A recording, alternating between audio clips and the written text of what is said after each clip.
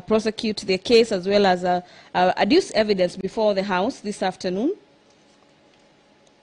on why they will be persuading the Senate to uphold the impeachment of Governor Mwangaza'S. It is a program that has been set for 2 days for the House to hear and determine.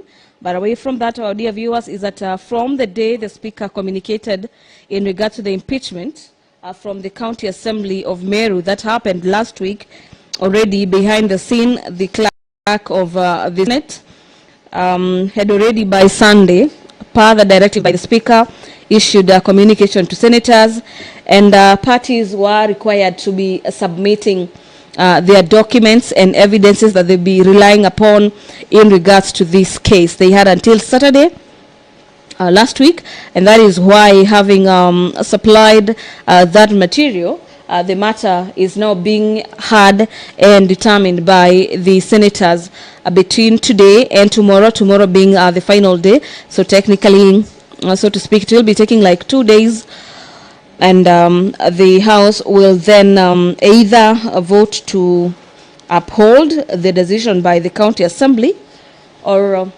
the other option is to throw out the charges against Mwangaza'S. This being the third time that the governor for Meru County is appearing before the Senate. It will be interesting to see what will be the evidence that the County Assembly will be tabling before the Senate plenary this afternoon to substantiate their grounds for impeachment. These are grounds that the governor for Meru County was impeached on. The County Assembly of Meru listed 3 grounds upon which they voted to kick the governor out of office through an impeachment motion. Among them is the gross violation of the Constitution and other laws. The other ground is a ground on gross misconduct, and the ground number 3 is ground on abuse of office.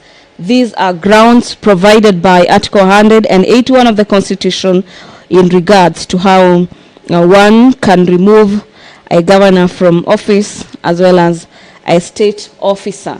So at any given moment from now, we expect the Speaker of the Senate to be making his way into the chamber this afternoon for the second session of today to commence. Already that is happening. The Speaker's procession is making its way into the chamber this afternoon, followed by the Speaker. Before him is the Sergeant at Arms and the Mace. Allow me to hand you over for this live broadcast. Enjoy your viewing and good afternoon.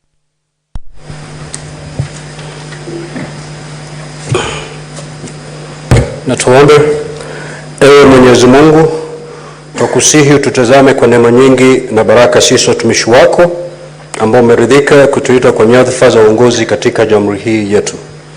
Tukuomba utuajalie tuyatende na kufikia mambo yote atakayofikishwa mbele yetu kwa njia ya haki na uaminifu, ili kustawisha amani, ufanisi na heri ya nchi yetu na wale ambao haja zao umezikabidhi mikononi mwetu. Amen.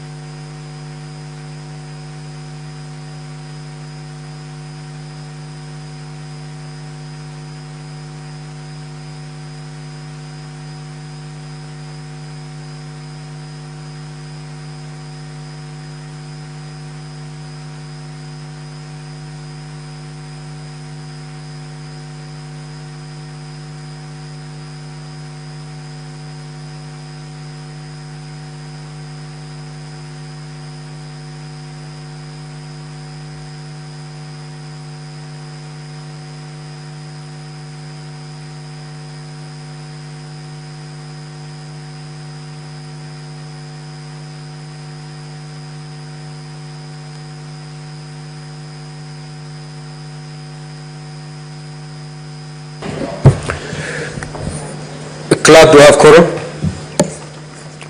Very well. Order, honorable senators. Senator Gloria Roba.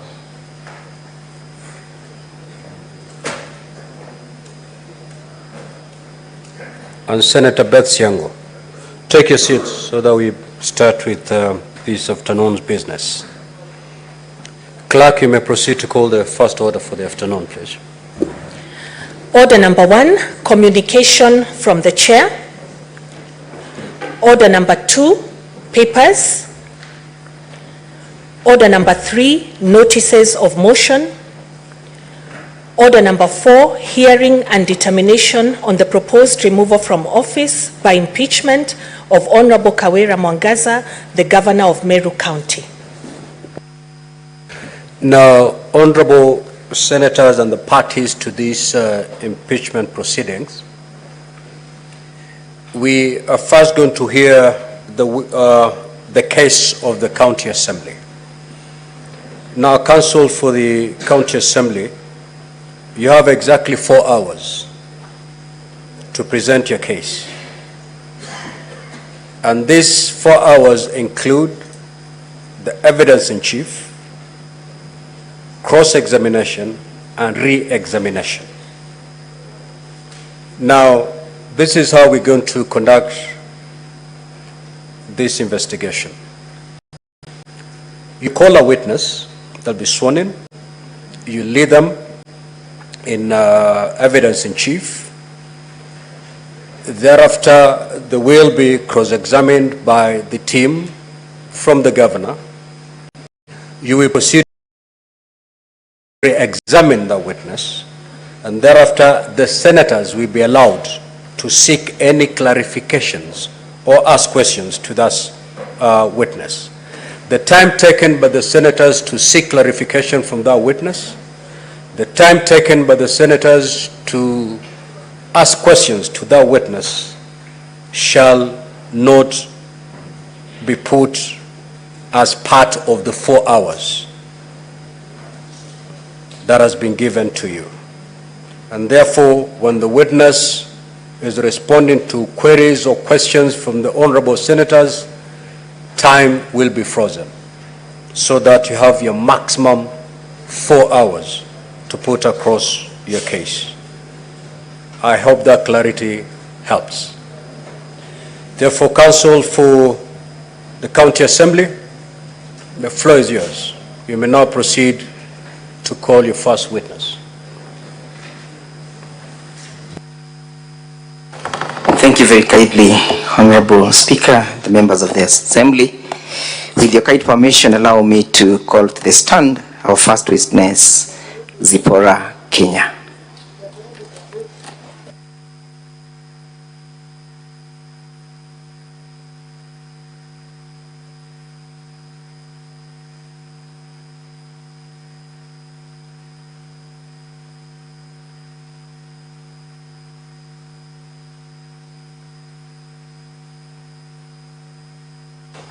Okay.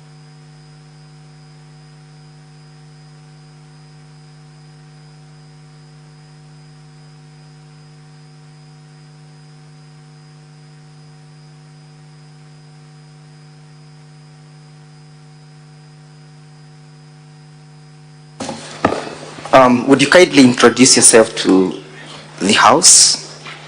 Thank you. Thank you very much, honorable members. Sorry, you'll have to take oath. Sorry.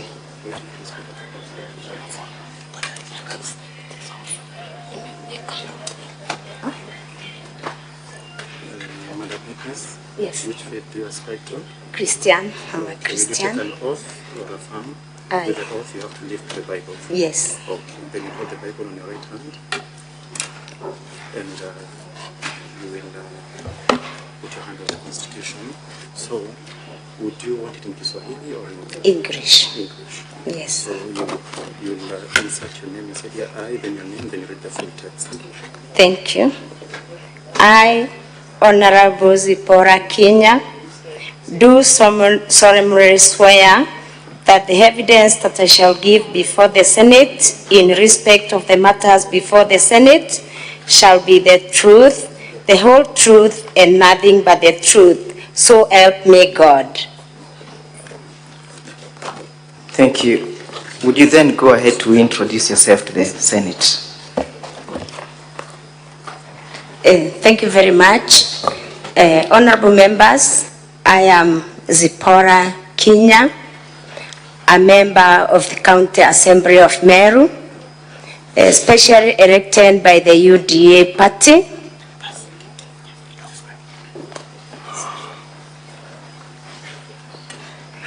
Sorry for that. Specially elected by UDA party. I am the deputy leader of the majority party, and I also represent the 817 women and girls of Meru County in the assembly. Thank you. In respect to this motion, what was your role? Honorable members, my role in this motion is that I am the mover. I moved this motion in the County Assembly of Meru. I drafted this motion, honorable members, and I felt that there was need to remove the governor of Meru County, Honorable Kawira Mwangaza'S, from office through impeachment. In the processes and in your decision to move this motion, were you actuated by malice, ill will, vendetta, or any other motivation as against the governor? Honorable members, in an attempt to move this motion, I have championed for good governance in Meru County since I joined the County Assembly. I have championed for accountability in Meru County since I joined the County Assembly, and also respect for rule of law. I was guided, honorable members, by the need for the people of Meru to get services and to get the right services, and that's the reason why I moved this motion in the County Assembly of Meru. That statement you have just made before the House, is it the general perception and view of the entire House, or that is a view of Zipporah Kinya? Once I introduced this motion to the members of the County Assembly, honorable members, my motion was supported by 49 members of the County Assembly out of the 69 members as per the law, and I believe the members agreed with me that there is need to move this motion in the County Assembly of Meru, honorable members. Was there any type of inducement from any other quarters that perhaps may have triggered you to move this motion? Absolutely none. Just before we broke for lunch, there was a video that was played before the Senate. We asked that the same be played so we can comment on it. But before the video was played, was there public participation that was carried out? Yes, honorable members, after I read a notice of motion on that 1st of July, last month, honorable members, there was a public participation that was done on 5th of August in the 45 wards of Meru County. And the public participation was very successful, honorable members, and it was both qualitative and quantitative. When you speak about qualitative and quantitative, what do you mean? The public participation, the public participation was successful, and it was qualitative because the residents of Meru County were given an opportunity to give their views both through written memorandums. They gave their views through attending the public participation in the gazetted venues, honorable members. And again, they were also given an opportunity even to send their views through electronic media, honorable members. In the analysis of the public participation, in terms of percentage, how many were in support of the impeachment and how many were... Sorry, Council for the County Assembly. Honorable members, kindly be seated and be silent. The County Assembly is presenting its case.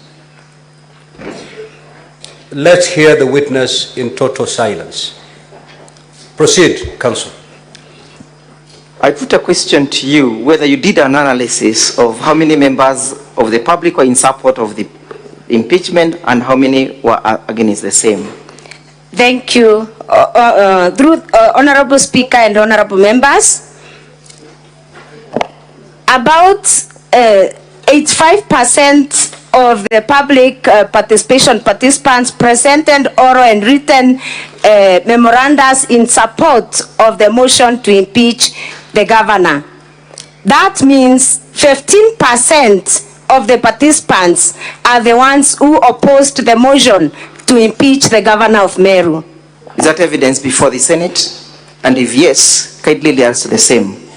The evidence is here before the Senate, and it is in our documents, volume 5, public participation documents, volume 5. That's the big volume, yes? Yes. Kindly point out the page. Page 14. Page 14.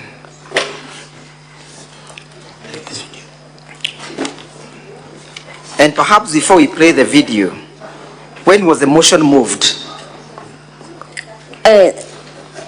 Honorable Speaker and honorable members, the motion was moved on 8th of August 2024. Were there events that occurred that preceded the debating of the motion? And if yes, would you kindly indicate them? Honorable Speaker and honorable members, before the motion was moved on 8th of August 2024, there were preceding events that preceded the debate of the motion. One of them, notably, the attempted arranging of the county assembly while the members were inside. Honorable Speaker and honorable members. When you speak about attempts to lynch, what exactly happened? The senators were not present. They might want to understand the situation. Honorable Speaker and honorable members, there was an attempt to lynch or to ban the county assembly of Meru at around 3 a.m. while the members were inside the county assembly. Honorable members. How was that situation arrested and who arrested it? Honorable Speaker and honorable members, that situation was arrested by mainly our sergeants, and also because there was a lot of security personnel that was deployed during the night and even the previous night around the assembly. The security personnel also assisted much in putting out the fire. Is it that then the fire was lit? Is that what you're saying? Yes, the fire was lit. Actually, it was a petrol bomb. It was a petrol bomb that was thrown on the roof of the county assembly from the Meru Law Courts. It was the Meru Law Courts borders the county assembly, and somebody climbing through the roof of the Meru Law Courts threw a petrol bomb on the assembly. And actually, honorable Speaker and honorable members, I was inside. I was unable even to wear my shoes to run out. I ran out barefoot. Wow. That night because the roof started burning and we couldn't see the fire. We couldn't see the fire from inside. Okay, that's okay. What were you doing at the county assembly at 3 a.m.? Honorable Speaker and members, we were in the county assembly because of security reasons. we were in the county assembly at that time because of security reasons. There were so many threats. There were so many threats on our lives, Honorable Speaker. And I would want even to report to this house that even my own home was attempted. There was some fire that was thrown in my own house. So we were in very serious fear that we would not get to the assembly. And even there are some people who are threatened that they would block all the roads such that we don't get to the assembly. Thank you. So do you have evidence of such kind of threats before this assembly? And if yes, would you wish us to play it? The threats were given by some members of the public, and I believe we have some videos. We have some videos that can show that, including a video of attempted arsonists in my home. So we play video 9, and as we prepare to play video 9 in the assembly bundles, whom do you attribute, or why were those threats? Where were they coming from? In summary, In summary, the threats were coming from the supporters of the governor of Meru County. Let's play video 9.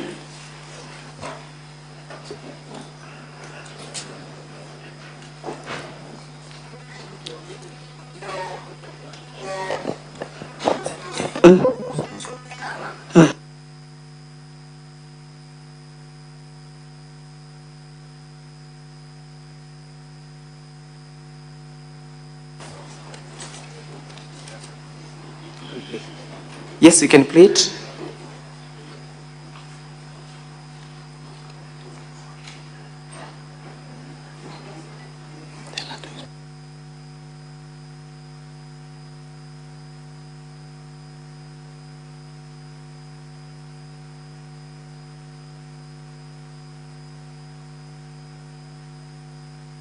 So you can explain to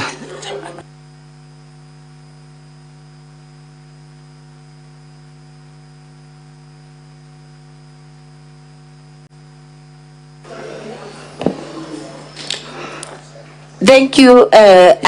Wait. Okay.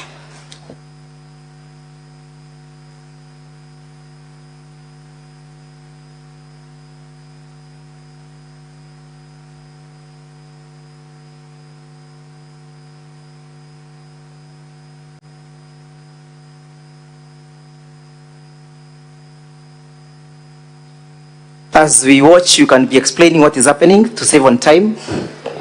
Briefly. What is happening there is somebody has just come and poured some petrol across the fence from the neighbor, and then the person drew fire through the neighbor, and then the watchman who was awake realizes that there is some fire. He tells me if he had something was thrown there, and then he had some noise. He goes to check, and that is when he finds fire. And it is the watchman now who has gone to call the other workers, and they are coming to put off the fire. Where was that fire, briefly? It was. It is just next to the cow shed. Whose cow shed? My cow shed. Is that then your compound? It is my compound. Was that done during the subsistence of the motion or before the motion? On the eve. On the eve of the motion? Yes. That's why, therefore, you're saying that you feared for your lives? I would want to clarify to this Senate, Honorable Speaker, I would want to clarify to this Senate that I untabled another motion before this one, and a motion that was stopped by the court. And the night that I was to move the motion is when that fire was that attempt was made. So in the next motion that I tabled,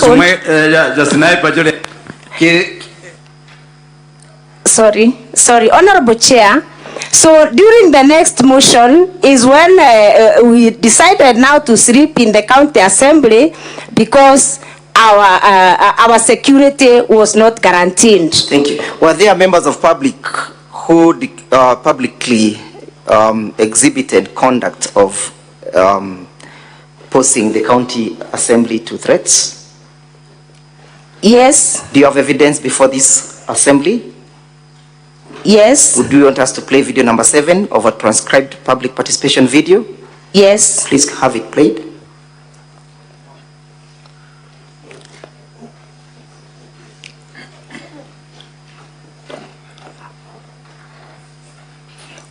Video 7 of the county assembly transcribed public participation. No, not that one.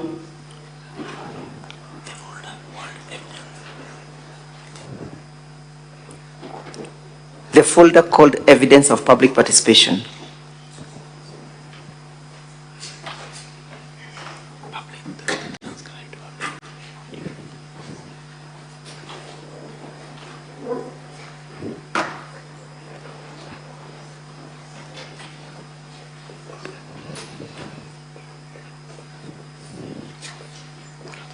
Yes, that one.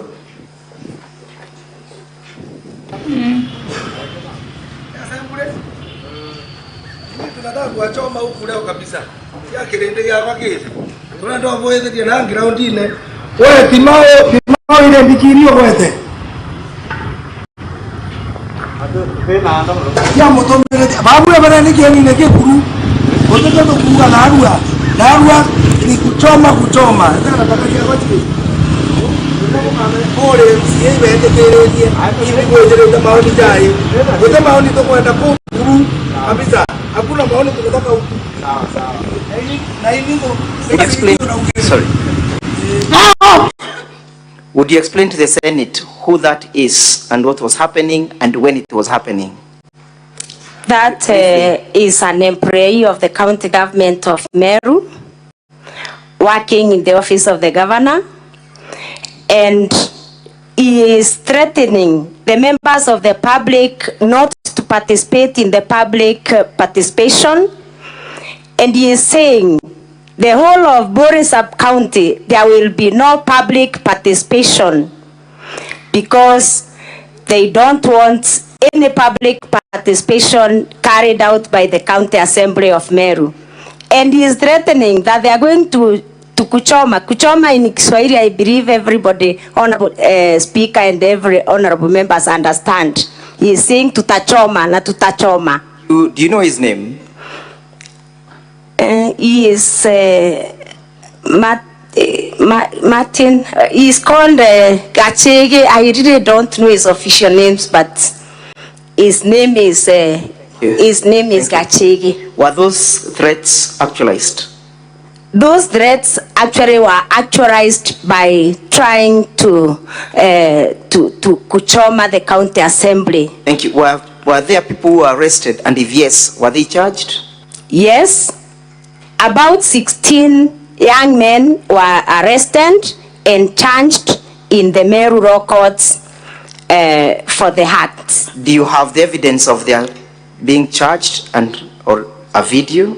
Yes, I have a video. Would you wish us to play it? Yes. Would you kindly play video number 10? Under the folder.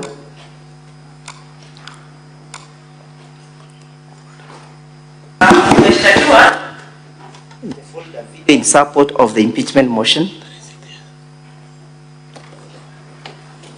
And as we await the video, do you have any charge sheet before this assembly? Yes.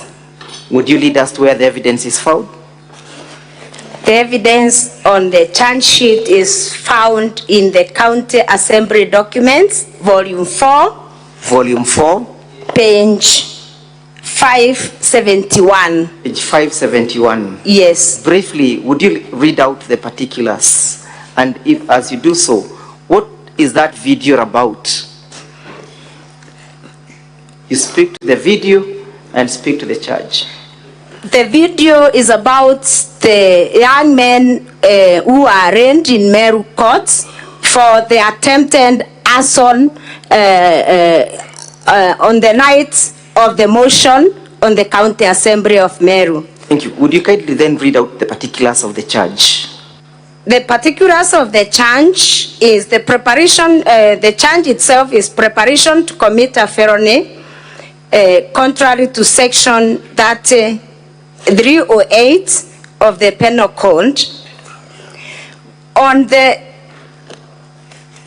8th day of August 2024, at Meru County Assembly area in Iment North Sub-County, within Meru County, jointly and with your articles for use in the course of connection of burning the premises of the County Assembly, 3 bottles of petrol, 4 motor vehicle tires, and 5 stones found in a motor vehicle make Sienta registration number KDB 704A light blue in color. And the date of arrest is 8/8/2024, and the suspects were in custody by the time of the preparation of this charge sheet on 8th of August 2024.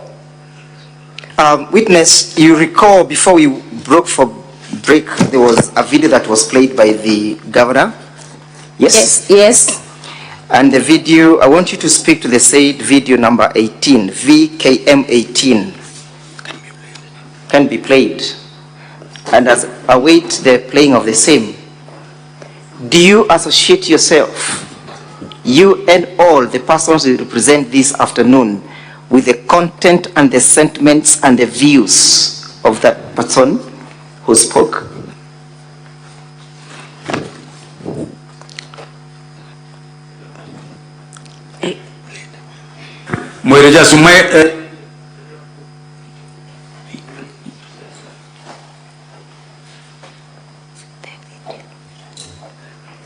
The one that was played just before we broke?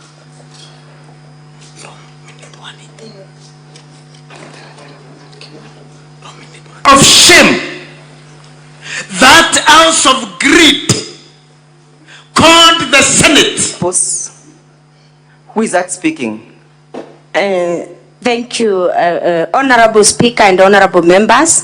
That is a political activist from Meru County. Is he a member of the County Assembly of Meru? He is not a member of the County Assembly of Meru. Is he an employee of the County Assembly of Meru? He is not. Evidence was laid that he is Secretary General of the BAS Party, yes? He is not the Secretary General of the BAS Party. Who is the Secretary General?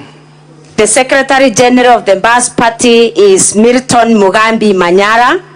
Milton Mugambi Manyora. Yes. Where do you get that evidence from? I get the evidence from a Gazette notice. A Gazette notice dated 9th May 2024. Gazette notice number 5805 by the Political Parties Act. Yes? Yes. And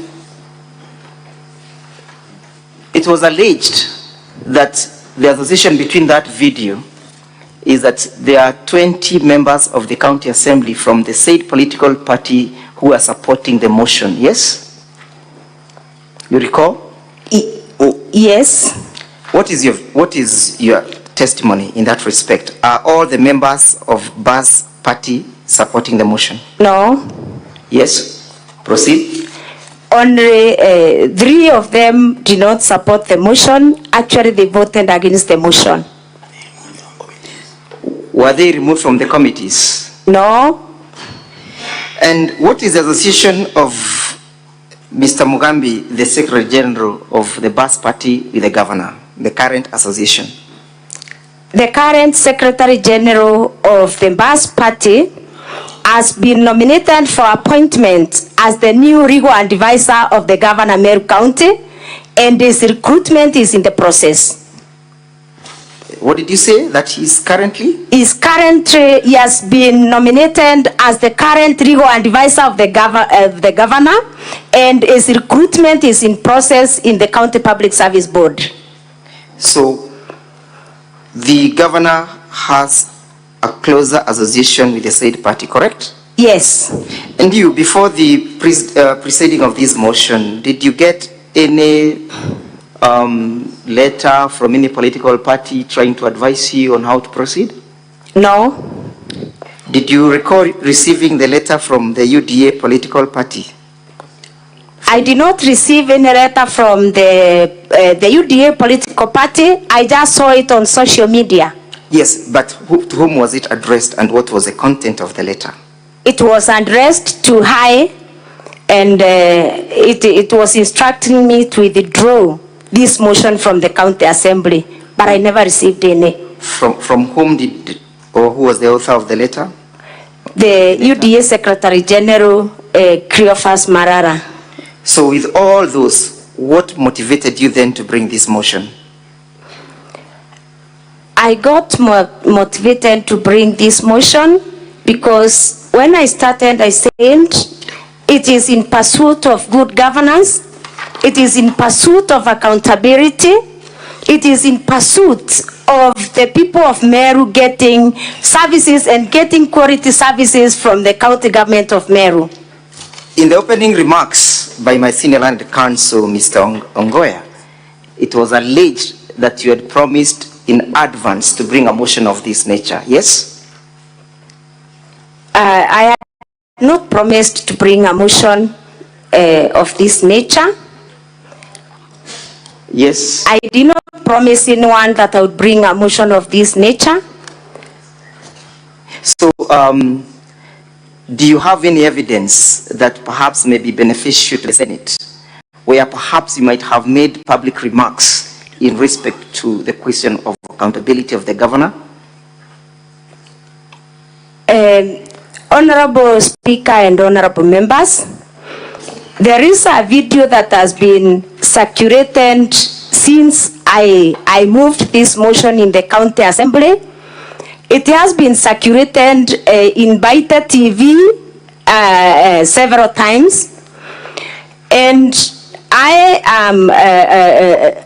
am very sure that that video is an abstract of what I said. I have a full video of what I talked about during that media interview. You wish us to have the same played? Yes, I would wish that the video I would wish the extract is played. Then my video is played to ascertain that the extract was meant to mislead the people of Meru, mislead the people of Kenya, and also to mislead this house. Thank you. Would you kindly then have video number 1, VKM1, in the governor's folder played?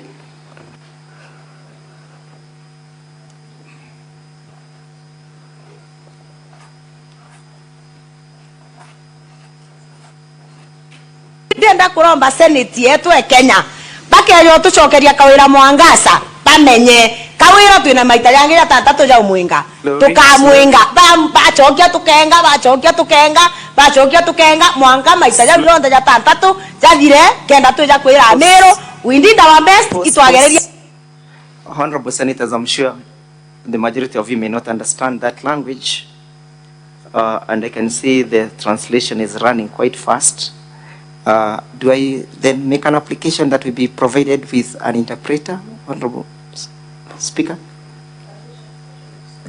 All the transcripts are clear. Well, unless honorable senators are doubting the English translated I am well version, guided, I'm well guided. Then if they have any difficulties, they will certainly I'm well make guided. their position known. I am well guided. Then let's proceed. Ndenda kuromba seneti yetu e Kenya bakeyo tucokeria Kawira Mwangaza'S kamenye Kawira twina maita yangi gatatu ja umwinga tukamwinga bachokia tukenga mwanka maita ja jonde ja tantatu jathire kenda tuja kwira Amero we did our best itwagereria kwenga senate igicokaia. Yes, let's play video 2 in our bundle of document videos.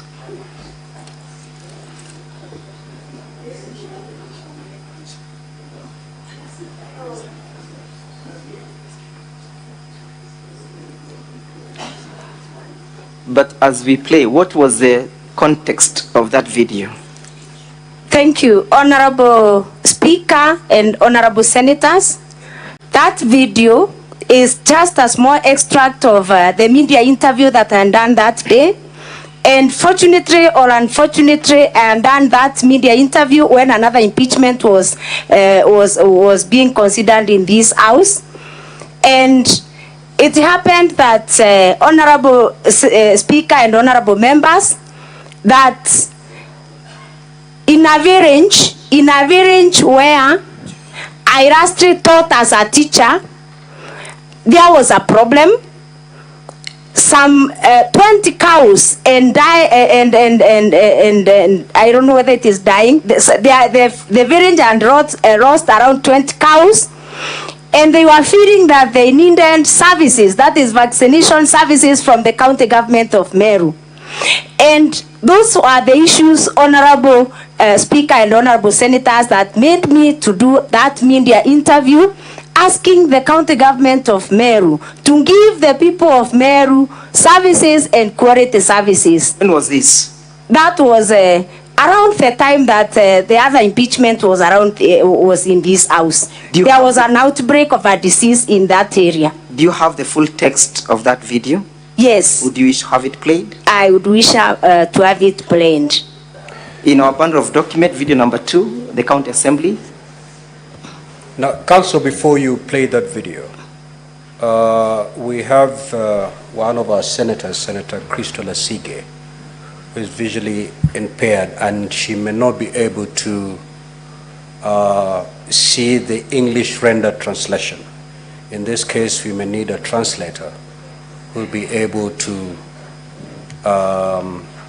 translate and explain by word so that the Honorable Senator can be comfortable with the translation.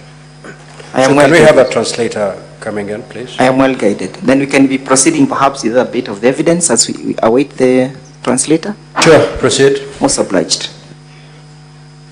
Let's go now to the averments and your claims in the notice of motion. And we begin by looking at issue number 1, illegally revoking the appointment of CPA Virginia Kawira. Yes? Yes. That is one of the grounds that you want to move the Senate to impeach the governor on, correct? Yes. How was this illegal? Why should the governor be held accountable for this? Thank you, Honorable Speaker and Honorable Senators. My first ground on gross violation of the Constitution and other laws, I have accused the governor of illegally revoking the appointment. I beg your pardon. I think, Mr. Speaker, the translator has come. Perhaps then we can go and deal with the first issues that we can Very well. You may proceed to play the video. Video number 2 in our bundle of videos, the county assembly.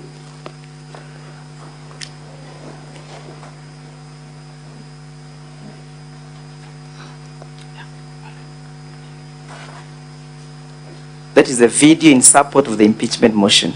Not that one. Not that one.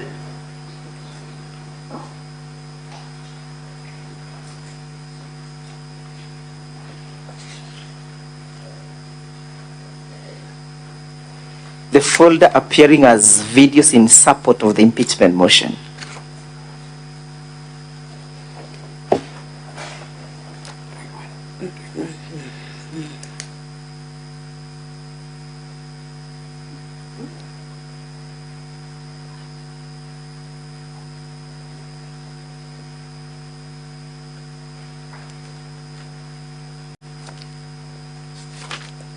chikwete na approximately chikwete ng'ombe 20 na nyoko ng'ombe okwe ng'ombe kama 20 liters ngiri magana jeri lafuri milioni inya ile chanto boru ko chumbete kura ni migambo ya mwenda mukindi ura ne mukarirido Wandiri yoruku igorora chumirite gutariria sarira bokurukira tarimi bang'ombe sheria ntereu ni kwithira bamwe barimi ng'ombe ciao no kachigutotoro ni ontuchite mtinda wa murimo jwa ngozi na ndina rwemsi wa korotwa kirebunge ya miru zipola kinyawijeke.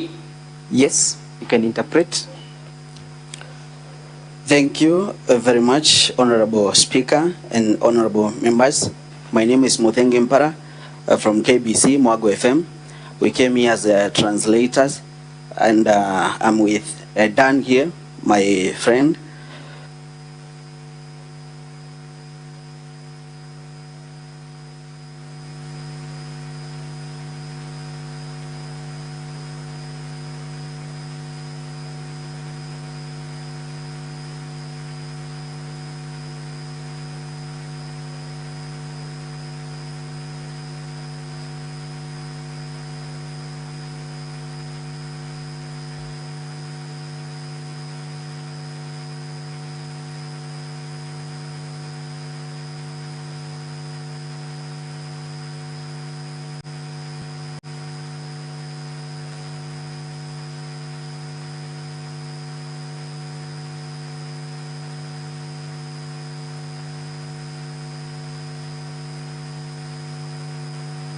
ng'ombe chikwete na approximately chikwete ng'ombe 20 na nyoko ng'ombe okwe ng'ombe kama 20 liters ngiri magana jeri lafuri milioni inya ile chanto boru ko chumbete kura ni migambo ya mwenda mukindi ura ne mukarirido wandiri yoruku igorora chumirite gutariria sarira bokurukira tarimi bang'ombe sheria ntereu ni kwithira bamwe barimi ng'ombe ciao no kachigutotoro ni ontuchite mtinda wa murimo jwa ngozi na ndina rwemsi wa korotwa kirebunge ya miru zipola kinyawijeke ta ZDK na umirite kwarira kiuntu gike akiona ni akemene ilio tongeria bwangabana Kawira Mwangaza bole akuga ne bodho kugere oditingoge gavana riria agwikira budget ye kweja na ng'ombe akaeja mtu mwe ng'ombe mwe ge sub county agachoka akorerwa igutethia antu baraba ina ng'ombe igakua ng'ombe ikwite ng'ombe 20 na ntiraigwa ng'ombe kinyemwe ikitwe ndene yo area yo ruko ndenda kuga thirikari ikietu mitukuga thirikari witibwa nombi na ikietu mitukwira wananchi ba Meru na antu ba Kenya in general Kawira Mwangaza'S na aremi ngugi no ntutumba kuikira budget ya kuraira mtu mwenyo ng'ombe ndene ya sub county kantura uchoka urekeria ng'ombe 20 cia baraba ina cio batikwenda kuewa ikwa utikweja na services cia extension nkorokize ndike inaugite kirirwa ngiruro ni mibwandithia gavana Mwangaza'S aditire alitinguge barabara ko bisine aleta bangi babero barabate na kadhalika kulita nguge Kawira Mwangaza'S agutonyo bisine alitire director uria we ngugi ya kumenyera ngugi ugwitwa David Mugambi a PhD onda amurito ofisi neu amuikia Kaguru Mugambi utengugi alita Kaguru no tutengugire Kaguru ajukia muthaka utiqualified na grapevine na oni kuga ikase ni omurega baichu amunenkera ngugi ya director livestock na veterinary services ngugi ira nene bakumba kulita ndene ofisi eu ikurita mbeca bakiuga bakuthithia mantu no tijo bathithitie Moses bayeno ura ne mukarigitwa. The report continues to say that according to the mover of the motion, she is saying that Kawira Mwangaza'S has failed the community of Meru now that she is not providing the extension services to the community. That's why the cows are dying. She says even the service, even buying cows to the people around in the villages, it doesn't make sense because she cannot go ahead and vaccinate the ones that are dying, so it doesn't make any sense according to her. Yeah. It was an issue about the doctors. Yeah, and veterinaries and the she also announced that Yes, what is your issue, Senator Christo Lasig?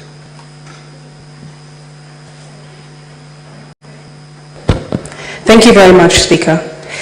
I would have hoped, Speaker, that because the Meru County Assembly have brought us here for a third time, they would know that there is a senator with a visual impairment here.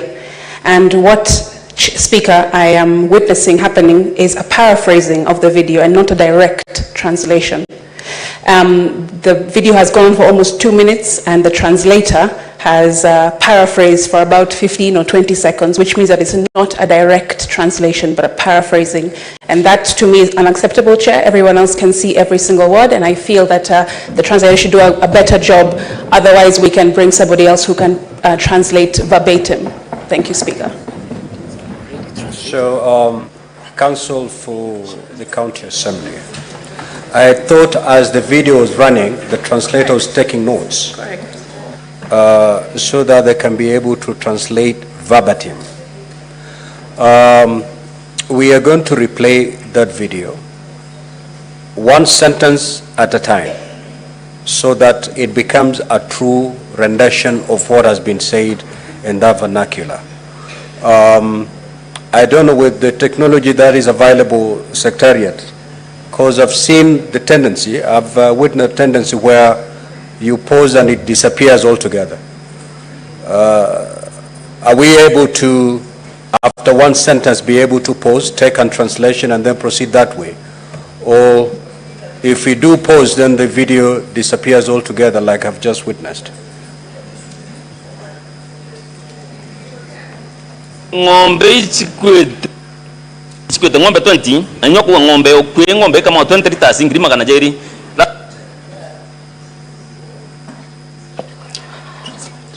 The translation for that,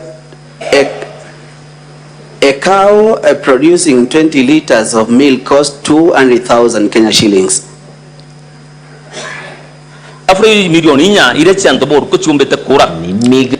Which translates closely to 4 million that Meru farmers are losing. Gambo ya mwenda mukindi urane mukariri wandiri yoruku. Those ones are from chairman of Oruko Dairy, who has explained the laws that the dairy farmers have incurred and also earned the grievances. Igorora chumirite gutariria sarira bokurukira tarimi bangombe sheria ntereu ni kwidra bamwe barimi ngombe. Those grievances are from the farmers, because many of the farmers there who are dairy farmers are going through a lot of loss.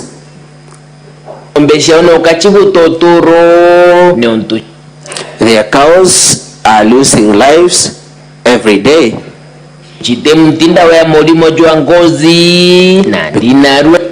Because there is no vaccination for skin. MC wa Koroto kirebunge ya Meru Zipola Kinyawiji Kenyatta ZDK na umirite kuarira kiuntu gike. Now the nominated MCA ZK Kenya has come out to talk about the issue. Kiona ni akemene ilio tungeja Mwangaba na Kawira Mwangaza. She has come out to discredit the governance of Meru Governor Faith Kawira Mwangaza'S. She has been saying it is banned for the service of Meru.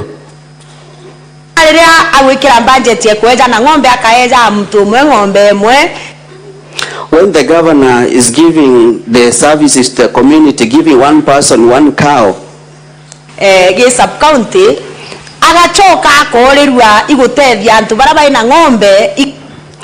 when governor is giving one cow in every sub-county and she is forgetting the people,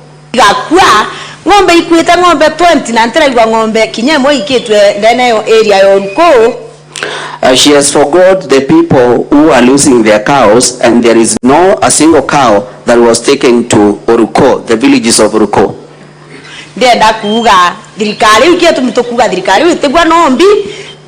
That's why I'm here to say that that government cannot feed even a day. na ikia tumitukwira wananchi ba Meru na antu ba Kenya in general Kawira Mwangasa na Remingugi nontu. And that's why we are telling the people of Meru and the people of Kenya that Governor Kawira Mwangaza cannot work, cannot deliver. Tumba kuikira budget ya kuraira mtu mwenyo ng'ombe ndene ya sub county kantura uchoka ulekeria ng'ombe. You cannot be having a budget of buying one cow for one person and then mirongo iri cia baraba inacio batikwenda kuewa ikwa utikweja na service extension. And then you leave the 20 cows for the people who are not given the cows to die. Rokize ndike inaugite kiriro ngiruro ni mibwandithia Gavana Mwangaza aditire alitinguge barabara kwa bisine. ZDK continues to say that in the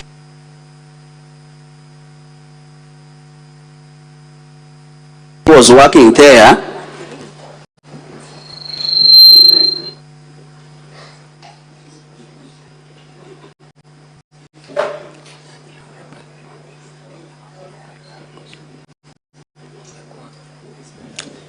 Keep playing the video. Aleta bangi babero barabatna kadhalika kulita ngugi. Kawira Mwangasa gutonyo bisine alitira director uria we ngugi ya kumenyera ngugi. She has that Governor Mwangaza, after making transfers, she brought in some other people who are not competent to that job. David Mugambi, that is PhD David holder. That she transferred David Mugambi, who was a PhD holder. Amurito ofisi neu amuikia Kaguru Mugambi utenguge alita Kaguru no tutengugire Kaguru. The personnel was transferred from that ministry and taken to Kaguru. Mugambi doesn't work anymore. Ajukia mudaka utiqualified. She allows that the governor took someone, a young man who was not competent. Their story is talking about saying that that person who was brought in is related to Murega Baichu. Director livestock na veterinary services. And then this person was given the work of livestock and veterinary services.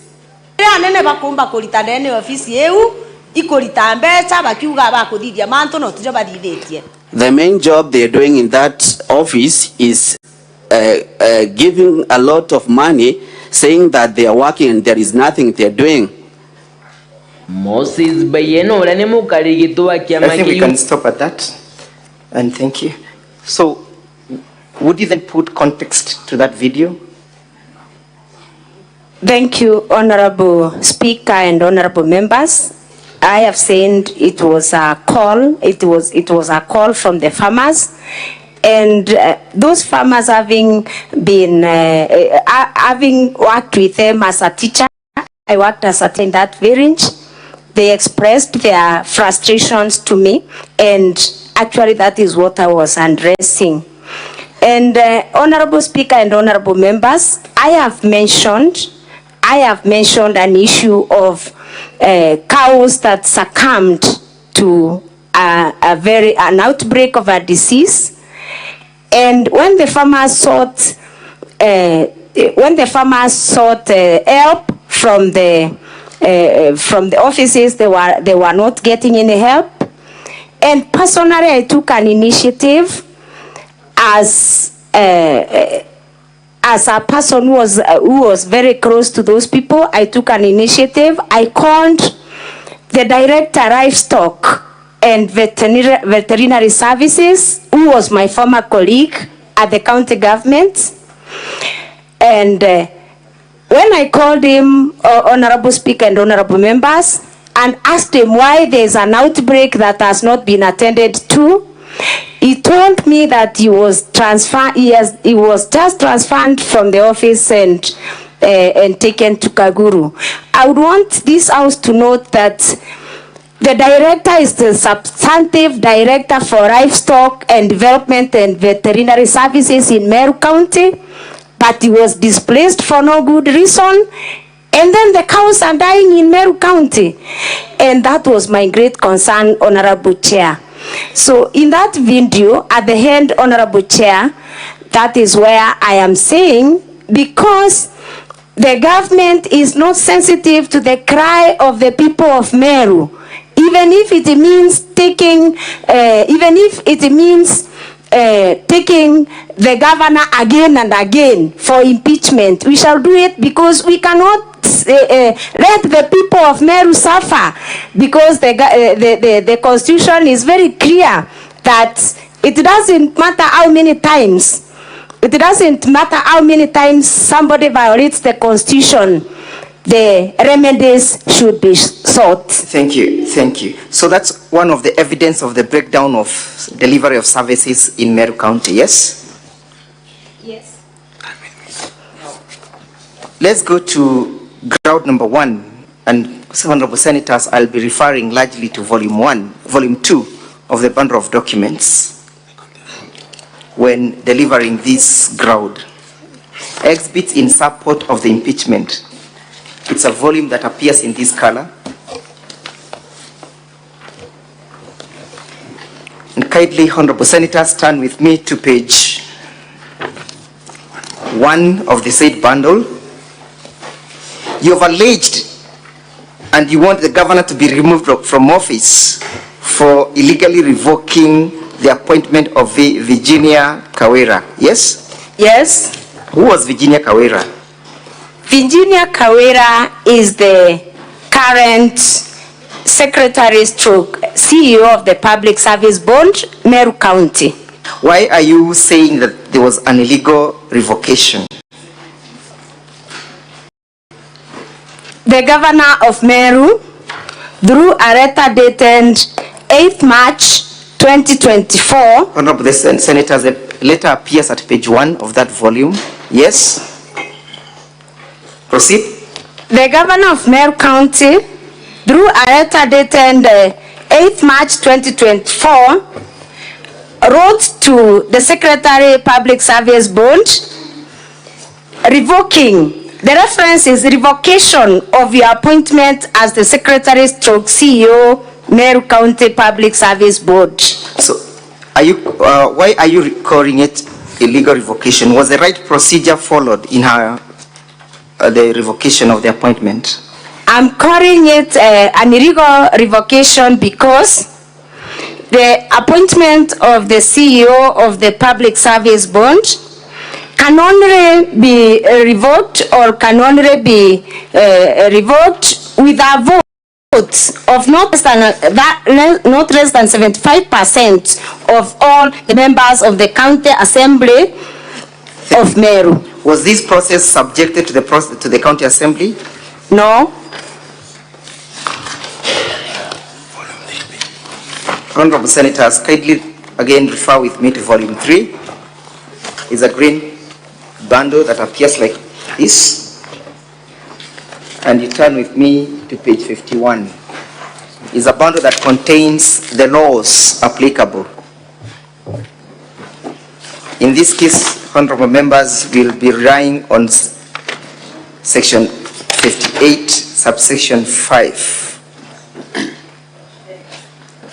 That is page 51 of this bundle, volume 3. Yes, what does that provision say? Provision number 5 for the County Government of the County Government Act says the members of the board may be removed from office A on grounds set out for the removal of members of a constitutional commission under the Article 251(1) of the Constitution, and B by a vote of not less than 75% of all the members of the County Assembly. Is that therefore the violation that the County Assembly is aggrieved of? Yes. Was the Constitution under Article 51 followed in our removal? No. 251, Honorable Senators, it's at page 28 of the same bundle? Did Governor Kawira follow the provisions of Article 251 of the Constitution? No. Does that therefore amount to a violation of the Constitution and any other written law? Yes. Were the grounds under Article 51 met? No, they were not met. You have seen the governor's evidence and response indicating that she revoked her pursuant to an advisory by her legal advisor, yes? Yes. Does an advisory by a legal advisor supersede the provisions of the law? No. You have made an application before this Senate this morning to summon the said legal advisor, yes? Yes. Is it your testimony that the documents that we raised in the morning amounts to a forgery? Yes. Have you called a witness to testify to that effect through the summoning by the Senate? Yes.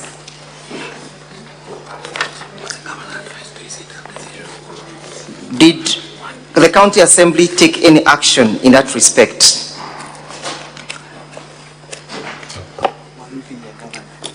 The County Assembly has taken the action of changing the governor or putting the governor to task because of this illegal revocation. And I remember we came here again with the same issues. What were the reasons contained in the said letter? What were the reasons for her revocation? The reasons for the revocation are that the secretary or the CEO did not seek the leave of absence through the right process. And again, the reasons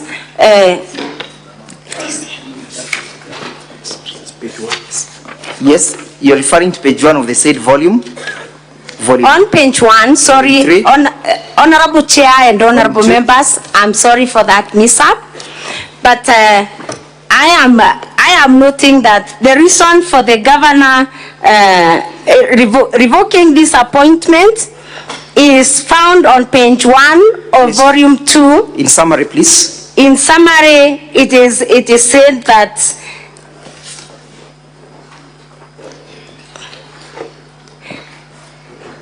the officer did not, I can let me read, Honorable Speaker and Honorable Senators, for... Please do. Let me read briefly, the second paragraph, page 1 of volume 2. It has now been brought to my attention that apparently you did not relinquish your position in the county public service before assuming this role in your appointment. The County Government Act expressly disqualifies state officers and public officers from the positions created under Section 58(1) of the Act. Being a public officer, you are thus disqualified from the position of the Secretary to the Board. Were there other subsequent advisories from any other constitutional organ in that respect? Yes. Do you have that evidence before the Senate? And if yes, lead us to the page. Page 2 of volume 2. Page 2 of the same volume 2. Would you kindly identify that letter? The advisory on revocation of the appointment for Ms. Virginia Kawira Mireti. From whom is it? It is from the chairman of the Meru County Public Service Board. Who is the recipient or the addressee of that letter? Her Excellency Honorable Bishop Kawira Mwangaza'S, the Governor, Meru County. When is it dated? It is dated 12 March 2024. What is the advisory in conclusion? In conclusion, it's on page 3 of volume 2, the last paragraph. In conclusion, it is the board's considered opinion that your letter dated 8 March 2024 to Ms. Virginia Kawira Mireti revoking her appointment as the Secretary/CEO of the Meru County Public Service Board is not legally binding, as the officer is duly appointed as per the existing laws. Thank you. Did the governor respond to that letter? Yes. Do you have evidence before the Senate, and if yes, kindly read us the same? Page 4. Yes. Of the same document, that is volume 2. Yes. Page 4. The governor writes back. Yes. Writes back. Who is writing back? The governor. Yes. The governor writes back. When is the date of the letter? 12th March 2024. And who is Julius Kianga Mitu? Julius Kainga is the chairman, Meru County Public Service Board. Is he the recipient of that letter? Yes. Who is the author of the letter? The author of the letter on page 6 of the same bundle, that is volume 2, is Our Excellency Bishop Kawira Mwangaza'S, Governor Meru County. Would you kindly read the conclusion? On page 5 of the same volume, the last paragraph, in conclusion, Ms. Virginia Kawira Mereti failed to resign as a public officer before taking the position of the Secretary of the County Public Service Board, despite promising to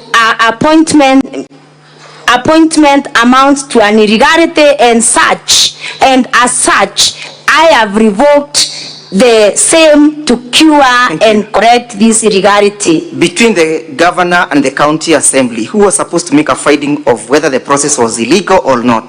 The county assembly. Thank you. Do you have any other advisory in that respect? And if yes, kindly lead us to the page that contains the same. Yes, there was another advisory on the same. From whom? From the Public Service Commission. When is it dated? 16th February 2023. Who is addressed on that letter? The letter is addressed to the then Acting Chief Officer, Public Service and Administration, Department of Legal Affairs, Public Service and Management, County Government of Meru. What is the content of the letter? Advisory on leave of absence for serving county public officers wishing to take contract as county chief officers. What did the commission say in respect to leave of absence? Is a person who is on leave of absence deemed to be holding two jobs at the same time? No. Would you kindly read the conclusion to that letter? The conclusion on page 8 of the same document, that is volume 2, reads, please note that care must be taken to ensure that leave of absence is only granted for employees that take up contractual positions that are not within the staff establishment of the county. Leave of absence may be therefore applicable to employees appointed to positions of the county secretary, members of county executive committee, chief officer, personal staff of the governor, and members of the county public service board and the county assembly service board or other contractual appointments in other bodies outside the county public service to which an officer cannot be seconded or transferred. So is it your evidence, therefore, that the said Virginia had qualified for leave of absence? Yes. And what circumstances is she holding the current position? Is she permanent and pensionable, or she's on contractual basis? Virginia Kawira is on a contract of 6 years as required by the law. Have you lined up her as a witness before this assembly? Yes. And did the governor, you have evidence that the governor never heeded that advice, yes? Yes. What did she do therein after? The aggrieved person, that is Virginia Kawira Mereti, went to court. Yes. And she is in the office courtesy of a court order. Do you have that evidence before the assembly? And if yes, it is on page 9. Is that a copy of the court order? Yes. And you have the court pleadings before the Senate? to prove your case?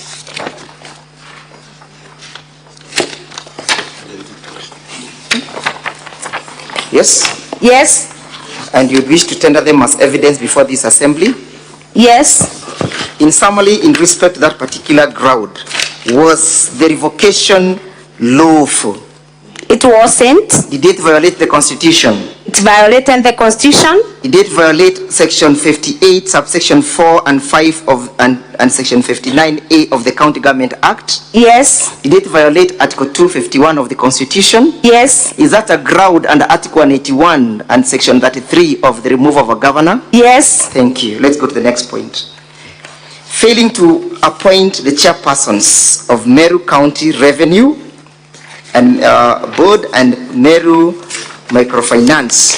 But before we go to that, has this revocation appointed the revocation of CPA Virginia Kawira Mwangaza? Kawira affected service delivery in Meru County? Yes. In which way has it affected service delivery? It has affected service delivery in Meru County because the county executive has really, in many times, usurped the powers of the Meru County Public Service Board, and because of that, then the Meru County Public Service is not running well. Thank you. Does this conduct of the governor promote confidence in our office? No. Does it promote good governance? No. Is it a does she exhibit accountability to the people of Meru County? No. Does she respect the sovereignty of the people when she goes on and ignore the performance of the county assembly? Does she uphold the sovereignty of the people as enshrined under Article 1 of the Constitution? No. Does it violate the provisions of Article 73 of the Constitution under the Leadership and Integrity Act? Yes. Thank you. Let's proceed to issue number 2. You say that you must be removed from office, and you crave to this assembly to do so for having failed to appoint the chairpersons of the Meru County Revenue Board, Meru Microfinance Corporation, Meru Youth Service Board, and Meru County Investment and Development Corporations as required by the law, thus failing to operationalize the said boards and or illegally appointing the chairperson. Yes? Yes. Why do you want her to be removed from office on that basis? How has she failed to appoint the chairperson of Meru County Revenue Board? The governor has failed to appoint the chairperson of the Meru County Revenue Board because after the expiry of the terms of office of these bonds have had no board chairman, and I believe even the board members, because we have not seen any board member gazetted after the expiry of the other board members. So by not appointing the board members, who are actually the ones who are supposed to supervise and also ensure accountability in these bonds, this means that the bonds have continued, or the secretariats of these bonds have continued to expend public funds without authority, and this is an action that may be subject to abuse. And I believe... Yes. Yes. Proceed. And I believe when there's a bond and it's not constitutionally constituted, it amounts to abuse of office and a violation of the statutes that govern that institution. Who was responsible of appointing these boards, the chairpersons of these boards? The governor. Is there any act of parliament or act of the county government of Meru indicating so or giving her the power to do so? Yes. Yes? Yes. Would you kindly read us to that provision and sit before the assembly?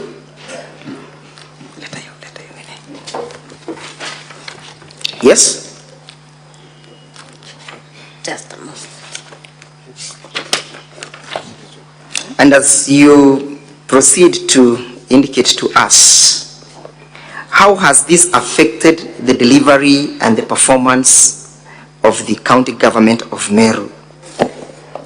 I have said it has affected the development and performance of the county government of Meru because in the budget, these bonds are allocated a big amount of money, millions and millions of money, and this is public funds that should be spent prudently, and also the amounts of money should be spent with a lot of accountability and also supervision. And again, these bonds are the ones that approve expenditures for these bodies. The bond is the one that approves expenditures for the bonds. So it means without a bond, there's no approval of expenditures, and then there's no accountability. Can the board secretariat undertake that function in the absence of the chairman? The secretariat have no mandate. They have no mandate from the county laws and the county statutes to undertake any spending without the approval of the board. Kindly lead the Senate to the law that says it's only the governor who can appoint the chairpersons. The Meru County Revenue Act, Section 6, talks about the composition of the board, and Section 6(1)(a) talks about the board shall consist of an executive chairperson appointed by the governor with the approval of the county assembly. Who are the other members? The other members of the board are the chief officer for the time being responsible for finance, C, the chief executive officer who shall be an ex-officio member and the secretary to the board, and D, 2 professionals appointed by the executive member through a competitive process in consultation with the governor, and E, it says not more than 2/3 of the members shall be of the same gender. So according to that provision of the act, it's only the chairman who is an outsider from the existing systems of the county government, yes? No. Who else is a member? There are 2 others I've just read. 2 other members. Is that meant to enhance accountability in the boards? It is meant to enhance the accountability in the boards. In the absentia, can the accountability be enhanced or upheld? It cannot. Can the secretariat expend monies allocated to the board in the absentia of the chairperson? No. Has these boards been expending money? Yes. Do you have evidence before the Senate? Yes. Yes. Kindly lead us to that provision where the evidence is found. It's another volume.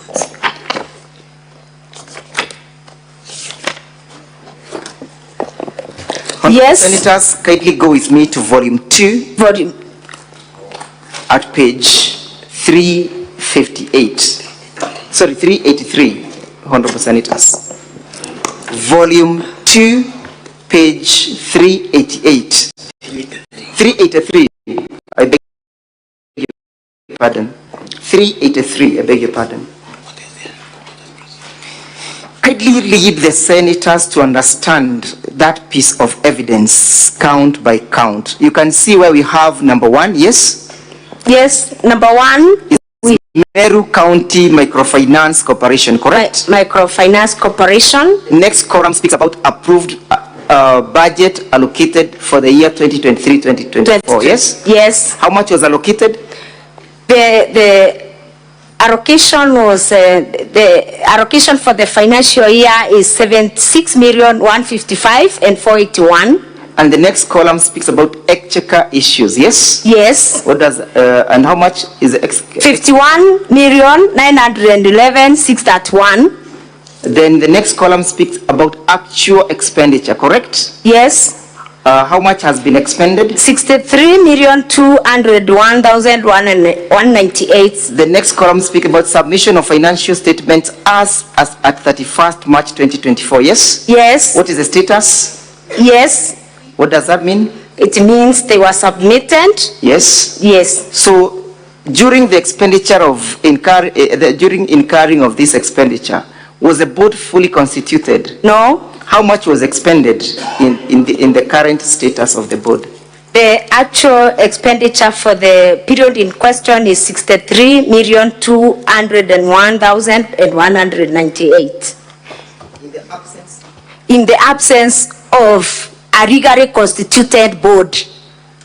What evidence do you have that at the time of the expenditures, the board had not been fully constituted? Honorable Senators, kindly go with me to from page 51 of the same bundle. 52. 51. 51. Would you kindly identify that document for the Honorable Senators to understand? Yes. On page 51 of volume 2, we have a Kenya Gazette. Yes. When is it dated? Dated 14th June 2019. What is the Kenya Gazette number? The Kenya Gazette number is 5202. Yes. Yes, the minority leader. What is the issue? What's your intervention?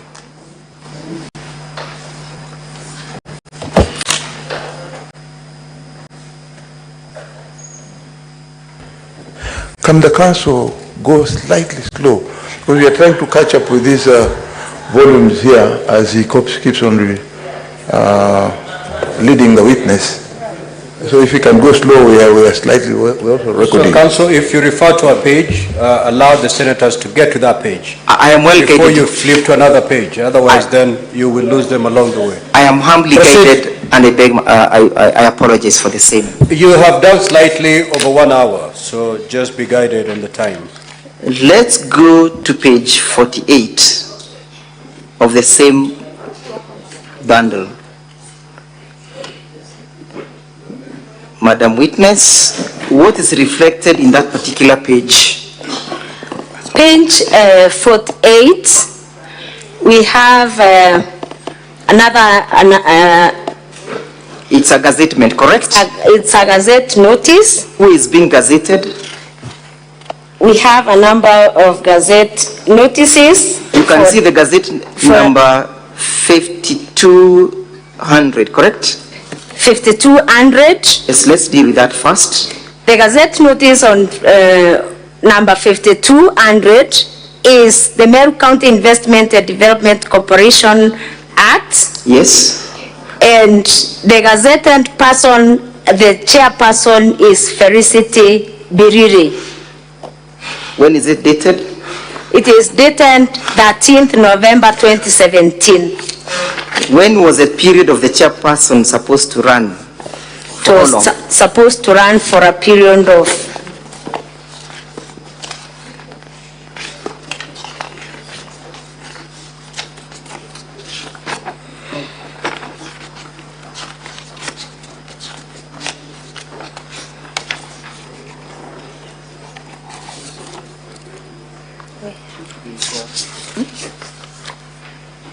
Yes, from the act. When was it supposed to run?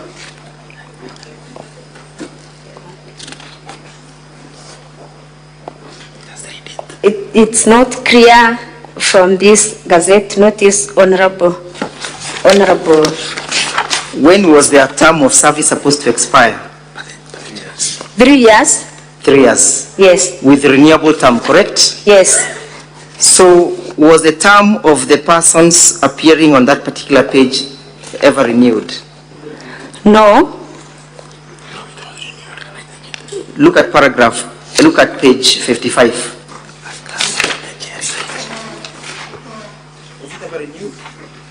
Or what happened to that chairperson? This chairperson resigned on page 55. This chairperson resigned in 2022 to vie for the position of women rep. Do you have evidence of the resignation? Yes, on page 55.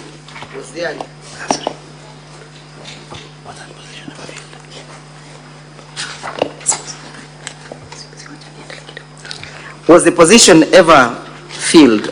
No. Pursuant to the resignation? No. What is the status of that chairmanship? Still vacant. Still vacant.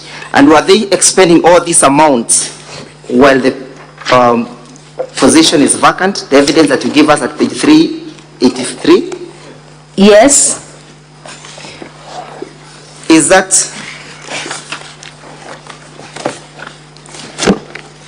let's go to the next gazettement at page 49. You can see where we have the Gazette notice number 5202, yes? Yes. You can see that it relates to the Meru County Revenue Board, correct? Yes. You can read that the gazettement was done to run for a period of 3 years, correct? Yes. And that it was done, the appointment was done pursuant to section 4, subsection 1 of the Meru County Government Revenue Board, correct? Yes. Who was being gazetted? The chairman, Meru County Revenue Board. And he was gazetted on the 14th of December 2027, correct? 2017. When was his term supposed to expire? 2017.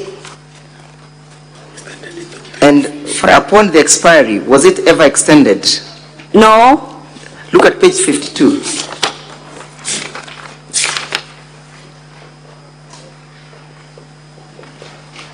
Are you with me at page 52? Yes. Have you seen another subsequent gazettement, number 38? Yes. Being gazetted by the governor then, Kiraito Murungi? Yes. Whose term is being extended? For the chairperson? The chairperson. Yes. When was it supposed to expire? From which date was it gazetted? 2020. How long was it supposed to run again? 3 years. When then was it supposed to expire? 2023. 2023. Yes. Which year?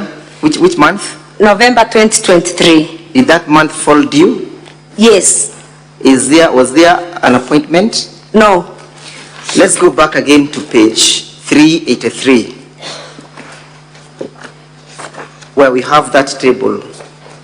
And kindly, let's go to paragraph 4, correct? Yes. Again, we repeat what we did. That is the Meru County Revenue Board, correct? Yes. And the allocation was that of 359,932,000, correct? Yes. The exchequer issue was that of 231,080 million, correct? Yes. The actual expenditure was 212 million. Yes? Yes. Kindly confirm whether or not that expenditure was done in the absence of the chair. Yes. Why is it important to have a chair of the board? The chair of a board is the one who presides over all the board meetings, and it is the board that approves expenditures for these semi-autonomous government agencies of Meru County government. So it's your testimony that therefore the expenditures were done without the approval of the board? Yes. Who was supposed to make sure that these boards were up and running? The governor. Did she undertake that role and responsibility? No. Is it your testimony that she therefore abdicated her duties? Yes. Does that inspire confidence in her office? No. Does it contribute to good governance? No. Does it contribute to upholding the rule of law under Article 10? No. Does it enhance accountability under Article 10 and the prudent use of public resources under Article 201 of the Constitution? No. Does it therefore breathe confidence under Article 73 of the Constitution that she knows how to manage the affairs of the county government of Meru? No. Is it a ground that meets the impeachment under Article 181 of the Constitution as read together with the Section 33 of the Constitution?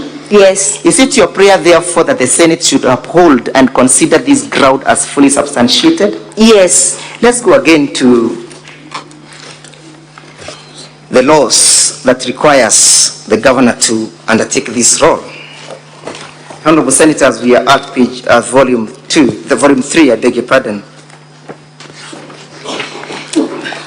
But before we go to that, you have also alleged that people have been appointed to exercise those functions without undergoing the due process, correct? Yes. Is there any person of any of this board who has been appointed unlawfully? And if yes, who has appointed that person? There is one. Yes. Do you have evidence before this assembly? The chairperson, Meru County Revenue Board. The chairperson, Meru County Revenue Board. Where is that evidence? Honorable Senators, again refer with me to volume 2 at page 43 of that bundle. Honorable Senators, volume 2, page 43. Yes. Page 43 of volume 2. What is that document about? It is the responsibility of the bond to recruit on behalf of the bond. So on this page we have a Meru County Revenue Bond job advertisement, advertising for vacancy for the position. Again, who is the originator of that advertisement? The originator of the advertisement on page 46. No, I'm asking, who is the author of this document? Is it Meru County Revenue Board? The Meru County Revenue Board. Are they advertising for vacancies and positions of the chief executive officers? Yes. Are they therefore inviting the members of the public to participate in that process? Yes. Yes? Yes. Who was to be the recipient of the application forms? The chairman, board of directors, Meru County Revenue Board. Do you wish to refer the honorable senators to page 46 of your evidence? Yes. What is contained at that page? It is the instructions for those who will be the applicants. Yes. They are instructed that the suitable qualified candidates are invited to apply and can access the detailed job description from their website. Yes. Named there, and all applications and documents should be sent through email. Yes. Or by post or courier. Yes. Addressed and by hand delivered to the chairman, board of directors, Meru County Revenue Board. Which date are they supposed to have these applications reach the desk of the chairperson? 10th June 2024. Is there a chairperson currently holding that position? None. But the letter addresses or speaks that they must be forwarded to the chairperson, correct? Yes. Who appointed this chairperson? The governor.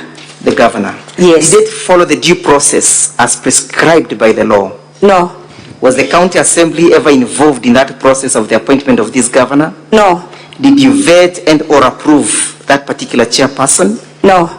Then therefore does that amount to a violation? Yes. Let's, honorable senators, go to what the law says in terms of the appointment and look at volume 3 of the same document.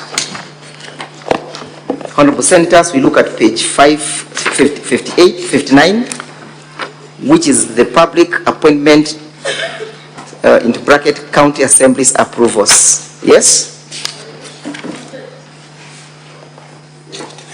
Page 59, honorable senators. Page 59. Volume 3. Of volume 3.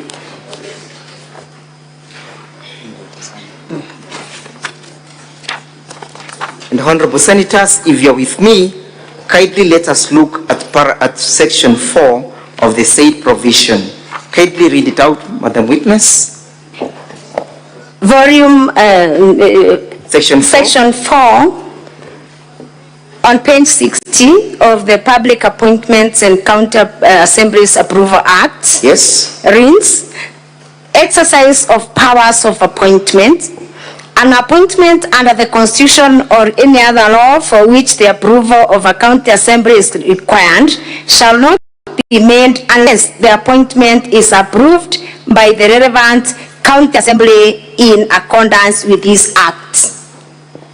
Was there that approval? None.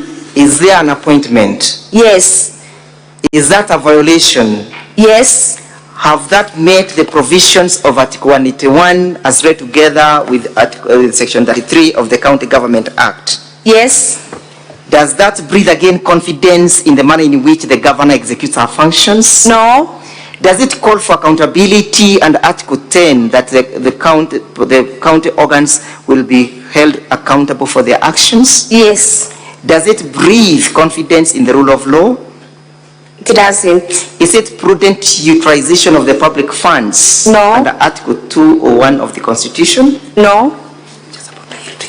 Let's go together with now at ground number 3. You want the governor to be removed from office for refusing to implement the recommendations and or resolutions of the county assembly. Yes? Yes. That required the dismissal of Dr. Kiambi Aderu Lambura and Chief of Staff Harrison Gatobu Nsamba. Yes? Yes. And you're saying it's for gross violation of the Constitution, yes? Yes. Would you kindly lead the assembly briefly to circumstances that pre-existed before these resolutions were met? Was there a public petition? Yes, there was a public petition number 1. Do you have that public petition before this assembly? Yes. Where do we find it in your bundle of documents? Is it again on volume 3? Volume 2?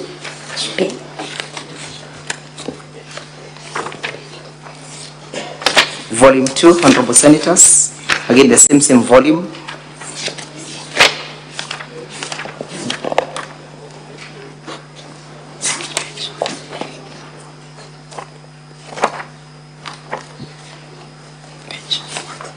Honorable Senators, we look at page 140 of the bundles.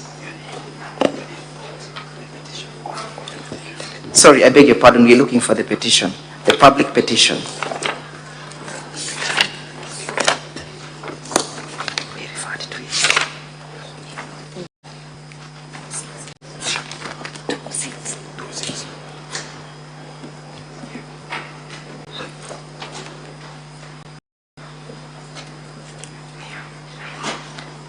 Honorable Senators, we find it at page 206. 206 of the bundle. Madam Witness, kindly speak to the evidence relating to that page. On page 206, there is a petition that was brought by members of the public to the County Assembly for consideration. What were the issues that the County Assembly was supposed to the issues that members of the public were raising emanated actually from the last impeachments, where the governor said it is not me. For everything, it is not me. And the members of the public now saying, if it is not you, then there is somebody else. And they petitioned the County Assembly through this petition on page 206 to investigate and take action against those that were them. How many members? Because it wasn't the governor. How many members proposed that petition? 1,611 members of Meru County from all the 45 wards brought this petition to the County Assembly. Did they append their signatures to that particular petition in support? Yes. Yes. Do we find that evidence from page 258? Yes. Did the County Assembly, sorry, you beg your pardon, Honorable Senators, should be from page 214. Volume 2, Honorable Senators. From page 214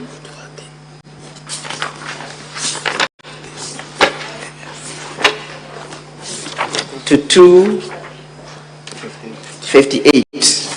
Those are the signatures in support of that particular petition, correct? Yes.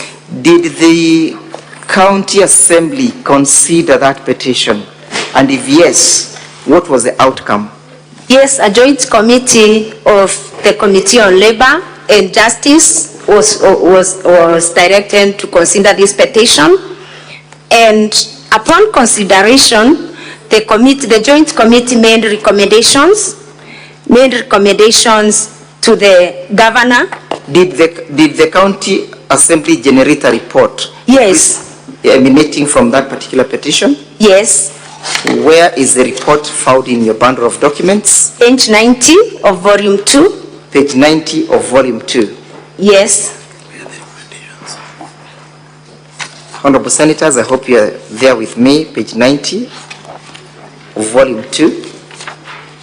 That is the report of the particular committee concerned, correct? Yes. Were there recommendations that ensued therefrom? Yes. Where do we find those recommendations? There were... Where do we find them? Do we find them at page on page 140 of volume 2.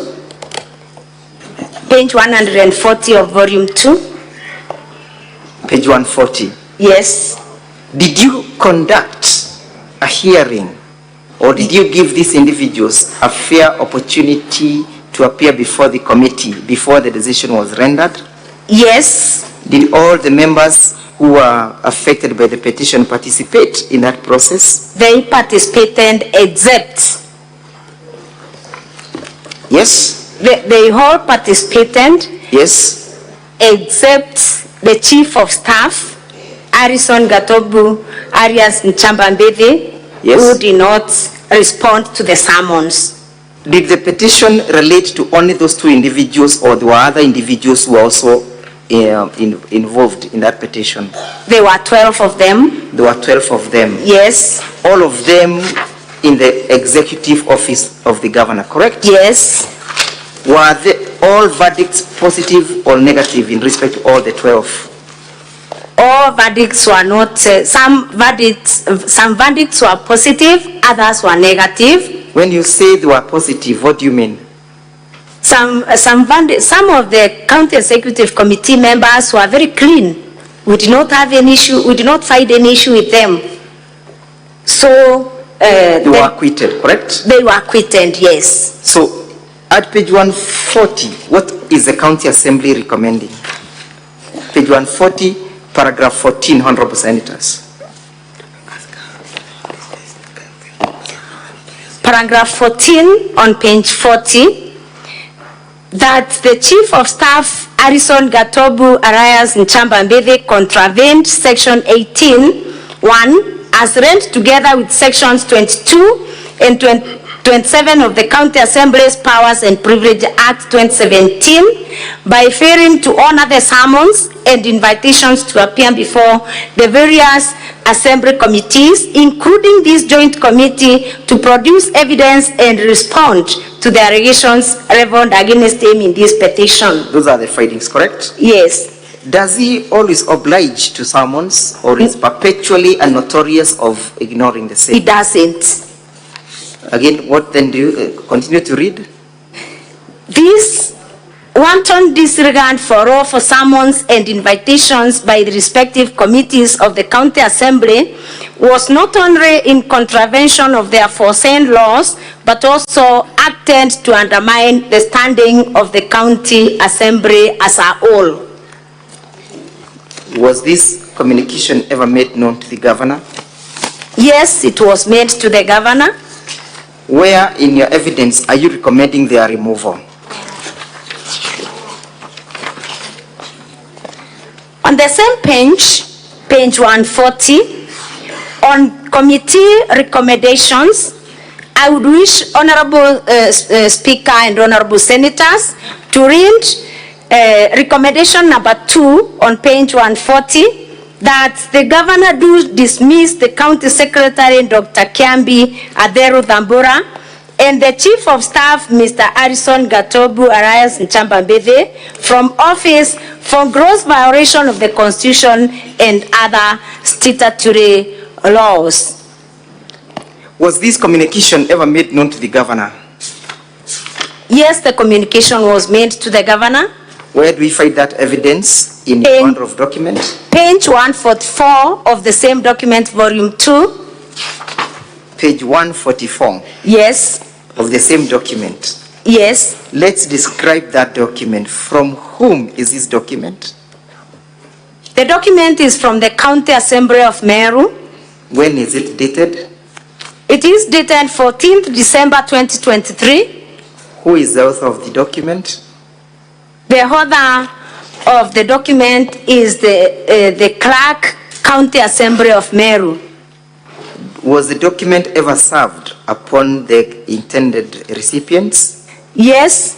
Do you have evidence of service? Yes. Where is evidence of service found in that document? Page 145. No, I'm asking on page 144.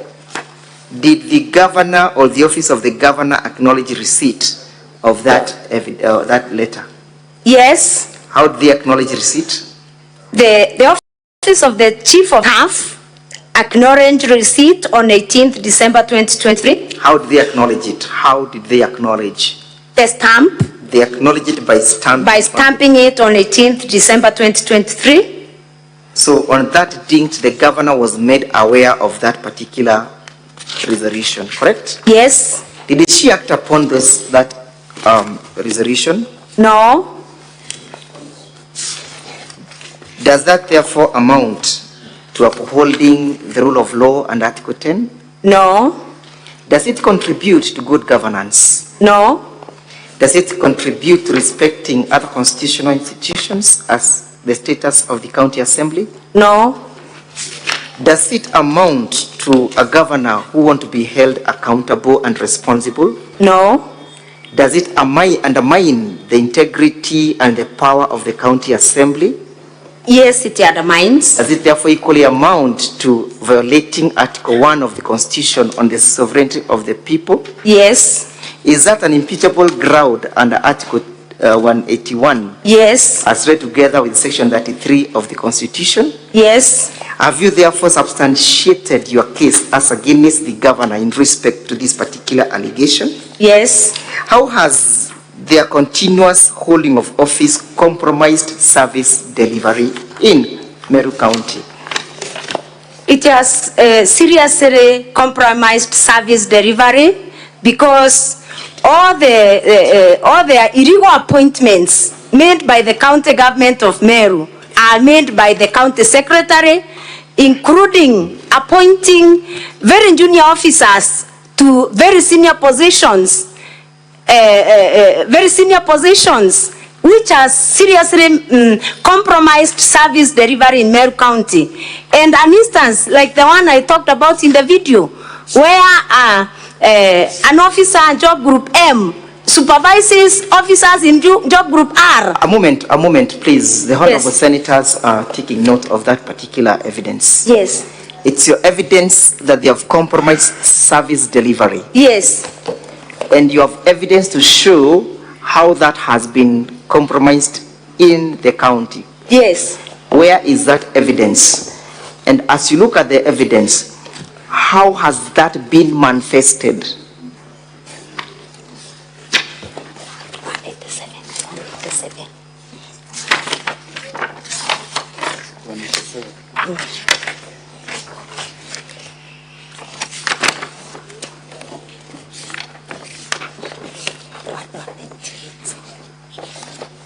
On page? Volume, identify the volume. And volume page. 2. Volume 2. Volume 2. Volume 2. Yes, volume 2. Yes. Page? Sorry, the volume 2, we have the document on page 198. 198. But because in the bundle of documents it's not clear, the page is not clear, we made a clear copy. It's in volume 6. Volume 6, a replacement of this document on volume 2, page 198. Yes, let's, honorable senators, go to volume 2. Volume 2 is not clear, so I'm talking about now volume 6. We made volume a clearer copy. Okay. Volume 6 is a replica of what we find at Page 198. Page 198. Volume 2. Honorable Senators, if you'll go with me to page 30 of volume 6, which is a replica of the same evidence. Volume 6 at page 31. Sorry, honorable members, it's volume 6, page 31.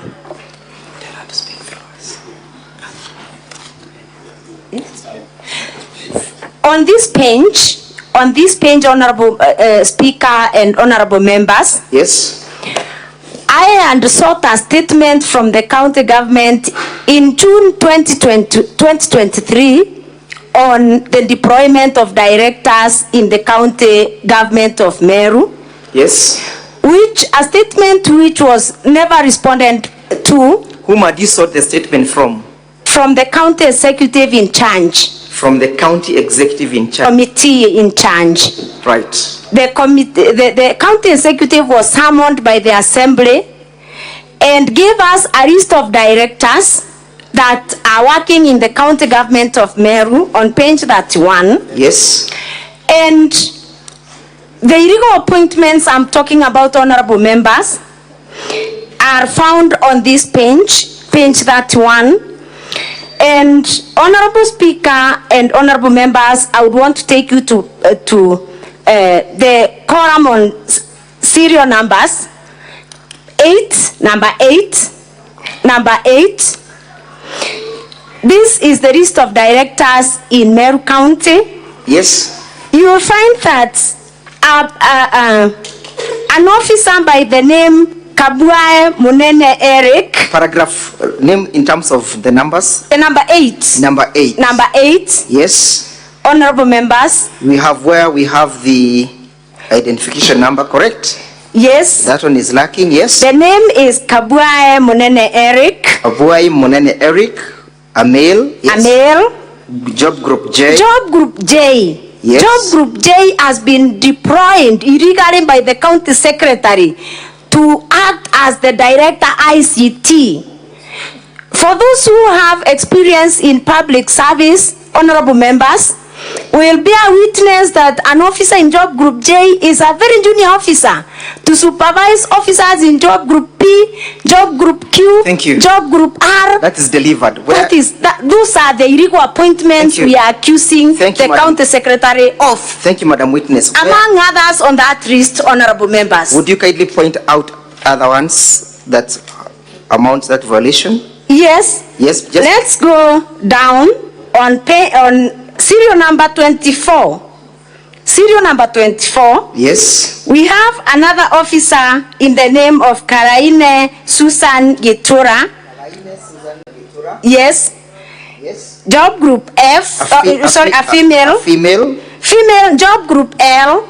Job group L. Job group L is still a very junior job group. Cannot be appointed. A moment, Madam Witness. Sorry. And kindly listen to me so we may move together. Sorry. What is she being appointed to? Which department? Roles. Which position? Director. Which job group? The substantive appointment is R. Job group R. Ordinarily it should be job group R. R. But who is being appointed here and she is in which job group? Karaina Susan Gitura is appointed to HAT job group R and she is in job group L.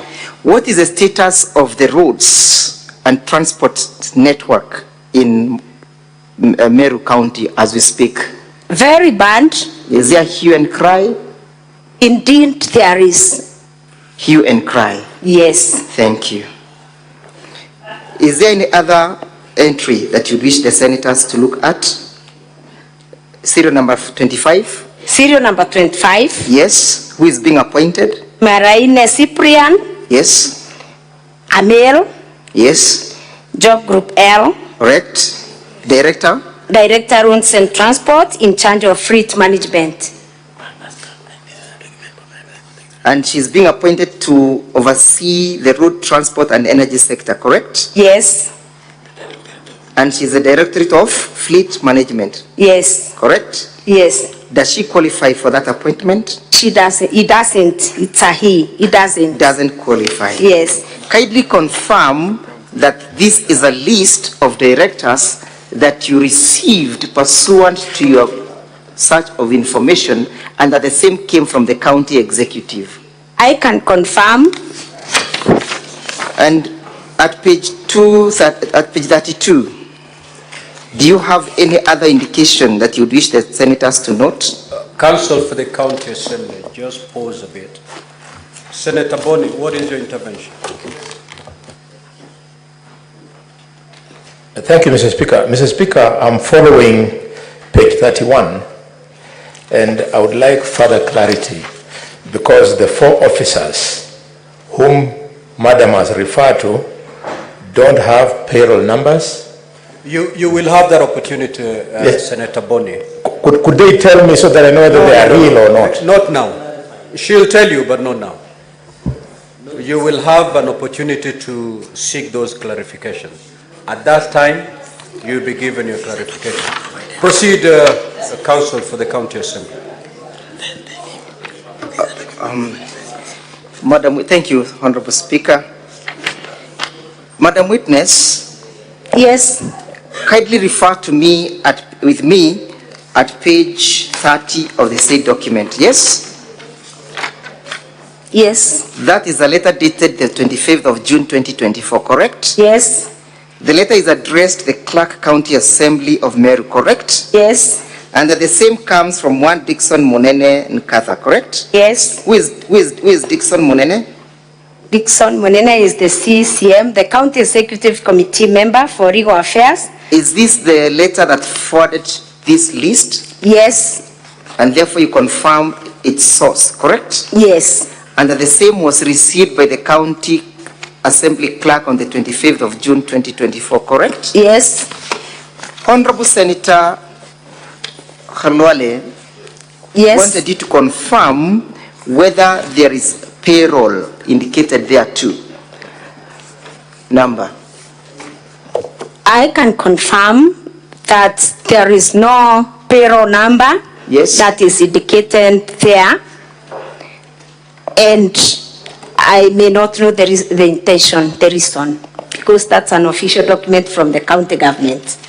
But you have evidence before this assembly that they have maintained 2 types of payrolls, correct? Yes. Both manual? Yes. And? IPPD. IPPD. Yes. And that you have evidence to that effect that you shall be leading in the future? Yes.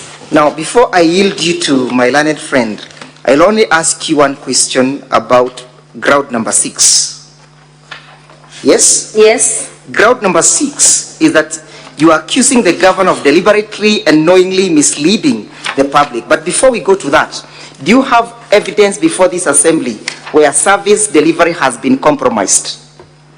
Do you have a video indicating how service delivery has been compromised? Yes. Would you wish to play video number 11 in our videos? Yes. Kindly have it played. Our videos in support of the motion.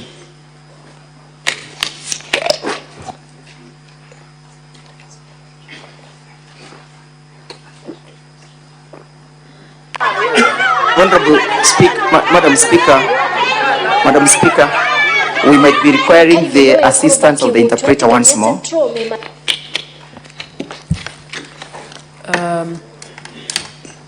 Can the interpreter come in? I direct that the interpreter be brought in.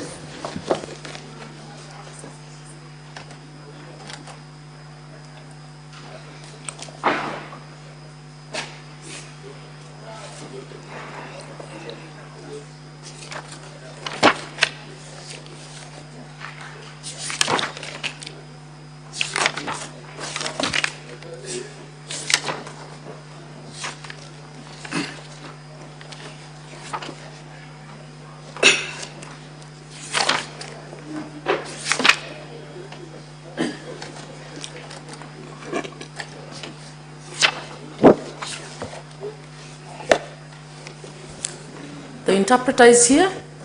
You may proceed to play the video.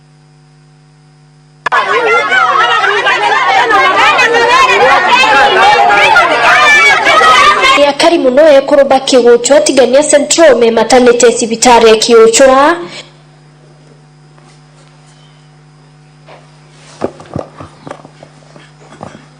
The interpreter.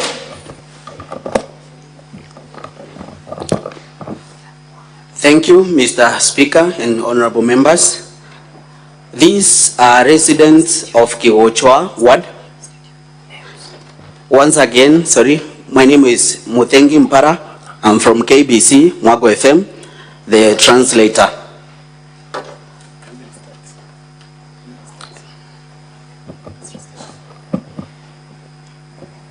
Are you translating the first part of that video? We're expecting that you will do that. Can you... Kiuchwa tigania central me maternity sibitari ya Kiuchwa bagetia machokio kuma kimandaitari nara kinyaba kwenda kunenkerwa mwana ora inala simekire kwerwa mwana keni neke sibitari.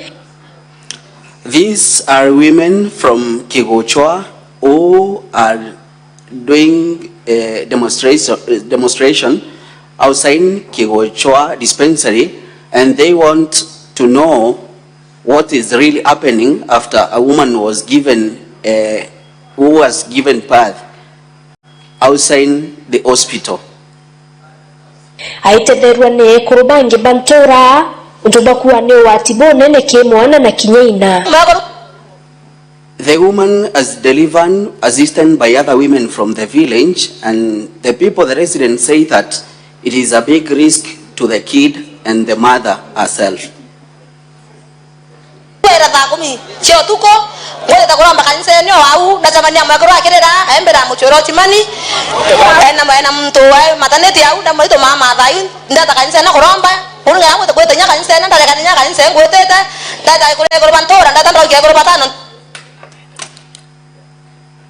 We came here at 4 a.m. and I found this woman who was asking for assistance. She was looking for the watchman, and she asked me to help her reach out to the watchman. I was coming to pray.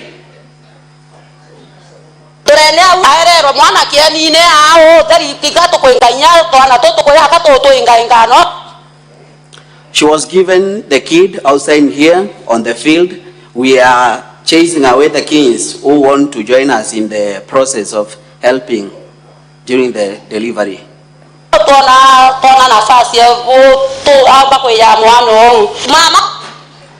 It is a big embarrassment, and it is not a good thing.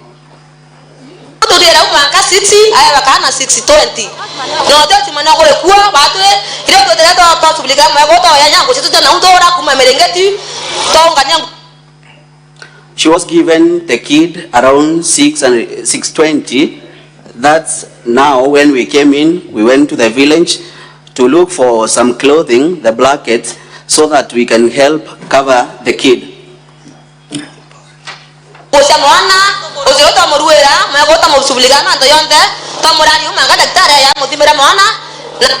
We did everything, including clothing for the kid and anything else, and now we are waiting for the doctor to come in and maybe do the examination.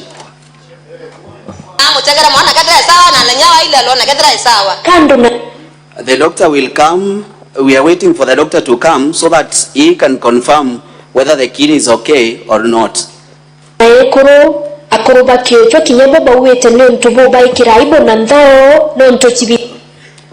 Women and men from Kiwochwa are embarrassed, and they say it is something that is disrespecting in the community.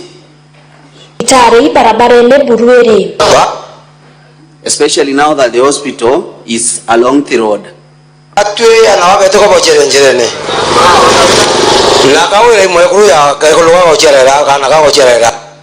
Women are delivering outside. Governor Kawira Mwangaza'S is a woman just like the women that are delivering outside here.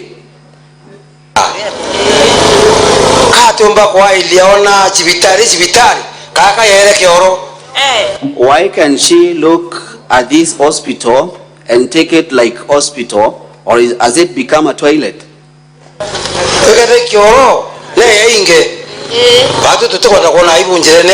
If it is a toilet, let her come and close, because we don't want to see this embarrassment here.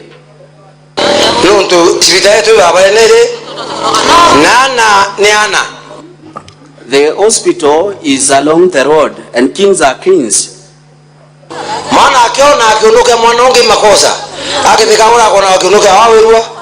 When the kings are looking at the private part of another kid, it is bad. What about if these kings were looking at the private part of the governor? Would she be happy?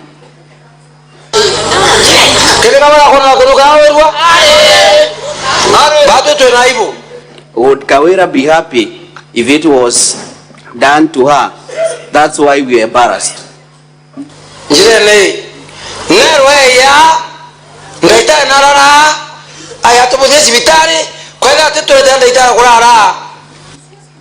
Let the governor be told to come here, look at this hospital, the doctor should be here, and if she won't do this,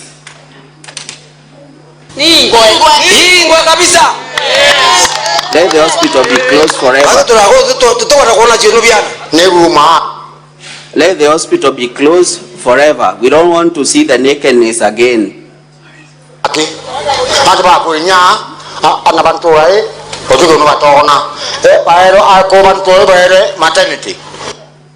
The kings from this village have seen everything, including the nakedness.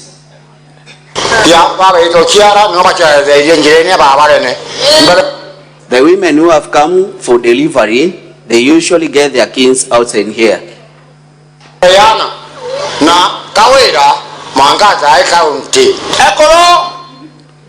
Sorry, pardon that one kindly.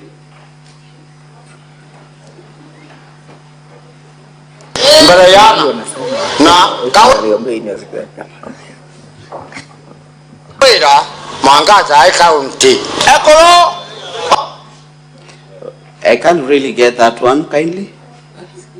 There is a something. Yes.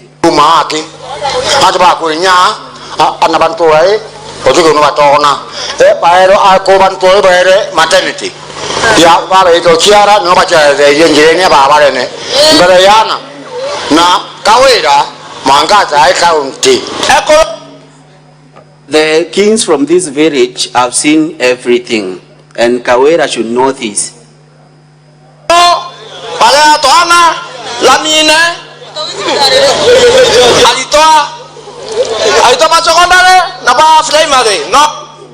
The women here are getting their children along the tarmac, and the secondary students and primary students.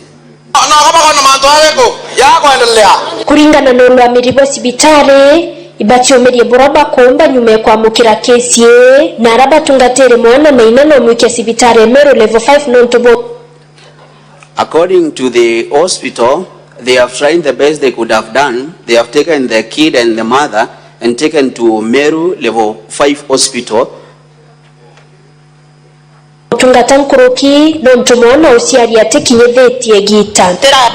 They have refunded the mother and the king to Meru level 5 because the kid was not due to time to be born.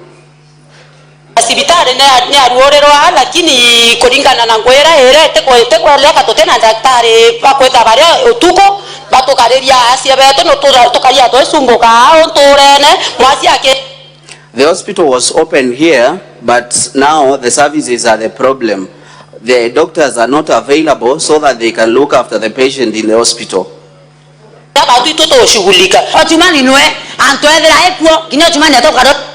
We have been left to do everything in the hospital, looking after the patient, and the watchman himself is not available.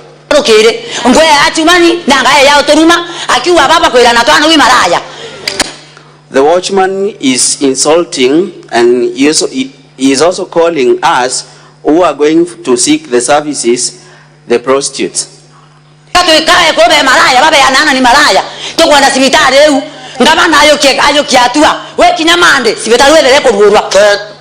We want the governor to take action. Before Monday, something has to be done. I think we can stop at that. Thank you.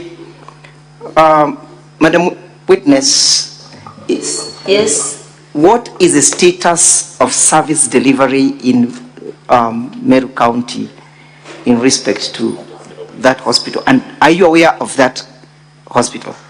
Yes, I'm aware of that hospital. It is in Tigania East. Council, just to alert you that you have done 2 hours now. We're just about to conclude. Thank you, Madam Speaker. Yes? Is that the current status of hospitals? Yes. Did the governor offer any explanation or apology? No. Did the governor take any actions, any disciplinary actions to make sure that the hospital is up and running? No, I'm not aware of any. Look at page 10 of the motion and you look at ground number 6. Which is the count?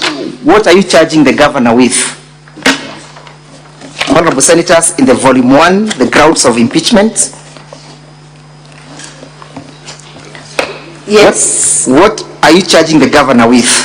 Gross misconduct. Count number 2. Yes. Gross misconduct. How has the governor misconducted herself in this respect?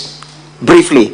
The governor has engaged in gross misconduct by deliberately and knowingly misleading the public by giving false information that Kenya shillings 86 million yes. and been raised through the pay bill number 247 account number 04001639178899 established after the murder of Daniel Mutiani, alias Sniper, thus violating the moral and ethical requirements expected of state officers, contrary to section number 19. That's okay. What does the governor say in respect to this amount of money? And what is the actual fact? The governor, in a video that I would wish that is played. It's okay. Just what did she say? She claimed that the people of Meru, including the MCAs, and contributed a total of 86 million after the death of the blogger from Meru known as Daniel Mutiani, alias Sniper. But what was the fact? The fact is that according to the bank statement. Yes. According to the bank statement on page 277 in volume 2, 277 yes. to the last page. The last page is 330.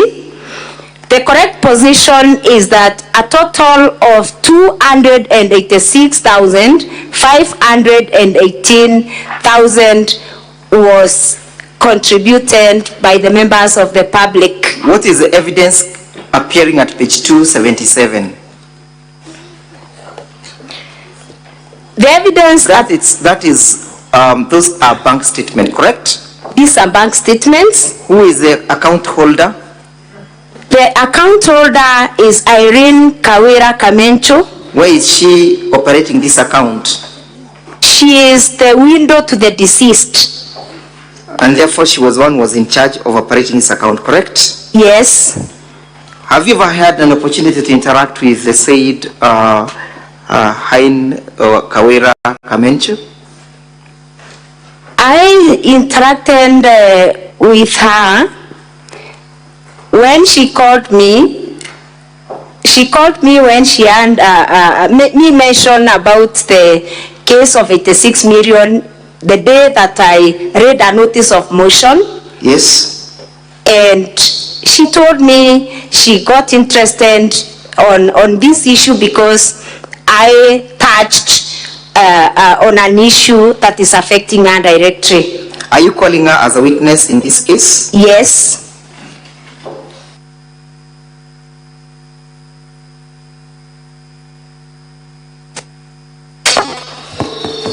What is your grievance in respect to these particular utterances and who uttered them? These utterances were meant to mislead the public. Who uttered them? The governor of Meru County, Kawira Mwangaza'S.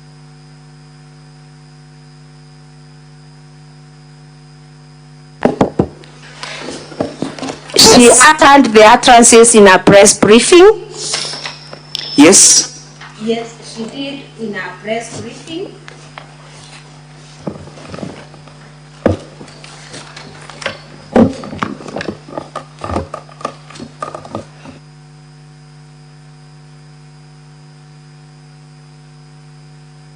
Yes. Yes. What else did she say in that press briefing? In that press briefing, the governor said that a total of 86 million was raised in respect to the contributions towards the man.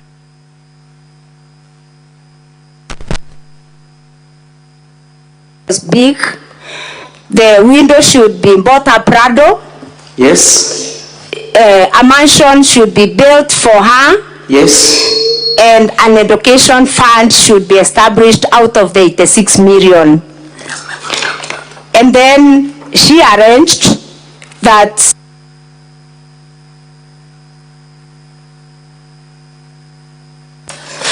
it is a business that the MCAs are used to get fuel for their vehicles. Yes. It is an avenue for playing politics. And I believe those ones are not kind. She said in respect to the death of Sniper. She said that those that were agitating for the justice for Sniper were playing politics. And it is not only Sniper that has died in Meru County. What did she say in respect to the Sniper's wife? I pray that the video is played cancelled because I can't remember everything offhand. Okay, let's have that video played. Let's have the video played. I've just given a few highlights. No, we'll call the other witness to have it played. But did she make any remarks in respect to Sniper's wife? Yes, she talked about the Sniper's wife being built a mansion. No, in respect to her being or living with an MC. Oh, sorry, and forgotten that. She also arranged that the wife to Sniper had already been taken by one of the MCAs and was living with the MCAs, and therefore, well, it was meant to undermine the integrity of the MCAs. Thank you, Madam Witness. I want to yield you to my learned friend, Mr. Boniface Mawira, to take you through the last count. Thank you. Good afternoon, Madam Witness. And Honorable Speaker, I'll pick up from where my learned team has left. So, on this count, that is count number 2, gross misconduct. These utterances, Governor, you have a witness in respect to that allegation, correct? Yes. And that witness, that video will be played then? Yes? Yes. So, these conduct that you say is gross misconduct, yes, by the Governor, does it fall below the expectations of the conduct of state officers under Article 75 of the Constitution? Yes. Specifically, does it demean the office that the Governor holds? Yes. Does it demonstrate respect for the people? Yes, it doesn't. It doesn't demonstrate respect. Does it bring honor and dignity to our office? No. Okay. Honorable Senator, stand with me to page 11 of the impeachment motion. I'll take you to the that is abuse of office. That is volume number 1 of our impeachment, that is our impeachment motion, the green copy. It is on page number 11. Specifically, that is count number 3, ground number 8. You accuse the Governor of irregular payment of emergency call allowances to 161 doctors and medical officers using the wrong rates, correct? Yes. And the Governor in opening statement stated that there are circulars to that effect. Yes. And that it was pursuant to a collective bargaining agreement between I think the Council of Governors and the Union for Doctors, that is Kenya KMPDU, correct? Yes. So, at page number 331 of our volume 2, that is the exhibits in support of the impeachment motion. What document is there? The report of Auditor General on the County Executive of Meru for the year ended 30th June 2023.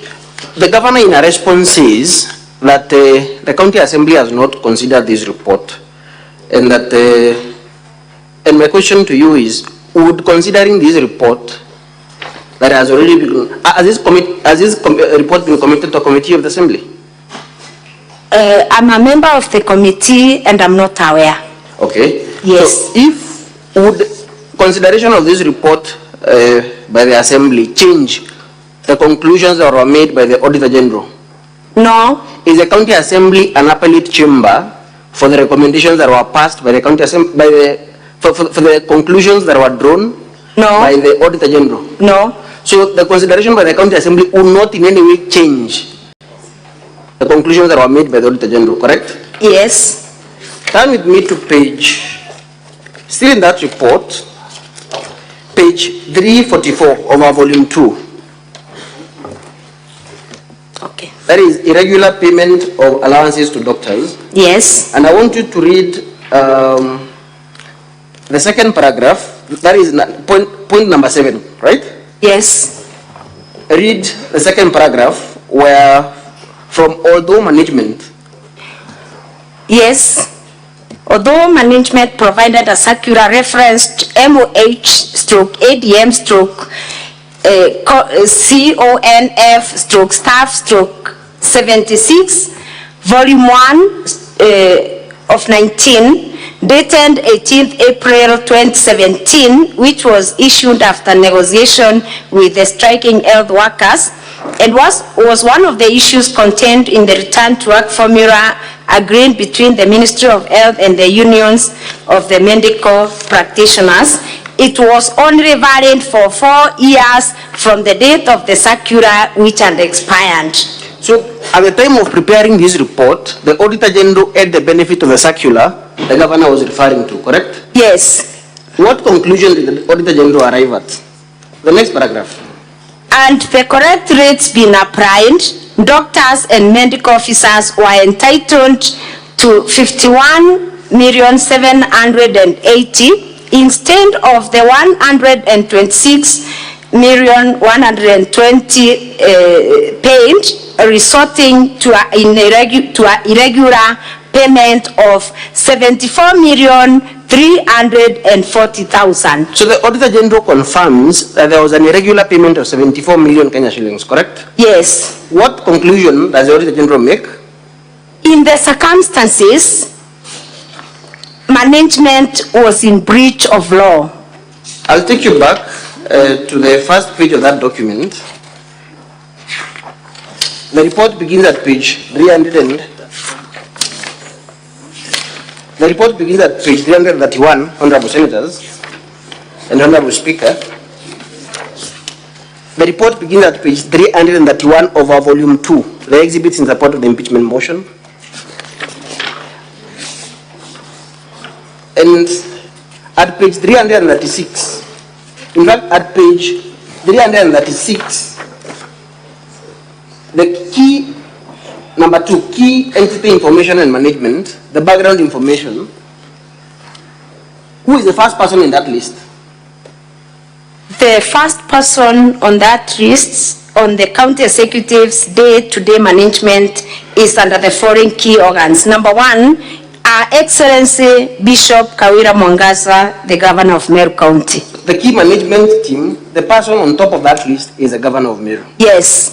And up there, in the background information, the first person still is the Office of the Governor. Yes. And the major responsibility, you will agree with me, is coordination of the overall running of the county government. Yes. Okay.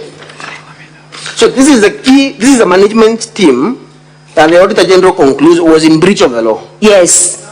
Would consideration by the County Assembly of this report change that conclusion? No. Okay.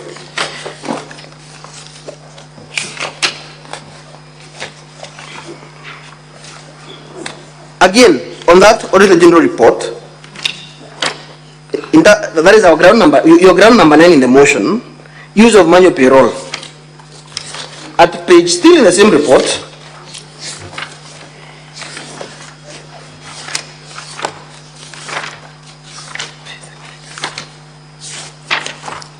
at page 347. 347. Yes. Are you there? Yes. That is 347, I'm sorry, Madam Speaker. 347, still of our volume 2. 347. Yes. Use of manual payroll. What is the conclusion that the Auditor General makes? I only want you to read the conclusion in the interest of time. Yes. In the circumstances, the management was in breach of regulations. And this is the management that is headed by the governor? Yes. So can the governor say it wasn't me? No. Can the governor say it is a CEC finance? No. She is the head of the management team? Yes. The buck must stop at her door? Yes. Article 229(6) of the Constitution, I just want you to read what that provision says. Article 229(6) of the Constitution.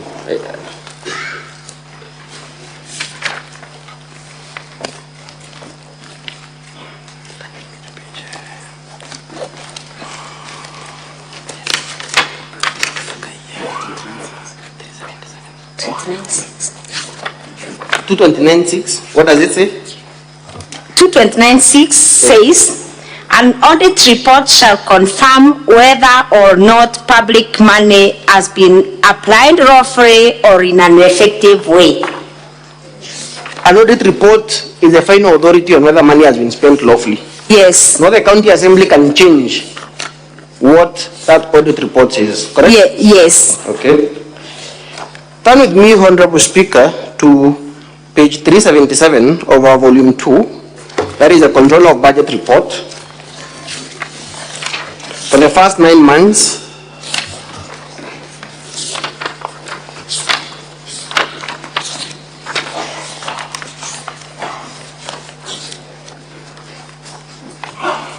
and specifically page 382 of that report, page 382.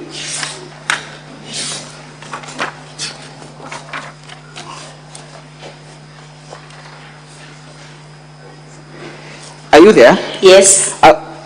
Paragraph 3.26.7 on expenditure on employees' compensation. Yes. The second paragraph. Yes. Let me read first so that you can agree with me, right? Yes. Further analysis indicates that personnel emolument costs, that is PE costs, amounting to Kenya shillings 3.36 billion were processed through the Integrated Personnel and Payroll Database System, IPPD system, while 102.94 million was processed through manual payroll. The manual payrolls accounted for 3.1% of the total personnel emolument cost, correct? Yes. So this is evidence again from the control of budget report for the first 9 months of financial year 2023-2024 that monies have been paid through this payroll system. Yes.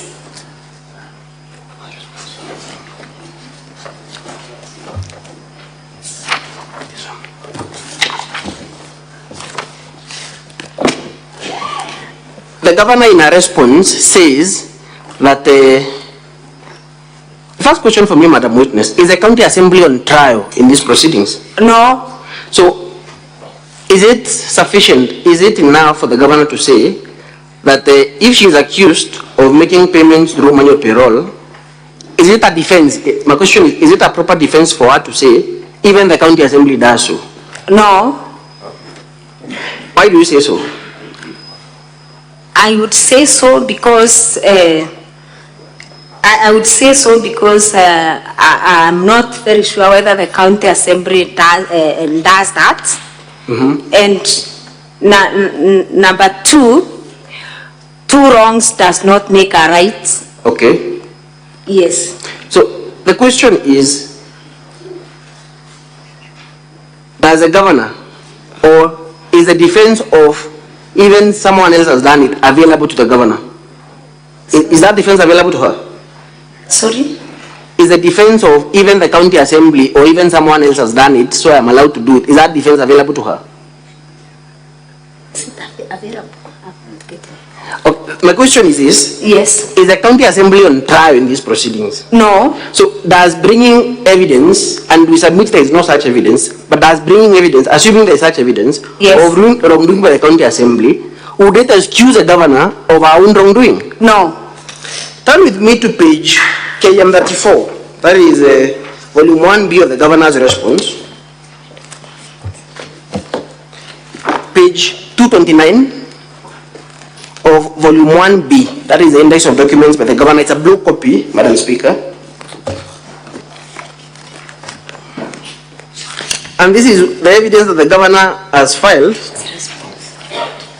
This is the evidence that the governor has filed to show that the county assembly also maintains a manual payroll. And my question to you is simple. Yes. On that document, on the face of it. Yes. When was that report prepared? For which financial year? 2020-2021. Were you a member of the county assembly then? No. Was the current government in place then? No. Was the governor in office as governor of Meru then? No.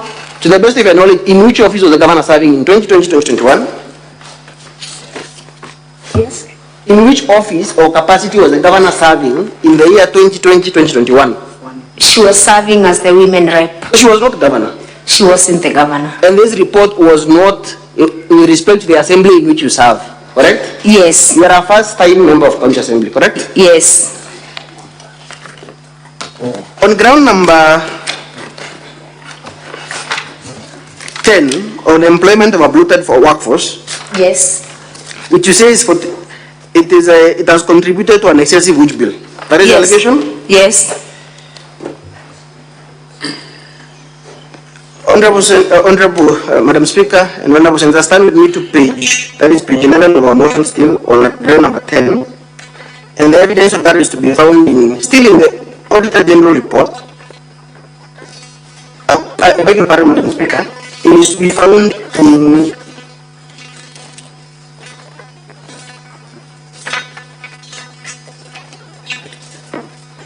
a moment, Madam Speaker.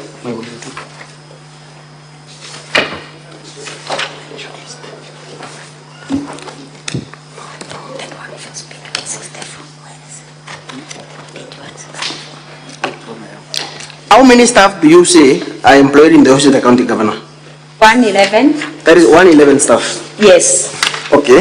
Yes. Have you filed any evidence before this committee, before this honorable house? Yes. To show that this is bloated workforce, indeed. Yes. Okay. Why is that evidence? On page 164 Yes. of volume 2. Yes. Yes. 164 of volume 2. Yes. What is that document at page 164 of our volume 2? Of the County Assembly's volume 2? What is that evidence? It's a list of appointed persons in the office of the governor and the appointment dates from August 2022 to date. So the document from page 164 all the way to page 175, those are the staff in the office of the governor. Yes. For in the interest of time, you will agree with me that there are 8 cleaners in the office of the governor? Yes. There are 17 information officers in the office of the governor? Yes. Clearly, this? Yes. Is that a bloated workforce that you're talking about? Yes. How many staff, in the document at page 172, how many staff were employed by the former governor in his office? The former governor employed 45. Okay, that is 45 staff. That is which page of your exhibits in volume 2? 172. Page 172. To 175. 175. Okay. Yes. And have advisories been given by the Transition Authority and by the Intergovernmental Relations Technical Committee and by the SRC on the limitation as to the number of staff in the office of the governor? Yes. Why is that evidence found in your Page 176 yes. of volume 2. That is advisory by the Intergovernmental Relations Technical Committee? Yes. At page 178, that is the advisory by the Transition Authority? Correct? Yes. And at page 179, you will agree with me that some of the staff that are listed there are the political advisor, chief of staff. There is the page, correct? Yes. And a few and personal staff at page 180. Yes. Personal assistant, correct? Yes. Okay. How was this as you say in ground number 10,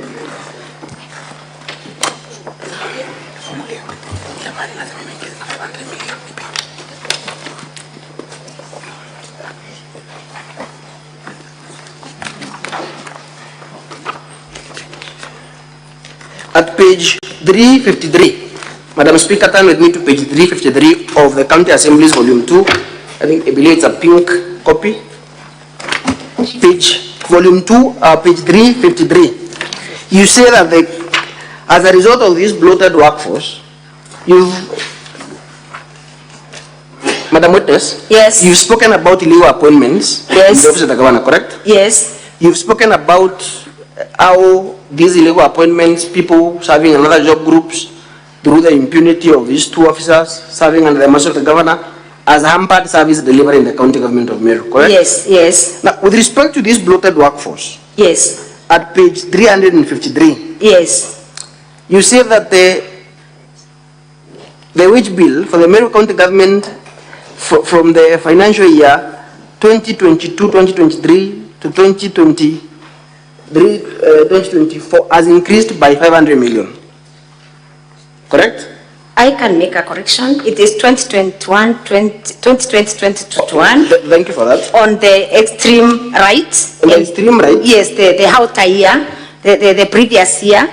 Then the next column is on 2022-2023 when the governor took over. Thank you for that correction. Yes. So in financial year 2021-2022. Yes. And the governor took in the first quarter. Yes, the first quarter. In fact, in the last quarter of that year. The first quarter. The governor took over in the first quarter. Of which financial year? The first quarter of 2022-2023. Yes. In August. In August. Yes. Yes. So when does the first quarter begin? The first quarter begins in July. In July, 1st of July. Ends, yes. And ends in which month? It starts in July. Which date of July? 1st July. Yes. When does the first quarter of the financial year end? The last financial year. When does the first quarter of which is the last date of the first quarter of a financial year? The last date is the end of September. End of September. Yes. That is A quarter is made up of 3 months. Yes. Okay. Yes. So this is the time when the governor took over. Yes. And between then and 30th of June. Yes. Following year. Yes. In the first quarter and the last quarter of the financial year 2022-2023. Yes. Compensation of employees increased by 500 million. Yes. What are the actual figures from financial year 2021-2022? I want you to read that to the during the 2021-22 financial year, 2021-22. It was 4 billion 496 million. You can just leave it at that in the interest of time. Okay, 4.4 billion. 4.4 billion. Yes. By the end of the year? By the end of the year, it was 4.9 billion. Is this what you're saying has been contributed to by this bloated workforce? Yes, and other appointments. And the short list that we have seen of the 111 personal staff. Yes. I'll take you back there. Yes. At page 164. Page 164 of our volume 2, Madam Speaker. On the top of that page, it says appointed persons in the office of the governor and the appointment dates from August 2022 to date. Correct? Yes. You will agree that these appointments were made when the governor came or took or assumed office? Yes. And in the first quarter of that financial year? Yes. Okay. I'll take you to the last allegation.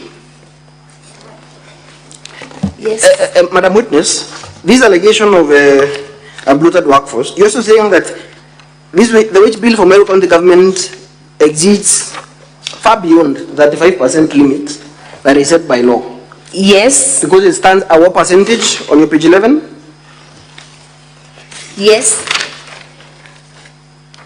This recurrent expenditure and this excessive wage bill, it stands at what percentage? It stands at 49%. 49%. Yes. Thank you. The last allegation in your motion is paying Kiambi Christas Manyora, a public communication officer in the office of the governor, his full salary and benefits while in remand, correct? Yes. What evidence do you have to show that this Christas Kiambi Manyora is a staffer in the office of the governor? Yes, he's a staff in the office of the governor. What evidence do you have? I have his pay slips. Yes. And I also have an appointment letter, volume 6. Appointment letter. You can check in volume 6. Yes, we have a pay slip on page. A pay slip is at what page? Page 392? Page 146 of volume 2. Madam Speaker, turn with me to page 146 of our volume 2.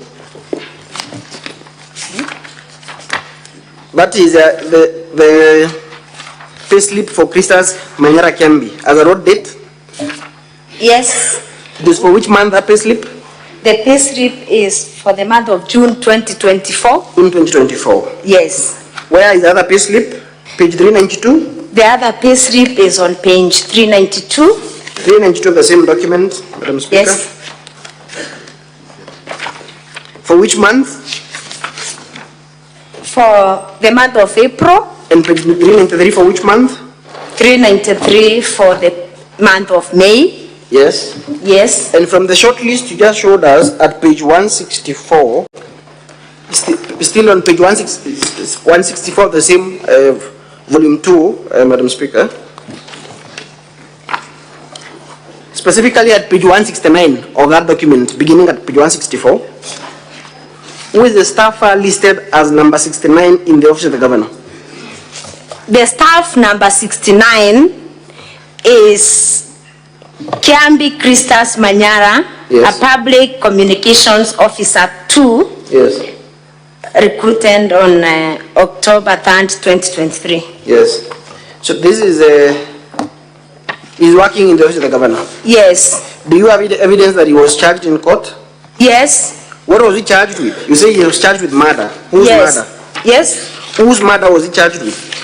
Kiambi Christas Manyora was charged with the murder of Daniel Mutiani, a sniper. At what page, what evidence do you have in respect? There is a charge sheet. Yes.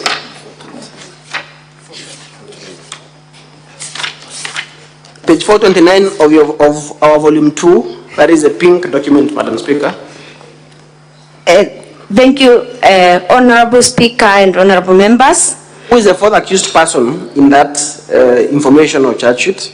The fourth accused in the charge sheet is Christas Manyora. Charged with murder.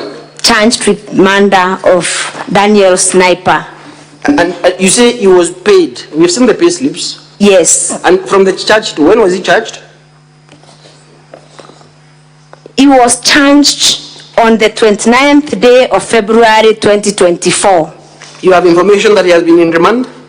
He has been in remand. Until what time? Up to until around May 2024. Okay. And you have his pay slips for the month of March. Immediately after 29th of February, he was paid in March. Yes, he was paid in March. Paid in April. Yes. May and June. May and June. Okay. Yes.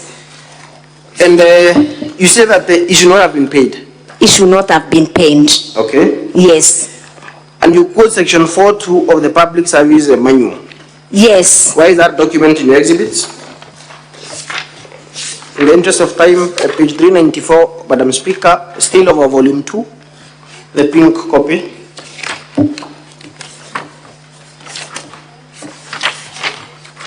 Specifically, page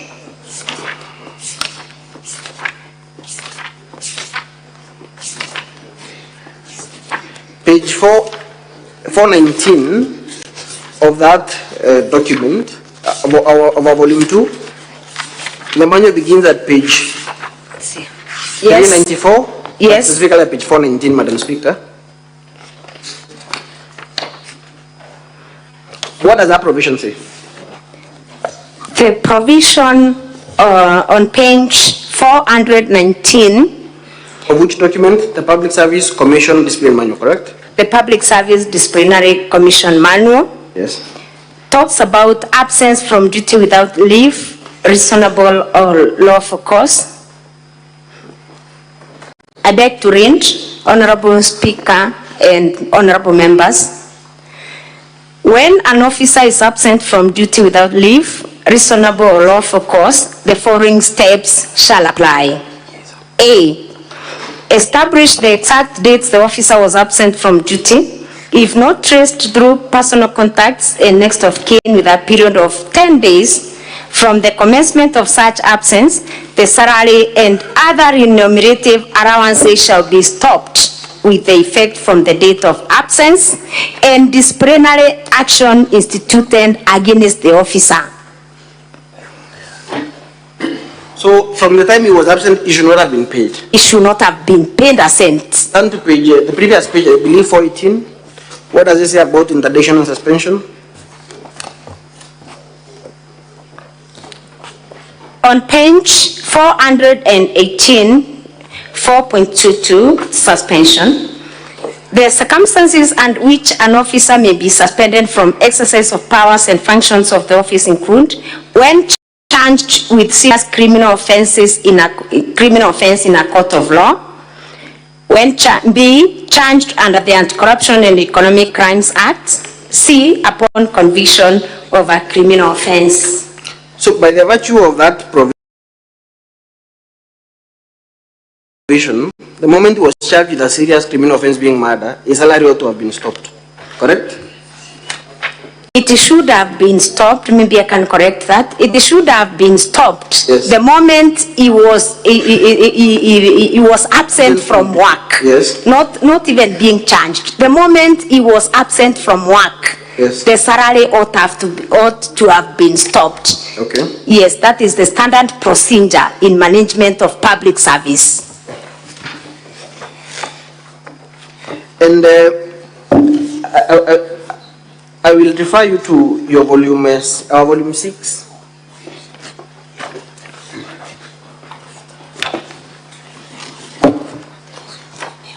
6, the first two documents there,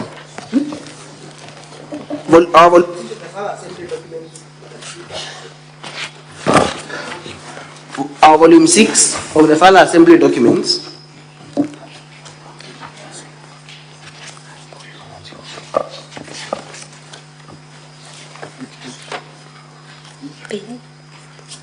Of the county, there is page 1 and 2. What documents are there?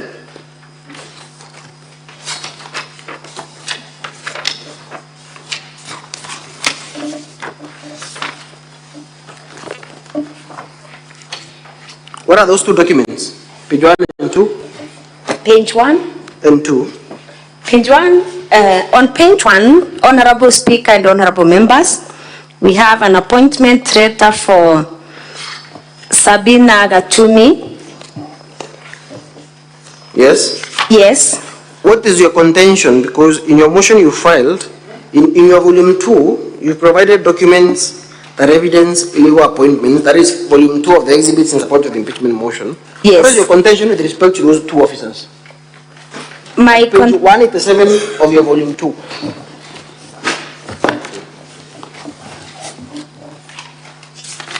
Page 187, specifically page 188. My contention with those two documents on volume 6 is that it is on other irregular appointments where... Irregular appointments by who? By the county secretary of the county government. This is the notorious county secretary. The notorious county secretary. Whom the governor refused to take action against, despite the recommendation of the assembly. Yes. Okay. Yes. Where is the evidence of those illegal appointments? The illegal appointments are on page 187 to 188. Kindly explain what is illegal about the appointment of Jane Kanana?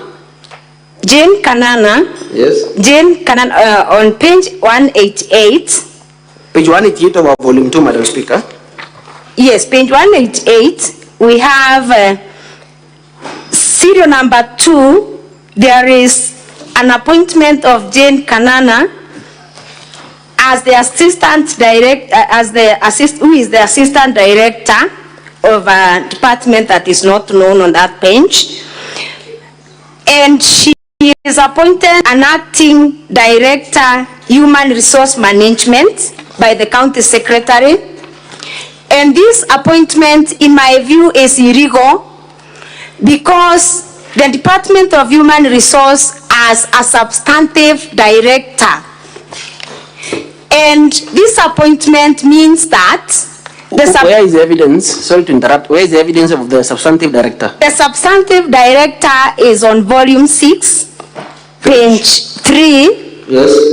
Page 3. So Mary Kimaita, yes, that appointment letter is a substantive officer. Yes, Mary Karemi Kimaita is the substantive director of that department. Is it proper or legal for the county secretary to appoint another person to act in a position where there is a substantive office holder? It is not procedural. Yes. And it also amounts to misuse of resources. What does the County Government Act say with respect to acting appointments? The County Government Act section 69(2)A yes, stipulates that you cannot appoint or designate an officer to act in a position that is not vacant. Yes. Yes. That is the appointment. That is the director human resource. That is the assembly list and bundle of and bundle of authorities, Madam Speaker, page 57. That is a County Government Act, section 69. You can read the provision.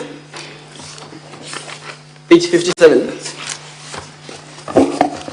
On page 48 of the bundle of documents, that is volume 3.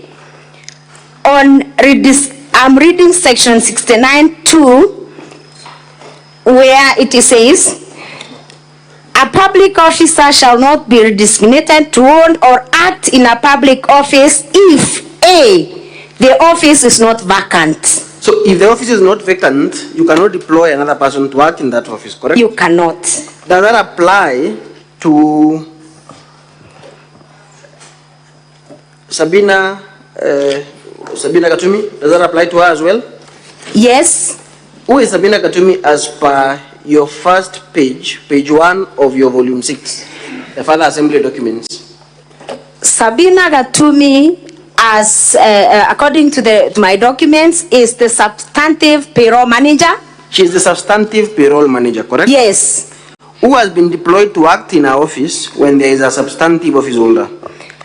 An officer by the name Solomon Mongera, yes, has been deployed to act in that office. Yes. Whereas Sabina Katumi is the substantive holder of this position.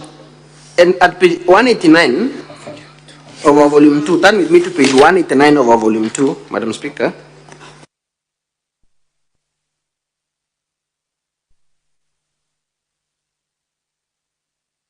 The County Secretary for the County Human Resource Management Advisory Committee, one of the persons present is Solomon Mongera, correct? Yes. And he is present as the acting payroll manager? Yes. And the same is replicated at page 188? Yes.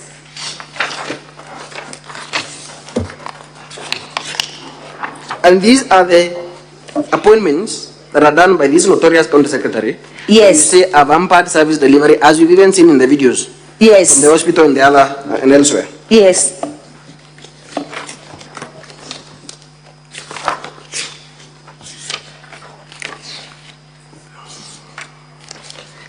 Madam Speaker, I'll request that there some videos in the governor's videos be played.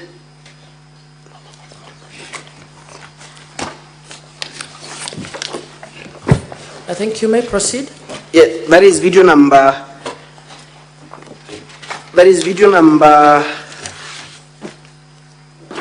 7. Foremost, Madam Witness, you told us that this person who was speaking, purporting to be the Secretary General of the Bas Party. Do you know him? Yes. Is he a member of the County Assembly? No. And you said you are aware of the person who is a legally recognized Secretary General of the Bas Party? Yes. What is his name?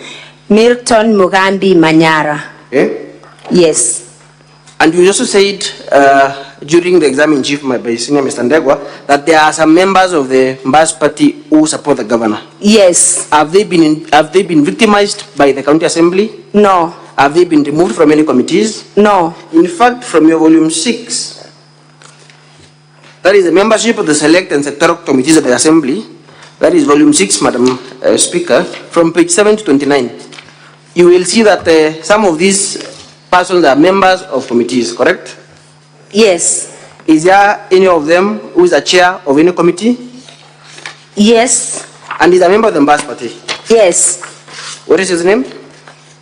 One of them is my chair. Yes. The Sectoral Committee on Youth, Gender and Social Development. Yes. She is Honorable Makena Morogocho. Yes. Yes, she is my chair. A member of the Bas Party. Who openly supports the governor? Who supported the governor even in this impeachment. And has not been victimized? Yes. Okay. Yes. So what that gentleman appears to say in that video? Yes. That members of the County Assembly should take instructions from him, and that the party is going to take action against members who do not, who appear to support the governor. Has action been taken against the said Jennifer Morogocho? No. She is the chairperson of the Committee on Youth, Gender and Community Services, as indicated on page 18 of your volume 6, correct? Yes. Who is the other person who is a member of the Bas Party? There is Kithinji.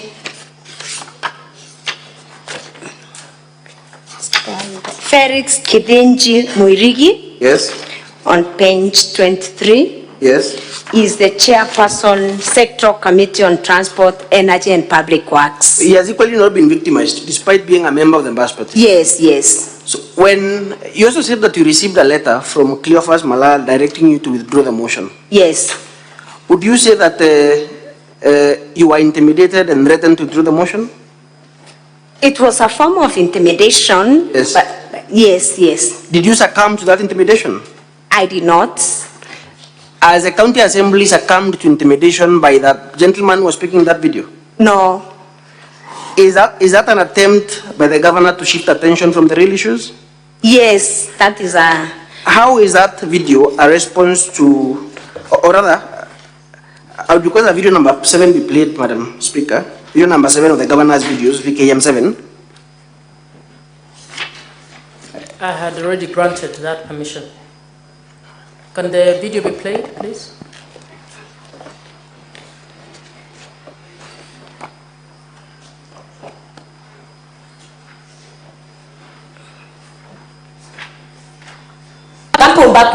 Impeachment I'm sorry, Madam Speaker. I'm sorry for that. It is video number 13, 12 and 13. I'm sorry. I'm coming to this in a moment. Video number 12 and 13 of the governor's videos.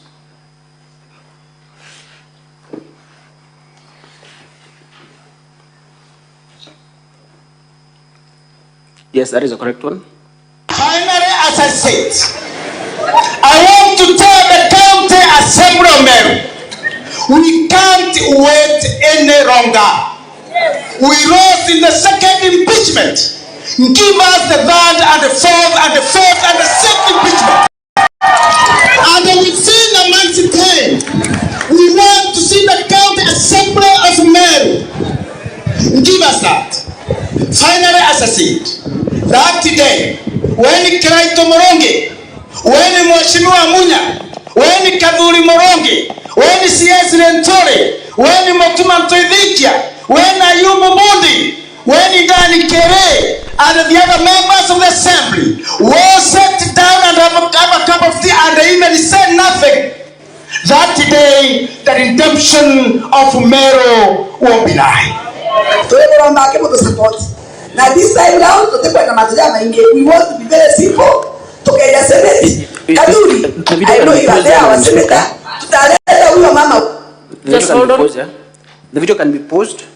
Is the translator here? Is it interpreted? I think that the useful part that I want to rely on was played, Madam Speaker. The English part. It was in English. The part that I want to cross-examine now. Very well. Yes. So only the part in English? Yes. That's okay. Then video number 13 can also be played. Still in the governor's videos.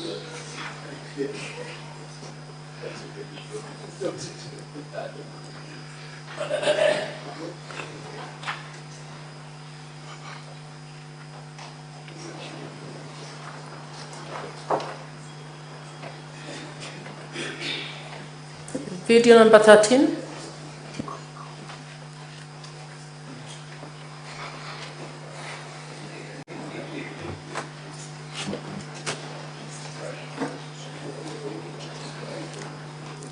Finally, as I said, I want to tell the town. Is that 12 or 13? If that is 12, then can you play 13? Yeah. Yes, that one. The Secretary General wa Chama cha Mbasi, nataka kusema hivi, na hii ni hamri, every MCA ambaye anasimama ama ameteuliwa na Chama cha Mbasi, minority leader na uongozi wa assembly, kama kunaye amehasi akaondoka njia yenu, mwambieni kimo chake kimotoni. Huyo apende asipende ataenda. Lazima kila mmoja atii amri, na leo ni amri tunatoa. Hakuna wa kusimama kando, hata hiyo kiti ulichonacho tutachukua. Kwa hivyo tunataka kuambia viongozi wakishindwa na Kawira watuachie sisi wananchi, tuende tumtoe hiyo nyumba yake. Ukaona libaya latendeka, zuia kwa nguvu ya mwili. Ukashindwa kuzuia kwa nguvu ya mwili, zuia kwa mdomo yako. Ukashindwa kuzuia kwa mdomo, chukia kwa roho yako. Na hiyo ndio udhaifu wa imani, kuchukia kwa roho. Finally, nkogwerwa muno maote ogotie kurea thirikari, no terenge bagachoka kurea kinya chuma ile ciando ile sikerebu. Can we hold on? Do we need the interpreter for that? Can they come in? Yes. Is Senator Sige here? As if she stepped out, I don't know. Oh, very well, Madam Speaker. Yes, okay. We cannot have the translator. We cannot the but translator. We still need yes. the translator even for those who don't speak that language. Yes.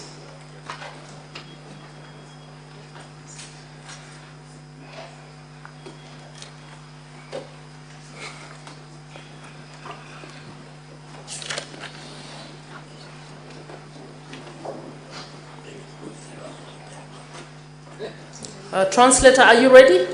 Can they replay that? The bit that is in vernacular, please. Ya kwa roho. Finally, nkogwerwa muno maote ogotie kurea thirikari.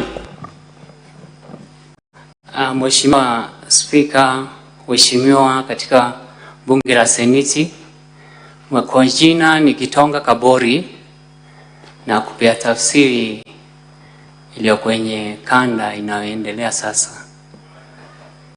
Anasema kwamba amefurahi kwa sababu hakuna mtu yoyote analipa kondi katika kaunti ya Meru, ya maua huko.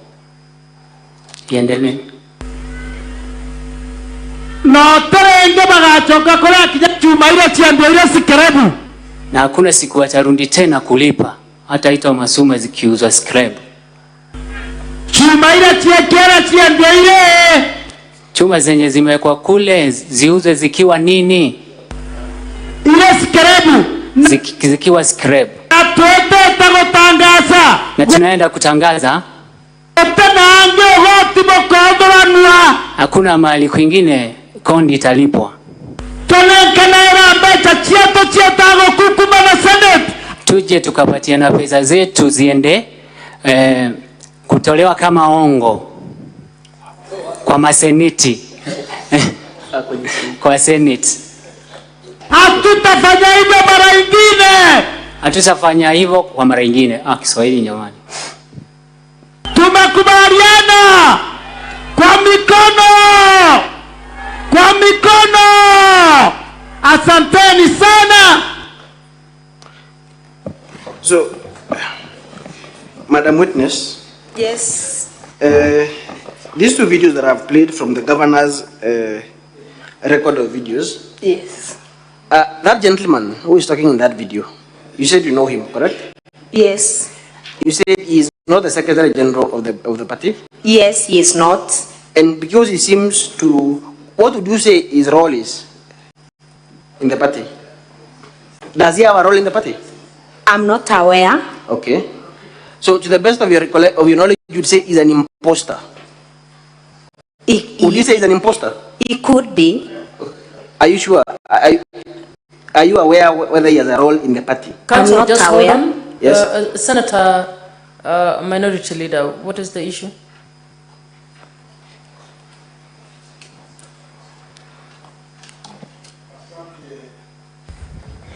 Asante Bi Speaker.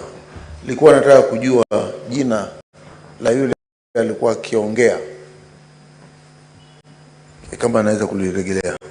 Council, you might want to also indicate the name of the gentleman in that video.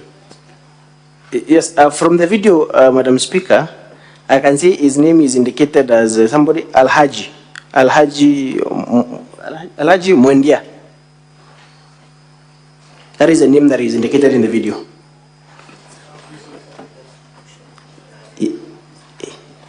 Proceed, Council. I think members. Thank you, Madam Speaker. Yeah. So, this gentleman, are his views representative of the views of the Assembly?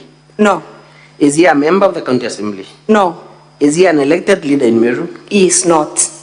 So, to the best of your knowledge, has any of the members that appended their signatures in support of the impeachment motion, have they been coerced by that gentleman? No. You've confirmed a few minutes ago that even members of the party he purports to come from, some of them support the governor. In fact, a record 3 of them support the governor. Yes. And they have not been victimized or removed from any of the committees of the County Assembly, and some of them are even chairpersons of those committees. Yes. Would you say that you have been coerced or you succumbed to any pressures to move the impeachment motion? No. Did you even succumb to the intimidation or threats by Cleophas Malala to withdraw the impeachment motion? No. Are you a member of the BAS party? No. You are specially nominated on which party? UDA. Okay, thank you. Finally, Madam Speaker, before I yield the witness for cross-examination, I'll ask that video number 7 and video number 7 of the governor's videos be played. Video number 7. Play video number 7. I think for that you might need the translator. I can see it here. Council, you've now done 3 hours. Very well. Kampumba kuga impeachment ya gavana ankwenda kueleza Mumeru. Impeachment ya gavana ni part of business yetu ya assembly. part of business yetu ya assembly. Yeah, go impeach. Now we can not to impeach them. Many times we together. The translator can go. The translator? Let them start. My names are Gitonga Kabori. Mheshimiwa Speaker, naomba irudiwe kiposi kutoka mwanzo. Please repeat. Impeachment ya governor. Naweza sema impeachment ya governor. Kueleza Mumeru. Anataka kuelezea Wameru. Impeachment ya governor. Hiyo impeachment ya governor ni part of business yetu ya assembly. Yani ni kama shughuli yao kwenye bunge la kaunti ya Meru. Part of business yetu ya assembly. Kama hiyo ni kama biashara tu. Yeah, go impeach. Now we can not to impeach them. Many times we together. Na wanaweza kuimpeach mara mingi yenye nabaki. By the way, ndenda kuwa motionhearing drafting na kupanga junde. Sasa naweza sema mambo hiyo ya drafting na kupanga wabunge. I was very key there. Alikuwa mmoja wao pale. Na hiyo ndari ngaikia motion hiyo mutembei. Na yeye alikuwa apeleke hiyo motion mbele.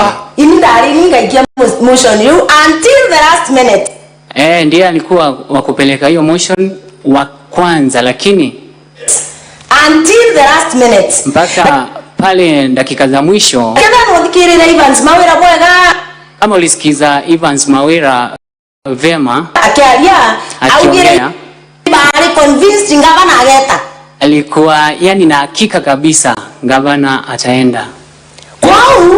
Convinced governor ageta. Kwa hivyo alipokuwa na ile hakika kabisa governor atatolewa ama kwenda. So naye akachangamkia achukue ndio posa kaweze kuchukua hiyo tuseme ni heshima ama kupewa glory yani. Actually ini ndari ngaikia motion juu. Anasema kwamba ni yeye alikuwa ipeleke si Mawira. Na anataka kuambia Wameru wakiwa nasikiza. Ini ndari ngaikia motion juu. Yeye alikuwa apeleke hiyo motion. Na tu mwanka mwisho buru. Mpaka siku ya mwisho kabisa. Mheshimiwa ZK waikete motion. Ni Mheshimiwa ZK aliyekuwa apeleke hiyo motion mbele. Actually Mawira kajukiria motion yako. Kwa hivyo Mawira alichukua motion yake. Ndio kuweko kinyae. Ndio kufikisha mwisho. What is the context in which that video was what is the context in which you said the things you said in that video? The context in which I said that that I can't remember because it was an interview of 1 full hour. And honorable speaker and honorable members, you can see it's just an extract of a very short part of my full interview. And again, honorable speaker, the video is not dated. I cannot even remember which date was that.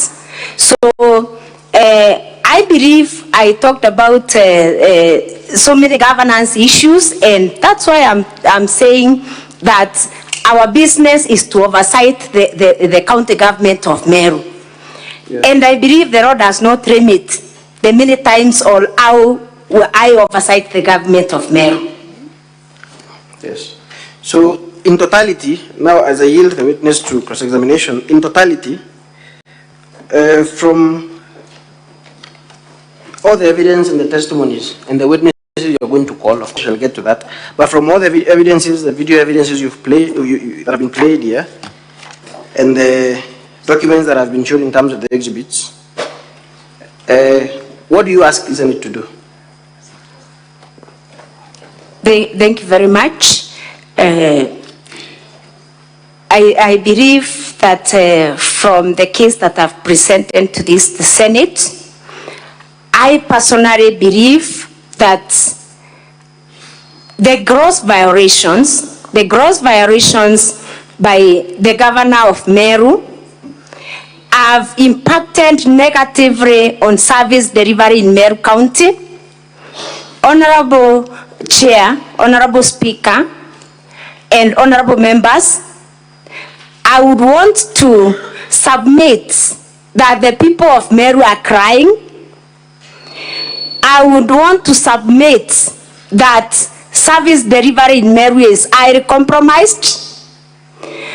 I would also want to submit that there is poor governance, and also submit that there is no witch hunt, there is no malice, and there is no external influence on the County Assembly of Meru. My prayer is that this Honorable House, Honorable Chair, listens to the people of Meru, listens to the cry of the people of Meru, and saves the people of Meru from the agony of crying each day, in and out, from January to December. Madam Witness, the final question: how would you like the Senate to treat the videos from that gentleman? The gentleman who his name is Al-Hajj, the gentleman. Yes. On the videos, on the video of the gentleman called Al-Hajj, I would want really to say, Honorable Speaker and Honorable Members, that it is really unfortunate, it is uncalled for. Those sentiments do not represent the feelings of the Assembly. Those sentiments do not represent the feelings or the view of Senator Mungatana. Much obliged. Madam Speaker, as a follow-up of that point, which has also concerned me as a senator sitting in this hearing, we had an application under the third schedule, Rule 10, asking for the County Assembly asking for 3 more witnesses. But they have already spent their time because the Speaker had indicated 4 hours. So I just wanted to know, Madam Speaker, whether are they intending to bring the other 3 witnesses, or what is, we need direction, because it seems there is like they have exhausted their time. I submit, Madam Speaker.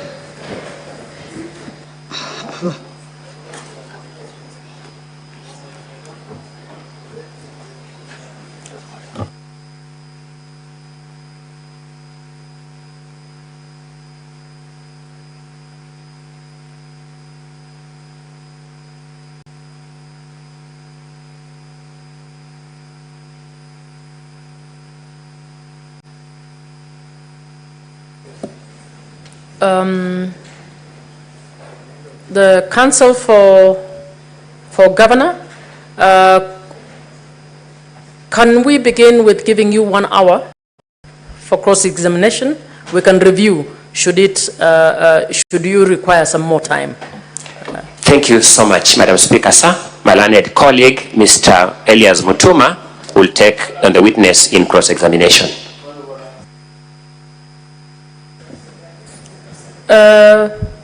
Point of order? Yes, Senator Mtata. My lady, as somebody who believes in human rights, Madam Speaker, I don't think it is fair for us to keep a witness standing for so many hours. You have seen even proceedings in the US Senate, witnesses are cross-examined sitting. So I've seen this lady trying to lie on the rostrum, and I don't know if it is really fair to keep somebody standing for 3 hours and then it's under cross-examination for an hour or 2 hours. It will not be good for the health of that person.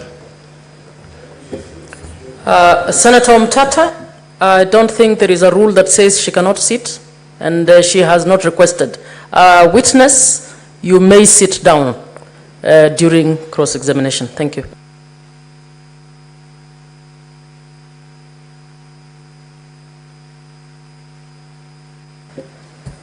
Senator Wafula, what is the issue?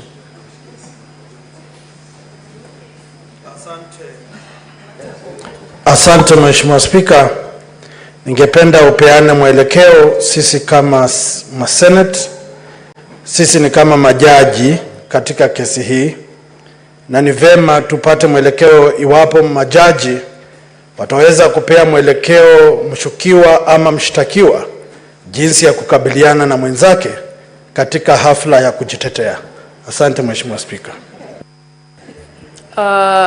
Senator Wafula, I think the procedure was properly guided by the Speaker at the beginning. It is time for the counsel for the governor to do cross-examination. Let us allow that to happen.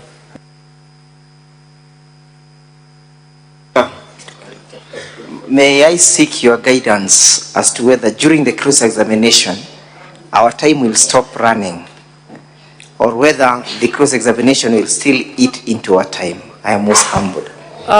Speaker guided very clearly, cross-examination is part of your time.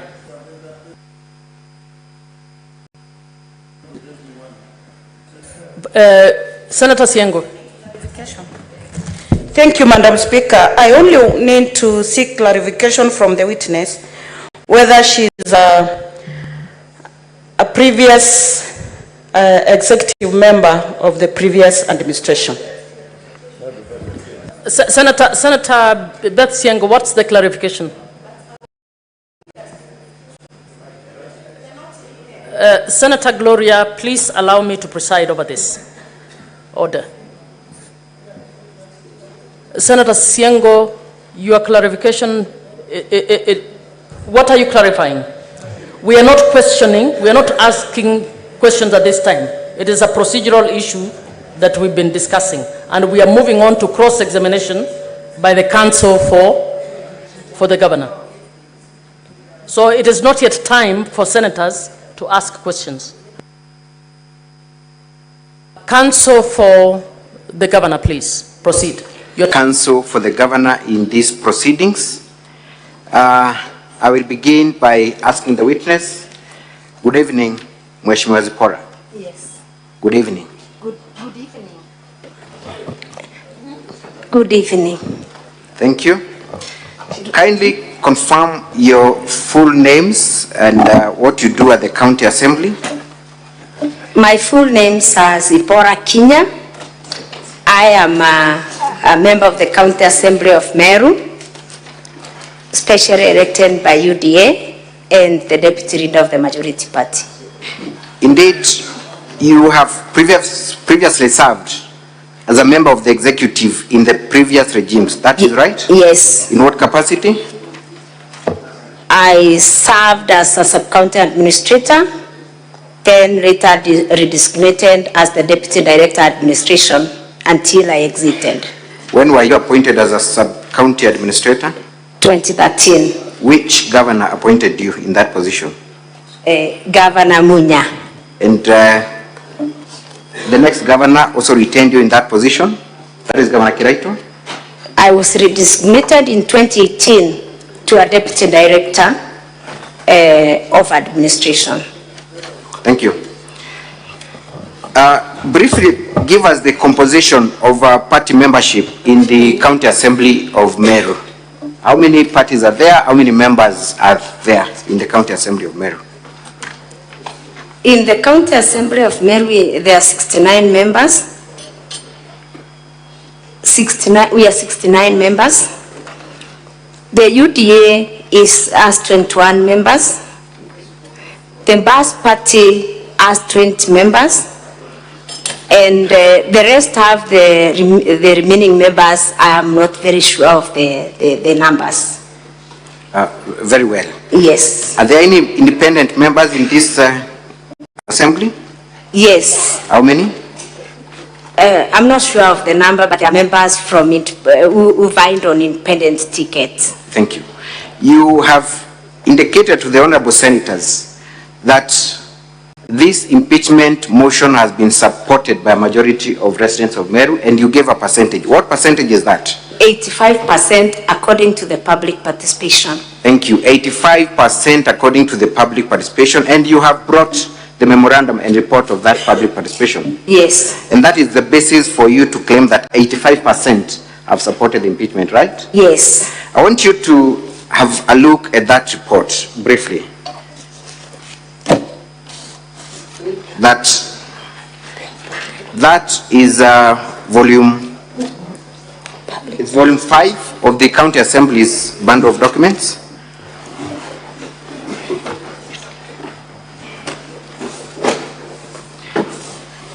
I want you to go straight to page 286.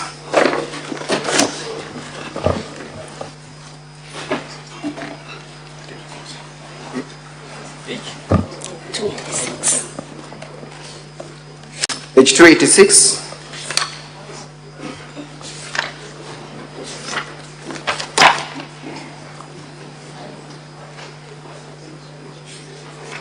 Yes, I'm there. I want us to identify the anomaly in that minute. According to the title of that meeting, when did the minute start? First of all, tell us where that public participation exercise took place at. Which ward? Kionyo Social Hall. What time is indicated at the top as the time when the meeting began? 10 a.m. 10 a.m. Can you look at minute 1? What time does the minute show that the meeting began? What time? It means I can read minute 101. The officers of the County Assembly arrived at the venue for public participation at 8 a.m. It says 10 a.m. They arrived at 8 a.m. I have not, just kindly wait for my question. What time does it indicate the meeting began? As per minute 1.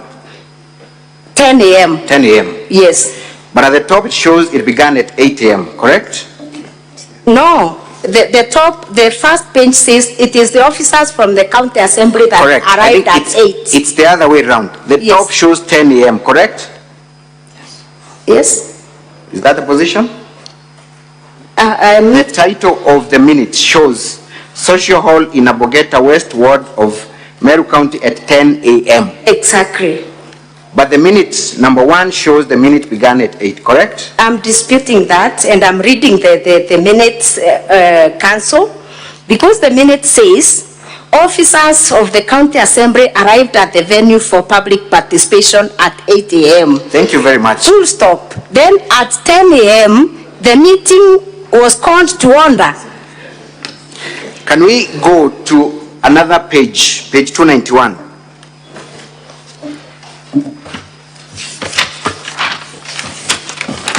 Confirm that the same format of capturing minutes appears at page 291. Tell us where that meeting took place and how the minutes were captured.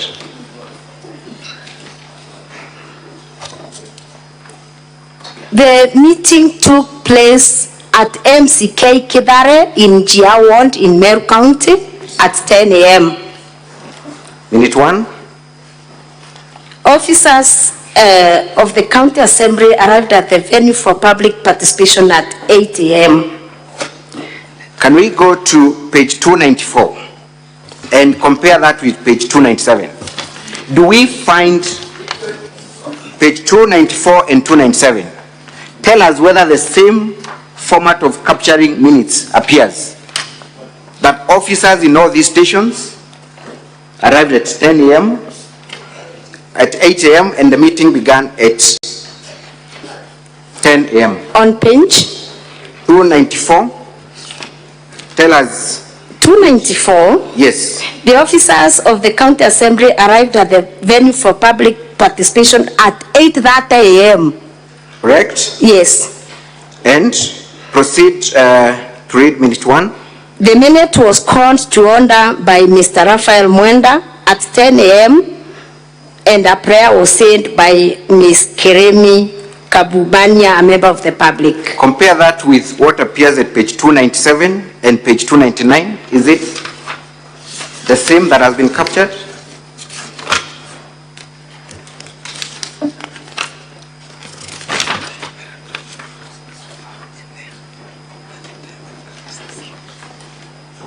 It reads, the officer of the County Assembly, this time it says officer of the County Assembly, arrived at the venue for public participation at 8 a.m. and at 8 a.m., 10 a.m., the meeting was called to order. Thank you. Now, let's read verbatim minute 1 for all the minutes that I have identified.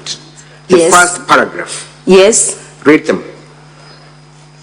Let's start with, for instance, page 286. Minute 1, verbatim. 286.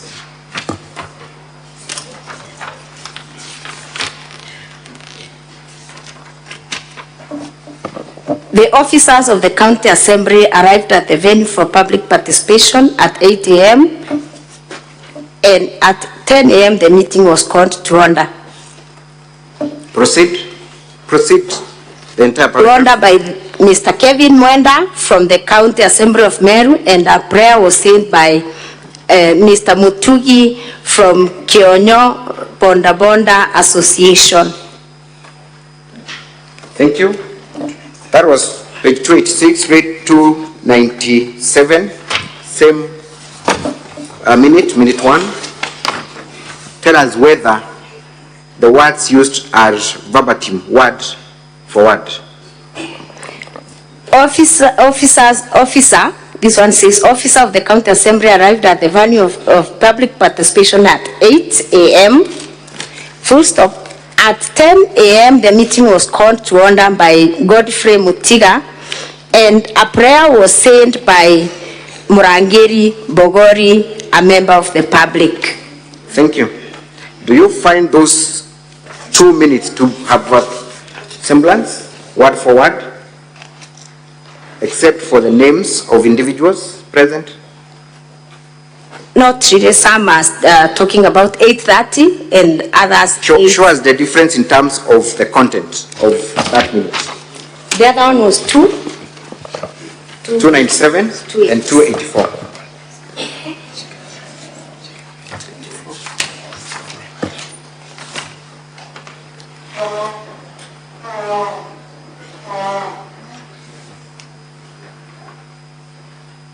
You will confirm that except for the names, the rest of the content is...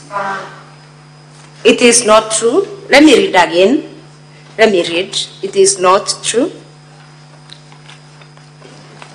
The officers of the County Assembly arrived at the venue at 8. The meeting was called to order by Kevin Mwenda from the County Assembly of Meru, and the prayer said by Mr. Mutugi. Thank you. Can you now go to the other one? Bonda Bonda Association. And you go to the other one? The other one is officers of the County Assembly arrived at the venue for public participation at 8, and at 10 a.m. the meeting was called to order by Godfrey Mutiga. A prayer was said by Murangeri Bogori, a member of the public. There are two different things. Thank you. Let's go to page 783 and all through to page 794. You will confirm that those are handwritten memorandum, right? Yes. Kindly look at the handwriting. Isn't it the same handwriting that is presenting those memorandum? I can't confirm.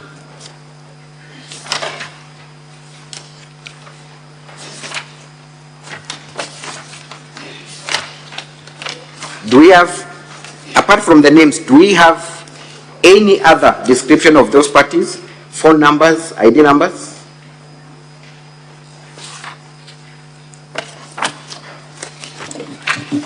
They are not there. The phone number is there, the name is there, and the signature.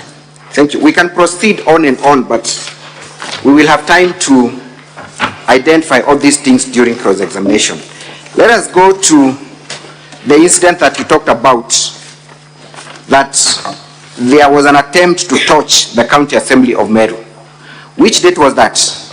It was on the eve of 8th. Actually, it happened at around 3 a.m.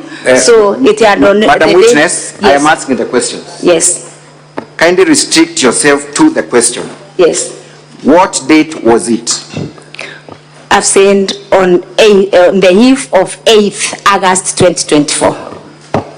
Is it on the eve, or I am interested on the dates? Which date? It was on 7th August 2024 or at 3 a.m. What time was it? 3 a.m. in the morning. Were there members of the county assembly? Yes. Within the assembly at that hour? Yes. Does the county assembly of Meru conduct business at 3 a.m.? It doesn't. It does not. Yes. How would you explain their presence? In public offices at 3 a.m. I would explain their presence because the members of the county assembly, the members of the county assembly were under threat. And because of the threats that they were facing, like me, I was seriously threatened. I could not sleep at my home. So I sought refuge elsewhere. We have got your answer. Yes. So were you present at 3 a.m. at the county assembly? Yes. Were there other members of the public present at the county assembly at 3 a.m.? I didn't see them. You did not see them? Yes. So if I tell you that that fire emanated from people who were present at that time, would I be wrong? You would be wrong. You have just said that there were no other members, to your best of your knowledge. Yes. So the people present at the county assembly, yes, might they have begun this fire? The members of the county assembly were inside and not outside, and the fire was from outside. You said that the fire emanated from the Meru Locots, correct? Yes. Meru Locots is a secured premise, is yes, it? Yes. As a county assembly, did you try to seek any statement from the Meru Locots? You have just accused them of touching the county assembly of Meru because you said the fire emanated from the Meru Locots. Do you want to change your statement or do you want to stick by that statement? I stick by that statement. Did you seek any statement from the leadership of Meru Locots? I didn't seek any statement because I was not the investigating officer. Maybe the investigating officer did. You did not? Yes, the investigating officer. You have attributed the incident to governor supporters and you have given us a clip showing some members of the public arraigned in court. Yes. Among those people who are arraigned in court, which one of them is a supporter of the governor? By name and description? I only attributed to the person working in the office of the governor who said, I attributed. Thank you very much. My question is simple. The people who are arraigned in court and you produced material evidence in form of video. All right? Yes. Yes. Among the people arraigned in court, which one of them is a supporter of the governor? By name and description. I didn't arrange the ones. I said the supporters. You are of now the withdrawing. Governor. I'm not withdrawing. So indeed, I arranged that those who threatened to do it are supporters of the governor, and indeed, I did not say those that are arranged are the ones. So you are now withdrawing that statement. It is on record that governor's supporters touched the county assembly of Meru, and you brought evidence. I am asking you, Madam Zipporah, which one of them is a supporter of the governor, by name and description? I said, I'm saying, I did not say those that are charged are the ones who are the supporters of the governor. I said actually about the staff from the office of the governor who said Atachoma, and I remember saying... We are going to the staff that you talked about. Yes. So would you now want to confirm to the Senate that indeed there were no supporters of the governor charged with touching the assembly? Yes, I can confirm because I said there are some people who are charged for the offense. But you've just said they are not governor's supporters? Yes. Thank you. Those charged. Thank you very much. Let us go to the specific officer from the office of the governor. What was the name of the officer? I said I don't know the official names, but is popularly known as Achege. Achege? Yes. Is he among the people we saw in that clip having been charged with the offense? No. He's not there? Yes. To the best of your knowledge, has this individual been charged for any offense, threats, or even assault? He has not been charged. He has not been charged? Yes. Any report that has been made? I'm not aware of any. Madam Witness, Have you filed any report? Because you came to Senate and alleged that he threatened members of county assembly and he was among the people who planned to torch. Have you made any effort to have him arrested, including even filing a report? Ahobi has been recorded. Where is that Obi? Ahobi was recorded by... I ask you specifically, have you taken any steps? Not an Obi. Personally, have you taken any step? Personally, I have not, but the county assembly has taken. Thank you. Yes. You also played a clip showing your home being torched. Yes. What time was it? It was torched on the eve of the first impeachment motion. What time was it? 3:48 a.m. 3:48 a.m. Yes. And you said that was on the eve of the first impeachment motion. First impeachment. Yes. And you said the fire emanated from your neighbor's place. From across the neighbor. You told senators, and we were listening, and Hansard can confirm that the fire emanated from your neighbor's home. Yes, not neighbor's home. I said the fire was from the fence. We were very keen, Madam Speaker, and we can have the Hansads read to us. You said it began from your neighbor's home. I didn't say the neighbor's home, from the fence. From my fence, yes. The fire was thrown from across the fence. Fence is adjacent to a neighbor, isn't it? Yes. What is the name of your neighbor whose land is adjacent to your fence? The land belongs to, I even don't know the neighbor. You do not know your neighbor? The person bought the land recently. Yes. Yes. The person, I'm very serious on this. The person bought this, it's a plot. So recently, as recent as the eve that I know the other neighbor who sold recently, yes. I know the previous owner. The previous owner of that plot, I know. I can tell who is it. But you confirm there's a neighbor? Yes. Did you there's a neighbor? Yes. Madam Speaker, Mr. Speaker, sir, I see counsel trying to coach the witness. That is very becoming of an advocate. Sorry, Madam Speaker. We should have known what counsel is trying to tell the witness. That cannot be permitted. Mr. Speaker, I'm trying to control the witness for the ease of clarity. I'm just telling her be straight to the answers that are being asked. Just normal way of controlling a witness. Very well. Witness, please respond to the questions asked only. Okay. Thank you. Thank you, Mr. Speaker, sir. You confirm there is a neighbor adjacent to your fence? Yes. You do not know the name of your neighbor? The new neighbor, but the old one I know, the one who sold the plot recently. I can give the name. Did you go to this neighbor that you do not know and consult him or her about the source of the fire? The plot is vacant.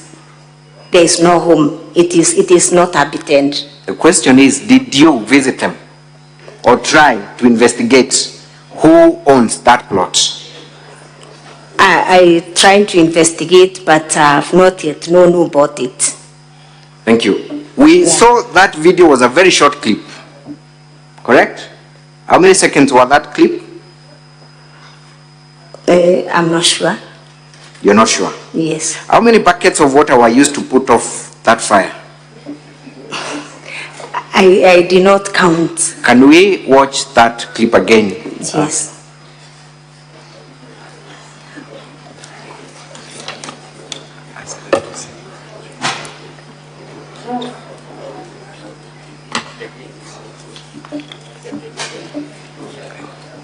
So that minutes before the fire incident, right?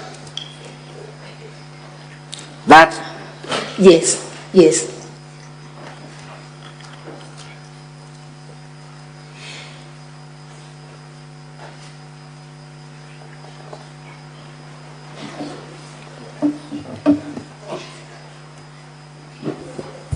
Proceed. I think, Madam Speaker, the clip is still playing. So by now, we have no one at the scene, right? Correct, Madam Witness? Yes, there's no one. There is a gentleman who walks in. Kindly tell us who that gentleman is. My watchman. That is a watchman. Yes. Does your watchman look panicked? Yes. We cannot see that, madam. To me, yes. All right. To me, yes. And you confirm you're also home on that day? I wasn't at home. You wasn't at home? You were Yes, not at home? I wasn't at home.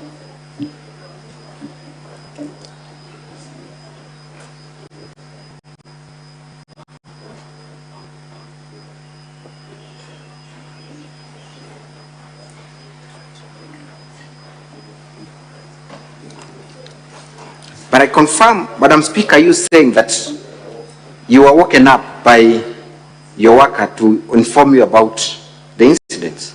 I didn't say that. We will confirm from the answer. I wasn't at home. So you're not confirming you are not? I wasn't at home. Thank you. Yes. So by now still there is no one putting up the fire and the gentleman is walking easily where the fire incident is. Let's see how many buckets of water those are. That's 1, 3.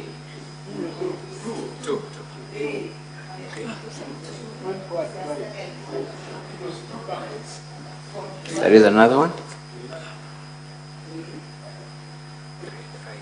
And the fire is off. You confirm that that was a petrol bomb. That's what you told us. I talked about a petrol bomb in the assembly. Please. It's not that one. Thank you. Let's get the facts right. Madam Speaker, Madam Witness, what action did you take after your house was allegedly attacked and torched? I came back the following day. I was not at home. I came back the following day and I went and reported the incident at Nkobo police station. You are next a copy of the OB report. I mentioned it in the answer. Have you attached a copy of the OB? Because you knew you are going to rely on that clip. Have you attached the OB report? It is in the answer. Yes or no? Have you attached? I have not. So this Senate has no way of confirming whether there was any formal report or investigations done in respect to that incident. They have no way of doing that, isn't it? Okay. Say yes or no. They have Yes. no way of confirming that. Yes. They have no way. I put it to you, Madam Witness, that what we've just watched is a state-managed incident. And we cannot tell that. What do you say? It is not. It is not. Thank you. You have also talked about a number of incidences where the residents of Meru have complained about the governance structure of Madam Governor here. You have specifically talked about an incident where there was a birth that took place near Kawira Hospital. Yes. You remember that? Yes. Kindly confirm the status of that hospital. What level is that hospital? What kind of an hospital is it? It is level 3 hospital, according to the complaints of the people of Kawira. It is not according, Madam Witness, you investigated the governor and the evidence you brought here are subject to investigations. With surety tell us what level of hospital that facility is. Level 3. Level 3. Yes. It does not have a maternity wing, does it? I'm not sure. I am putting it to you that it is a dispensary without a maternity wing. Is that the position? I'm not sure. You're not sure? Yes. If it is not, if it does not have a maternity wing, then there was no way a woman would have gone there to give birth, isn't it? I can't confirm. You cannot confirm. Yes. And you want this Senate to impeach the governor based on that allegation. Is that your position? It is not part of my allegation, but it is a compromised service delivery. So it is not part of your allegations? It's a support of the compromised service delivery. But you confirm that you did not bring the governor here to answer to those charges. That's what you just told us. I confirm it is part of this delivery of service that has been compromised through illegal appointments. You have also talked about 20 cows dying in a certain ward in Meru. Which ward was that? Kwene ward. Kwene ward. Yes. In your impeachment motion, kindly refer me to the charge where the governor is being accused of that specific allegation. I do not even know the name of that allegation, but in your impeachment motion and supporting evidence, show me exactly where you have accused the governor of that mismanagement of public resources. Is there anywhere? I did that. That video was meant to correct the video that was presented as defense for the governor, which also is not which also is not part of the allegations. So you have not brought the governor to answer to those charges? You have not brought the governor to the Senate to answer to those charges, have you? Yes, because that is not part of my charges. Thank you. It's only the governor defended herself through the wrong videos too. Thank you.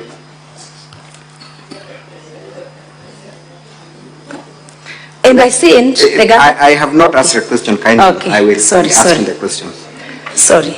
Let us proceed to the role you played in the last impeachment. We have watched a video of you saying that indeed you were part and parcel of that process. Is that still your position? Yes. So the last impeachment motion was meant to be brought by you. Yes. Position? Yes. What happened that you did not proceed with the process to its logical conclusion? The majority leader, as a senior of the House, requested me to hand over the motion to him. The leader of? The majority leader, who happens to have been my boss. Thank you. Now, we have watched a video of you, and I would ask VKM1 to be played from the governor's exhibit of videos.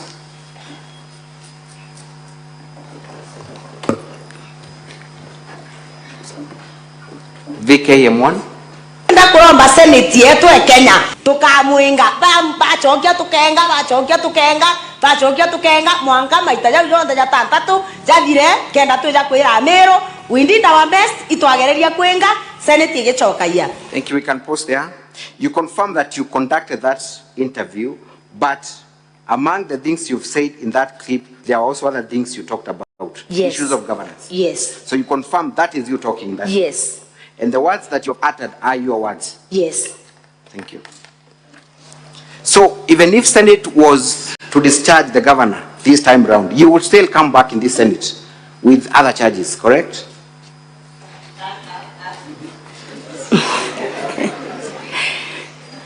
It depends, because let me confirm that if the governor does not continue the violations, we cannot bring her back. Indeed, it is because those violations continued even when the case was here in the Senate. That's why I said that if the governor stops the violations, then we are going to go as Meru County.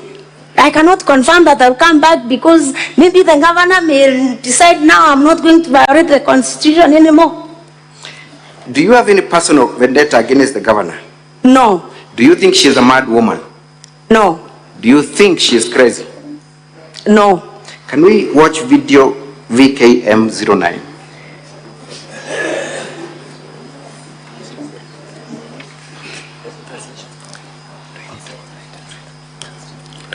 Madam Speaker, we might need an interpreter for this specific video.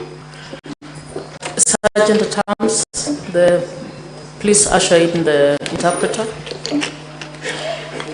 And before we hear from the video, what is your background training professionally? Professionally, I'm a trained teacher. You're a trained teacher. You Yes. actually served as a principal of a school, isn't it? Yes. Do Do you have any training in medical health? No. Mental health? No. Psychiatric training? No. Psychology? No. Thank you. Is the interpreter there?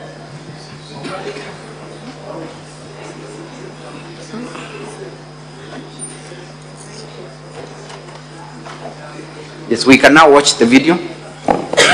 Ngavana Omero Kawira Mwangaza'S bukadugania ingavana bukwinawe. Thank you very much, Honorable Speaker, members of the Senate.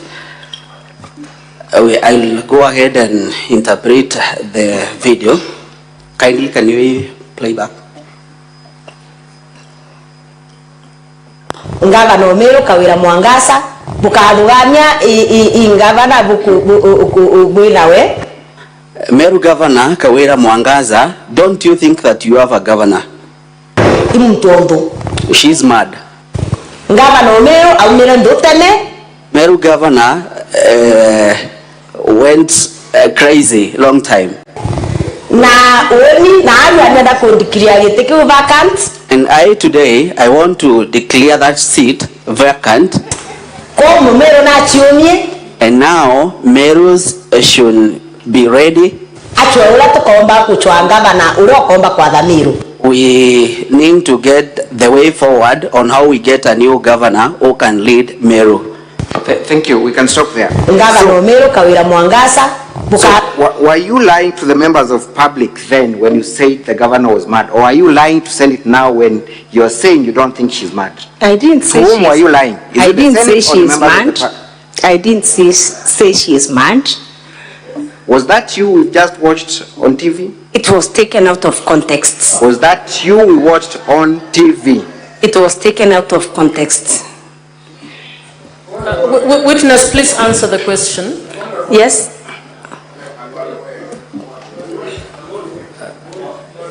Senator Halwale, what's your point of order? As one of my colleagues who will be making a decision based on this evidence, Chair, could you remind the witness that she is under oath, and can she therefore stick to one side of whatever it is she wants to tell us? Witness, you are under oath. Please stick to telling the truth while under that oath. You want me to remind you the question? Thank you. I remember the question. Thank you, Honorable Speaker and Honorable members. I just said I was taken out of context. You confirm you uttered those words, but your evidence is that they are taken out of context. Yes. So you appeared on that media house? Yes, I appeared. What is the name of the media house? Weru TV. Weru TV. You do know it is a national TV. And it popularly watched in Meru, correct? Yes. Thank you. So, were you lying? I will repeat the question. Were you lying to the people of Meru, or are you lying to senators now when you say that you do not think the governor is mad? You must have been lying to at least one of those. I said I was taken out of context. Did you explain your context in that clip? Yes, I did, because the interview was for a full 1 hour. Thank you. And it was for a full 1 hour. 1 hour. We supplied you with this video on Friday. We are appearing before Senate on Monday. Yes. Have you sought leave of this Senate to produce the full clip where the context is explained? I did not seek leave because the video is even not dated. I have done so many interviews in Weru TV, and because the video is not dated, I could not even remember the date of the video. But the date notwithstanding, you have confirmed you appeared on that show. Yes. And you uttered those words. I did. And you have not sought leave to produce that full clip, even by asking the specific TV station to provide you with one. You have not. I did. You have not. I asked Weru TV, and they told me unless I get a date for the video. Where is the evidence of that request? I just made a call, and they could not trace the video. Thank you. The mover of this motion is yourself, Madam Witness. Yes. And you have made it a business to impeach the governor, and there is actually a direct financial benefit to you and other members of the county assembly who impeach the governor. Is that correct? No, not correct. Not correct. Yes. We have seen you on video VKM7 stating that it is your business to impeach the governor. Can we watch that clip once again? VKM7.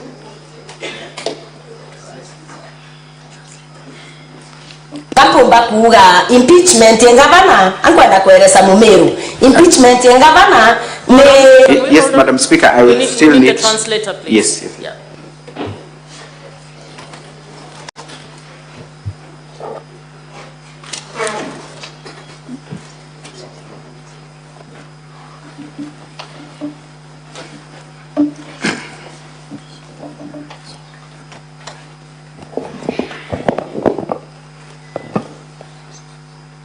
Can we watch the video kindly?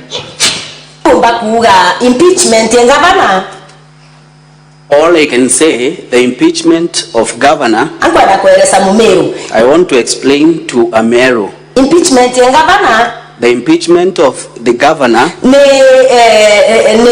part of business yetu ya assembly. It is part of our business as county assembly members. Proceed. Part of business yetu ya assembly. Yeah, go impeach. Yeah, it is part of our job to impeach. Now we can not to impeach the many times you together. And we can as well impeach over and over again as many times as they are remaining. By the way, the motion you draft. I also want to say that that motion I was very key there. During the drafting and everything, I was behind it. And I was to take it to the Senate Mutembei. It's me who was to take it until the last minute. The last minute.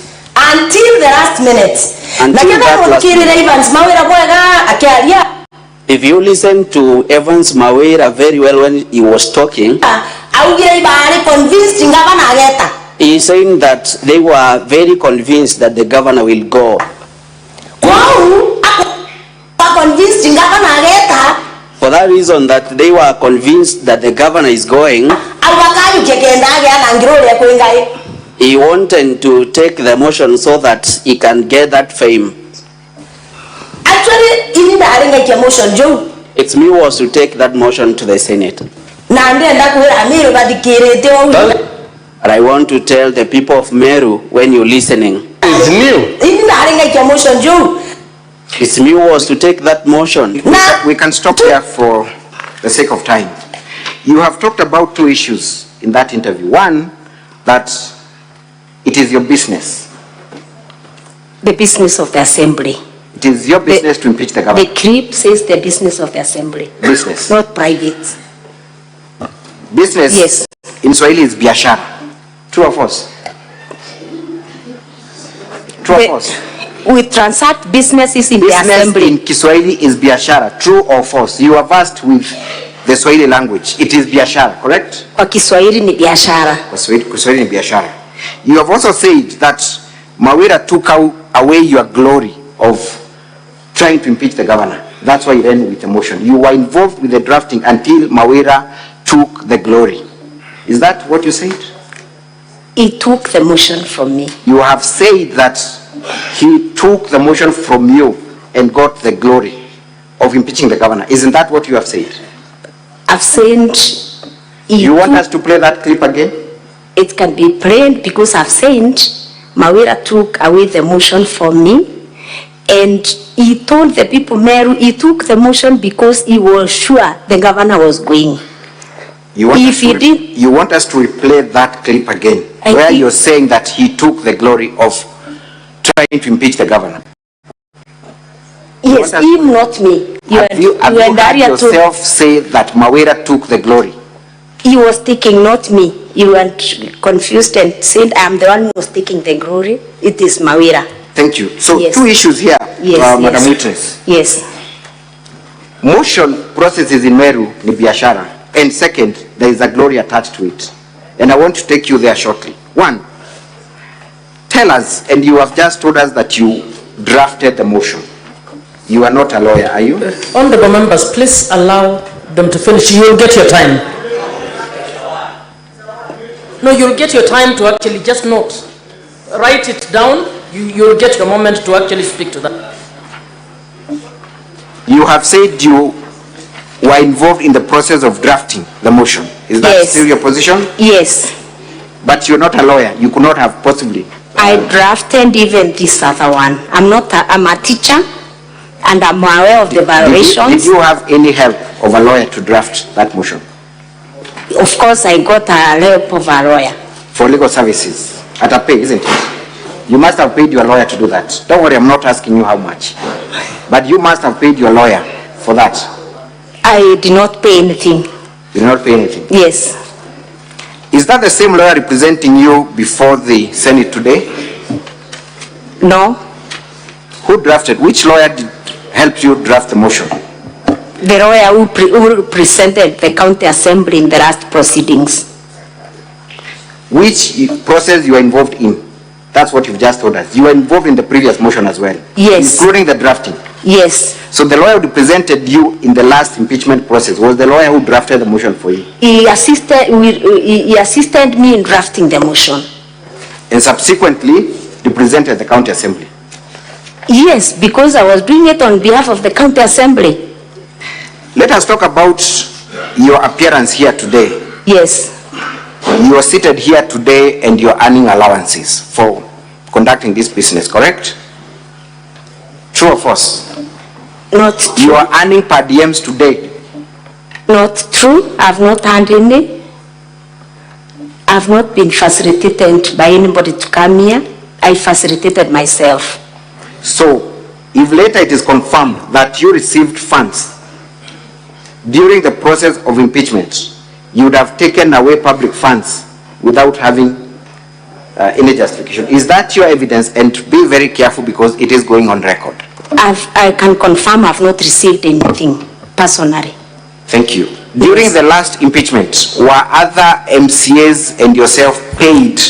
Counsel? Yes. You have 13 minutes to go in your hour for cross-examination. Thank you, Madam Speaker. So it is your evidence that none of the MCAs are paid during these processes. We just want a confirmation. I'm not aware. You did not receive any funds during the impeachment process. During the last 3 processes, you have not even a single coin. I can't remember because there are so many payments that are made in the assembly, and I can't remember whether I was paid for coming for impeachment. What I'm saying is that right now, as I sit here, I've not received anything. You have not received anything? Yes. We have looked at the Auditor General's report. Yes. Honorable Senators, I want to refer you to page 272 of volume 1B of the Governor's response.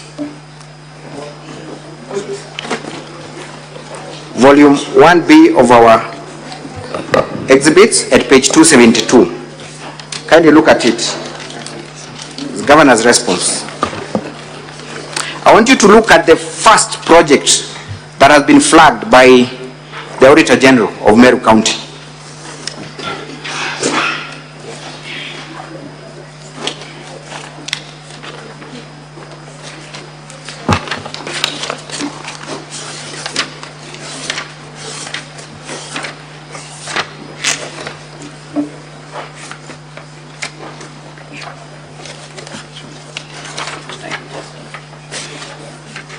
We can provide for the sake of time.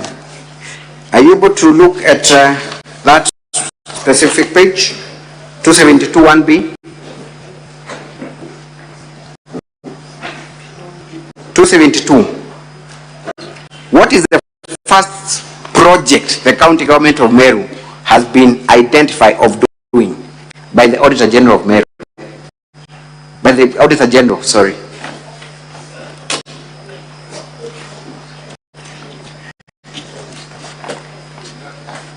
The first activity is motions for the impeachment of the governor, Meru County, 2 motions for the 2 impeachment attempts. So the Auditor General of Kenya flags 2 impeachment motions as a project of the County Assembly of Meru, correct? That would of necessity mean public funds were utilized. Otherwise, the Auditor General would not have deemed it fit to include it there, correct? Yes. Can you tell us how much money was spent cumulatively by the County Assembly in at least those two projects? Are you able to tell us that? I'm not aware. I don't know. You do not know? Yes. Which committee do you serve at the County Assembly? I serve in a number of committees. You serve at the Committee of Public Accounts Committee? Yes. That is the account that scrutinizes the reports by the Auditor General, correct? Yes. Have you come across that report? It's 272, Honorable Senator, of Volume 1B of the Governor's Exhibits. As a member, and maybe let's just scrutinize your role as a member of PAC. Yes. What is your main role? My main role as a member of PAC is to consider reports that are committed to the committee by the County Assembly.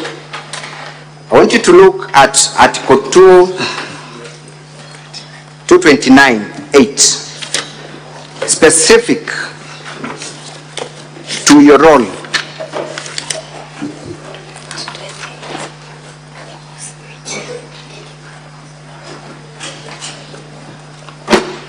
Are we there?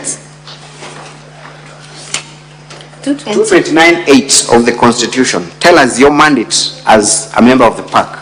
228. 229(8, sorry. 229(8. Okay. It is, first of all, confirm that chapter talks about the report of the Auditor General, correct? Yes.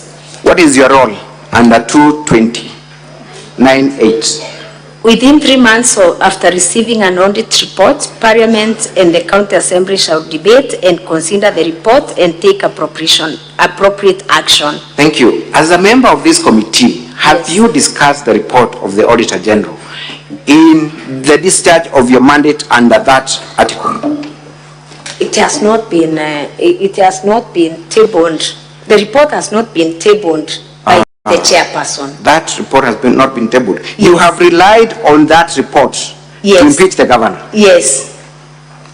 Meaning you have had an opportunity to look at it, isn't it? Yes. But you have not discussed? We have not discussed because it has not been tabled to the committee. When was that report received? When did you come across this report? Because you are relying on this very report to show, number one, that the governor is using a manual payroll, isn't it? Yes. Your evidence is derived from that report? Yes. I got it immediately. I cannot remember the date, but I got it immediately. It was released by the Auditor General. So you confirm that you got it immediately? Yes. As a member of this committee, you have not taken any steps in the discharge of your mandate under that article, have you? You have not. I'm not the chair of the committee. But you're a member of that committee? I'm a member of the committee. Thank you. Let us go straight to now the charges. And I'm looking at the charge where you want the governor impeached for illegally revoking the appointment of one Virginia Kawira. Yes. Do you know Virginia Kawira?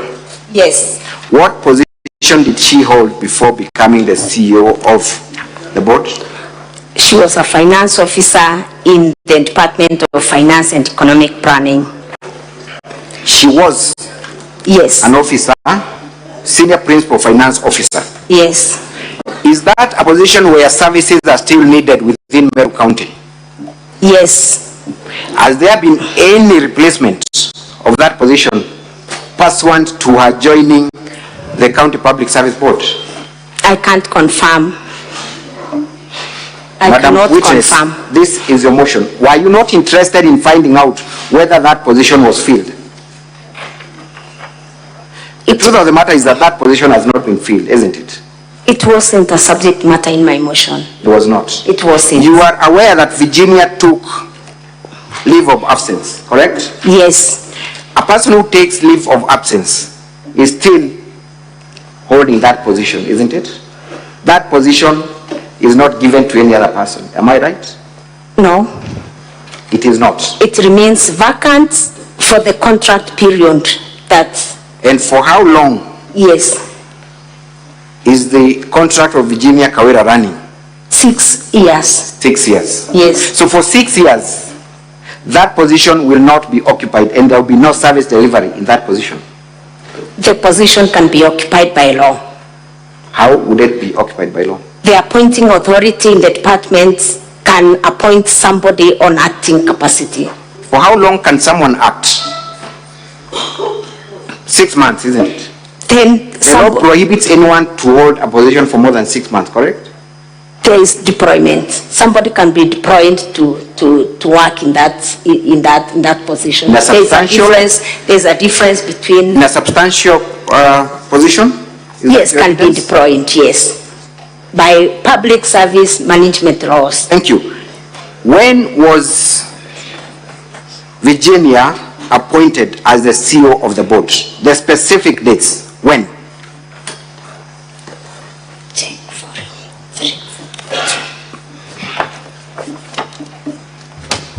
Legal counsel, you only have 5 minutes remaining. Thank you. Conclude your examination. Thank you, Mr. Speaker, sir.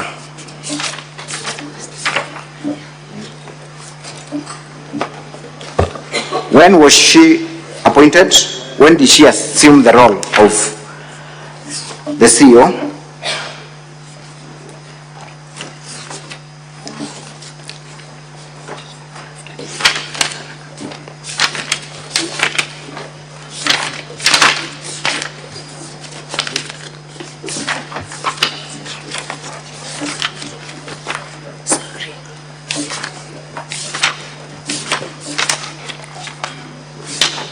Virginia was appointed on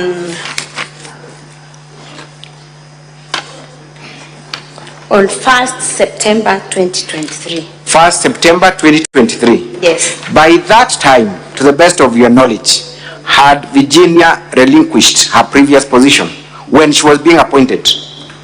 Had she relinquished or even sought leave of absence by that date? When did she seek leave of absence? To make things easy for you. When? It was on 2nd of October. Am I right? Kindly refer to our documents, Honorable Senators. Volume 1B of the Governor's response at page 8. Do you find a letter where Virginia is now seeking leave of absence? On 2nd of October.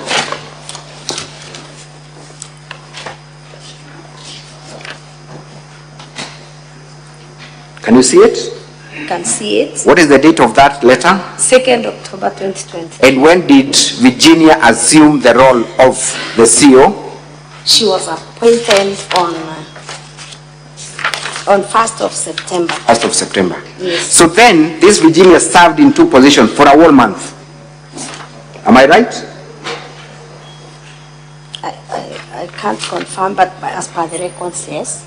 As per the records, yes. Yes. Don't you think that is an illegality where an officer serves in 2 positions without any justification? Yes. Thank you. You have relied on an advisory by the board saying that the governor's revocation was illegal, correct? Yes. When that advisory was issued, who was the secretary of the board from where the advisory emanated? Virginia was the acting secretary. Thank you. So Virginia was the acting secretary of the board that issued this advisory, correct? Yes. Don't you think there's a conflict of interest then, where the secretary of this board sits and takes minutes and an advisory opinion is generated from the same board? Don't you think there's clear conflict of interest? Not true. The letter of revocation was addressed to the chairman, and it is the chairman that responded, and responding to a letter does not require any minutes. So the letter how are decisions of the board arrived at?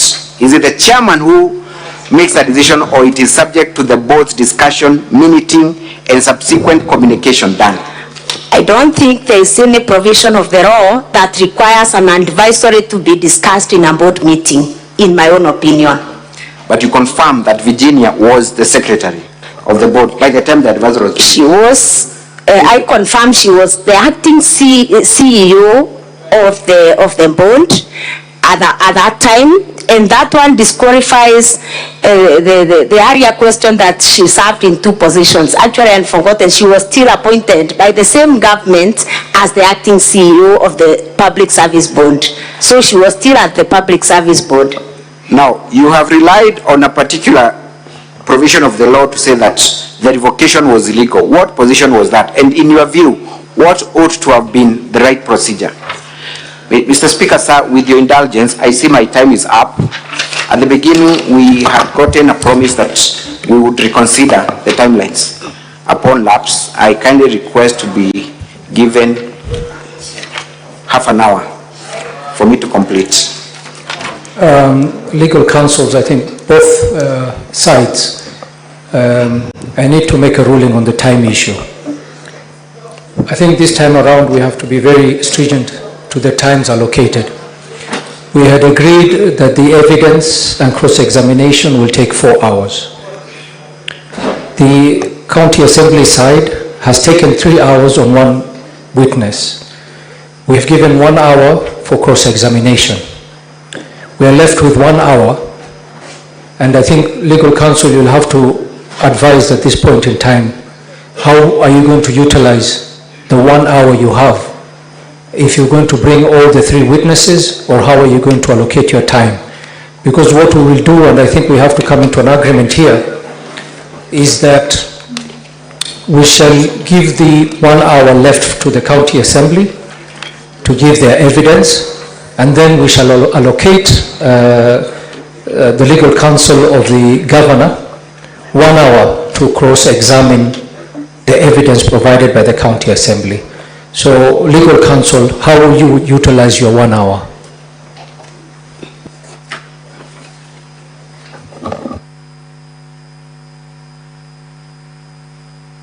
Thank you very kindly, Mr. Speaker, sir. In response to your question, we have 2 more witnesses remaining on the part of the county assembly. That is one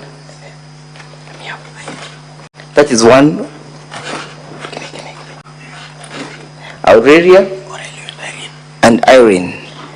Mr. Speaker, sir, you recall that in the morning there were summons that were issued pursuant to our application, and those in our humble view are the witnesses for the Senate, who then cannot be deemed to be within the hour that was allocated to us.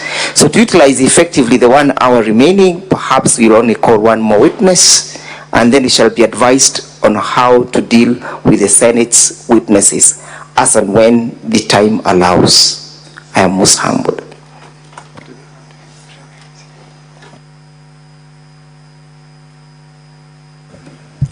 Legal counsel, I am advised that there are no witnesses of the Senate. Those were witnesses that were summoned by yourselves. Yes, Mr. Speaker, sir.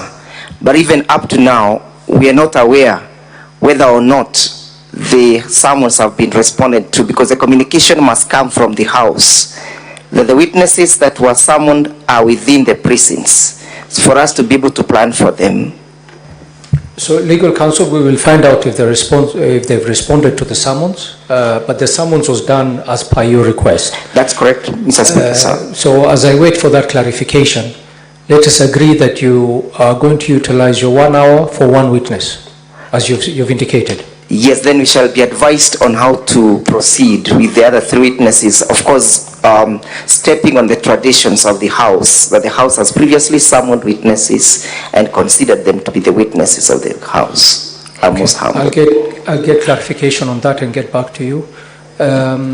Legal counsel for the governor, let us agree that we will stop with this witness now. We proceed to the next witness. within the 1 hour for them to, and we will decide within that 1 hour if they're going to bring another witness. Once they've completed the 1 hour, we will give you 1 hour to cross-examine whatever evidence that they've produced. Mr. Speaker, sir, this is the move of the motion. The bulk of the evidence and the case that is being presented before Senate is on the shoulders of this specific witness.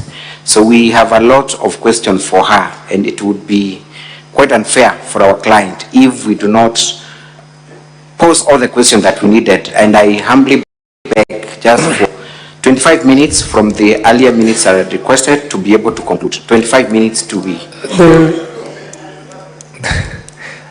Legal counsel, you can actually see the mood in the House. Senators don't want to go through the experience they went through the other time because of poor management of time. So I can give you 20 minutes, but it's with a caveat. Yes. I give you 20 minutes, which I'll take out from your 1 hour of the next cross-examination of the other evidence that will be brought here. Is that in order?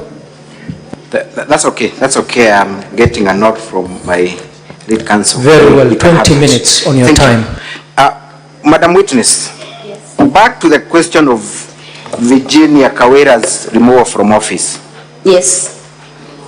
You are aware that upon her removal or revocation of her employment, she went to court, right? Yes. So there is a matter that is active in court even as we stand before Senate, right? Yes. That matter is yet to be heard. Yes. So should the senators then proceed and find that the governor violated by removing or rather revoking the appointment, would that not in any way affect the judgment that is pending before court? It would. It would not. It would not. Simply because our contention is not on the dispute between the employee and the employer that is in court. Our contention, according to the motion, our contention about our violations is usurpation of the powers of the County Assembly of Meru, contrary to sections. And yes. What is the dispute before court? How is it different from what the Senate is invited to listen to today? Isn't it the same question of the governor usurping the role and illegally revoking? Isn't that the case that Virginia has brought before the courts? Virginia is contesting a dismissal, and this motion is contesting the usurpation of the powers of the County Assembly. The charges you brought before Senate are illegally revoking. Isn't that removing her from office, dismissing her from office, terminating her employment? Yes, without a vote of not less than 75% of all members of the County Assembly. Isn't that the same dispute before a court of law, a competent court of law? The court of law, the contest in the court of law is a dispute between an employee and the employer. This dispute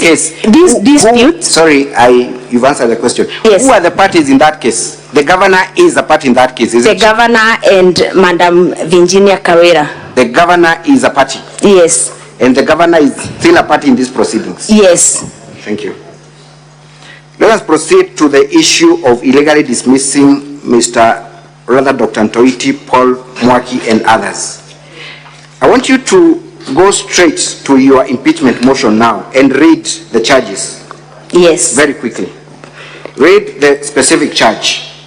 The specific charge reads illegally dismissing Dr. Ntoiti, CEO of the County Revenue Board, Paul Mwaki, CEO of Rika Board, Kenneth Kimathi Mbaye, Managing Director of Meru Microfinance Corporation, and Joseph Kidhure Mberia, CEO MEWAS, in usurpation of the powers of the appointing authorities. I think you can stop there. Yes. Can we go to the motion that was brought before Senate last year?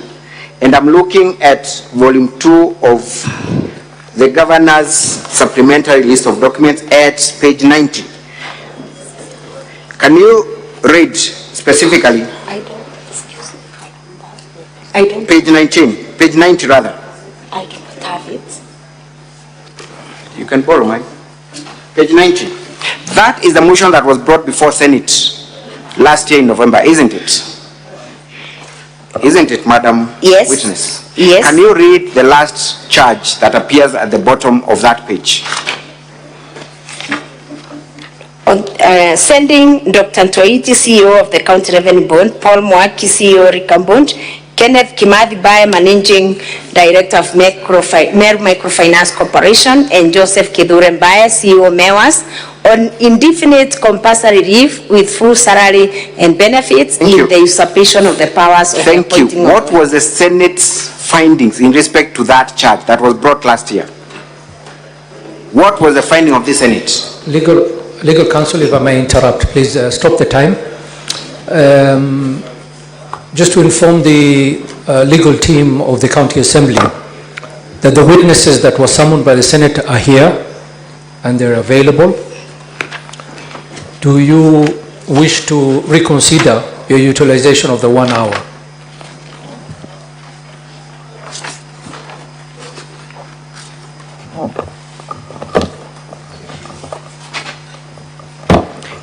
Mr. Speaker, sir, with utmost respect to the House, it's our humble prayer that, noting the content that the witnesses will be submitting on, that perhaps the House may find it in its favor to expand our time with only perhaps 30 minutes. And I understand that the senators have been sitting here, they have other commitments, they sit in other committees. We understand and appreciate their work that they do. But again, we also have a case to deal with, Mr. Speaker, sir.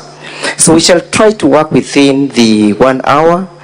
If the circumstances do not permit, we'll still come and seek leave to have the same expanded. Before we go into the discussion of the time allocated to you, in terms of calling your witnesses, are you still going to call 3 witnesses? We may abandon 2 of the first early witnesses, call one Wayne Kawira. We'll call 2 of the witnesses in the first list, and then we shall go to the witnesses who have been summoned. We shall forfeit 1 witness in the first earlier list. So you'll still be calling only 2 witnesses? We'll call 4 witnesses. 4 witnesses? Yes, Mr. Speaker. How will you do that in 1 hour? Mr. Speaker, as the close, we'll also take considerations and look at the evidence and their statements. We'll still come back with you. Perhaps you might only have to take 2. Let me just consider their statements. Okay, while you think about it, and taking into consideration that you used 3 hours on 1 witness, I will still stick on the 1 hour allocated to you, and you will let us know which witnesses you'll be calling within that 1 hour. We are greatly guided by your wisdom, Mr. Speaker, sir. Very well. We may continue. Thank you. May I know how many more minutes I have, Mr. Speaker, sir, for me to be able to structure my questioning?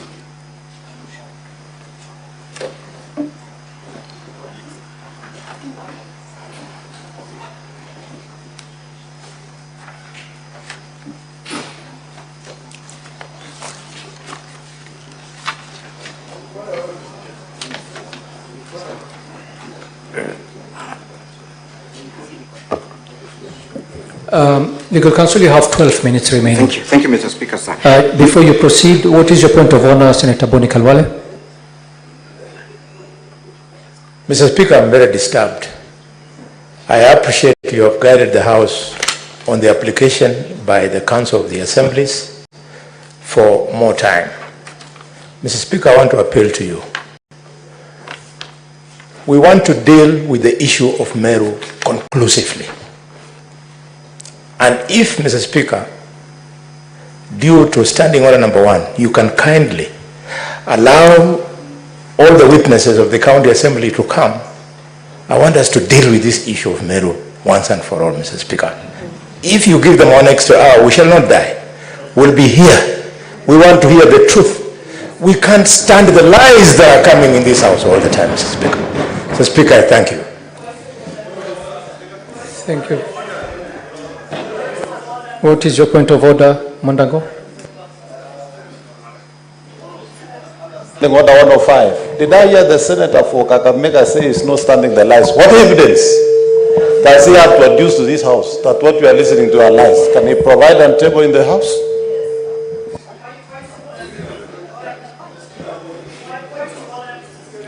Gloria, what's your point of order? And that's the last point of order.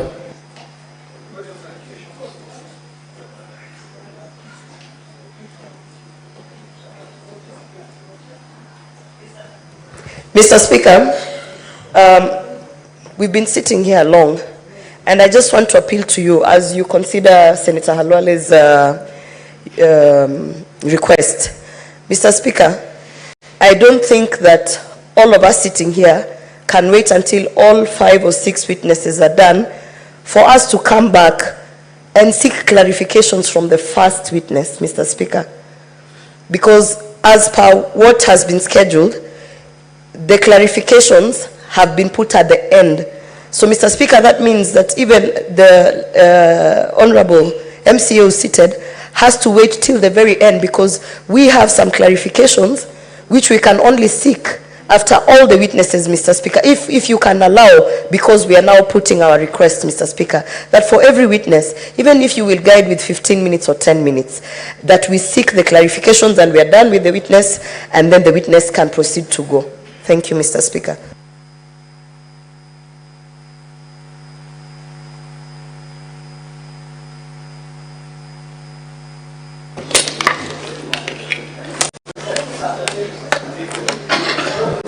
Senator Embu, I said very clearly, Gloria was the last point of order.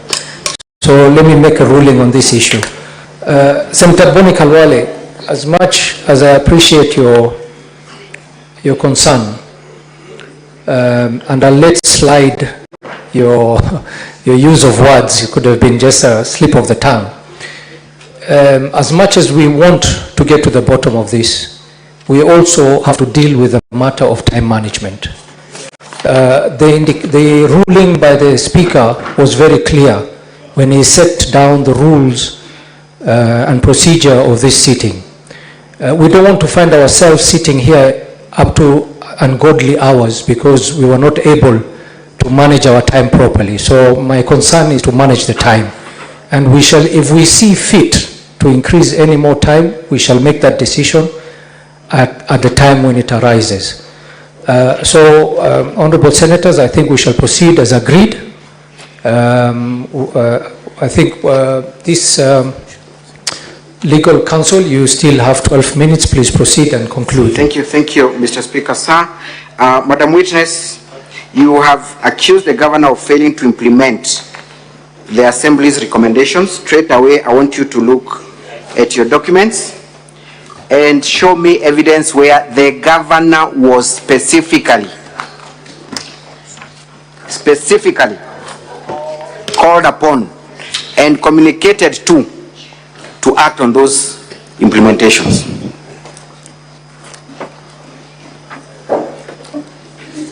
The letter you have adduced, is it addressed to the governor? A very specific question. Is it addressed to the governor?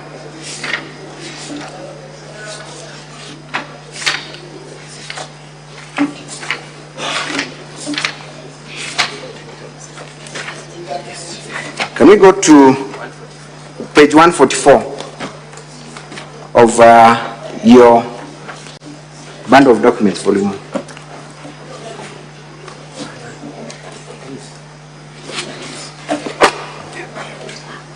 Have you found it? Yes, I found it. Is that letter addressed to the governor? Yes or no?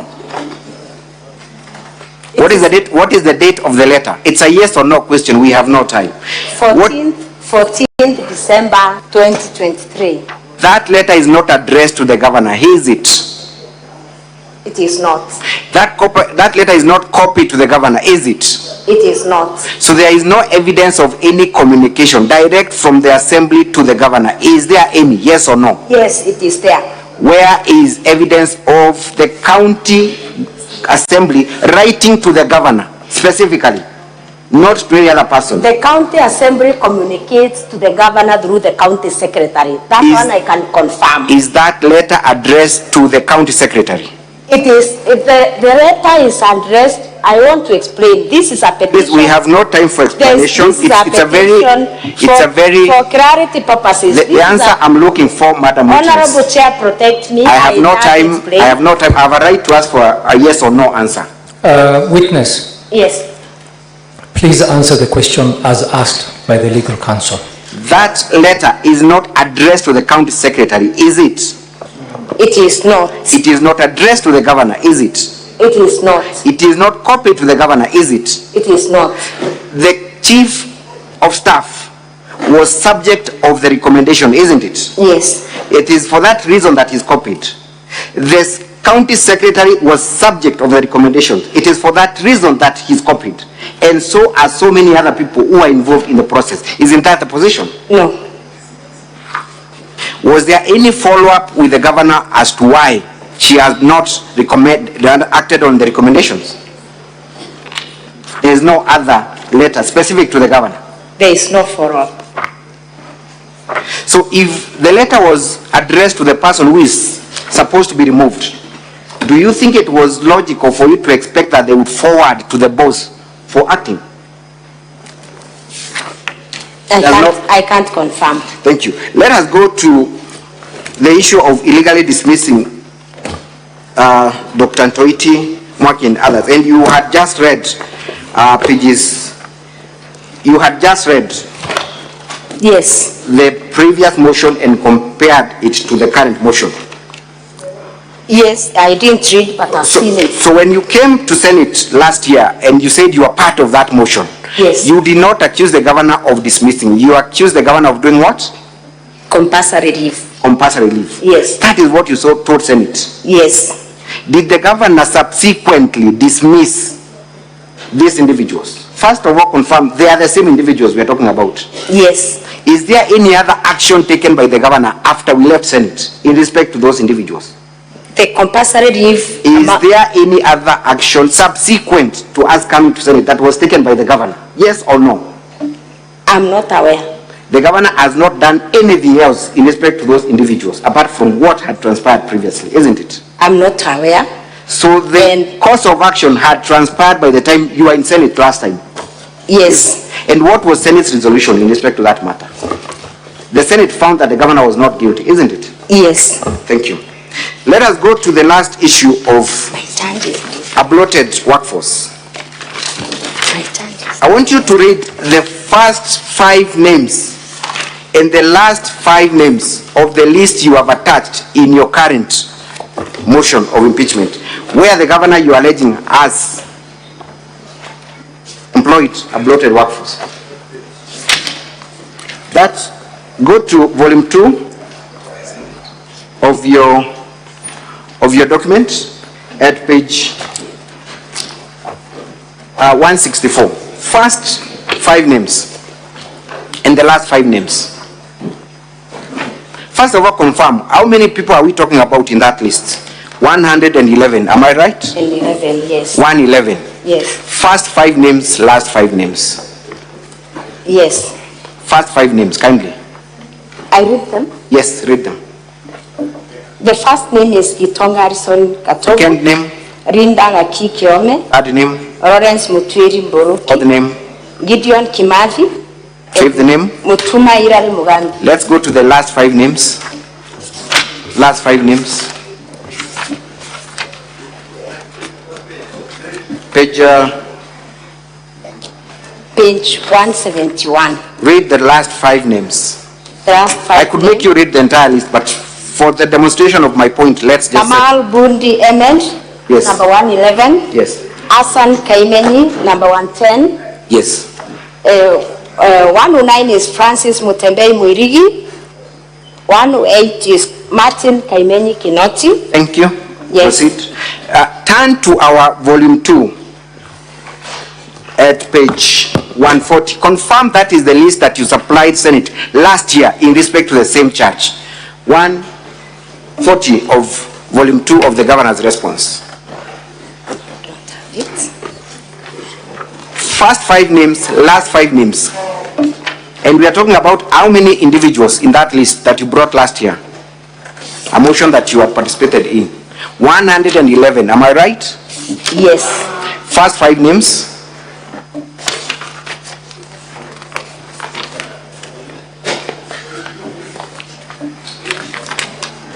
It's at page 140 of volume 2 of the governor's response. First 5 names. The same individual that appears in the other list, number 1. Number 2. Please, you do not have to flip the page. It's the same place you're reading. Yes. Second name. 140, Honorable Senator, of the governor's response. Volume 2 of the governor's response at page 140. 140. 140. Yes, I've confirmed. They are the same. They are the same names, right? Yes. Do I make you read? Do I make you read the entire list, or you can confirm that they are the same names? You can confirm that it is the same list of 111 individuals. Yes. That you brought to Senate last year. Yes. Madam Witness, when you tell senators to add you time, surely, to argue your case, don't you think you're taking senators for a ride when you bring the same charge you brought last year, and that charge was dismissed? Don't you think you have no respect for the senators? It's a question I'm posing to you. Kindly answer. No. You confirm it's the same charge, same list? The violation is the same. The same list? Yes. What was the senator's verdict last year in respect to that same charge?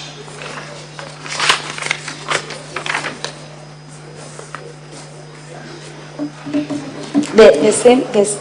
What was the Senate's verdict in respect to the list you brought before it last year, accusing the governor of employing or of having a bloated workforce? What was Senator's verdict? We sat here for hours. What was Senate's verdict? The senator's verdict was it was not substantial. There was no substantial. Yes. Okay. Yes. So when you were seen in that video then saying that we will bring 6 or 7 impeachment motions, doesn't that confirm malice on your part when you keep on bringing same issues before senators for arbitration? It doesn't. How so? It doesn't.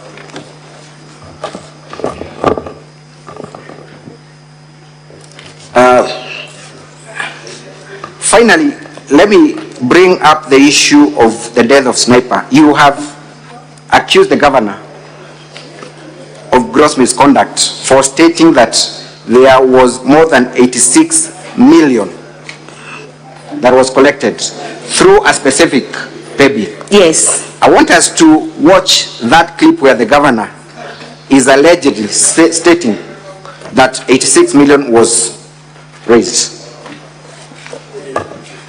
It is in the County Assembly's videos.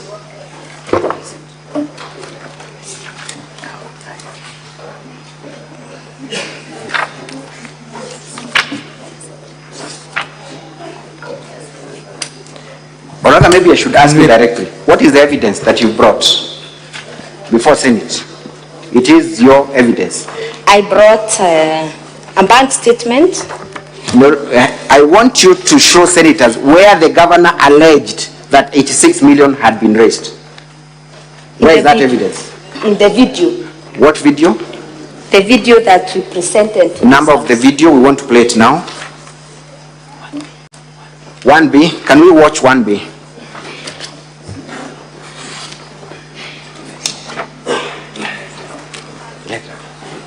One B.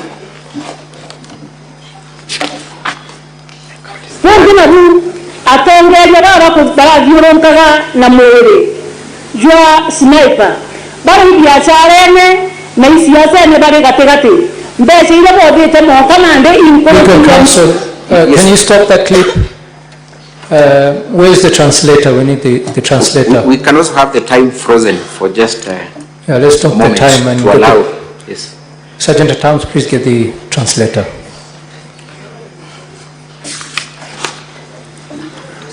Speaker.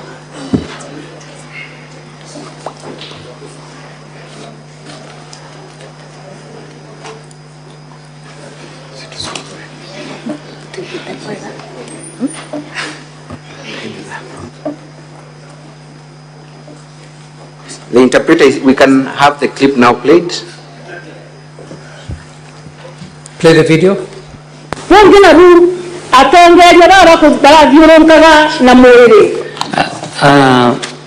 My names are Gitonga Kabori from KBC, Mwago FM. Mheshimiwa Speaker na waheshimiwa katika bunge la Seneti, naomba turundie ndiposa nianze.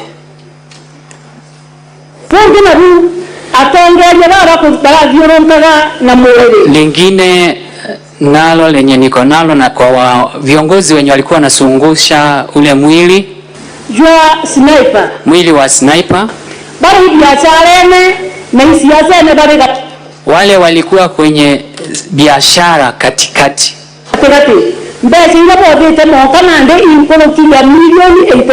Pesa yenye wamekusanya hadi wa leo ni zaidi ya milioni 86. Tunataka huyo bibi wa sniper ajengewe nyumba ya ghorofa. Tunataka mke wake sniper anunuliwe gari aina ya Prado. We can stop there. We can stop there. The governor, Madam Witness. Yes. The governor has not, you have accused her of saying that 86 million was raised through a specific pay bill. The governor has not mentioned the pay bill, has she? In that video, she has not, isn't it? The video is not complete. But you had an opportunity to watch it, which we do not have. Has the governor anywhere mentioned the pay bill? Yes or no? We will still have a chance to play it. I just wanted to go on record. Did she mention the specific pay bill and account? She did not specific in that video that has been played, but the whole video will. But you have also not, that is your video, correct? That is your video, it's your evidence. It is my video, but I believe it is not complete. It is the video goes on. The video Council. goes on. Yes. Council, your time is up. Yes. Mr. Speaker, 5 minutes for just conclude on this. That's just an abstract of the video. Witness, 1 moment. Yes. Council, your time is up. Mr. Speaker, I beg for just 5 minutes to conclude on this line of code. 5 minutes, I promise. No, I can allow you to just conclude on your questioning. Thank you. Then you stop there. Madam Witness, apart from that pay bill, there were funds raised through other modes, isn't it? You have seen a Facebook post contained at page 168 of our volume 1B. Does it provide for a different pay bill and a different account? I can confirm. Have you looked at it and confirmed that those accounts are different? I can confirm that the pay. It's a simple question. No. Have you confirmed that there is a different account annexed at page 168? It is not a different account. It is your evidence, it is the same account. It is not the same. It is not the same account. It is not the same. I'm saying the. Is it the same account or not the same? From your evidence, from in your defense, the WhatsApp whatever, it is the same account as the one as produced. They are not two accounts. So you confirm if senators look at page 168? Yes. The account therein is the same as the one you have provided in evidence? Yes. We will leave that for us. Yes. I confirm. There was also cash that Council, I'll have to stop you there. You had one last question. Thank you, Mr. Speaker, sir. You're welcome. I think we can. Honorable Chair, just a clarification. The council is already off. I don't think, witness, you can make a clarification. Okay. Mr. Speaker, sir, the next part will be taken by Mr. Muriuki and Mr. Mwangi for examination. But before they do so, kindly confirm. Council, let me guide you there. As you start, know that your 1 hour starts when you start speaking. Obliged. We'll only take about 7 minutes in this session. It's up to you how many minutes you're going to take, but just know that your time has started. Kindly confirm that the use of the term business refers to the functions of the county assembly. I confirm. Kindly confirm that this house has a committee called the House Business Committee. I confirm. And that the term use of the word business is not in the normal terms as Council Mutuma may want to appear, that this is a transactional aspect. Absolutely true. Further confirm that you have not drawn any financial benefits from this process. I have not. And that the auditor report that was shown to you is indicated as part and parcel of the business of the functions of the county. Yes, I confirm. And that is within the functions of the county, that impeachment is one of the functions of the county. Indeed, it is. Thank you. Council Muriuki. Thank you. Before, yes, Council. Mr. Speaker, I had an objection. The challenge is that in normal processes, I would have my own speaker to raise my objection, microphone, but now I don't. Council has asked questions that don't pass for re-examination questions. All of them, Council has been suggesting answers to the witness, and seeking the witness confirms those answers. That is the height of a failure of a trial process, at least as we are trained and as we know it. That has already gone on record. I don't know what the Senate will do about it, but moving forward, I plead that you ask Council to stick true to the rules of examination of their own witness, which can't be in the form of suggesting answers to the witness and having the witness confirm those answers. Thank you very much, Council. That is well noted. And I will advise Council not to coach or guide the witnesses as we go forward. And it's for the senators to decide on their own on how they will take that question that you I rephrase those questions. When you speak about business in your video, what exactly did you mean?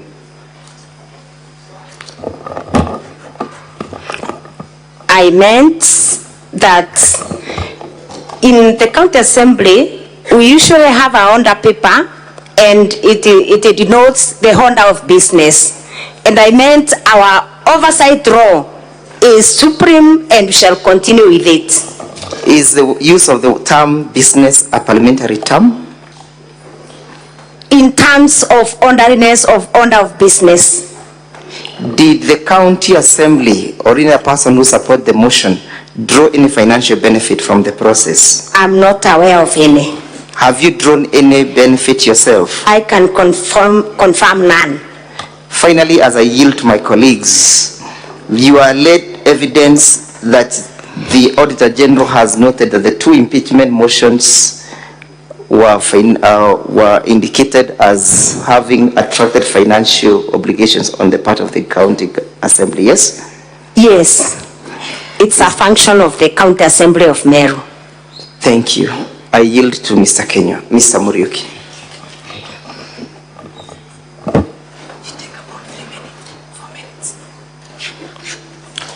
Mr. Speaker, sir, honorable senators, my name is Eric Muriuki.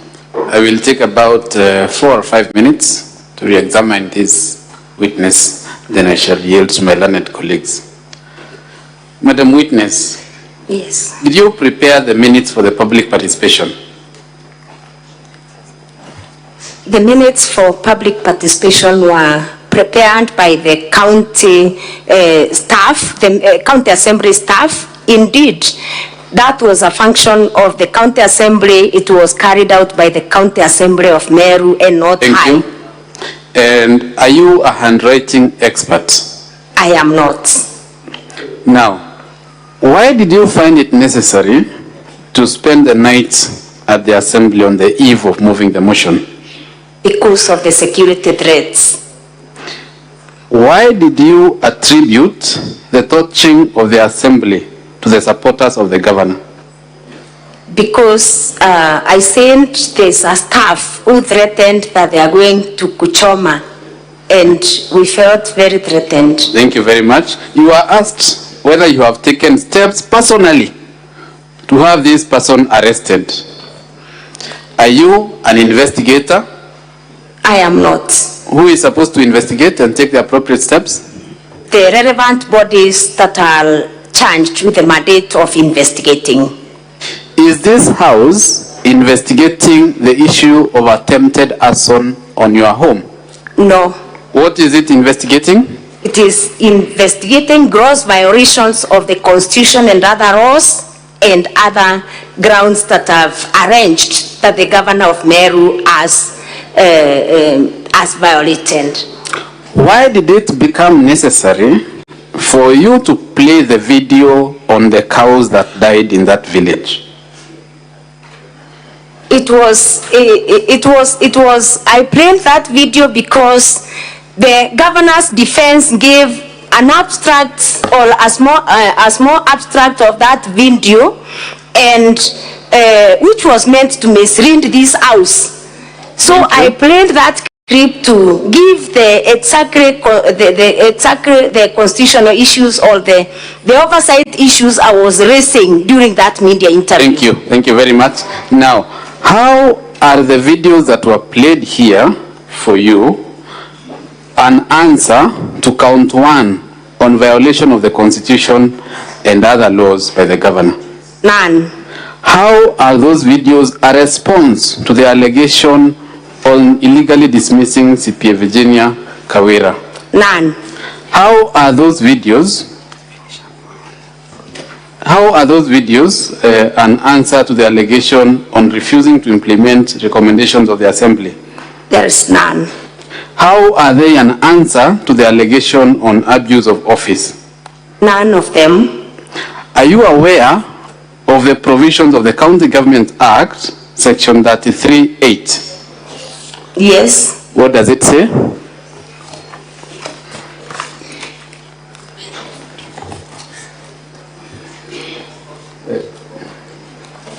Section 33(8) of the County Government Act.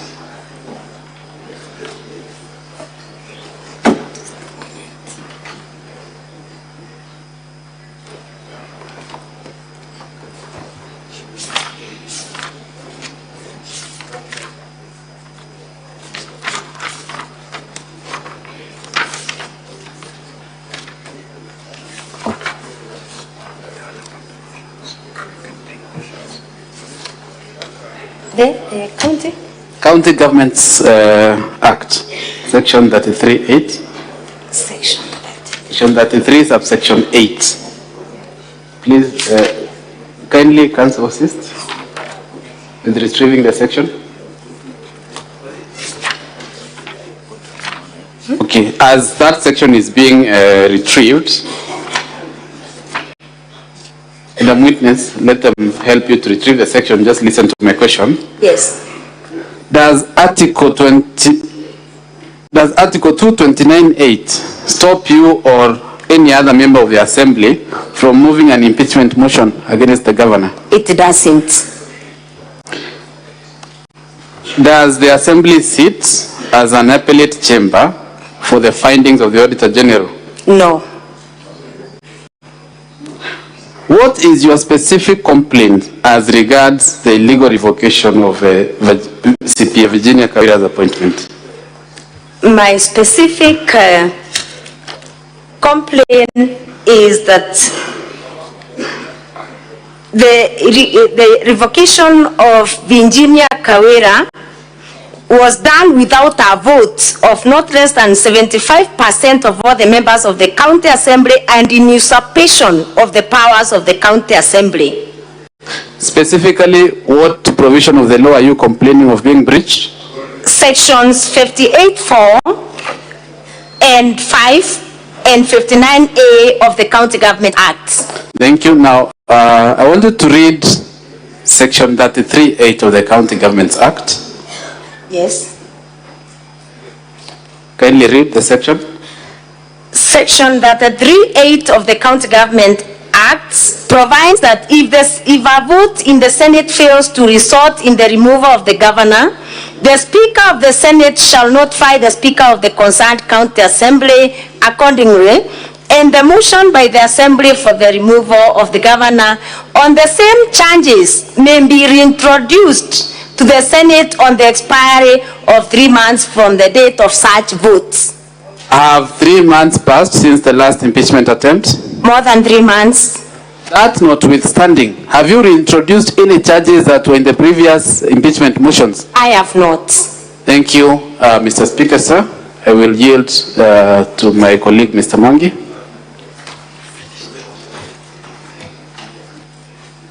I am informed that we have sufficiently covered our re-exam, so we shall move on to our next witness.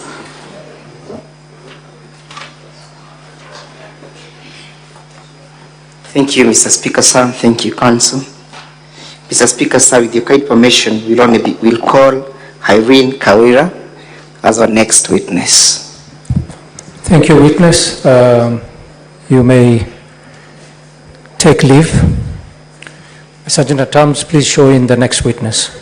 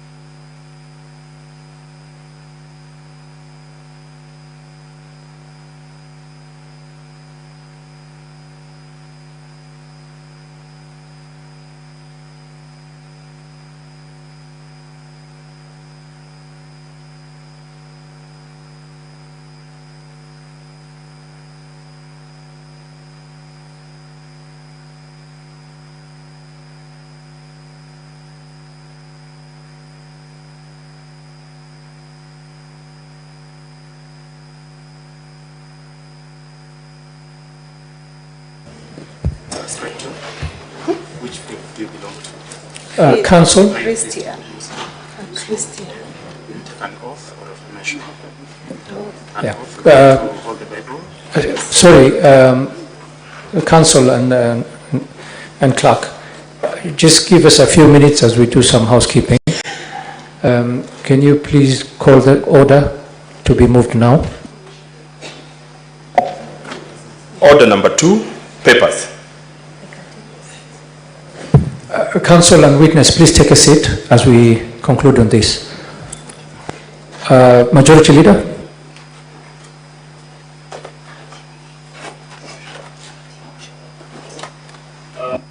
Mr. Speaker, sir, I beg to lay the following paper on the table of the Senate today, Monday, the 19th of August, 2024. This is a joint report of the Departmental Committee on Administration and Internal Affairs of the National Assembly and the Standing Committee on National Security, Defense and Foreign Relations of the Senate on the approval hearing for the nominee to the position of Inspector General of National Police Service. Mr. Speaker, I beg to lay. Next order.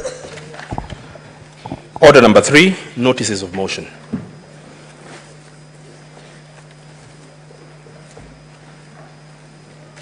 Majority Leader. Majority Leader. Thank you, Mr. Speaker. Mr. Speaker, I rise to give notice of the following motion, which is a joint report of the Departmental Committee on Administration and Internal Affairs of the National Assembly and the Standing Committee on the National Security, Defense and Foreign Relations of the Senate on the approval hearings of Mr. Douglas Kanja Kirosho as Inspector General of the National Police Service. Mr. Speaker, I give notice that the Senate adopts the joint report of the Departmental Committee on Administration and Internal Affairs of the National Assembly and Standing Committee on National Security, Defense and Foreign Relations of the Senate on the approval hearing for the nominee to the position of Inspector General of the National Police Service. laid on the table of the Senate today, Monday the 19th of August 2024, and that pursuant to Article 245(2)(a) of the Constitution and Section 12 of the National Police Service Act, Section 8 of the Public Appointments Parliamentary Approval Act, and Standing Order number 77 of the Senate approves the nomination of Mr. Douglas Kanja Kirocho for the appointment to the position of Inspector General of the National Police Service.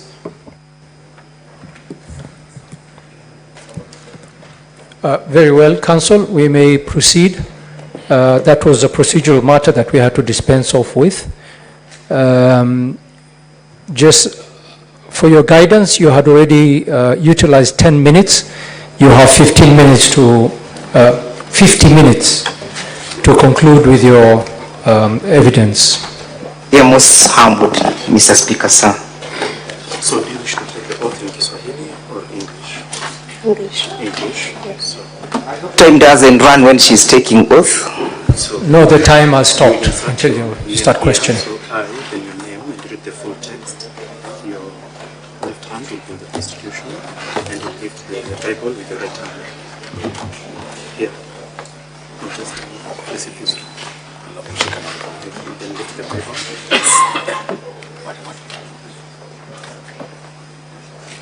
I, Herman Kawira, I do solemnly swear that the evidence that I shall give before the Senate, in the respect of the matter before the Senate, shall be the truth, the whole truth, and nothing but the truth. So help me, O God. Would you kindly state your names for the record? Honorable members, I'm Herman Kawira, wife to the deceased sniper.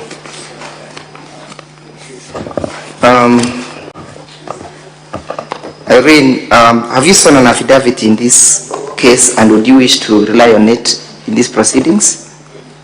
Yeah.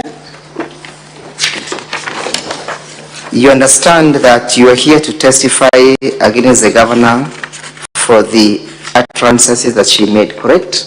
Yeah.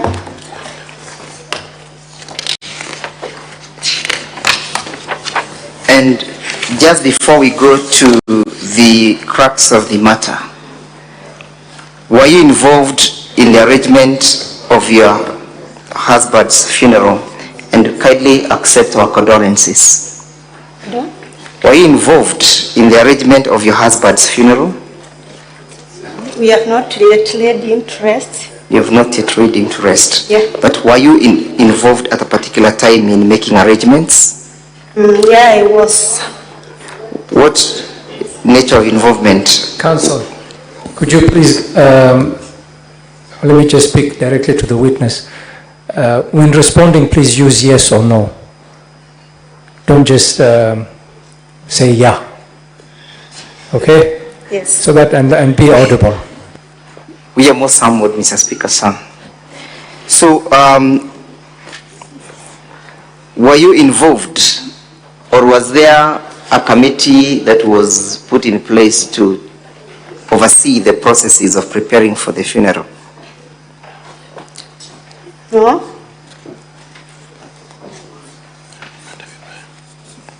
Let me put the question to you again. Ama unataka tutumie lugha ya Kiswahili? Kiswahili. Ninauliza hivi, uliweza kuhusika katika kufanya mapalilio ya kupumzisha mumeo? Okay. Honorable members, nimesema bado bwanangu hatujamsika.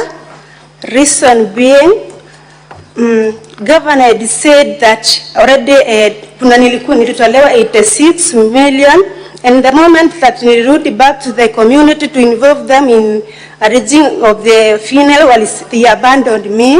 Wakasema niache kuwasumbua, I already have the money with me to bury my husband. So bado my husband is still lying in the morgue, bado hajapumzishwa. Kuna ushahidi ambao umeleta hapa katika hili bunge kudhibitisha hayo matamshi ya mheshimiwa governor? Yeah, there is a clip. Ungependa ichezwe mbele ya seneti? Yeah, please. Please do. Clip 1B. of the County Assembly, list of evidence. Na kabla hayo hajachezwa, ama kama tunangoja ichezwe, nini kilichotendeka hapo baadaye? Baada ya Mheshimiwa Governor kutamka hayo maneno. Baada ya Mheshimiwa Governor kutamka hayo maneno, I was isolated by the people of the society. Sababu pia kuna mahali alisema nimefichwa na MCA fulani. Mpaka watu wa Kinjinji wakaanza kunichukulia kama malaya. As in already na MCA said, I'm yet to bury my husband. And this made me to run away from home and go to live with my relative. Ati, hebu tema tafadhali rudie kwa utaratibu hayo matamshi. Kwa utaratibu. Nimesema, kwa hiyo clip alikuwa anasema nimechangiwa 86 million. Alienda ahead akasema pia nimefichwa na MCS fulani. Ina ikasababisha to be ashamed. Yani I was a laughing stock in the community. Mpaka watu wa Kijinji wanaanza kusema azinakaa na MCS and yet sitapumzisha bwanangu. Hii ikafanya hata nilikuwa nalia kifo cha bwanangu, ikafanya hata nikatoka kwa Kijinji nikaenda kukaa na one of my relatives. Haswa ni pesa ngapi zilizochangwa katika mchango? The 6 million. Nauliza haswa ni pesa ngapi zilizochangwa? We have to fill in the statement. Wacha uonyeshwe. Honorable Senators, we are referring to volume 2.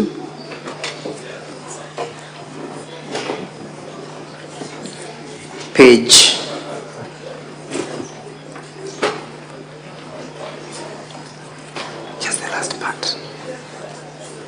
Statement begins at 277. The statement begins at page 277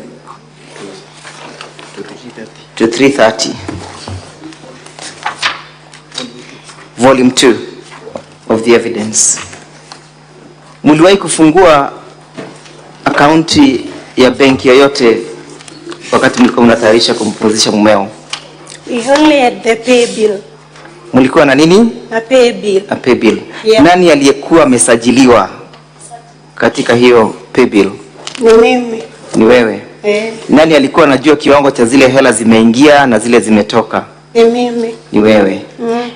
Thibitisha katika hili bunge kwamba hiyo ni ile nakala za kutoka benki ambazo zinaonyeshana kwamba wewe ndio umesajiliwa. This is the amount I confirm. Nauliza, thibitisha kwamba hiyo ndio ile statement ya benki. Hii ndio statement ya benki. Na iko katika page 277 hadi 330, yes? Yes. Hebu tuende katika hiyo page ya 330. Ni hela ngapi zilizochangwa? 2000. Soma kwa utaratibu. 207, 491. Hizo ni zile pesa ziko katika balance ya account, si kweli? Oh, hiyo ni balance. We have 286, 516. Kwa hivyo yale matamshi ya Mheshimiwa Gavana hayalingani na ile ushahidi ambao uko katika hii. Hayalingani. Kuna njia zingine zozote zile ambazo watu walikuwa wanachanga? Ingine ilikuwa cash, lakini hakuna na channel nyingine. We had only the pay bill. Hela ngapi ulizozipokea kwa njia ya malipo ya pesa taslim? Wakati tulikuwa Kinoru, I received 8,000. Pesa ngapi? 8,000. Shilingi 8,000. Yeah. Ningekuomba tafadhali uweze kuitazama nakala ambayo imeandikwa kama volume 1B ambayo ni nakala ya Mheshimiwa Gavana.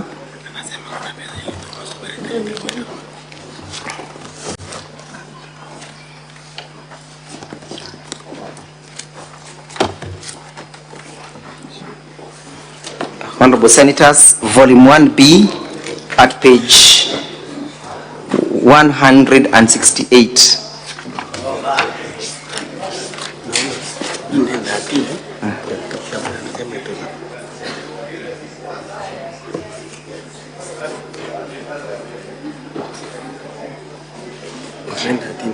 Hebu tazama huo ushahidi. Kuna mahali ambapo unaona kuna ile nambari ya simu 07 201039113. Umeitazama? Hiyo nambari ya simu imesajiliwa katika jina la nani? Judith Kirago. Huyo ni nani katika, alikuwa nani? She is one of the blogger. Nikuulize, the one who initiated the channel. Okay, the pay bill was initiated by the Snipers Friends and fellow bloggers. Sasa hii namba ya simu ni ya nani? Ya Judith Kirago. Kuna hela ambazo zilikuwa zinatumwa katika hiyo nambari ya simu? Yeah. Na hizo namba zilipotumwa katika nambari ya simu, ziliwahi kutumwa katika ile pay bill? Yeah, alisituma kwa pay bill. Alitransfer hela ngapi? Mama wamemficha kwa MCA fulani anakaa hapo, wanasunguka na mwili. Ingelikuwa ni mmoja wao wangefanya namna hiyo. Ingelikuwa ni mtoto wao wangemzungusha mwezi mzima. Lakini kwa sababu wanataka pahali watajijenga kisiasa, wanataka pahali watakulia maana wamesota. Nilisikia wakisema ya kwamba hawana pesa kwa mifuko, wanatembea na OB. Sasa wamepata njia ya kutembea na pesa kwa mfuko kupitia maiti. Hiyo ya kutembea na mwili wa sniper ni mambo mawili peke yake. Biashara na siasa. Hakuna justice wanatafuta. Wangelikuwa wanatafuta justice, watoto wangapi wamekufa Meru? Watoto wangapi wamepotea Meru? Huko Ndumo Oruna, huko upande wa Tigania, wangapi wanakufa? Mbona hatujaona hao viongozi wakitembea wakisema ya kwamba tunahitaji haki ya vijana wetu ambao wanakufia? Why this one? Why huyu peke yake? Kuna MC ambaye aliuawa na ikasemekana sijui nani amemuua. Mbona tukiona? Hii ni siasa na biashara. Na wamelaaniwa wanaosunguka na huo mwili. Wamelaaniwa. Mtu ambaye ni mshtakiwa the key suspect mkuu ambaye ni Supu. Mnahitaji kuangalia mtu mmoja tu wa governor mwenye alipigia simu ama wengine wengi ambaye pia aliwapigia simu. Kwani Supu alipigia tu ndugu yangu simu? Hakuna mtu mwingine alipigia simu siku hiyo? Ndio mbebe kijana atimseme ati kwa sababu Supu alimpigia simu you want to charge him.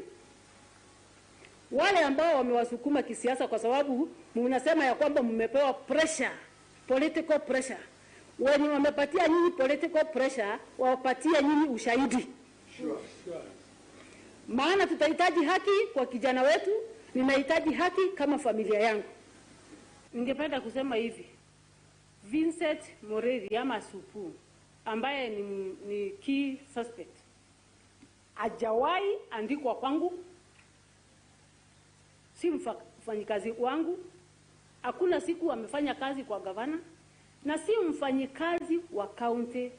Ni shabiki kama vile hao walio nyuma yangu ni shabiki. Kama sisi. Mzee kama mimi ni. Siku ya leo, huyu mzee ambaye amesimama hapa, akienda apate hatia, mchukue hiyo picha mkate alafu muanze kuzungusha mkisema ya kwamba ni PA wangu. Kuna. Maana kila mtu ananiambianga tupigwe picha hapa, tupigwe picha pale. Sasa ukienda ufanye madhambi zako ama upatikane mahali fulani, nikujue mimi kama gavana. Nyinyi mnanipigianga simu na ninapigiwa simu na watu wengi. Wengine wananiambia ni madhere nifanye hivi. Nikikutumia ngiri mbili ukienda uue mtu ama ufanye makosa nikujue. Kuna kitu kama hiyo. Unipigia simu saa 6 ya usiku niitike. Kwa sababu nimekuitika simu na sijui ilikuwa wapi nikujue. That is foolishness of the highest order. Na hatutakubali namna hiyo katika hii country. This is not a banana republic. Iko na sheria. Kwa hivyo kama umenipigia simu ama nimekupigia simu, ifuatiliwe na tupate ushahidi wa kutosha.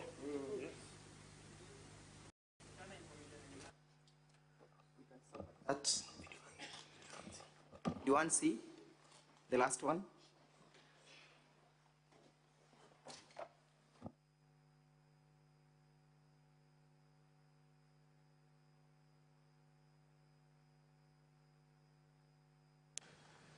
I state as follows.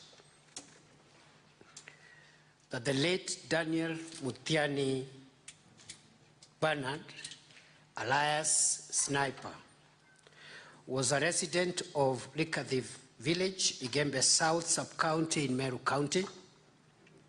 Until his death, he was a political blogger who criticized the governor of Meru County and her administration, he used his social media platforms to deliver his messages to the governor, the county government of Meru, friends and close relatives of the governor. Mr. Speaker, sir, investigations so far have established that on 2nd December 2023, the deceased was at his home when he received a call from one Vincent Mureithi alias Supu, who requested to meet with him at Meru Town to attend an alleged meeting with the governor of Meru County to discuss their differences so that the deceased could stop attacking her on social media. Upon arrival at Meru Town, he was abducted and driven to Mutonga River. Thank you. Mr. Speaker, so we may have the witness to compose herself. The time may stop running.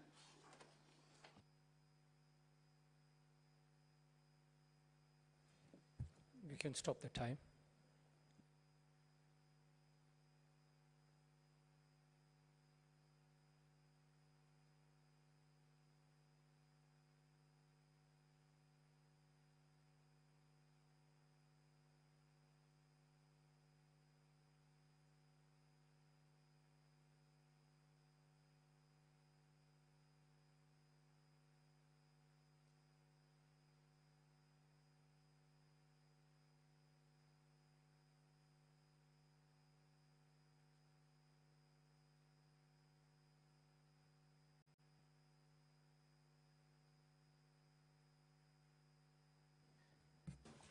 Sorry for that. Umeweza kumsikiza gavana akizungumza kupitia hiyo video. Yeah. Na amesema kwamba kuna pesa ambazo ulipewa shilingi milioni 89. Ni ukweli ulipewa hizo hela? Pana ni uongo. Naam? Ni uongo.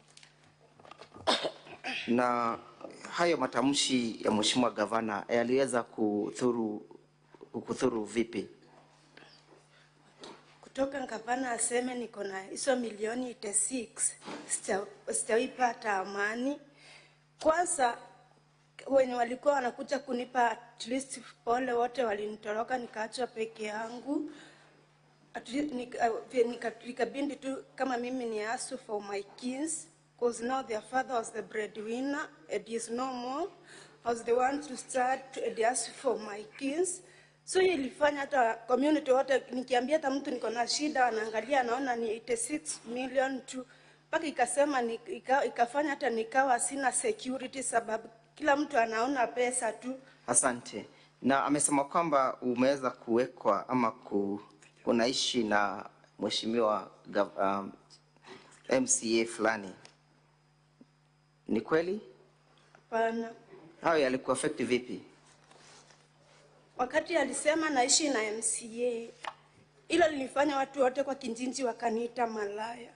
Paka wakaanza kusema huyu bibi Sniper hawezi subiria tusike bwanake. Wote wakaniacha na wakanitenga, hivyo hata familia. Sniper relative wote waliniacha na wakanitenga. Sasa kwa sasa hivi naishi wapi?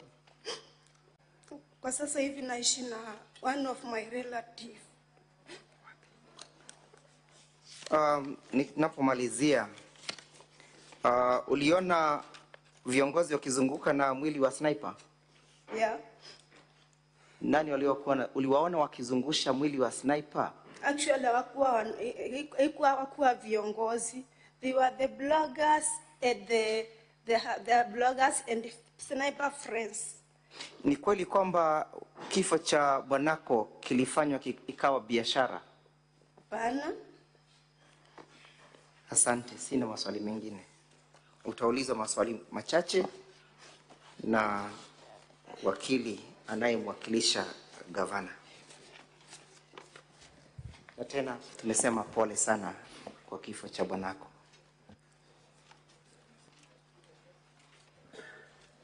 Council, as we proceed, could you please also advise the witnesses to stay back, not to go anywhere until the senators ask them questions during the questions and clarification time? Utakapomaliza kuzungumza usiondoke, manake senators watakuuliza maswali ya kudhibitisha maneno mawili ama matatu. Asante. The previous witness also, if she could be advised to stay behind, please. Will trace and recall her.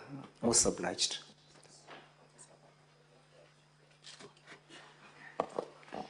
Thank you, Mr. Speaker, sir. We shall not be cross-examining this witness. We shall reserve our time for the subsequent witnesses. Thank you so much. Very much obliged.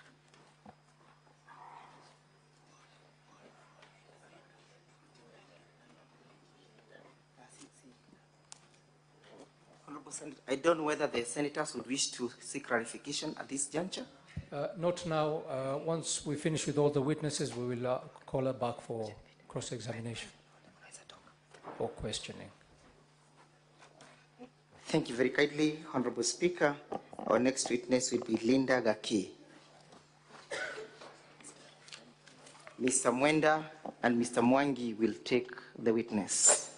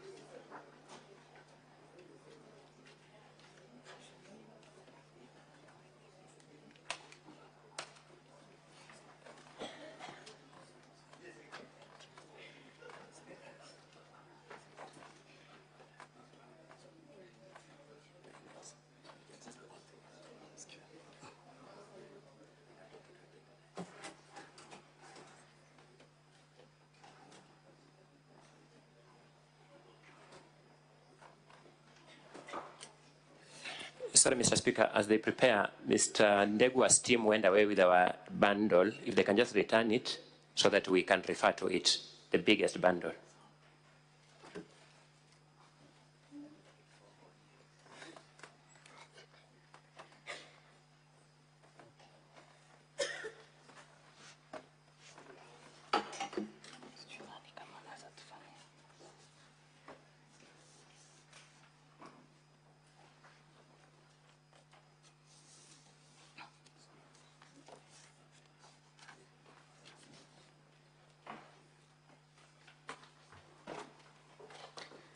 I, Linda Gaki Kiome, do solemnly swear that the evidence that I shall give before the Senate in respect of the matters before the Senate shall be the truth, the whole truth, and nothing but the truth. So help me God.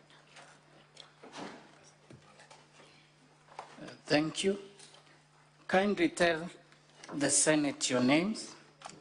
My name is Linda Gaki Kiome. What are your qualifications? I am an advocate of the High Court of Kenya. When were you admitted to the bar?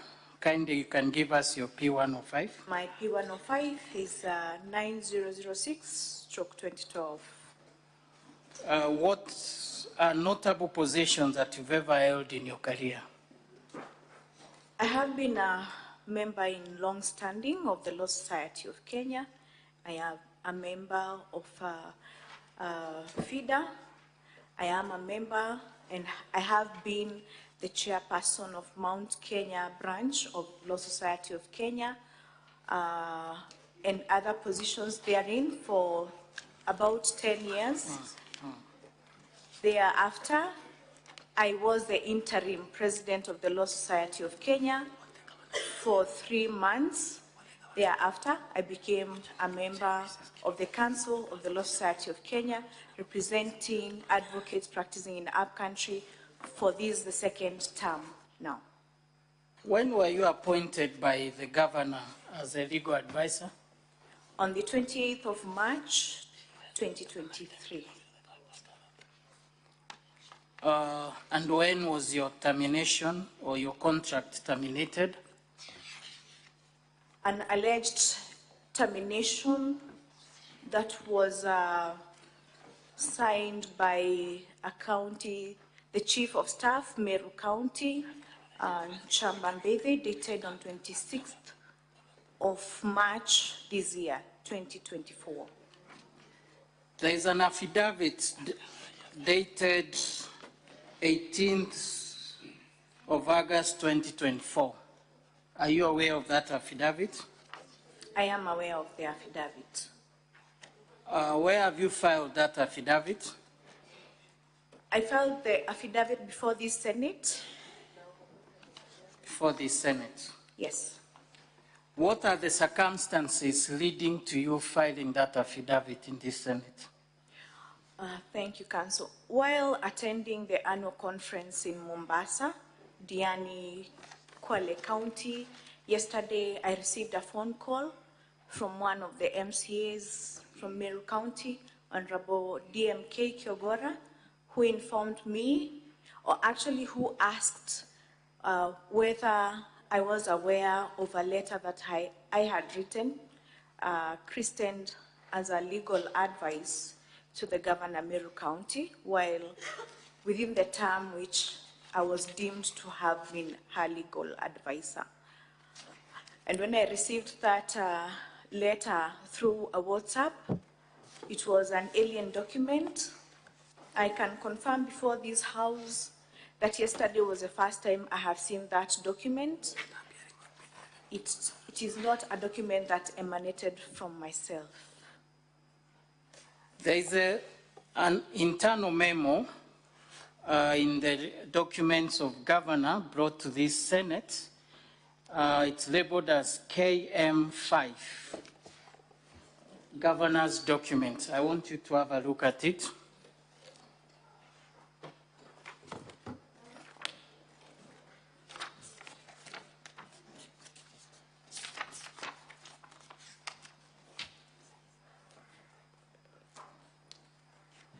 You there? Yes, Council. I want you to have a keen look at that letter. From whose office is it emanating from? The letterhead seems to come from the office of the governor. Who is the author of the letter? It's from the legal advisor, office of the governor. Who is that legal advisor, office of the governor? According to that letter, at the very end, it has been signed off, but the name is not indicated. The name is not indicated. When was that letter, that memo written? On 23rd of February 2024. 23rd February. Were you still the legal advisor to the governor? Technically, yes. Why are you saying technically yes? In the month of December 2023, the governor summoned me in her office in Meru and asked me to tender my resignation, out of which the subsequent letter for notice of termination was issued to me by Nchamba Mbebe. That was dated 26th of March 2024. So substantively, you are the legal advisor by 23rd February? Indeed, Council. Until which date did you vacate the office? When was your contract terminated? There was a notice of termination on 26th of March 2024, which forms part of the affidavit that I filed before this Senate. and it indicated that my services would be terminated by 30th of April 2024. So it means by 23rd February, you were the legal advisor to the governor. Indeed so. I want you to look at the signature at the tail end of that letter. It is on page 12 of the governor's document. That is volume 1B, governor's documents. Whose signature is that? The signature mimics my signature. The signature mimics your signature. Why do you say it mimics your signature? I say it mimics my signature because I did not append this signature. Page 12 of the governor's documents, volume 1B.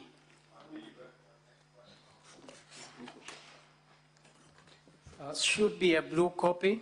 Counsel, could you also tell us the affidavit by the witness is on which document?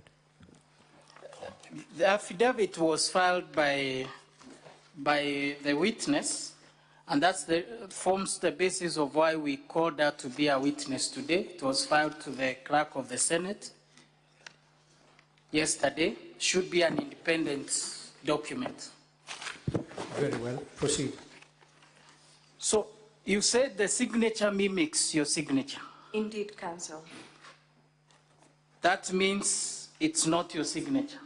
It is not my signature. I did not sign this document, and I did not prepare this document.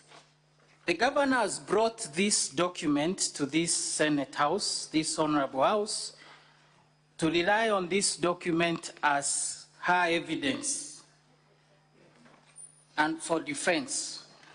What would you want this House to treat this document? First of all, what is your point of order, Senator Kajuan? Mr. Speaker, just like you, I've struggled to get visibility on that affidavit. I'm looking at the soft copies here. I can't find it. And it's such a material submission that it would make sense for us to proceed until and unless we can confirm that we have it. Thank you, Mr. Speaker. Thank you, Senator. Just one moment. One moment, clerk. Counsel, one moment, Counsel. All right. Mr. Speaker. Stop the time, please. Mr. Speaker, sir, with your kind permission, we would be able to have the assistance of supplying the hard copies to the honorable senators as printed. So say that again, Counsel? If it is so pleases you, Mr. Speaker, sir, we have the copies printed that the senators can have access to. Okay, give it to the Sergeant at Arms and please distribute to the... We are most obliged. To the senators. Sorry?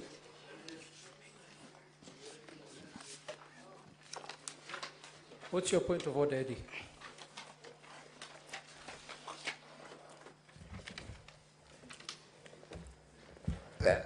Thank you, Chair. I would just want your pronouncement whether the affidavit was presented on time to the clerk. I think that's the materiality with which the Senator of Homa Bay was referring to that particular piece of evidence. Thank you.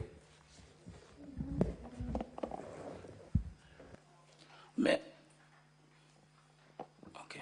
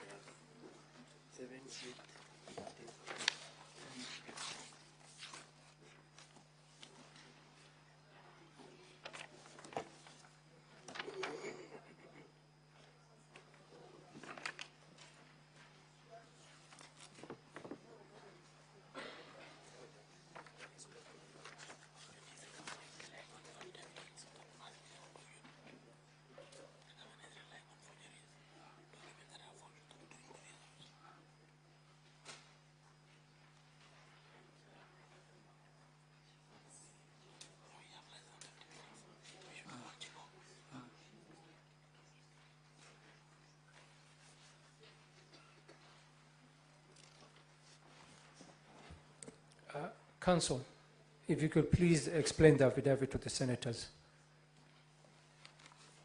Thank you, Mr. Speaker. We received documents from the governor, that is defense documents, on Saturday, past 5 p.m., the required time. And out of that, we realized some abnormalities, especially on the part of the affidavit and internal memos and letters given in the defense.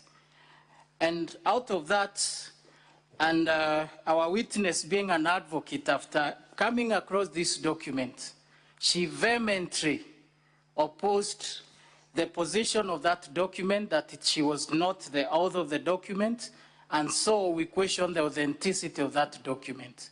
And that's why she was, she moved to swear an affidavit, that is yesterday on 18th, and it formed the basis of our prayers this morning that this witness be called as a witness of the Senate to come and substantiate on the document, because if this is not substantiated, then if it's a forgery, and I'm saying if it's a forgery, then this House can form basis of a final determination of this case based on that document. And that's why she was called upon to come and give this evidence. What is your point of order, Eddie? And Eddie, if I could just give guidance that this witness was one of the witnesses that was summoned through the Senate by the request of the council. And the summons went out this morning. Chair, the materiality of the affidavit is just about the issue of timing and filing. But I just wanted to just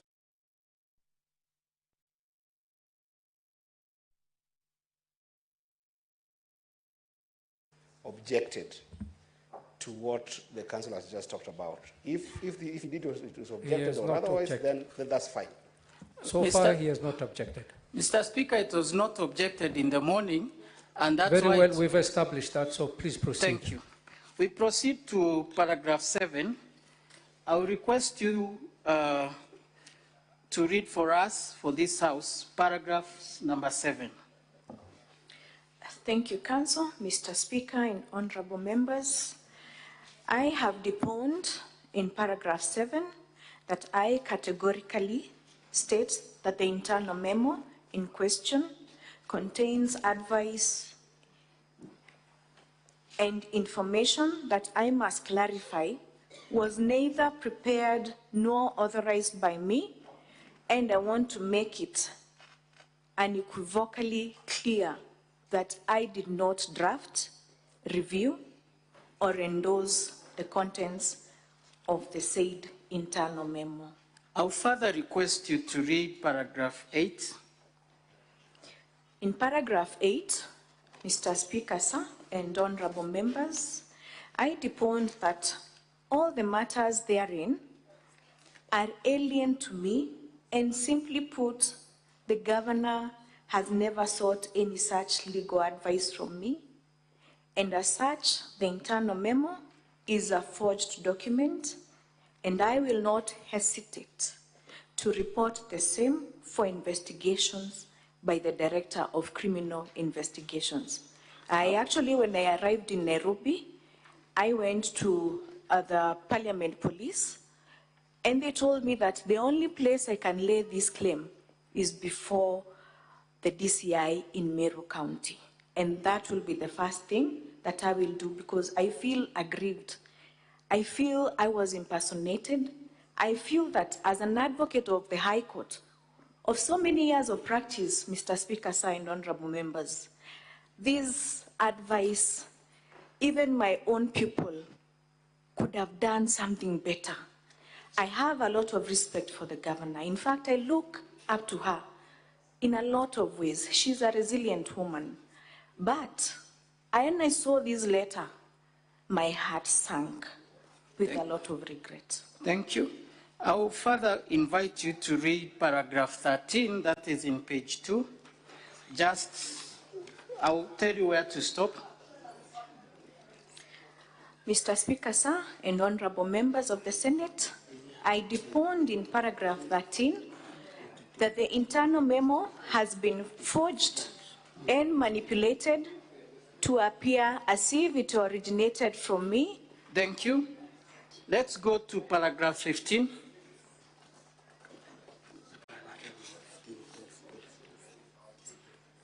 No, let's do 12 first.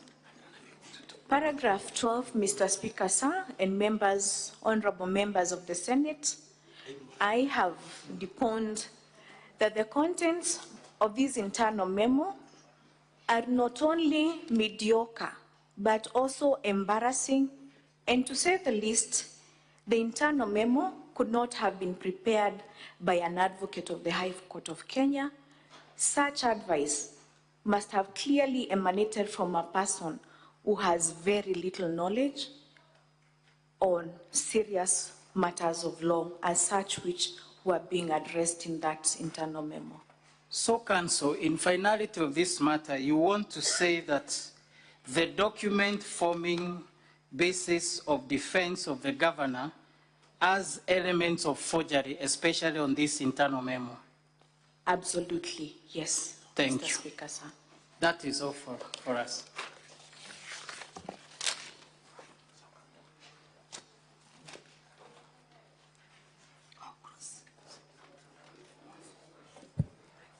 Counsel, you can proceed with the cross-examination. Thank you, Mr. Speaker. Because of time constraints, I will go direct to the issue at hand. I'll call you by your formal names, Linda Gaki Kiome, for purposes of these proceedings. So, Linda Gaki Kiome, please confirm for the record that you are an advocate of the High Court of Kenya. Indeed so, Mwalimu. Thank you so much. You're aware that the issue you have now brought before this Senate is a controversy as to whether you issued the advice in question or you did not issue the advice in question. Is that a correct summary of the issue? Indeed so. Thank you so much. The governor's case, from your reading of the response to the impeachment, that she received this advice. Is that not correct? That is correct.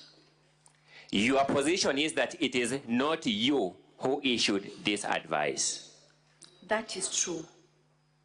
Just for my own understanding, is it your case that the governor, as a matter of fact, never received this advice?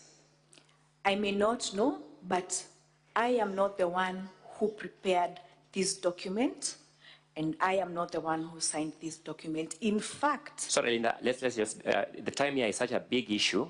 I wanted to just make a clarification. Is it your case that, as a matter of fact, the governor never received this advice? From me? No. No, I'm not asking from you. I'm saying, as a matter of fact, you never received it. I may not know. You do not know. And what would bother this Senate, if I sat where the senator's seat will be, why would you come to make this kind of grave claims against the governor? That is a legitimate question, isn't it? Indeed so. Let's see whether we can find an answer to that question. Linda, your services as the legal advisor to the governor were terminated by the county government of Meru, were they not? They were terminated. I'm happy. I just want to confirm that fact. Now, you did not take this lying law. You filed Meru Employment and Labor Relations case number E022 of 2024 against the governor's government of Meru. So not true? That is true. So you have an active dispute with the governor of Meru, don't you? Indeed so. Thank you so much. Prior to this, Linda, you are the running mate to the Honorable Mithika Linturi in a ticket adverse to the governor's ticket in the last general election. Is that true or not true? That is true, honorable members. Thank you so much. And you are a resident of Meru County. I am a resident of Meru County. It is fair to say that the governor, Honorable Kawira Mwangaza'S, does not enjoy a very good relationship with Honorable Mithika Linturi. Is that a fair assessment? That is not a fair assessment, Mr. Speaker, sir, and honorable members. Okay, let me put it contrary. The governor enjoys a fantastic working relationship with the Senate, with Honorable Mithika Linturi. Is that now a fair assessment? Mwalimu, if you had let me finish. No, you have answered my question. I have limited time. The speaker there knows just how much time I have, and therefore I'm asking very limited questions. You said it is not fair that the governor does not enjoy a good relationship. I'm therefore suggesting to you, confirm, that the governor, Kawira Mwangaza, enjoys a fantastic working relationship with the person to whom you are the running mate, Honorable Mithika Linturi. Is that a fair assessment? I may not know that. You do not know. I'm happy with that answer. You are aware that there was an impeachment motion in Meru County Assembly by the same mover of the motion that brings us here today, just this month of July. True or not true? I am aware.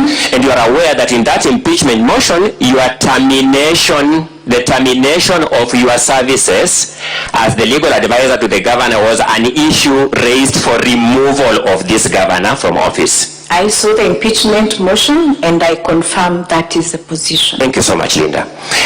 Linda, if I look at your affidavit, you want to make us believe that the person who drew your attention to the fact that this legal advice is here in Senate was Honorable DMK Kiogora. Is that correct? Honorable members, that is the true fact. Thank you so much. Honorable DMK Kiogora is the same person who moved the first impeachment motion against this governor before this Senate. True or not true? That is true. Thank you so much. Honorable DMK Kiogora is the same person, is one of the people who signed on the motion in support of the removal of this governor, which motion brings us here today. True or not true? That is true. That is true. And therefore, it is fair for us to conclude, is it not, that you are actually procured by those who are against the governor to come and state what you have stated before this Senate. Isn't that a fair assessment? It is a very unfair comment. Thank you so much. I'll leave with that. Allow me to move to something else very small, very little. We want us to believe that you came to this Senate as an independent witness, not one of those witnesses summoned by the county assembly. No, I mean, voluntarily giving evidence for the county assembly. I came here to clear my name. You came here to clear your name. But somehow, as early as yesterday, in advance of the county assembly's application today to this Senate, you had a ready affidavit to support their evidence. I sent that affidavit to the Speaker at 10 p.m. at night. But how was it received? The copy have been served does not have any receiving stamp in this Senate. How was it received? I may not know how it was received, but I sent it to the email of the Speaker of this Senate. Oh, it's your testimony this affidavit was sent in soft copy? I did so, but I also sent DM Kiogora to ensure that it has been served. You also dispatched DM Kiogora, yes, a signatory, yes, to the impeachment motion against this government to follow this governor to follow up for you that this has been received here. True or not true? Honorable Speaker. You also sent DM Kiogora, didn't you? I asked him to confirm. Correct. Let's use the word asked to save time. You also asked him to confirm for you. True or not true? It is true. Thank you so much, Linda. Having said that, in the case you have filed at Meru Employment and Labor Relations Court, case number E022 of 2024, one of your witnesses in that case is Virginia Kawira. You know that?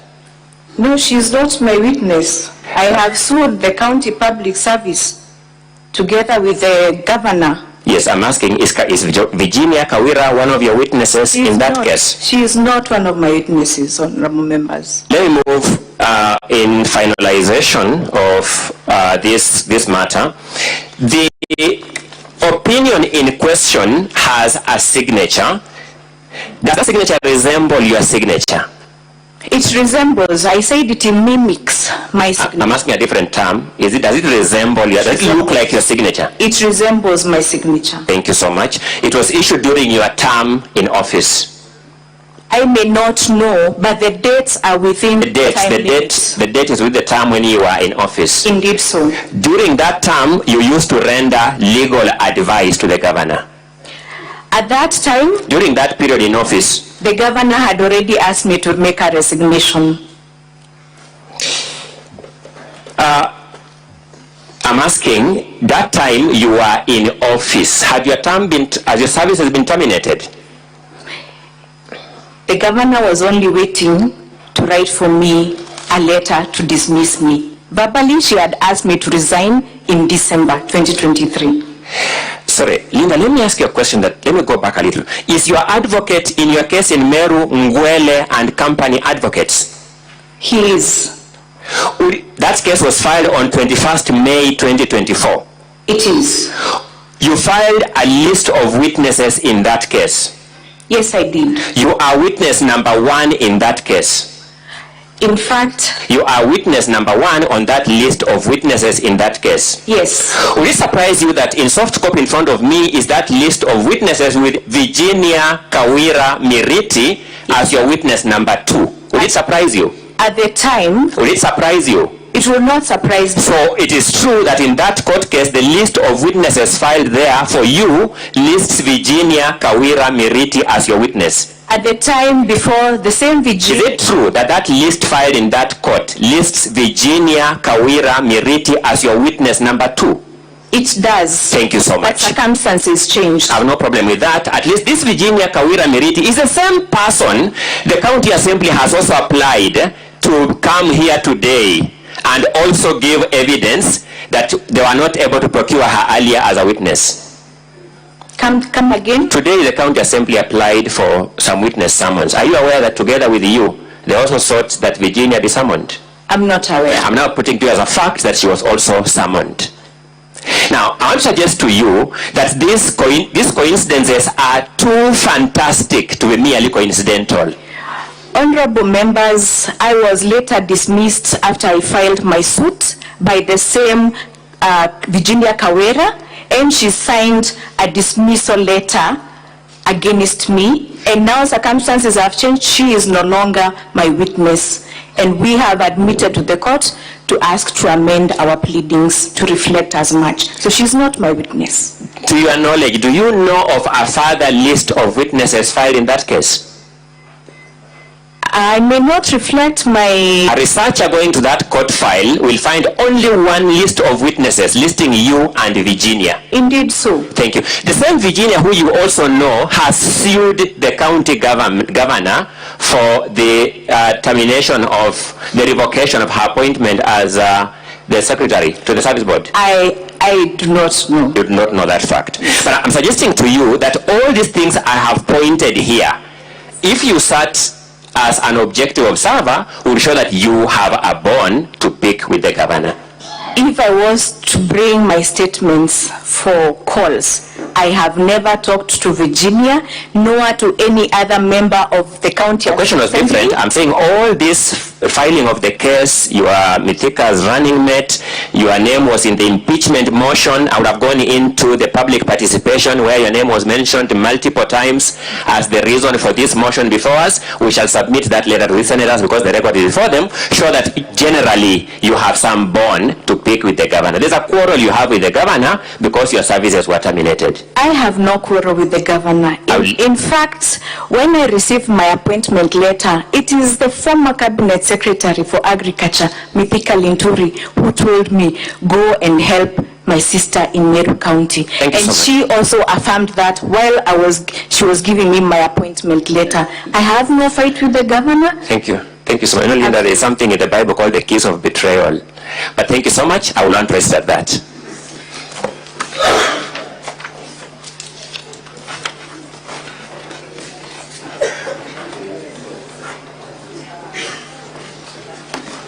Mr. Speaker, Sam, my name is Ndego Mwangi. I will take very few minutes in re-examination. Re-exam. Madam Linda. Yes. Did the governor Counsel, give you... You only have 14 minutes. I'll just be aware than that, Mr. Speaker. Did the governor give you the job knowing that you are the deputy governor to Honorable Mithika Minturi? She did. Did the governor seems to be having a litany of cases against her former employees? Come again, Counsel? The governor seems to be having so many cases in court with her former employees. Are you aware of that? I am aware. You are asked whether the issues, several issues have been raised before this Senate. The issue of whether you have filed a case and whether Virginia is your witness. And the issue in question is the memo. Is it your evidence that the signature does not belong to you? Honorable Speaker and honorable members of the Senate, I am an advocate of the High Court. I would not come to lie to honorable members. This is not my signature. This signature has been lifted from previous documents and placed on this document. And would you know whether the governor really received that evidence, that advice, when it's not you who gave it to her? I may not know, Mr. Speaker, signed honorable members. Now, what is the case that has been mentioned as relating to the question of the internal memo? Is there any relationship? It's no relationship. This is about legal advice. And I have come to clear my name. Why? Because of the mediocrity of the advice. I would have wanted to also be a national leader. I had applied to be a PS. If I come to the committee that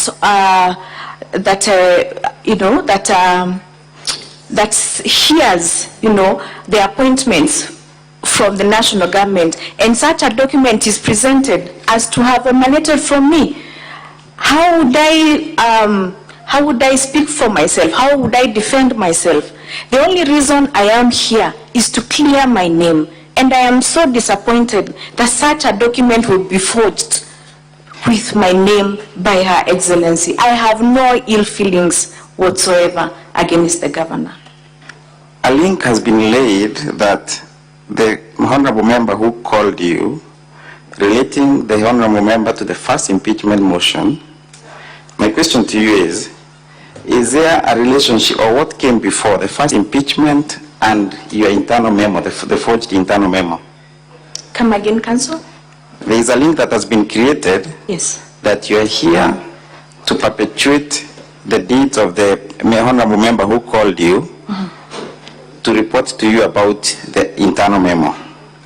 The question is, the first impeachment that was moved by the said honorable member, was it before the forged signature? It was before the forged signature. So you cannot be a conduit of the said member, can you? No, I am not.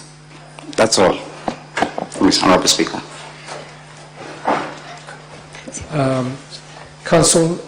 Legal counsel for the Assembly, just be aware that you only have 10 minutes. Yes, Mr. Speaker. To conclude with providing your evidence and witnesses. We are most humbled. Within the 10 minutes, kindly allow us to call our next and last witness, one Jacob Kirari. Mr. Kawira will take the witness. Sergeant at Arms. Sergeant at Arms, please bring the witness in. Yes, Mr. Senator Faki, what is your point of order? At some point you had indicated that will be given give the senators opportunities to ask questions. Was that overruled? No, we are actually approaching to that time. We are approaching to question time very soon. Okay.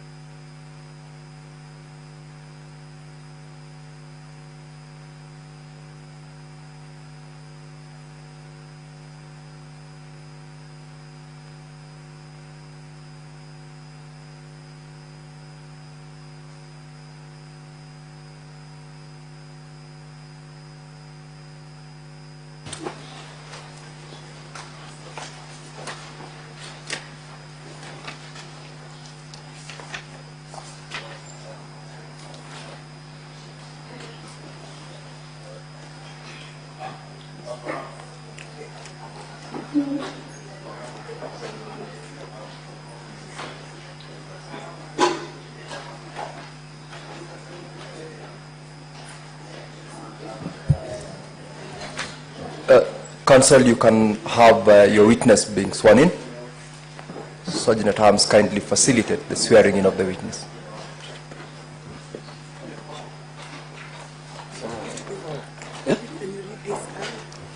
I, Jacob Kirari, do solemnly affirm that the evidence that I shall give before the Senate in respect of the matters before the Senate shall be truth, the truth, nothing but the truth. So help me God. Honorable Speaker, my name is Boniface Mawera. I will take these witness through cross-examination. Yes. I have very few questions for you, Mr. Witness. Kindly introduce yourself. What is your name? My name is Jacob Kirari, clerk to County Assembly of Meru. Okay. Honorable Speaker, when you made the request for summons in the morning, we requested that the clerk avail the original register of documents that are received by the County Assembly as and when they are served. He has the original register here. But I don't know, senators, and I'm truly sorry for this, because it's just arrived with this original register. You might not have the benefit of the copies, because it just arrived a few minutes ago, I'm told. So probably after this, you can, copies of this original register can be made for the benefit of the Speaker and the honorable members. Mr. Speaker, I would desire to respond to that request before ruling is made.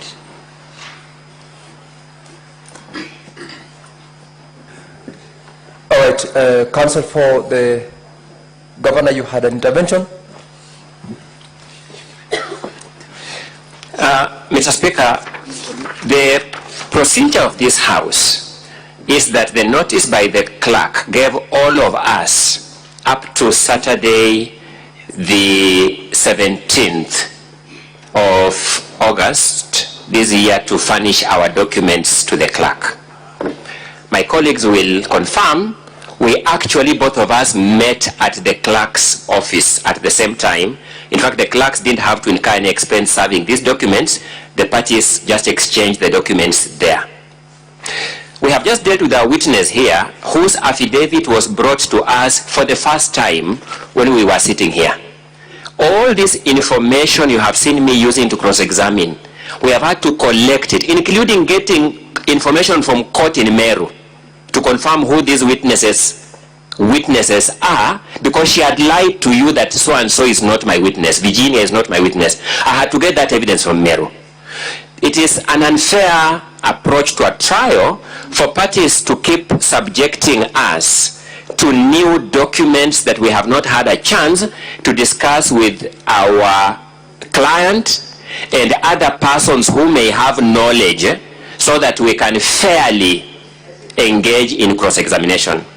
Mr. Speaker, sir, I humbly beseech that parties having filed their documents, this witness evidence be limited to commenting on the documents already filed and not introducing new documents. It is becoming an extremely punitive trial process to we as counsel and to our client if we will continue facing a trial by ambush. Fortunately for me, this Senate has a number of lawyers who know just how egregious trial by ambush is to our justice system. We are here in a justice process. We beseech you, Mr. Speaker, to make a definitive ruling that the evidence of this witness is limited to commenting on the documents already filed by the parties, where both parties have had a fair chance to look at, and not ambushing us with the new documents, which we don't know how we shall interrogate them before we cross-examine them. I humbly beseech you. Councillor Longoya, you will note that in the morning there was an application under Regulation 10 by the Council for the County Assembly with regard to these two particular witnesses. And that is the basis upon which they were allowed to come in and was summoned. The first witness has already been dealt with, and you've dealt with it very well, whichever way you did, whether you, out of your ability to do it, you've done within that short time. I believe equally that this particular witness, because of the summons that the House issued earlier on, will because we haven't yet seen the documentation they are going to rely on. It will be on the basis of your documents and whatever register that we will shortly direct that it be availed to the members and the House for them to be able to interrogate as the witness proceeds to testify. So I believe that in the shortest time that we have, we will have the witness take the stand and will be guiding the witness along the way. Counsel for the Assembly proceed to take the witness and make available the document that you would want to have your witness testify on.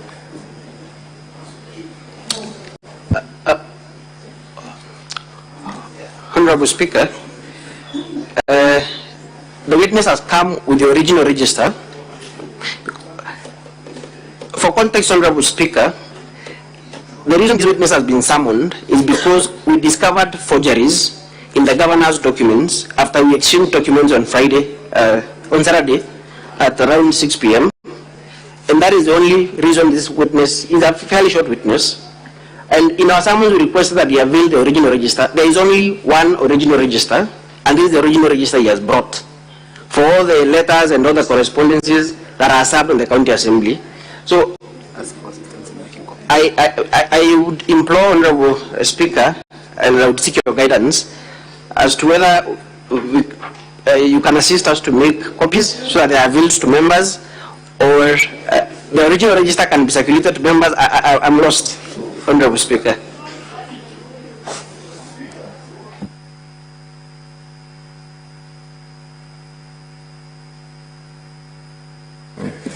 Counsel, we will, as you run the witness to the document, we will need definitely for you to table the original document as well as making available copies for counsel for the governor as well as the House to interrogate whether or not we will admit it, but we must get a copy of that register.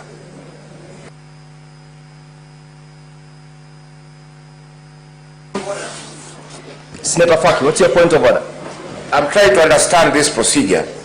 You know, what I understand is that whatever evidence that was before the County Assembly is what was brought here.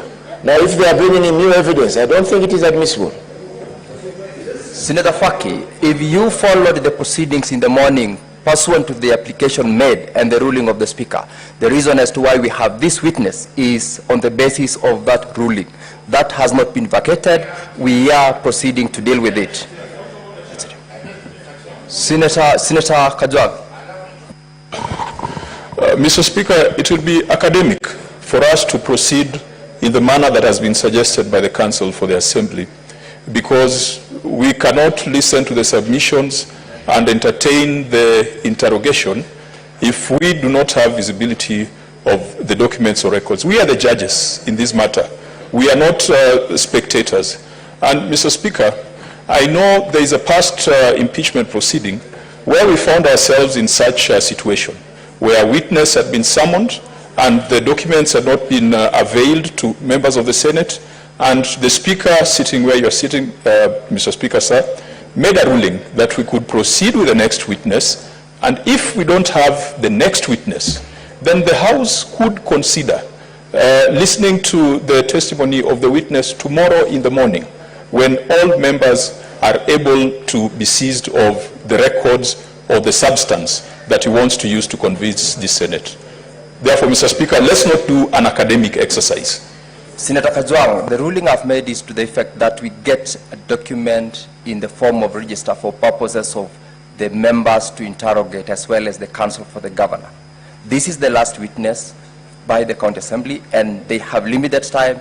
You know, we are prosecuting this motion within limited timelines, and therefore we will in the next 5 minutes be able to conclude on this particular document availed to members. Then we close on this particular case. For now, the position is we will avail the document they will rely on, as well as, if any, important comments they would want to make or interrogate on the evidence that already had been supplied by both parties. I do not want to deviate from that early ruling. We will give them a few minutes to avail that document, then we proceed.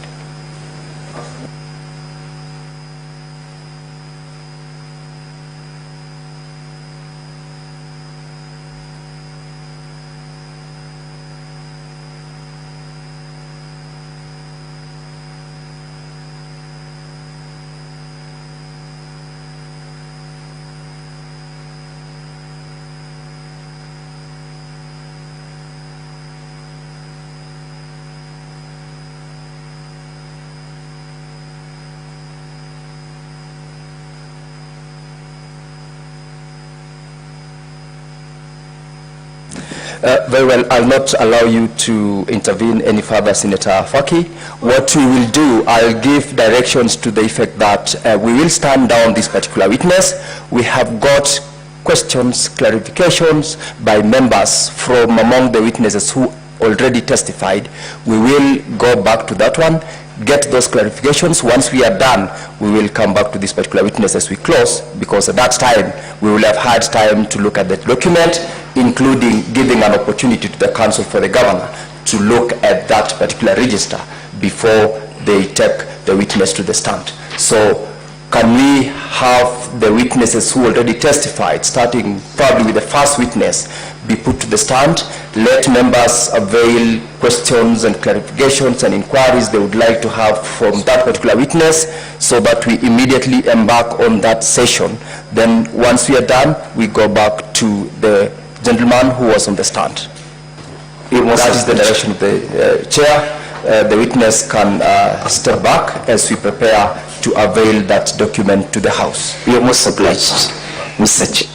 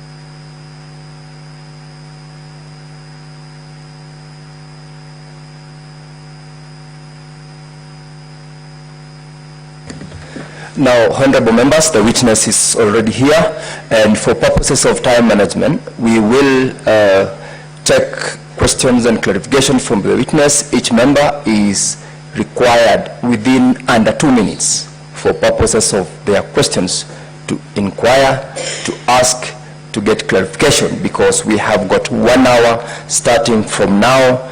This session should end 1 hour after 9:15, that is at 10:15, and from my dashboard I can see the request which are from members is almost to everyone in the House. So when you have the opportunity to ask, kindly do so under 2 minutes, because if you do not, make sure you go straight to the question, straight to the inquiry you want to make. Do not unnecessarily waste time in laying a lot of foundation. So I'll go straight to, well, whoever is not in will forfeit, of course, the opportunity. The next online, Senator Roba. Senator Roba is not in. Senator John Yutu.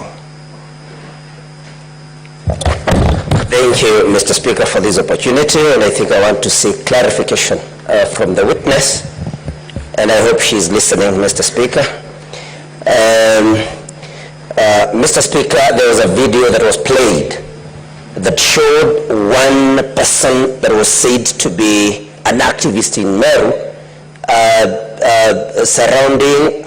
talking about something very malicious against the Senate. Mr. Speaker, I would like the witness to tell us the circumstances surrounding those comments. Mr. Speaker, number two, there was a fire in the witness's compound, Mr. Speaker, but looking at the image on the video, the fire was just next to the wall. There was some goods that would have been destroyed by this fire, but which did not catch fire? Would the witness clarify exactly how the fire that was supposed to be damaging to her property actually fell just next to the wall? Mr. Speaker, in conclusion, I would like the witness to clarify and tell us, because there is a claim that there was a particular disease that was killing cattle in Meru, Mr. Speaker. Would the witness tell us whether she made a statement to the county assembly, or a question, or even a petition in the county assembly?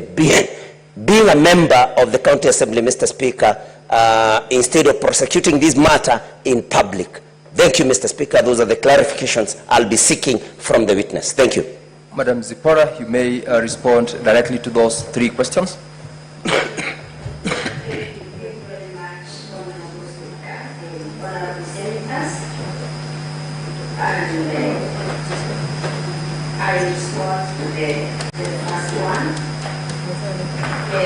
The comments made by the activists against this house, this honorable house, I started by saying I regret those comments.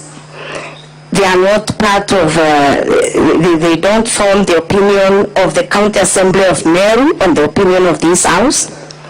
And I also trust they don't form the opinion of the Meru people.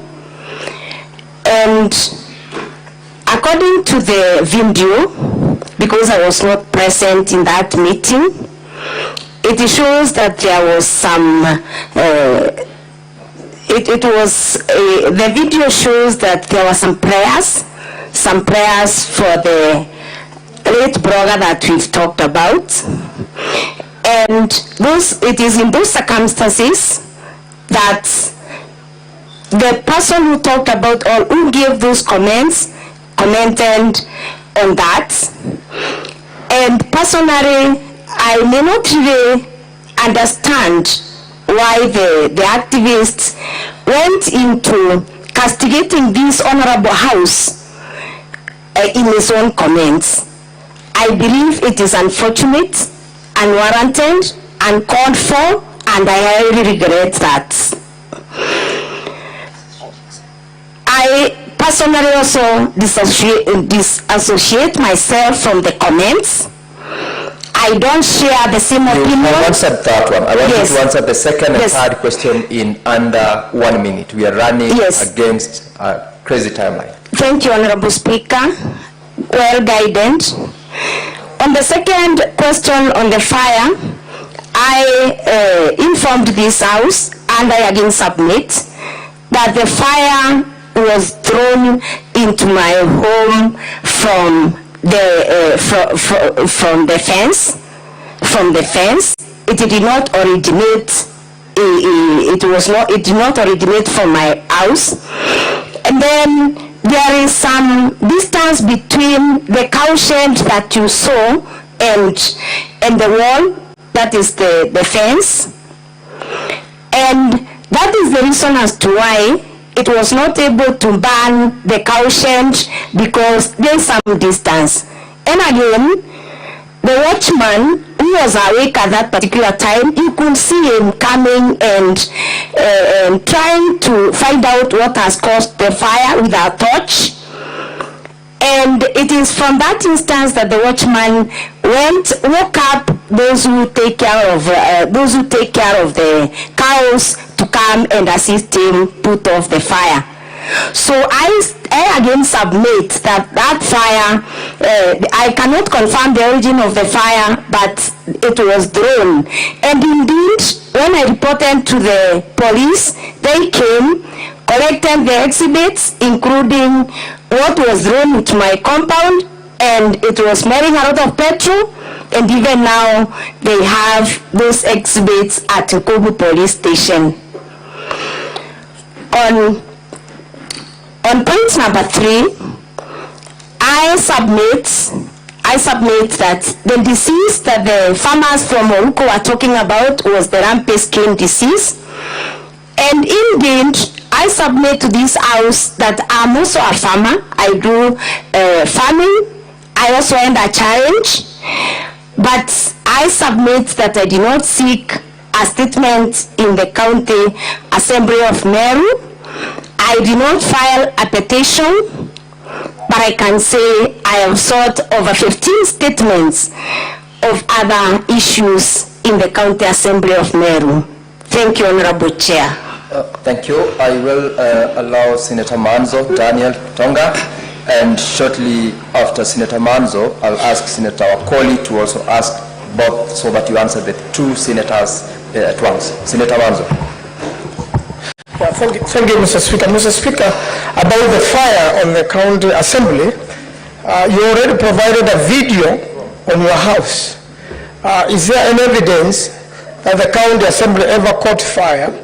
And if it did, how come you still went on to spend the night there and still use the chamber the next day?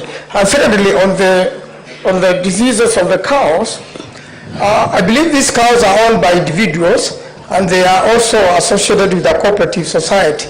When a disease breaks out, do the owner of the animals immediately seek their own private vet, or will take a long process to go to the county government, whereby the county government then has to go through a procurement process? What would be the most logical thing to do for an owner of a cow which gets sick? And we saw those videos of people complaining, whether they will immediately go on to deal with it, or look for the county government is a long route. And finally, on Bori, you showed a video on Bori, and somebody said that Bori will burn down. Can you confirm the Senate whether the whole of Bori sub-county was burned down? Thank you, Mr. Speaker. Senator Okoli. Thank you very much. Madam Zipporah, you will wait for the second set of questions from Senator Okoli, then you answer both at once.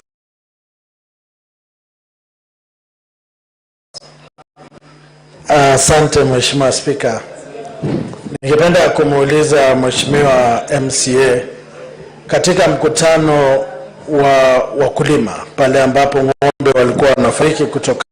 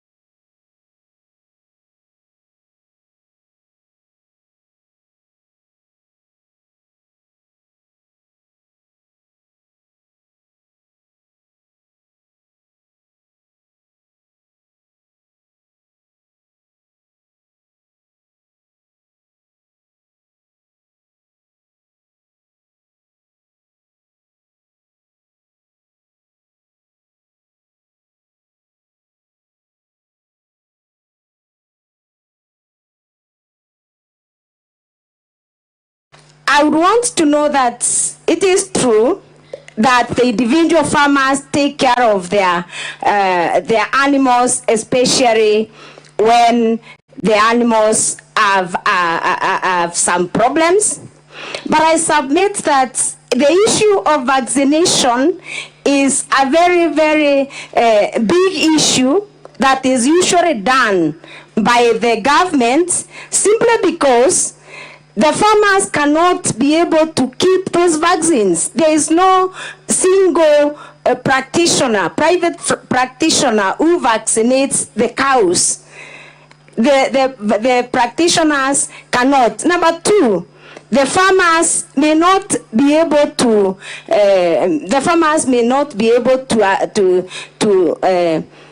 To afford the vaccines, which are very expensive, and actually in the past, as it is the standard practice, the government subsidizes the vaccinations to ensure even these diseases do not spread.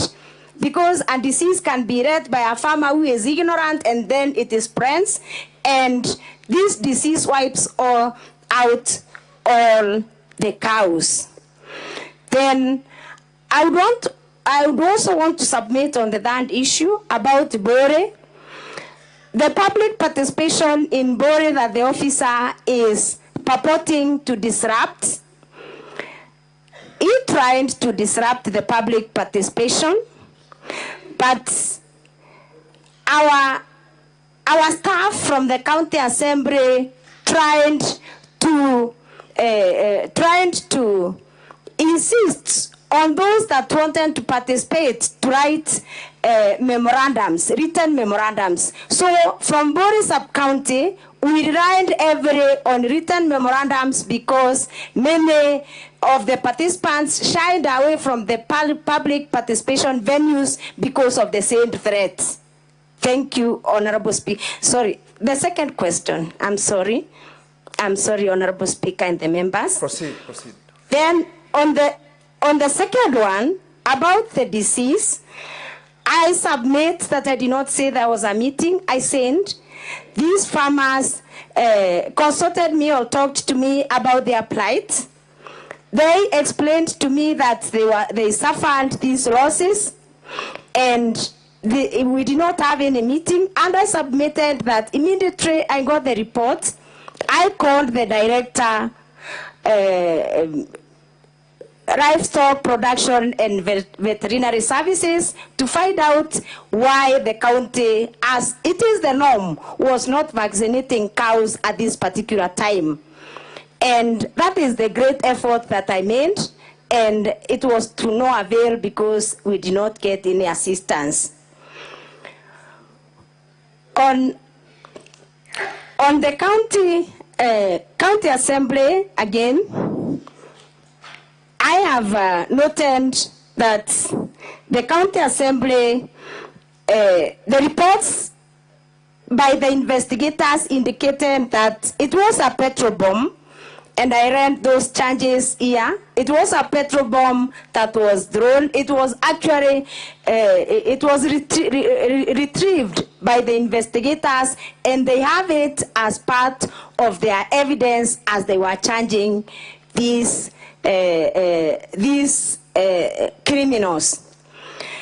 And again, I would want to say, I submitted that the members of the county assembly, including I, were feeling threatened, and that is exactly why the members of the county assembly slept in the chamber in order to be able to secure their security.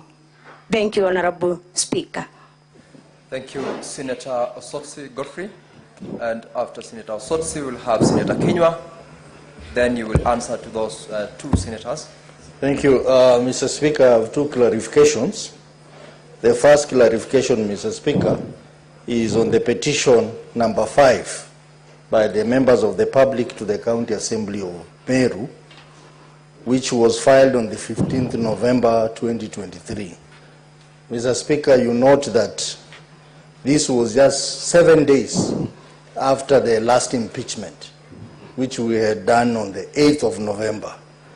So I'd like to find out from the witness whether you find this to be a bit sinister, because this particular petition was calling for the impeachment of various CECs and various chief officers by the county assembly, and their further dismissal by the governor. Was this a continuation of your effort to derail the county government of Meru? The issue number 2 is that, Mr. Speaker, the witness confirmed to this House that she's a member of the PAC committee. And being a member of the PAC committee, obviously she has interacted with the Public Audit Act, which, if you read under Section 31, Section 50, and Section 53 of the Public Audit Act, it is very clear that the report of the Auditor General has to be considered, processed, and reported to in the county assembly. And Senator Sotsi, your time is up. You've asked the first question. Senator Kinywa, kindly ask your share of questions. Asante Bwana Spika. Swali langu ni kwanza, Bwana Spika, katika kanda za video ambazo katika kanda za video Order, honorable senators. Order, honorable members. Let's have Senator Kinywa heard in silence. Bwana Spika, katika kanda za video tulizoonyeshwa hapa, tulionyeshwa ya kwamba Governor Kawira akisema ya kwamba kuna pesa ambazo zimechangwa. Bwana Spika, ilinikanganya kidogo kwa sababu iko mahali alipokuwa akiongea na Kimeru, alisema ya kwamba pesa ambazo zimekusanywa ni milioni 87. Lakini akiongea katika lugha ya Kiswahili alisema pesa ambazo zimekusanywa ni milioni 60, na ndiposa alikuwa akisema ya kwamba zinaweza zikajenga nyumba ya orofa kwa yule mjane, hata vile vile anunuliwe gari. Bwana Spika, katika video nyingine, kanda nyingine ya video, nikamsikia MCA akisema ya kwamba Governor wa Meru ni wazimu. Lakini baadaye alipokuwa akiulizwa hapa akasema ya kwamba alinukuliwa vibaya. Bwana Spika, sasa mimi nashindwa kama yeye mwenyewe alimnukuu Governor wa Governor wa Meru na kusema ya kwamba yeye Governor wa Meru amesema mambo mawili ambayo haambatani. Pesa zilizokusanywa ni milioni 87. Tena kwa Kiswahili nikasikia akisema yeye anaweza kusema alinukuliwa vibaya kwa sababu inaonekana wazi ya kwamba amesema mambo mawili. Akiongea na Kimeru akasema tofauti, akiongea na Kiswahili akasema tofauti. Yeye mwenyewe anaweza kusema ya kwamba alinukuliwa vibaya, Bwana Spika, katika lile tuhuma ambayo imeletwa katika Senate hii. Nashukuru Bwana Spika. Zipora, respond to those two questions. Thank you, Honorable Speaker and Honorable Senators. The question on petition number 5 that was presented to the County Assembly on 15th November 2023, I may not be in a position to explain whether it was a sinister motive, because the members of the public that presented this petition did it on their own variation, and the petition number 5 of the petition number 5 was committed by the Speaker of the County Assembly of Meru to a joint committee on labor and justice of two committees that I'm not a member. So just like any other person, I consumed that report, just like any other member of the County Assembly who is not a member of that committee, those two committees. I consumed that report, Honorable Speaker and the members, only on the day it was tabled on the floor of the House. So about the sinister motive, Honorable Chair and Honorable Members, I may not be able to explain because I consumed the report on the floor of the Honorable Assembly.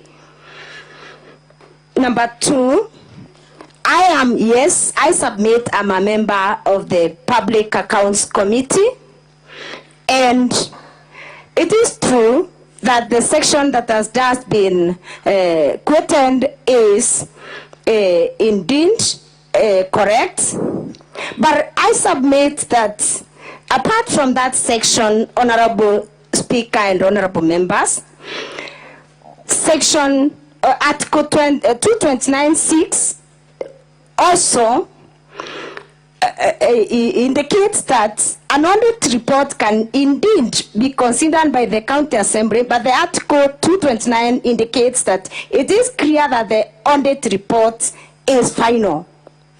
So in this regard, I want to submit that in the audit report, it was clearly indicated that the management of the county government of Meru was in breach of the law.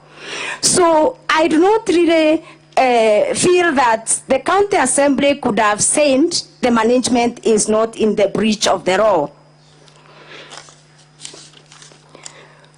Then the next questions from Senator Kenywa. Honorable Speaker and Honorable Senators, the video about 86 million, the governor talks about a contribution of 86 million. About the 60 million, the governor is not giving two, in the video the governor is not giving two amounts. She only said if that money is not above 60 million, then those who are collecting that money are in Kiswahili akasema ni wakora na ni wezi. That is what she insinuated. She did not give two figures, Honorable Senator. And I believe it is the governor that can speak for herself whether she was taken out of context or not. But I submit that in the video that I am talking, I submit that video, Honorable Senators and Honorable Speaker and Honorable Senators, it was a media interview that I had taken for more than an hour. I had taken more than an hour to do that media interview. Although I said I cannot remember the dates, I submit that I had talked about so many governance issues that if that video was played in full, I would be able to explain the context, the circumstances under which I made that comment. That is why I feel it was out of context. Thank you, Honorable Speaker. Answered the questions. Senator Okech Eddy and Senator Mundigi, in that order.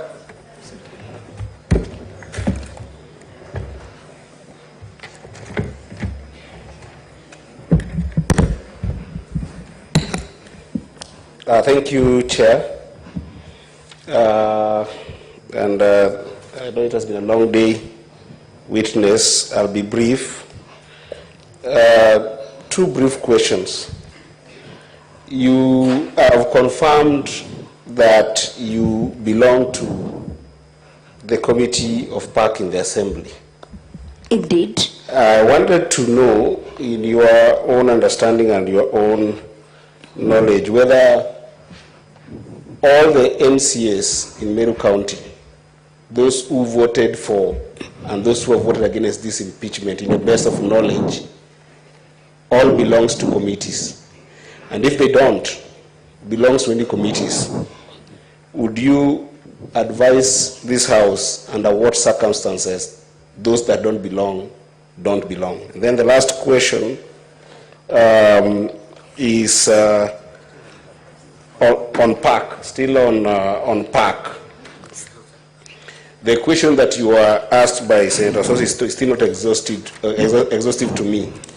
And if you look at Article 229(8) of the Constitution, read together with Section 31(5) in particular of the Public Audit Act. The question is more of the responsibility to you as a member of PAC and to the Assembly as a whole, that in your best of knowledge, this is your evidence in chief, in your best knowledge possible, was this report considered and thereafter? Senator Ed, your time is up. Senator Mudige. Asante Bwana Spika. Mheshimiwa, swali langu ni kuhusu kilimo. Mambo katika kaunti zote, kila kaunti iko na kamati ya kilimo na mifugo. Ng'ombe 20 ilikufa na ng'ombe moja ilikuwa inatoka shilingi 1200 kwa kijiji moja, na kila kijiji iko na mbuzi na kondoo, pia hata ngamia, hata punda. Wakati ugonjwa iliingia mpaka ilishika isile vitu. Swali langu, mliweza kama ile kamati ya kilimo na mifugo iliweza kutembea kona zote katika Meru County na kufanya hesabu kuona ni mifugo ngapi imekufa, ndio tuweze kujua kama uchumi wa Meru mlikuwa na isaidia ama ilikuwa narudi chini? Kwa sababu kulingana na ng'ombe 20 kwa shilingi 1200, hiyo ni milioni 4. Ukihesabu kwa county, kwa wondi zenu mko na wondi 45, hiyo pesa inakuja kiwango ya juu sana. Mliweza kufanya hesabu, mliweza kupata wakati wa kusaidia ama mlifanya namna gani ndio muweze kuinua uchumi wa Meru juu ya hizi mifugo? Asante Bwana Speaker. Madam Zipora, respond to those questions. Thank you, Honorable Speaker and Honorable Senators. I would want to confirm that about the committees, about the members of the County Assembly who did not support this impeachment and their membership in the committees, I would want to confirm that all the members who did not support this impeachment are in committees, Honorable Speaker and members. And as I said in the morning, I can start with the first committee, the Select Committee on Budget, in our volume 6 of the County Assembly documents. The County Assembly documents. Number 1, we have Honorable Jacob Mwirigi Modhuri, who is the chairperson of the Budget Committee, and he did not support this impeachment. He did not support this impeachment. Then we have on the same list, Honorable Speaker and Honorable members, we have, and actually they voted against this impeachment. Number 14 on page 7 of volume 6, we have an Honorable Member Martin Kimathi Moriongi, Honorable Member for Timau. He is a member of the Budget Committee and did not support the impeachment of the Governor of Meru. On that list, Honorable Speaker and members, the last one is Honorable Jennifer McKenna Morogocho. She voted against this motion and she's a member of the Budget Committee. If you allow me, I can go to the other committees, Honorable Speaker and members, and I submit there is no member of the County Assembly. I am speaking to you. You do not need to go to those other committees. I'm sorry, Honorable Chair. I'm sorry. Proceed to the next. Yes. On the other issue of the PAC section, that one, Honorable members, I stand guided. Section 30.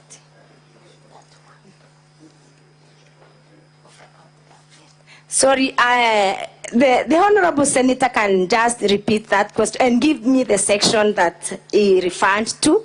I'm sorry I did not get it right, Honorable Chair. Senator Eddie, do you want to give yes, please, sections and the relevant article of the Constitution? Yes. Part 2? Chair, thank you so much, Honorable Speaker. I'll be very fast.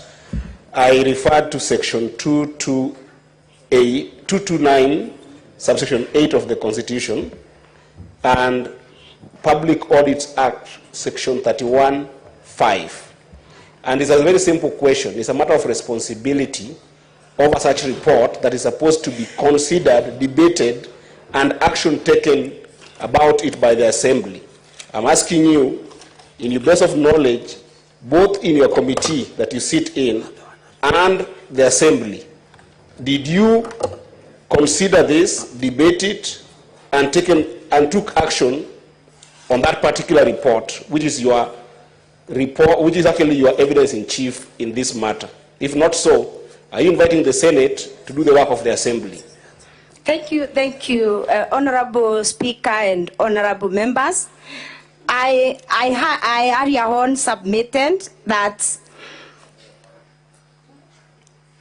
even if the audit report indeed should be considered by the County Assembly, still Article 229(6) is very clear that the audit report is final. And under no circumstances, in my own opinion, Honorable Speaker and Honorable Senators, the County Assembly of Meru can negate a decision that has been made in the Auditor General's report. My view. All right, respond to the second set of questions. That was actually one question by Senator Mudige. Thank you, Honorable Speaker and honorable members. The question on the loss of around 4 million, because the farmer is talking about the 200,020 cows. Honorable Speaker and honorable members, personally I don't belong to the Agriculture Committee, but I can say that a number of reports have been tabled in the County Assembly in respect to management of livestock and livestock development and other aspects of agricultural activities in Meru County. And I cannot single out one that is specifically for the lost animals, but I can assure this House a number of reports have been tabled in the County Assembly of Meru, considered recommendations given to the County Executive, and they all await implementation. Thank you, Honorable. Thank you so much, Zipporah. Honorable members, just for purposes of time management, I have got an indication that certain members have got questions with regards to the other witnesses other than the witness on the stand. I would like to know, for purposes of now allowing who to speak from the dashboard, because I have got only one so far, and we have expended 30 minutes of the 1 hour that is available. So kindly give that indication so that we can get to know how to manage the time with Madam Zipporah. For now, Senator Ben Siongo and Senator Mukatana, in that order, can ask their questions. Thank you, Mr. Speaker, for giving me this opportunity to ask Honorable Zipporah 2 questions. But before I ask the questions, Mr. Speaker, allow me to make this declaration. It is interesting. Senator Beth, ask the question. It is interesting, Mr. Speaker, for a woman to bring a motion against another woman, and also to line up 3 women witnesses against another woman. The first question, in regards to video VKM 09. Madam Zipporah, you declared the county, the governor's seat vacant. The question is, I know you are not speaking for IEBC anyway, But I want to ask, if you have been operating as a member of county assembly and with other members of county assembly, have you been acting on a county that has no governor? Secondly, on the fire that was on your compound, did you say that the watchman was the one who was taking the video? Thank you. Senator Mwangaza'S. Thank you, Mr. Speaker. The clarification I was seeking, Mr. Speaker, is that maybe first I want to say it pains me as Senator for Tana River, and it pains this Senate indeed that we are where we are again on this matter. And we want to help the people of Meru. Sincerely, your video Senator was saying, the video was saying that even if we return this matter, you will go for 6 times. So the question I wanted to ask is that, is there a deeper problem in Meru? And do you think that by sending away the governor, we shall resolve this problem on behalf of the people of Meru, or are we making the problem worse? Just clarify my mind on that. I thank you, Mr. Speaker. Madam Zipporah, respond to the question. Thank you, Honorable Speaker and Honorable members, for those questions. And I will start with the first one. Although it's not a question, it was a comment, and I believe it was directed to me. About a woman removing another woman from the office. I submit to this Honorable Madam House. Zipporah, yes. That was a comment. Respond to the question. Thank you. On the video, on the video that I referred to, and I sent the position is vacant. I submitted here that in all those videos, again, I had a media interview of more than 1 hour, and because I said the videos are not dated, I could not be able to extract the videos and exactly get what I talked about. That's just a small extract of 20 seconds. And I want to submit to this House, I must have raised very serious governance issues during that media interviews, and I cannot really remember under which context that one was said. And that is exactly why I said I could have been taken out of context. I again submit that I never said my watchman took the video. Indeed, the video was retrieved from the CCTV cameras from my home. I didn't say the videos were taken by the watchman. I submitted that the watchman had something fall because he was not far, and he went to check what and foreign, and he found the fire. That was my initial submission, and I still insist that is the position. Then, on the 6 times from Honorable Senator Mwangaza'S, I would want to note that it is not about the many times that the governor of Meru is impeached. It is about fighting for good governance. It is about fighting for accountability. It is about fighting for delivery of services in Meru County. It is about someone taking responsibility for for the position somebody is given. It is not about we chant.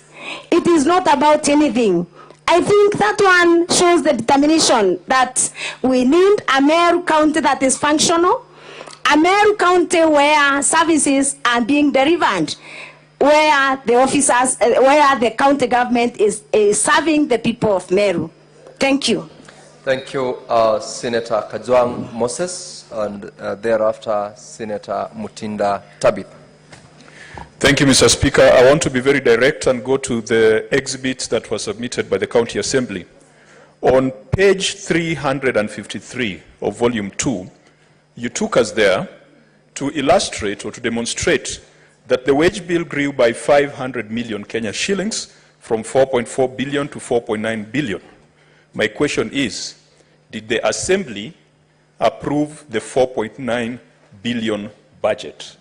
Or was the 500 million excess expenditure over and above what the Assembly approved? Number two, on page 375 of Volume 2,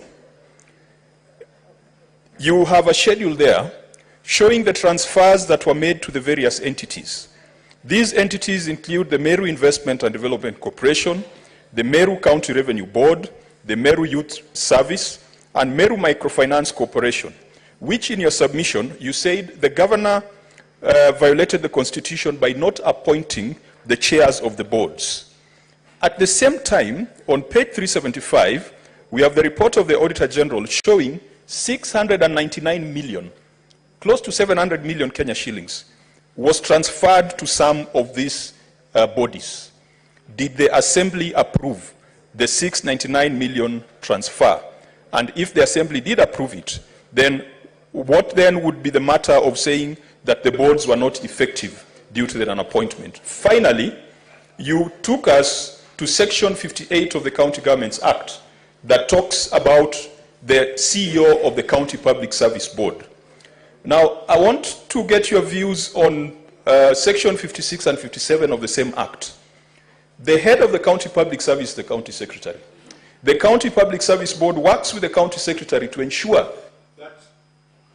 Senator Kajwang, your time is up. Senator Mutinda.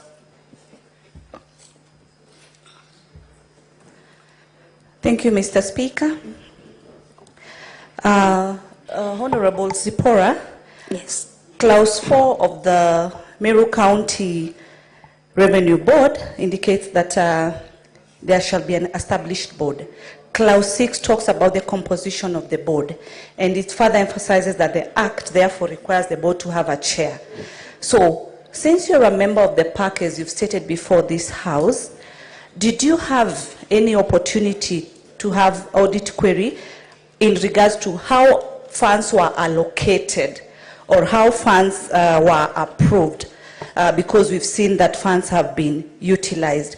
Putting in mind Chapter 229(6) of the Constitution says that an audit report shall confirm whether or not public money has been applied lawfully and in any ineffective way. Lastly, after the second impeachment of the Meru governor, as the County Assembly, what remedy did you put in place as the leaders and the MCAs of the Assembly to ensure that you sort the issues of Meru County once and for all?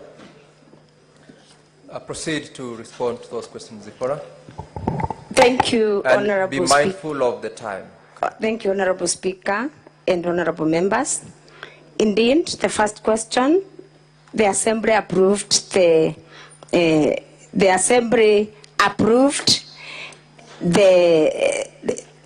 funds, whereas it is the work of the Assembly, of the County Assembly, to approve the funds, whereas it is the responsibility of the County Assembly to approve the funds. Section 30 of the County Government Act mandates the governor of any county to be accountable for the management of and use of the county resources. So I submit to this Honorable House that the County Assembly allocates, and then the governor together with the county executive is to ensure prudent rent is to be accountable for the management of the use of the county resources. It is not the responsibility of the county assembly to manage the resources. It is the work of the governor herself, according to that section, together with the staff that the governor supervises. 2, about the Meru county bonds that have not been operational because they were not constituted, I submit that the County Assembly of Meru, through various communications from the clerk of the County Assembly, continued communicating to the county executive that they needed to submit documents to the county assembly to enable the county assembly carry out its mandate, documents that were never received. Similarly, as I've said, it is the work of the county executive to use the funds allocated well. On the issues, the third question, Honorable Speaker and Honorable Members, it is on the CEO of the Public Service Board and the County Secretary. These two offices in county public service, Honorable Speaker and Honorable Members, have distinct functions. They have distinct functions where the board is mandated to recruit, to recruit through interviews, and then after recruitment, it is the county secretary now who deploys, who supervises and does the other. So the two have different distinct functions. Only that they work very closely. Then the other question from Senator Mutinda is still on the chairperson of the bonds, and I believe I have already submitted that it is the responsibility of the governor of Meru County and the other officers to ensure the bonds are legally constituted. It is not the duty of the county assembly of Meru. The remedy about this issue, I've already submitted that the county assembly has really worked so hard to implore on the county executive to carry out the mandate of the county executive in order to make even our work as the county assembly very easy. Thank you, Honorable Speaker. Thank you. Honorable members, you've got, I've got 12 minutes remaining to conclude this session, and let's be mindful of the time once you're allowed to ask your clarification. Senator Ledama and Senator Tobiko.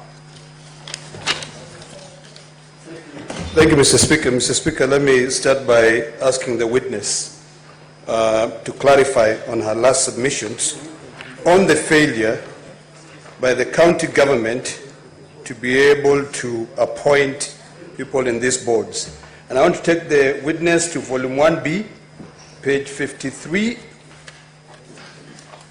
We look at page 53. I don't know whether you've had a chance to look at it. And Mr. Speaker, this minute of 2 minutes is actually doing us a big disservice. I want you to tell me what page 53, page 57, page 58, page 60, page 61, page 62, page 65, and page 67 of the governor's response, volume 1B, in terms of the responsibility of the county government, no, the responsibility of the assembly when it comes to the issue of confirming those nominees. Did, volume 1B, did the county assembly ignore the request by the county executive to be able to confirm that? Refer to those and then tell us what that equates to. Secondly, Mr. Speaker, I want to understand whether impeachment equates to oversight. Because in your submission, when you are being taken through your video 17, You are asked by your lawyer in your evidence in chief what you meant by it is in the business of the assembly to impeach. You change your mind, and then later on you say it is the business of the county to oversight. Mr. Speaker, finally, which is very, very important, and I hate the fact that we have so many little time, if on the issue that you were asked by Senator Kajwang in terms of the documents that you presented, what should the executive do if the county assembly fails to approve, one, the nominees? Do those departments stay without operational? Thank you, Mr. Speaker. Senator Perez Tobiko. Thank you, Mr. Speaker. Mr. Speaker, very quickly, I'm very curious, and I wanted the good lady MCA to confirm to us, when is it exactly that she started feeling very insecure to have CCTV in her home, and also for how long she has had a watchman in her home, Mr. Speaker, and that she needs to confirm that indeed the video we watched of a small portion of her home burning is from a CCTV download. Because, Mr. Speaker, not many Kenyans do have, that level of security apparatus.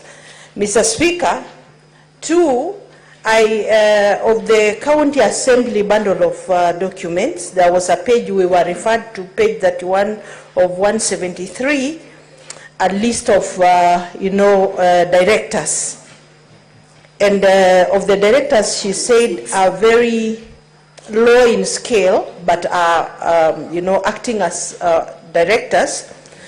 Have they attached letters of appointments of these directors for the Senate to confirm? Thank you. Proceed to respond to those questions, Zipporah. Thank you, Honorable Speaker and Honorable members. On the first issue, is about I'm starting with the first issue.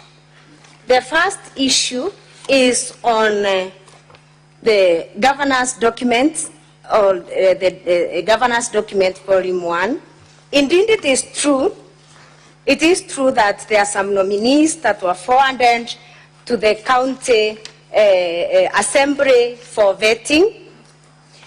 But immediately after the nominees were forwarded for the vetting, immediately after the nominees were forwarded for the vetting, the clerk of the county assembly drew a letter in our volume 2, page 61, wrote back to the county executive and requested for more information, clarification regarding the existence of vacancies in the offices within which the nominations were being made.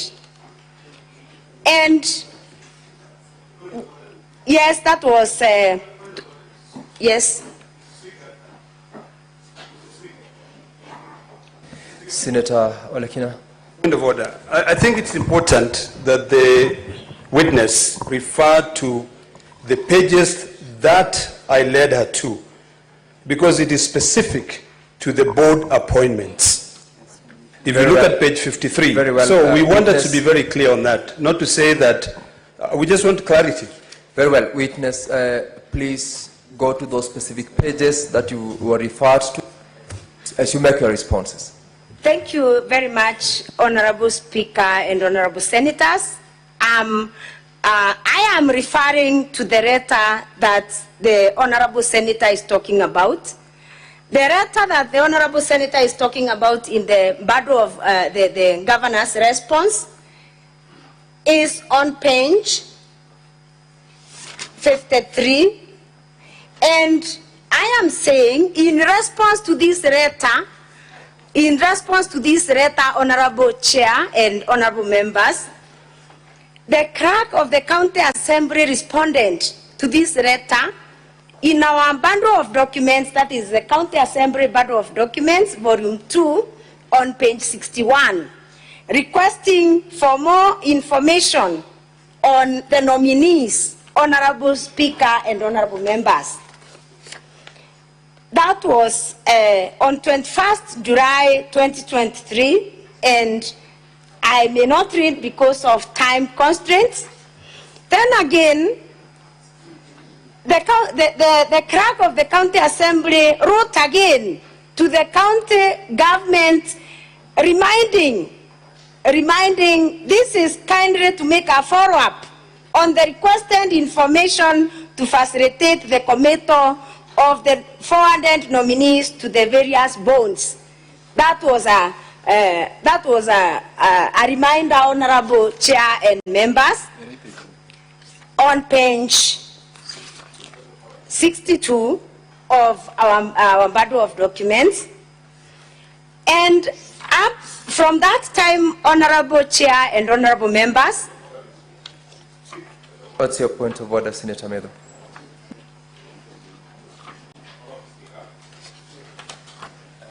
Give him the microphone.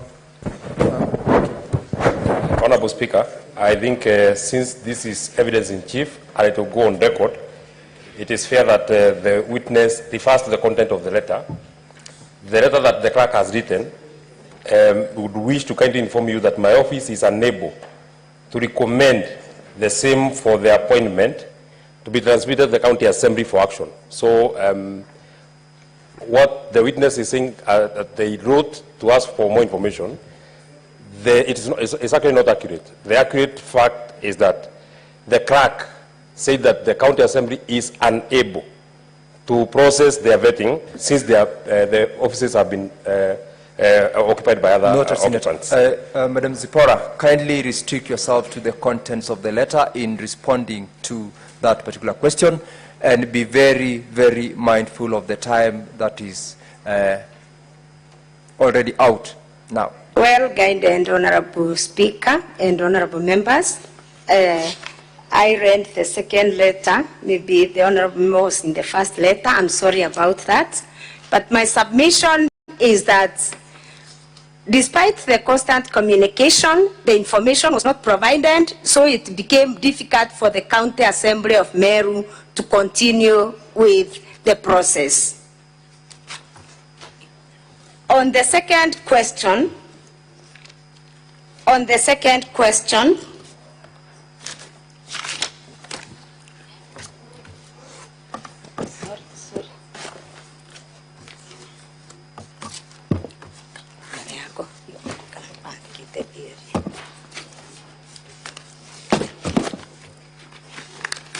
sorry for that, honorable members.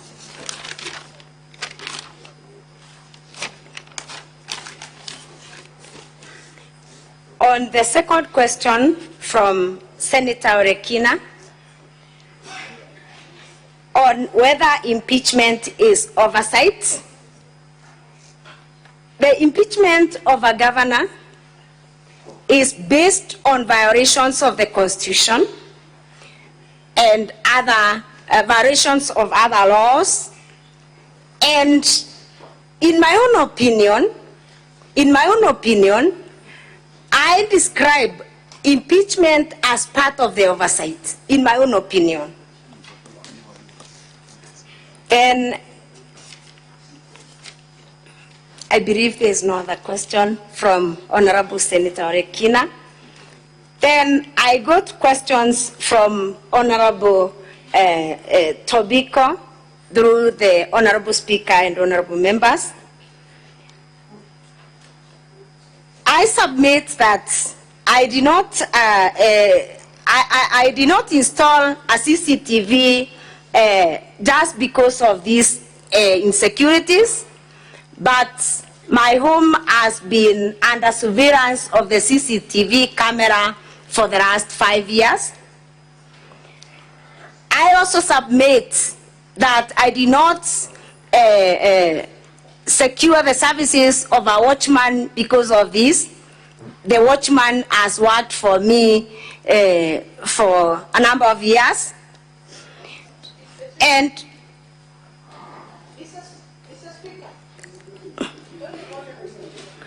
maybe I can paraphrase it. Zipora, proceed to conclude on that response to the question.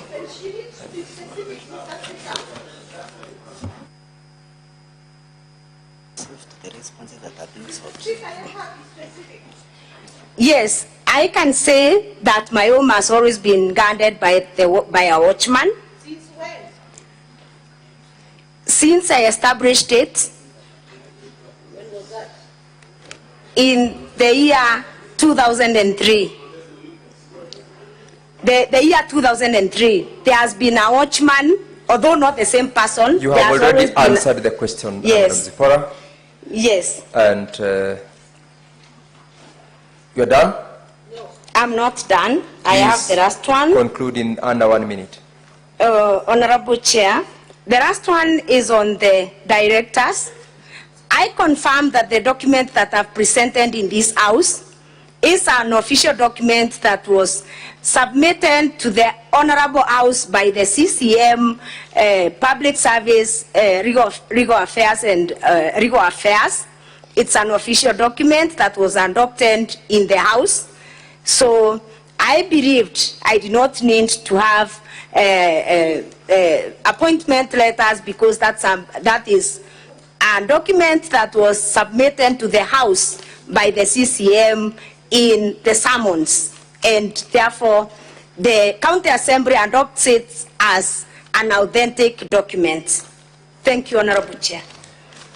Thank you, Madam Zipora. Now, honorable members, we have fully utilized the 1 hour that had been granted for purposes of clarifications. And therefore, as I directed earlier on, everyone had requested to seek clarification.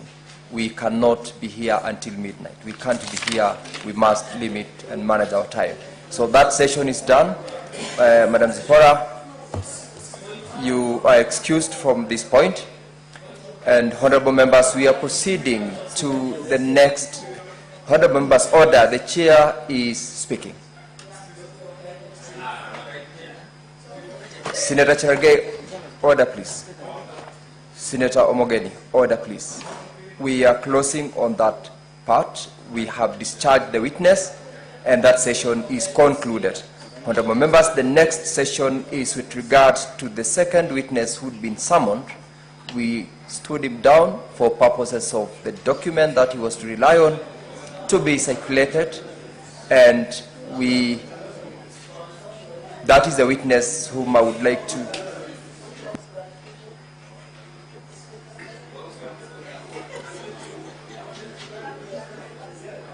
very well. Just confirmation, there is the second witness whom we'll need to call upon, Ms. Irene Kawira Kamenju. Very well, take the stand. And for members to seek clarifications, we will do this section immediately, and thereafter we go back to the witness whom we stood down.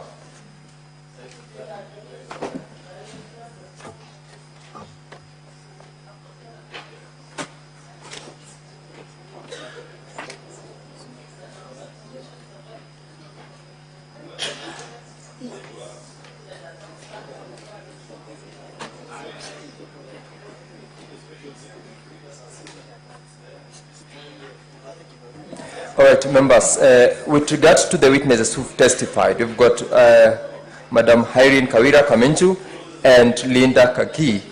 We will take 15 minutes to seek clarifications with the witness who is on the dock right now, and another 15 minutes with Linda Kaki. Then, once we are done with the two, we deal with Jacob Kirari. So for those who are unable to seek clarifications with the previous witness, this could be an opportunity with the other two witnesses to seek any additional clarifications. And I have got from the dashboard Senator Okoichi Omtata,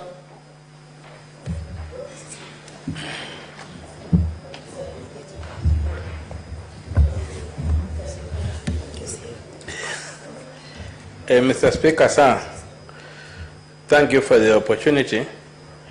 Although I had really prepared to ask the previous witness the questions that I had, but with your direction, I won't hesitate to ask the Land Council, who was before us here.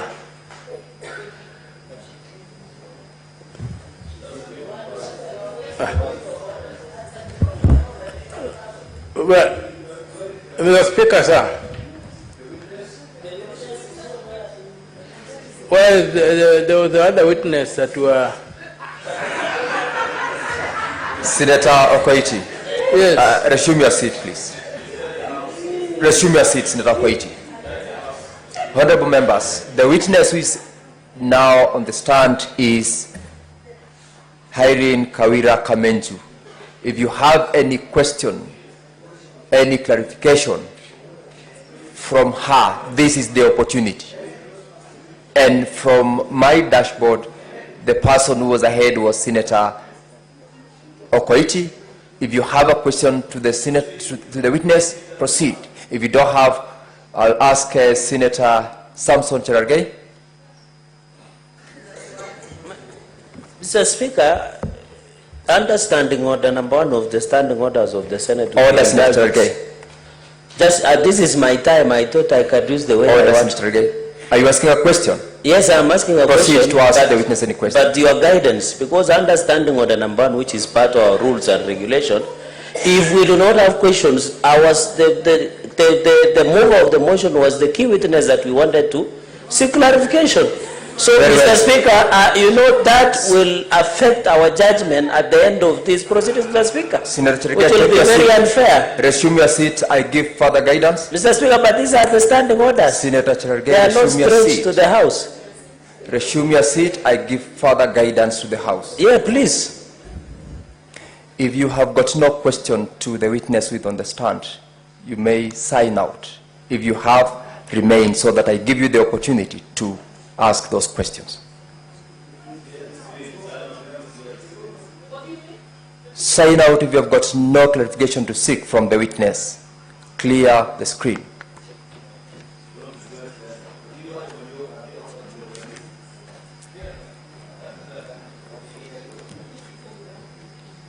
I still have members, so I'll give those who are still on the screen.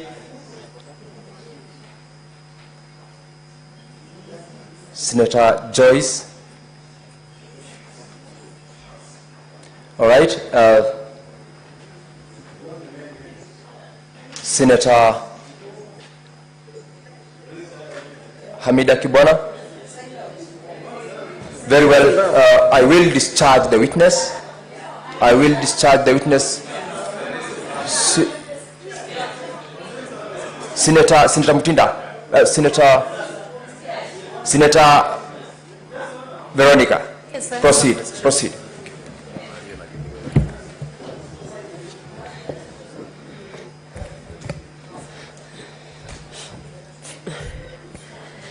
Kwanza ni kukuambia pole sana kwa maafa ya bwana yako Daniel Muthiani alias Sniper.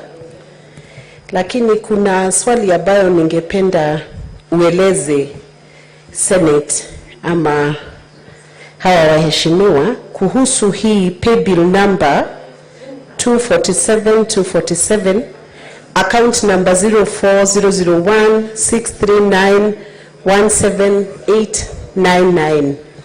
Hiyo account number ama pay bill ya matanga ama mazishi ilifunguliwa na nani?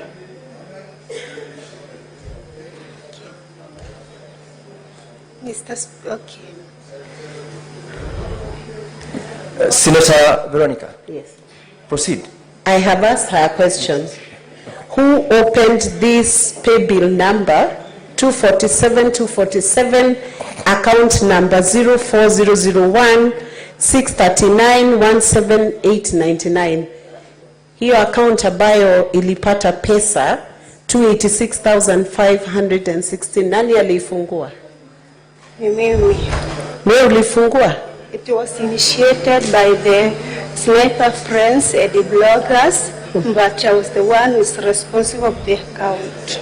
Kwa hivyo wewe ndio ulikuwa unaangalia balance ya pesa zile imepata. Yeah, and the notifications were being forwarded to me.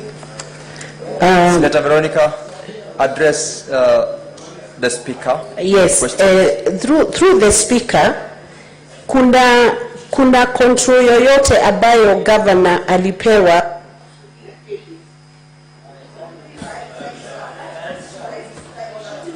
Are you able to respond to that question? Your question is made, Senator Veronica. Take your seat. You have asked the question. Allow the witness to respond to that question. Okay, Mr. Speaker, sir, and honorable member, I would answer the question to my senator.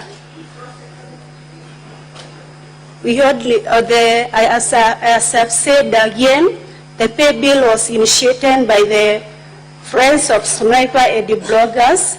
I was the one who was accountable of the pay bill, and the notifications were being forwarded to my phone, and the account, I'm the holder of the account. Thank you. I think that question is answered.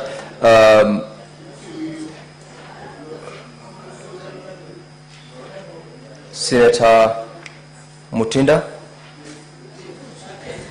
Nianze kukupatia pole zangu kwa kumpoteza mume wako Sniper. Swali langu, nimeona katika video kana kwamba ulikerwa sana wakati gavana alieleza ya kwamba uliweza kupokea milioni taslimu 86 na kana kwamba unaishi na MCA mmoja wa pale kaunti ya Meru. Hatua gani ulichukua kuweza kuondoa maneno haya ambayo kulingana nawe sio maneno ya kweli? Ulichukua hatua gani? Kwa kizungu ile tunasema ku clear the air. Asante Bwana Speaker. Mr. Speaker, sir, and the honorable senators, that's why I'm here today. I want to shed light to the whole house and to the Kenyans that I don't owe that amount, and again, misi kufichwa na MCA fulani.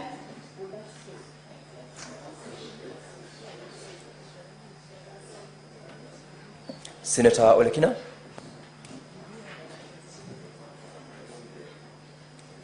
Mr. Speaker, I do not have a question for this witness. However, I do have a question for the attorney of the County Assembly in regards to the same issue. It's the same issue. It's the same issue. Mr. Speaker, there is a witness, but I need some clarification on the same issue of the 86 million, but not from the witness standing, but from the lawyer. Okay, it's the same issue. So you want to seek clarification from the lawyer? Yes, I'm speaking. Take your seat, then, so that opportunity will be made available. That's fair enough. All right. But now, Mr. Speaker, I think you're mixing things because we are asking on the same matter of the 86 Senator million. Ledama. So if you're going to take your seat for the lawyer, take your seat.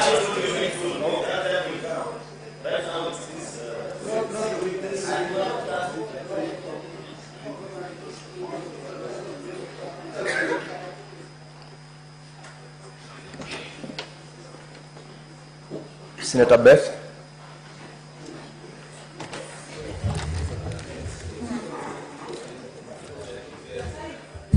Thank you, Mr. Speaker. Kwanza nakupa pole. Ninajua ni hali ngumu. Swali langu pia lingeenda kwa wakili, sio kwa madam. Very well, Senator Beth. Any other member? I have got from my dashboard 3 members, and I do not want members to complain. If there is none, then the witness is discharged. Let's call upon the second last witness, Ms. Linda Kiome. Senator, what's your point of order?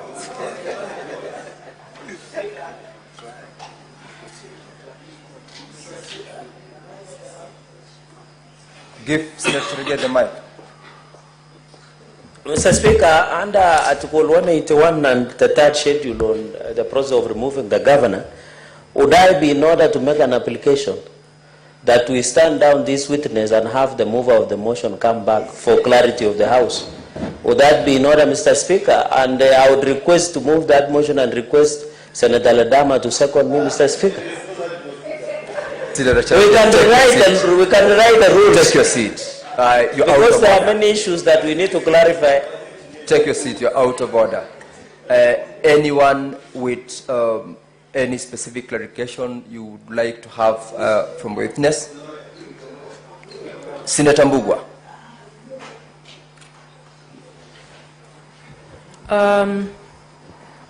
Thank you, Mr. Speaker. Now, Senator Muma, I have given the opportunity to Senator Mbugua. I will give it to you after you.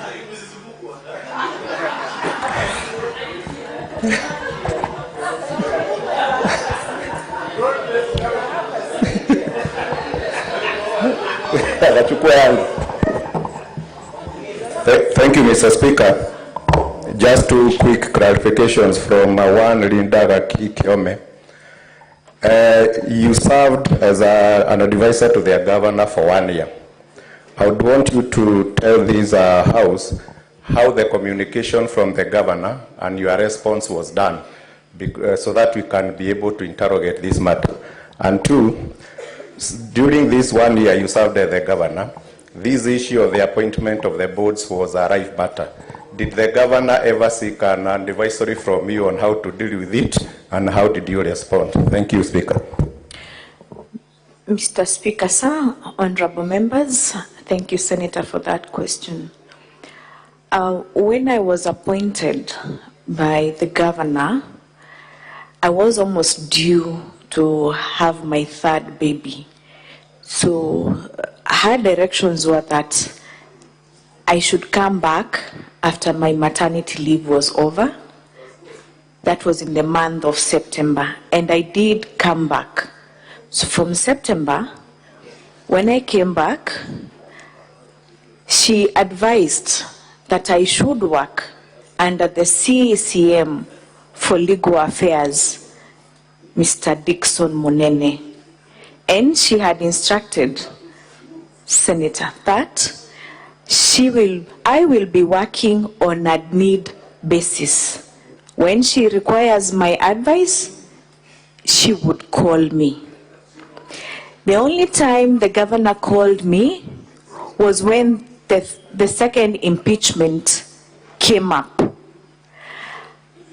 Out of the respect that I have for the governor, and of course advocate-client relationship, I would withhold to disclose the information, or rather the advice that she sought from me.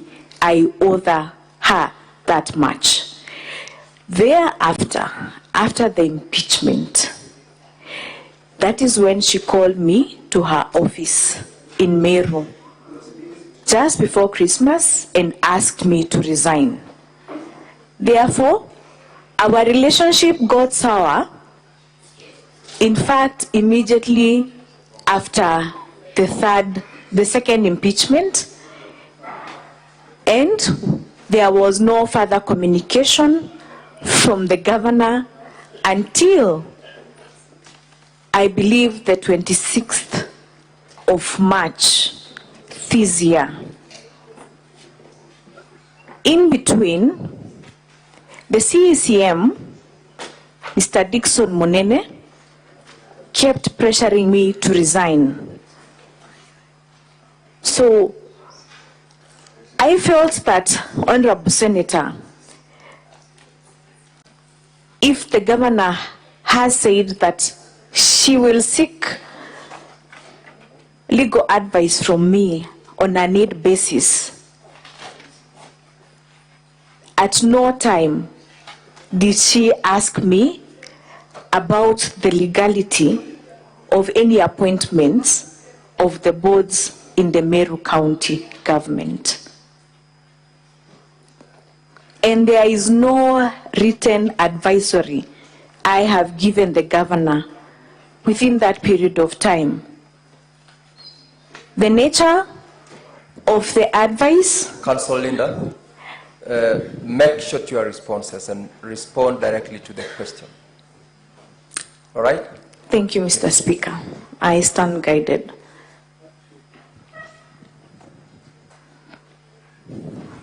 Did I cut you short or you were done? I was on the last issue where I was saying that the nature of the legal advice that she had sought was verbal, and she had asked me to go to her home to give her the legal advice. Thereafter, any other advice I was giving was through the CECM, Mr. Dickson Monene. Thank you. Senator Muma.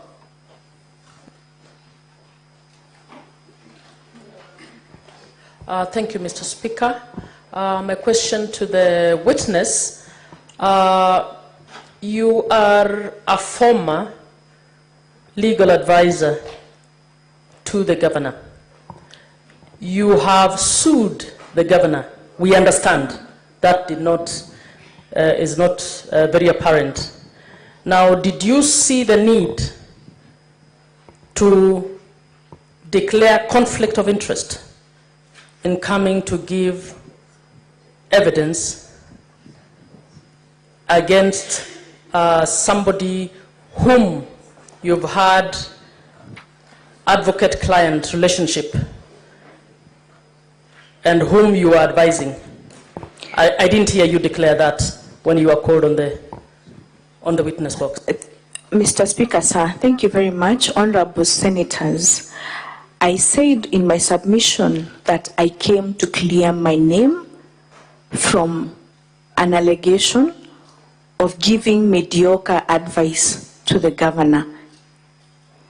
I am an advocate of many years of practice.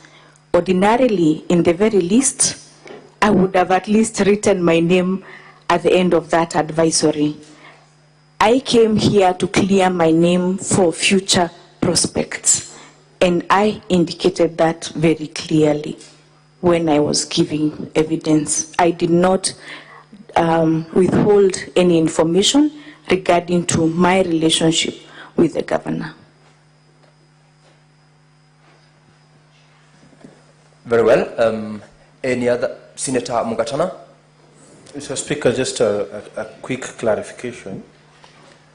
The witness may need to tell us what is the probative value of her denial as we stand now, because it is not accompanied by a forensic document examiner who can back up her assertions, because it is her word against the word of the governor, I mean the letters that were there. So who do we believe without expert support? And how do we go about it? How do we decide within the time constraints that we have? I submit, Mr. Speaker. Linda? Mr. Speaker, sir, thank you, honorable members of the Senate. I believe that my cause to come and to make a request to attend this session was first of all for my own future prosperity. That I had indicated earlier, I would not have wanted to be associated with that kind of advisory. Number two, I got this information while I was in Mombasa. The first time I saw the document was on WhatsApp yesterday at about 2 p.m. That is the first time I saw it. Number three, I have yet to see the original document. At least, can it even be supplied before the Senate? Because I know they have lifted that signature from another document. Let them be tasked to produce the original document of that advisory or internal memo. Thank you, Mr. Speaker. Senator Omtata? Mr. Speaker, sir, thank you for the opportunity. Land Council, I just want a clarification on your signature. Did you say that the signature on the advisory was not yours?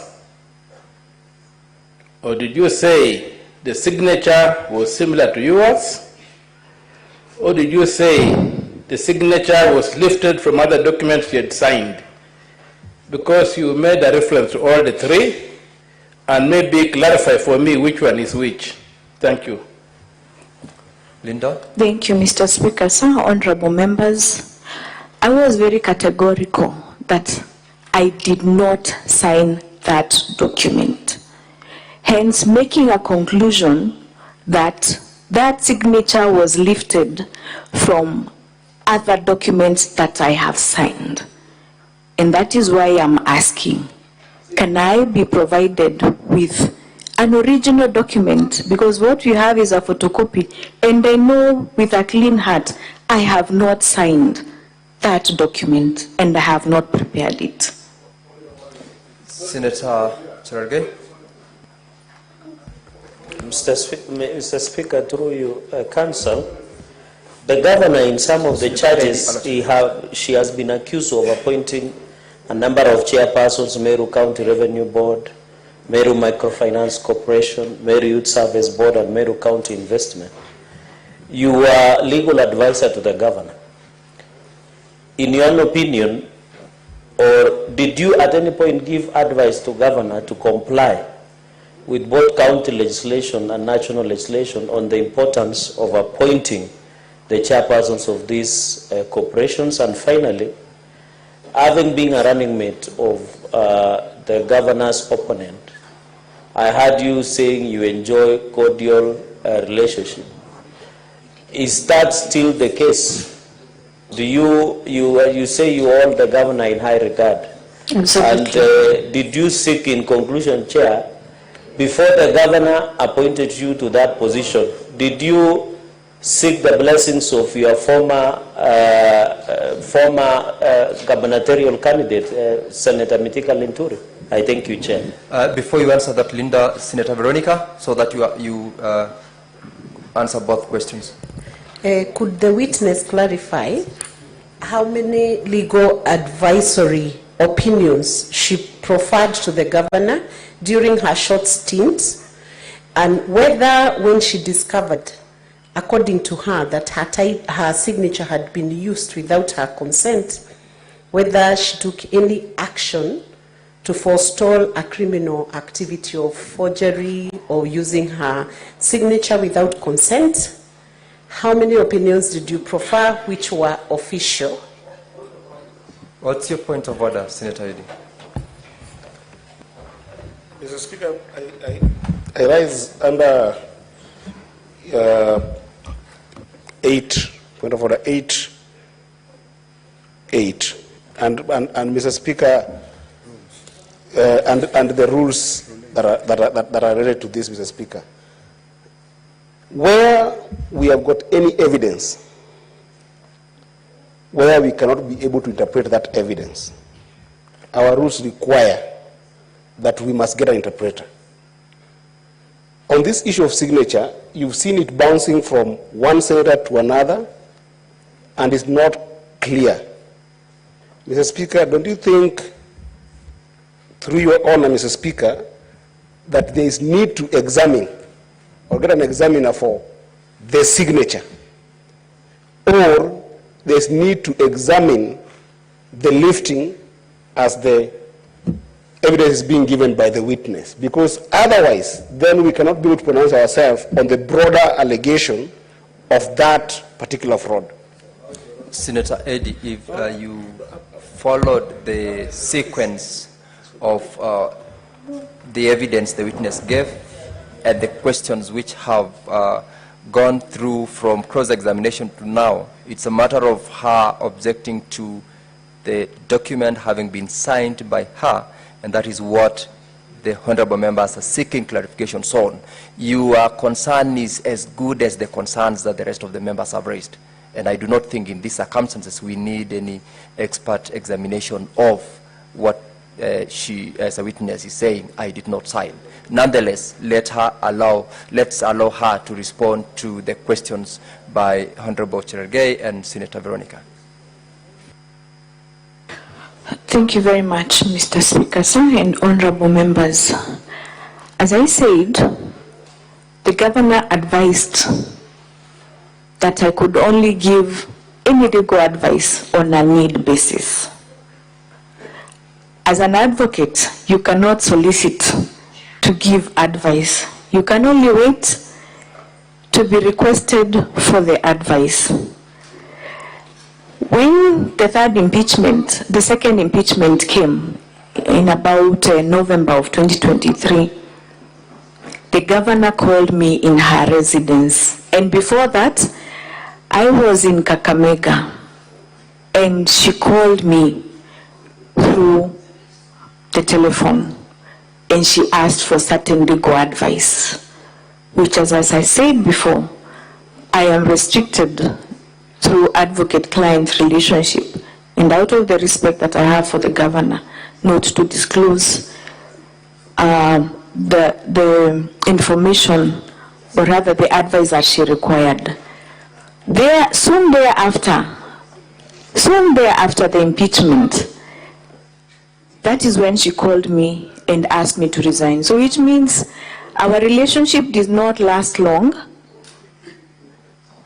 And I was shocked yesterday while in Mombasa, in Ukunda, Diani, where we were attending an annual conference for LSK. I was sent for a copy of that document. It was the first time that I saw that document. I had to travel with a small baby at night so that I could come and see whether I would be allowed to clear my name out of that document. When I came, I submitted before that I went to the Parliament police station, and the OCS informed me. In fact, he called the DCI and they said, I can only make a report in Meru where the issue had arose. And I said earlier that I am going to pursue, because I believe that the truth shall set me free. Even if a document examiner was to come here, for sure he will exonerate me. And I am speaking the truth and only fearing God only. Thank you. Thank you, Linda. Any other person? We are actually out of the 15 minutes time we granted to this clarification, and I do not seem to Senator Beatrice. You have a question to the council? That will be the last member. I'm granting this opportunity so that we close on this witness. Okay, my initial, thank you, Mr. Speaker, sir. My initial comment was that the burden of proving forgery is actually on who alleges the forgery. So Linda needed to have submitted evidence of that it is not her signature. However, Linda, you are a legal advisor to the governor at some point. And you know, in the Constitution, there is alternative dispute resolution methods as scattered for in the Constitution. Did you at one point advise the governor on any alternative dispute methods that could have been used to resolve this law-running dispute? And if you did, what attempts were made? Linda, I want you to respond to that question in under 1 minute. Thank you, Mr. Speaker. I would say, in my relationship with the governor has been very secretive. The governor has not been consulting much, and my options were very, very limited. She is my employer, and she says, I will only come to you when I need to. Limited only. So even if you ask me for a written legal opinion that I have written in that short period of 3 months, I would say I do not have, because the governor also said that I should work with the CECM of legal. Affairs. I can produce documents that I have prepared on behalf of the CECM, but for the governor, she only allowed me to advise her during the second impeachment, and I can confirm I even attended the High Court at Meru before the Court of Appeal judges that were hearing her matter in the Meru High Court. That is sufficient. Honorable members, that brings us to the end of the clarification session that we had with the witnesses. And Linda, you can take your leave. You are released. And we have the last witness, Mr. Jacob Kirari. And honorable members, I believe you have been served with a copy of a section of the register, I believe, which was shared. And so we would like to have the witness brought into the stand. We will do this.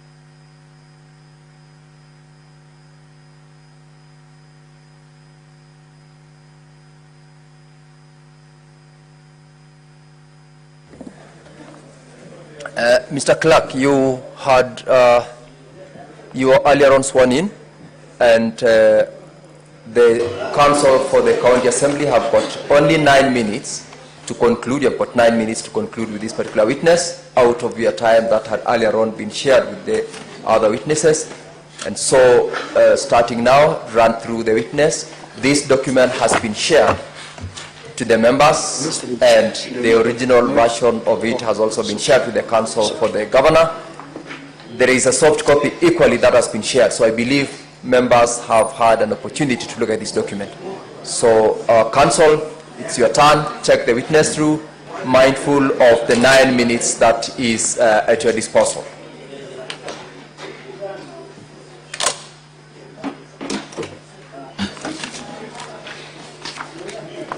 Thank you. Thank you, Honorable Speaker. Mr. Jacob. Yes, please. I'll take you quickly, because of the time constraints, to page 53 of the Governor's Index 1B. That is a volume of documents. The Governor's Index 1B. 53. You confirm that the County Assembly received that letter? Yes. On which date? On the top left corner. Can you see that thing? I'm not clear, but is it 14th? Well, the document is dated 18th of June 2023, correct? Page 53 of the Governor's Volume 1B. Yes. It is dated 18th of June 2023. Yes. So that is the first submission that is the first list of the nominees that was sent to the County Assembly by the Governor. Yeah? Of all the documents that are filed by the Governor that are in contention with respect to the Meru County Revenue Board, that is the document that was sent, the list of nominees, correct? Yes. Turn with me to page 57 of the Governor's volume still. The Governor sent another list of nominees on 21st of June, correct? Yes. And another one was equally sent on 21st June. That is page 58. Very true. 58 of the Governance Volume 1B. And there's a response by the County Assembly, by yourself actually, on page 60 of the Governor's Index. Yes, you will agree with me that, but I will read it out in the interest of time, Honorable Speaker. In paragraph 2, the last sentence you say, from our present records, first of all, you make reference to the letters dated 18th and 21st June from the Governor, correct? Yes. In the second, in the paragraph 2, the last sentence you say, from our present records, we observe that most of the offices to which the nominees have been forwarded are substantive office holders whose terms are yet to expire, correct? Very true. And the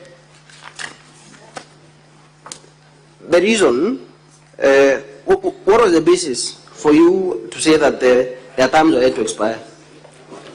The record in our office of actually nominating those, of vetting the respective nominees, yes, were very clear that those offices are still occupied. They were to expire around December.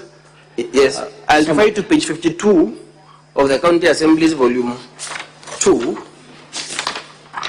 For instance, with respect to the Meru County Revenue Board, I want you to confirm whether page 52 of the County Assembly's Volume 2, that is the exhibition supported the impeachment motion, the Meru County Revenue Board, the term of the board was extended for 3 years from 15th November 2020, correct?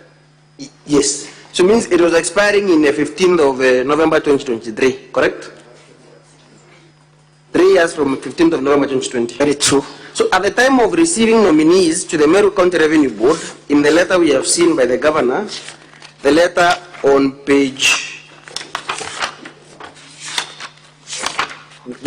page 53 of the Governor's Volume 1B, the Meru County Revenue Board had a fully constituted board, correct? Yeah. And therefore the nominees could not have been appointed to those offices unless the existing appointments were revoked?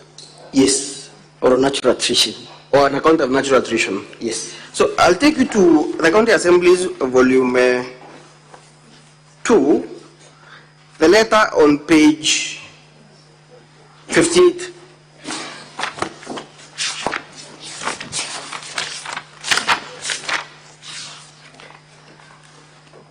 That is a letter you wrote to the County Secretary, correct? Yes. And what do you tell the County Secretary in that letter? Delayed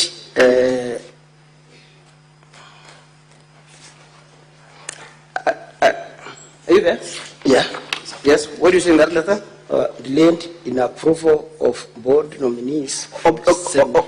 Pardon. Before you get there, turn to the Governor's page 61 in the other volume, Volume 1B of the Governor. Page 61. The annexure KM 9 Roman 1. There is a letter by yourself, correct? Yes. In response to a letter by the, in fact, you make reference to your letter, to your previous letter dated 20th July. Very true. And what do you inform the County Secretary in the second paragraph? This is to kindly not make. This is to kindly make a follow-up on the requested information to facilitate the committal of the forwarded nominees to the various semi-autonomous boards of the county government to the relevant committees of the Assembly for vetting, correct? Yes. So you are making a follow-up with the Office of the County Secretary, correct? Very true. And now turn to the document on page 58 on the County Assembly's Volume 2. In fact, the first letter is a letter on page 60 of the County Assembly's Volume 2. After you wrote on the 31st of August 2023, did the County Assembly ever receive any other response to that letter for that period between 31st August of 2023 until 15th of July? Did you receive any correspondence from the county Not at executive? all. No. So the next letter you received is on 15th of July 2024, correct? Yes. Do you recall what other activity was happening on the 15th of July 2024 in the county assembly? I think there was an impeachment. You think there was an impeachment motion? Yeah. That is the first impeachment motion that was stopped by the court, correct? Very true. So on the date that the impeachment motion was was forwarded to your office, you received a letter from the county secretary accusing you of, at paragraph 2, of deliberately failing to approve or communicate your rejection of the employees and purporting that you want to cripple the overall performance of the government agencies, correct? Very true. And you respond with a letter on page 58, correct? That is 2 days later, on 17th of July, correct? Yes.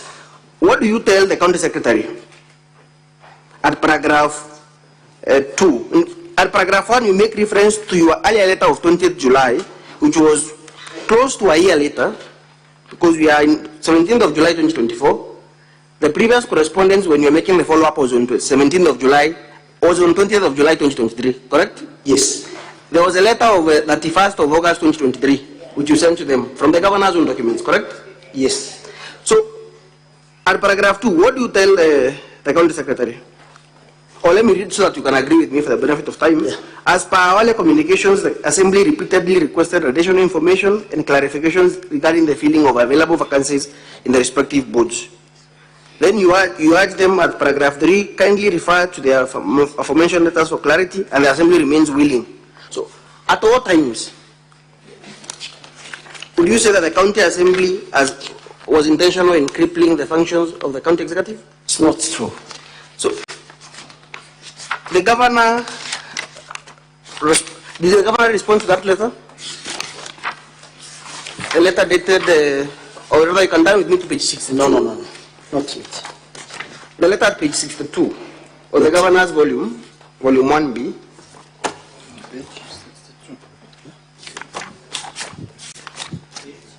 Page 62 of the Governor's volume 1B.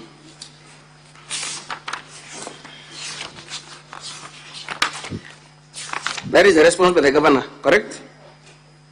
Yes. The response by the County Secretary. By the County Secretary, not the Governor. To your letter dated 17th of July, correct? Yeah. So say for these correspondences, I want you to check in your register, your original register, the one that has been, copies have been made and availed to the clerk. Specifically, did your office receive the letters dated, the letter on page 54 of the Governor's volume 1B? Turn with me to page 54 of the Governor's volume 1B. That is a blue copy, Honorable Speaker.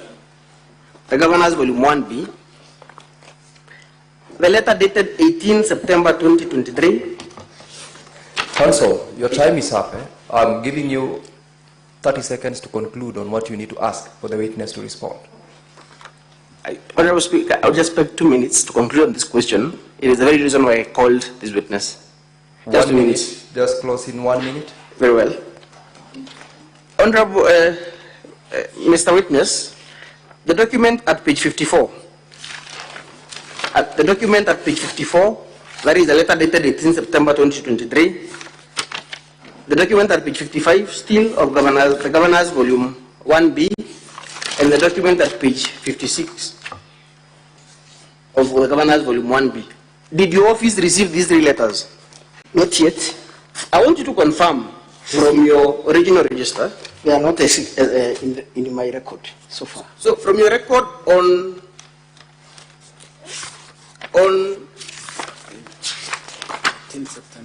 18th of September, is there any document that you received from the County Secretary? Not yet. From your records, this is the register that you maintain in your office? Yes. For all correspondences. On the 18th of January, that is the letter at page 55. 11th January, rather, Mr. Speaker, did you receive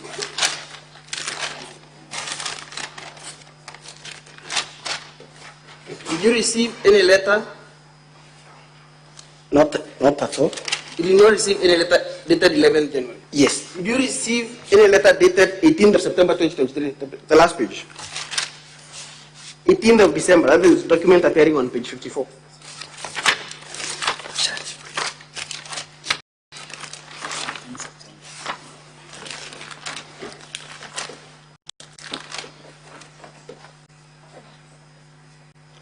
No.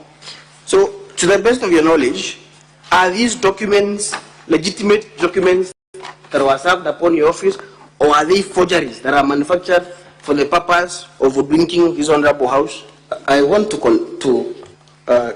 confirm that these documents are not my records, and therefore they must have been authored outside my office. Is it a coincidence that Counsel, your time is up. Your time is up. Very well. Yield the witness to the governor's team. Very well. Thank you, Mr. Speaker. I yield the witness for cross-examination.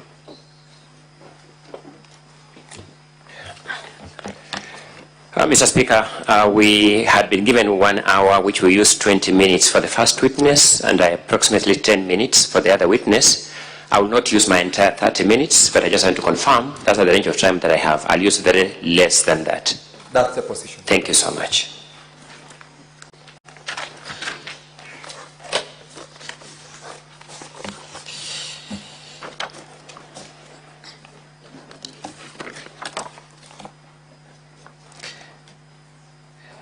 Mr. Jacob, let me just have your full name kindly so that I'm able to call you formally. Jacob Kirari. Jacob Kirari, thank you so much. Jacob, you are brought to this house for the limited purpose of producing that register. True or not true? Yeah. You are brought to this house today to produce this register before this house. Yes. Thank you. For how long have you served as a clerk of Meru County Assembly? From 2020. From 2020. Yes. Does Meru County Assembly have any other register for receiving correspondence, or that is the only register? We use register when it's full, we open another one for purposes of accountability. At the moment, so does Meru County Assembly operate multiple registers simultaneously, or does it operate one register at a time? One register at a time. Thank you. When was that register opened, the one you have?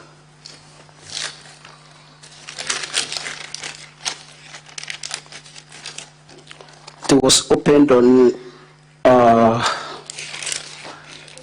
15th September 2023. Are you sure of that fact? Answer that question. Are you sure of that fact? Yes.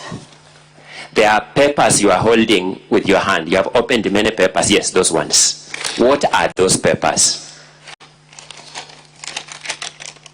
There are papers, yes. Remove that staple. But why have you stapled them? That's one of the things I wanted to ask you. Do those papers show correspondence?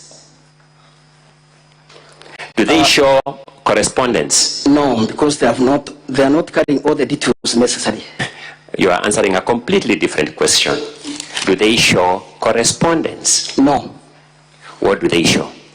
It was just a writing, which actually are not. Yes, those writings are something. What are those writings?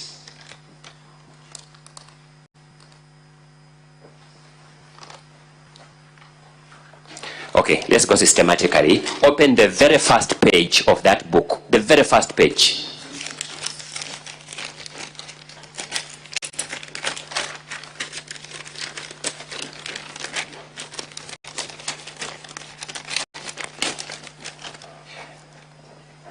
Are we there?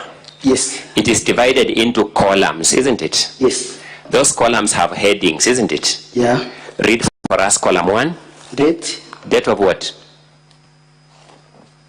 Just date. Column 2. Particulars. Of what? Or content of the item. Column 3. Request. Column 4. Authorized to buy. Column 5. Signature. Column 6. Nothing. Okay, let's go to the place called particulars. No, don't close that page. Let's go to the page called particulars. Read the first entry, the very first row. What particulars are entered there? Infamous. Second column. Lunch allowance. Sorry? Lunch allowance. Second column is Phineas Mwenda.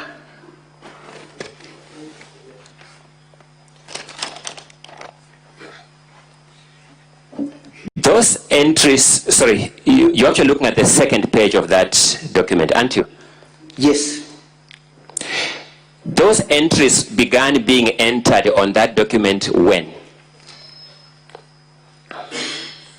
2015. Look at the cover page of that document. Look at the cover page. The cover. It states what the book is, isn't it? What's the title of that book? Memo registers. It is a memo register. Yes? Is that correct? Yeah. So there are memos from page 2 of that book. True or not true? I want to explain that. Will not explain. Answer my question. There are memos from page 2 of that book, aren't there? Yes. Those memos run from which date? What is the first date when the first memo is registered in that book? 25th, 2015. Sorry? 25th June 2015. Move to the entry of 17th November 2015. 17th? Yes.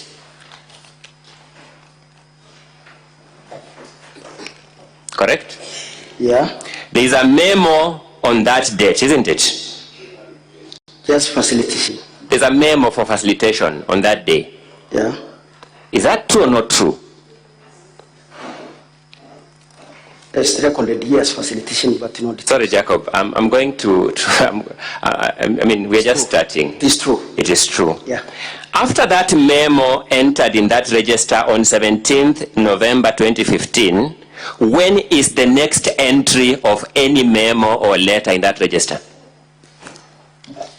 We close it, yeah? I've asked you a simple and straightforward question. No other in respect to facilitation. What other entry is entered in that book? Other entries as from 15th November actually is from... Of which year?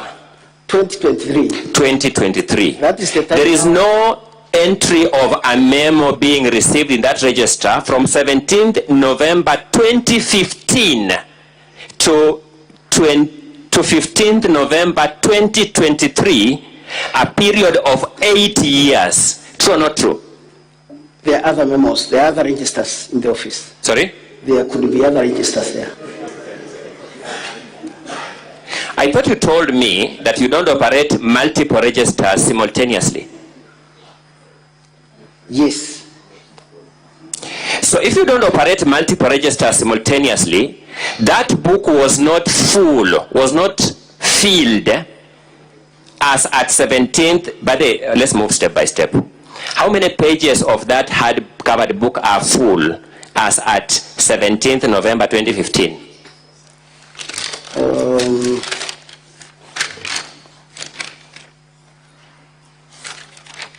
4 of them.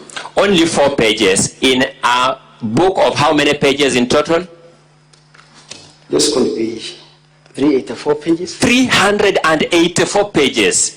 You have 380 pages to go by the time you receive the last memo of 17th November 2015. True or not true?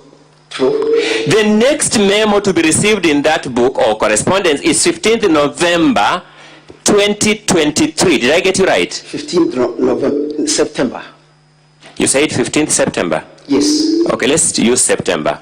15th September 2023, almost 8 years down the line, your office is not receiving and registering correspondence. No, they were. Where were they being registered? If it were not for those particular period. Where were they being registered? in other registers. So you are running multiple registers simultaneously. Then,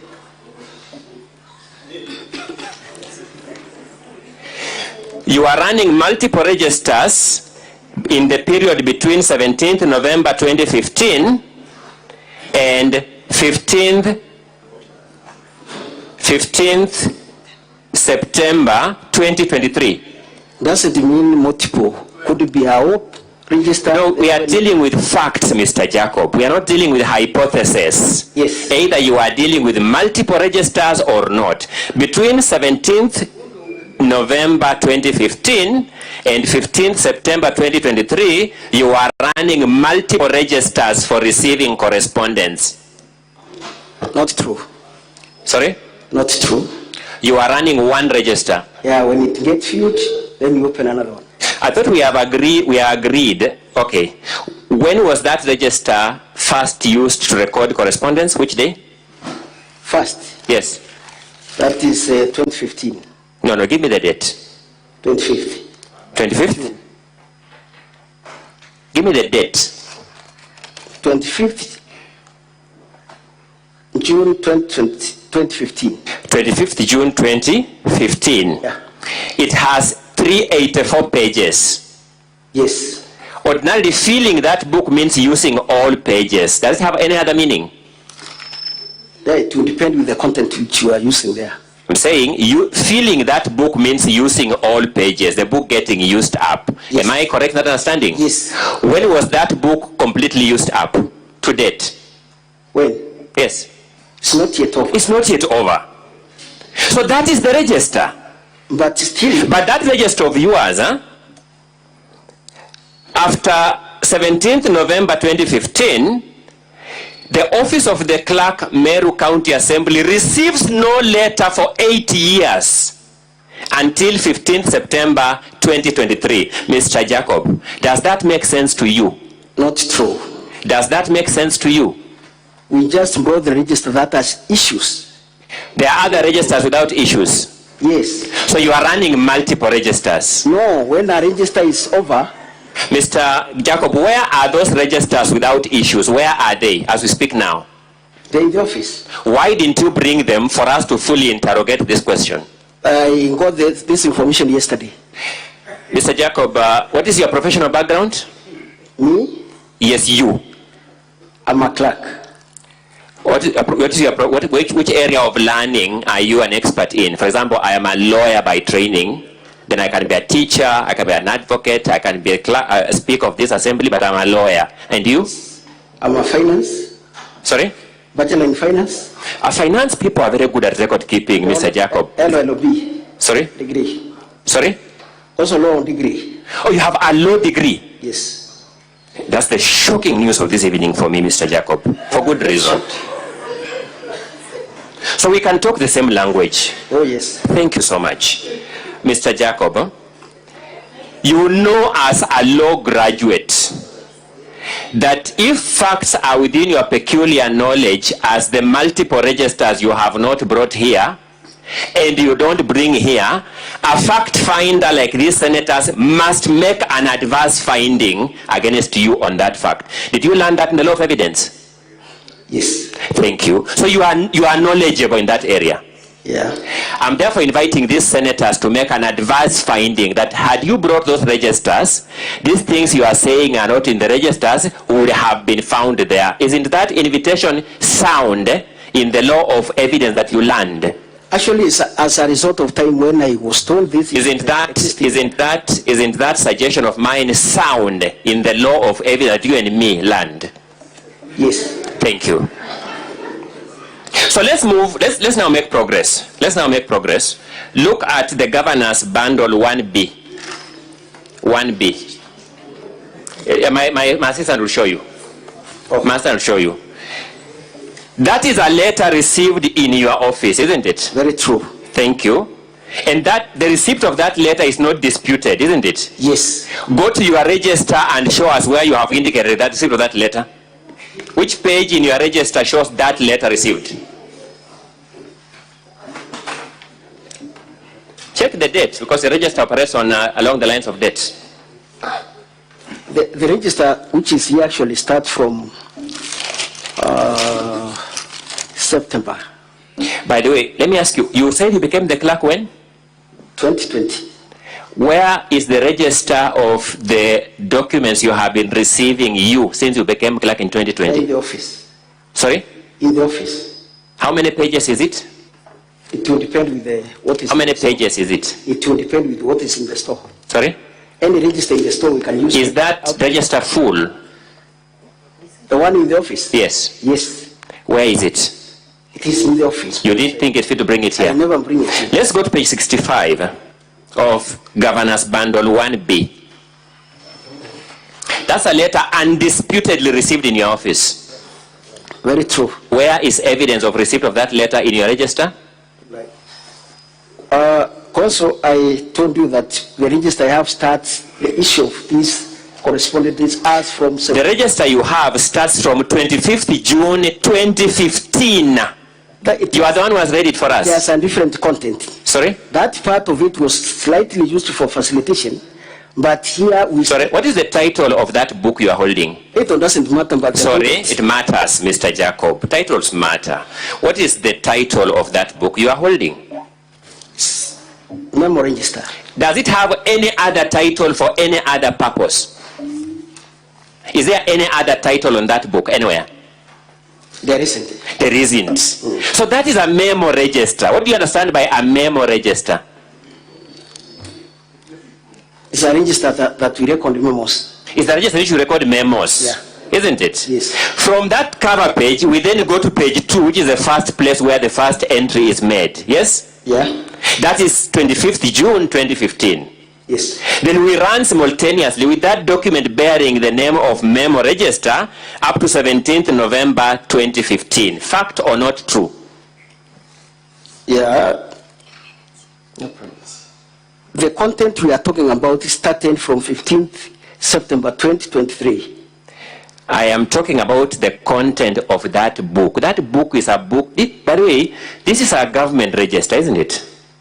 Not in it is. This register is a government book. It's a book used by the government of Kenya. Yes. And if you are me, like a responsible citizen, you will take government seriously. Do you take government seriously? Of course. Thank you. This serious government has told us what that book is used for on the cover. Cover should not actually be the content. That book you are holding has told us what that book is used for on the cover. Yeah. The use of that book is? Memo register. That book has not told us any other purpose on its cover. It's true.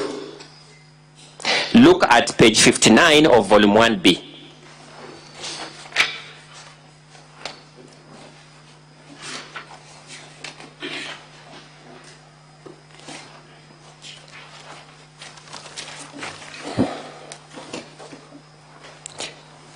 That is a letter undisputedly received in your office. True. Where is it received in that register? Also, I told you any record not from September, I don't have it here. By the way, that letter is received in the period after 25th June 2015. Yes? Yes. When that book you are holding is in existence. Yeah. This letter I've shown you at page 59 is received after 25th June 2015. Yes. When that book you are holding as a register is in existence. It was not by then. This book was not. When was that book manufactured? When was it bought by Meru County government? It was bought in 2015. But correct. That's what I'm saying. It was in existence. Actually, it's not a must that we consistently. It was being used slightly for other purposes before we corrected the use. Mr. Jacob, are you a respecter of yourself? Yes. Thank you. Look at page 58 of volume 1B.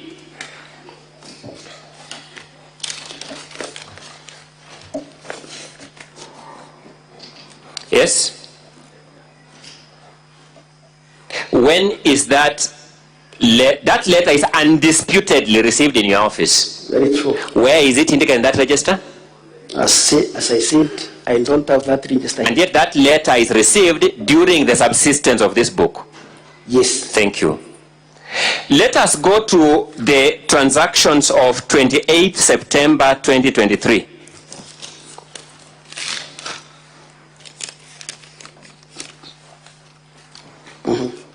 There is a letter received in your office on that day.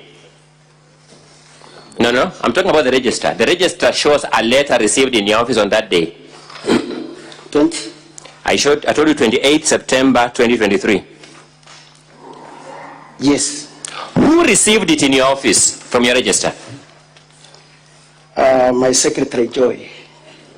You can see the name of your secretary, Joy, against that letter. Yeah, 28 September 2023. Honorable Senators, that is part of the document photocopied and before you on page 1.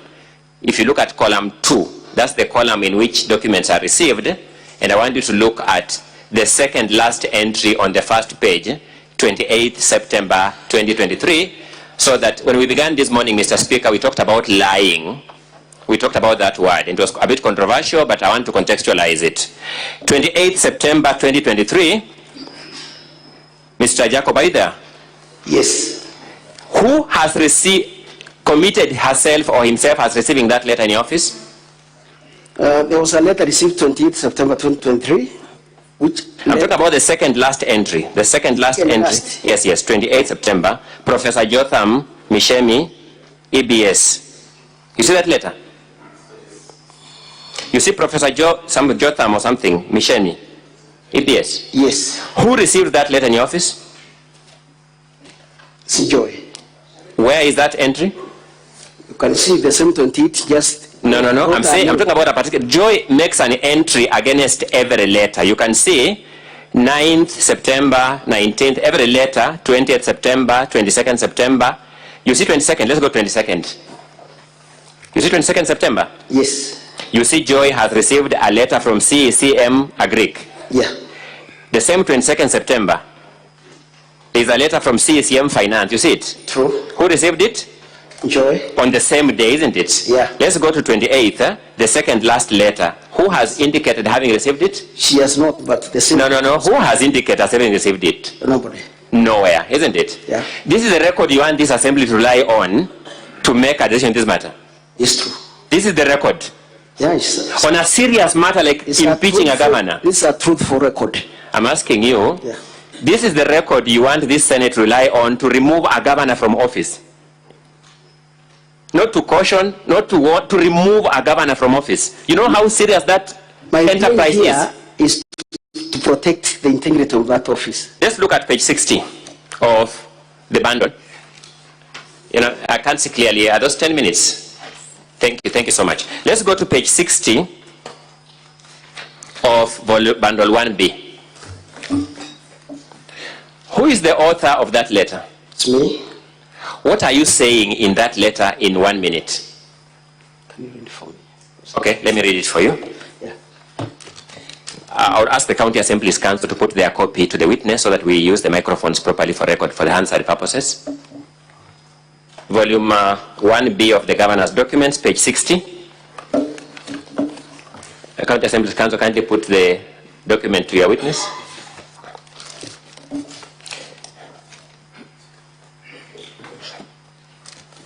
Mr.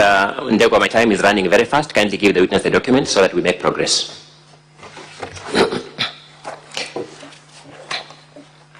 Mr. Witness, that is your letter. It is my letter. You are referring to the letters from the County Secretary dated 18th and 21st June 2023. Very true. The subject of this letter is nominees to various semi-autonomous boards of the county government of Meru. Yes. As at 21st July 2023, you admit that the Meru County Governor had nominated various nominees to semi-autonomous boards of the county government of Meru. Yeah, we received those lists. Correct. Those boards are the same boards that the governor is accused of not appointing people to in this impeachment. True or not true? Very true. Thank you. The law requires the county assembly to approve those nominees before the governor appoints them. True or not true? Very true. As at 21st July last year, you had received the governor's nominees. Yes, but thank you. Now let's go to paragraph 2. Not to be acted upon because let's go to paragraph 2. There are no existing vacancies. Let's go to paragraph. By the way, let's deal with this fairly fast. The governor wrote to you seeking to know which of those offices had vacancies. Do you remember that correspondence? I think they have record. Do you remember that correspondence? No. You don't remember. By the way, as a clerk, you received these nominees and vetoed them. You never tabled them to the assembly. No, that's not right. Okay, let's read. Paragraph 2 reads, and I quote, "Would wish to kindly inform you that my office is unable to recommend the same for their consideration to be transmitted to the county assembly." Is that a correct reading or am I exaggerating? Can you repeat? I'm reading paragraph 2.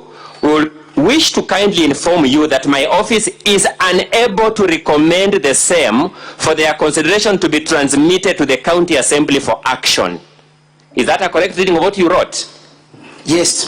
By your office, you meant the office of clerk. Yes. You believe that in law, the office of clerk can veto documents before they are tabled before the assembly? Not the issue of vetting. It is the issue of procedure. So which procedural step had been failed? Under Section 6 of Appointment Act, Counter Approval Act. Let's go to the next paragraph. You said this is largely because we observe that there may be missing information on the status of the offices the nominees have been nominated to occupy. Are we clear at that point? Yes? Yes. Which offices are these you are referring to? These semi-autonomous bodies. Sorry? The semi-autonomous bodies. Which ones? Give us their names. Nominees like the revenue bond and the rest. Sorry? Nominees for revenue bond and other agencies. Mr. Clerk, yes. Did you ever table this letter from the governor's office to the county assembly? Yes, it was.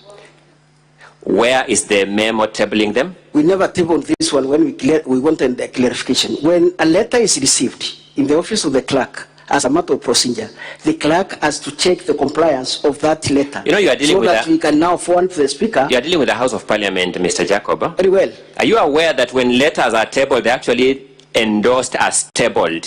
They're actually endorsed on the first. You see an endorsement. That stage was not yet. When they come to the office of the speaker, as per the law, they are public appointment, Counter Assembly Approval Act, Section 6(4). Now let's move to the next. All these documents has to be lodged through the office of the clerk. Let's move to the next stage. You say from our present records, we observe that most of the offices, not all of them, most of the offices which nominations have been forwarded to have substantive holders. Now, which are those most that had substantive holders, and which are those least that didn't have substantive holders? According to the County Assembly record. I've asked you I want you names of offices. Which are those most that had substantive holders? Which are those least that didn't have substantive holders? Yeah, when we checked, according to what we are approved. Give me the names so that we identify the most. Sorry? But they are there in record. Which ones? We want to know. This Senate must make a decision factually. Like the microfinance. Who was the office holder? The board. Who are the office holders? The board is there in the law. Who are the office holders? I don't remember of it.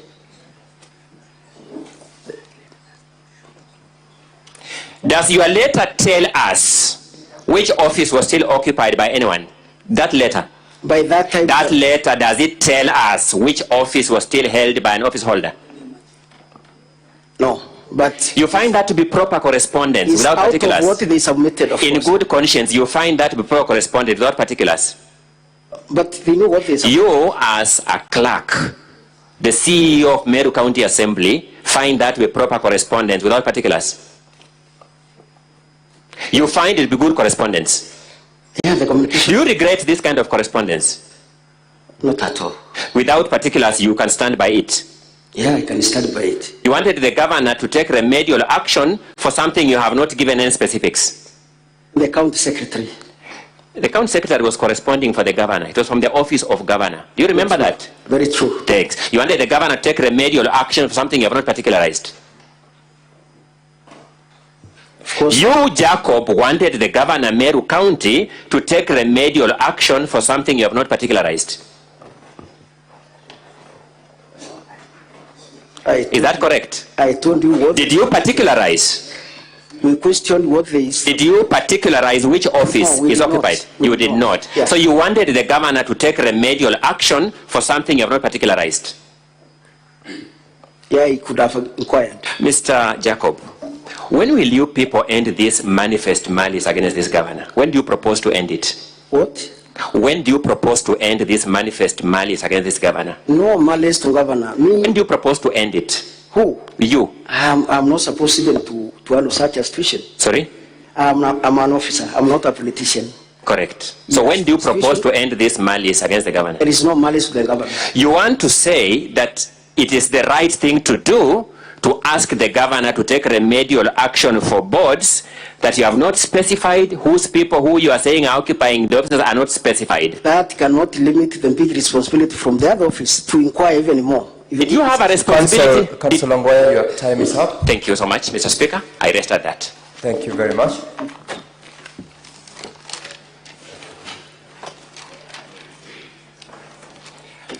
Mr. Speaker, may I then request that the Senate retains the original register, because what the copies they have and the register, the physical one, from my questions you can tell there's a big discrepancy. That point is noted. We'll make appropriate arrangements for that. Council for the Assembly. Council for the Assembly. You recall that your time is up. I believe then that you do not expect any opportunity other than the discretion of the chair to permit you in the shortest time possible if there is any re-exam. Yes, Honorable Speaker, I kindly beg your indulgence that you humbly allow me to ask a few questions in re-exam. Mr. Speaker, may I have to raise on that issue, because there's something called equality of arms. The County Assembly had 3 hours and 10 minutes to deal with their first witness. We were given 1 hour strictly with no extension. The 20 minutes we were given ate into our time of cross-examining the other witnesses. Mr. Speaker, it will be impossible for the public following these proceedings to get a feeling that there is a even-handedness if this county government is adding 1 more minute. You notice, Mr. Speaker, I stopped my question in between. I stopped my question in the tracks when you stopped me.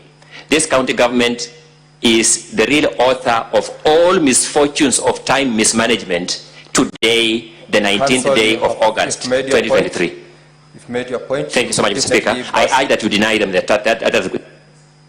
You must have noted the fact that I notified the council that they didn't have any extra time because they ate into their time in the earlier proceedings. But nonetheless, I will exercise my discretion. I'll allow you 2 minutes both to ask and to respond. So it will be up to you to decide how to utilize the 2 minutes, whether to ask the question or whether to allow the witness to get an opportunity to respond.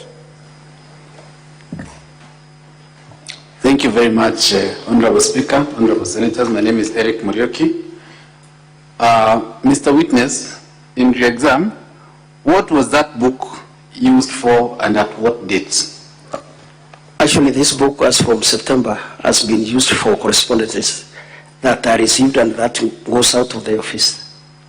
Now, you were asked about some documents appearing on pages 59 and 60, the ones that their authenticity is not controverted. Very true. In response to that question, or in follow-up to that question, I wanted to look at pages 54, 55, and 56 of the Governor's 1B.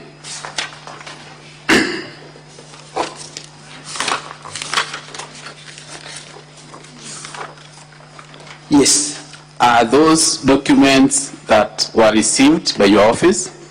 They are not. It's a forged document. Are the issues of confusion or the issues of the dates in that book in any way an answer to those forgeries and those documents that were never received by you? Yeah, in my record, they were never received in my office. And my question is, the questions you have been asked here about that book, are they in any way an answer to those forged documents that you have referred Not to? at all. They are meant actually to divert this criminal activity which was going on. Now, when did you become the clerk? 2019, that is 2020. And why are the first few pages of that book stapled?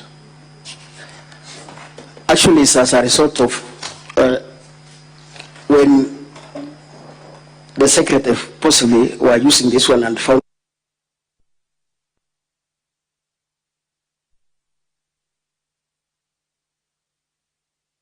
Honorable members, we've got 18 minutes to the close of the day, and you are all aware that we cannot go beyond midnight. I know members have got questions or clarifications they might need to have with the witness, and we should do this in under 10 minutes to allow us to adjourn the session in good time. I have got requests on the dashboard from among the members, and we will end when time ends. So I'll start with the members who have requests. By show of hand, who has any clarification to make? Because I'm very sure it's not all the members whose Senator Cherargei, Senator Olekina, Senator Muma. Very well. I'll start with Senator Cherargei. Clerk, mine is a quick one. In the, I don't know whether the witness is distracted. Just a quick one. In this letter written to you, summoned by the Senate, Mr. Jacob Kirari. Yes, Mheshimiwa.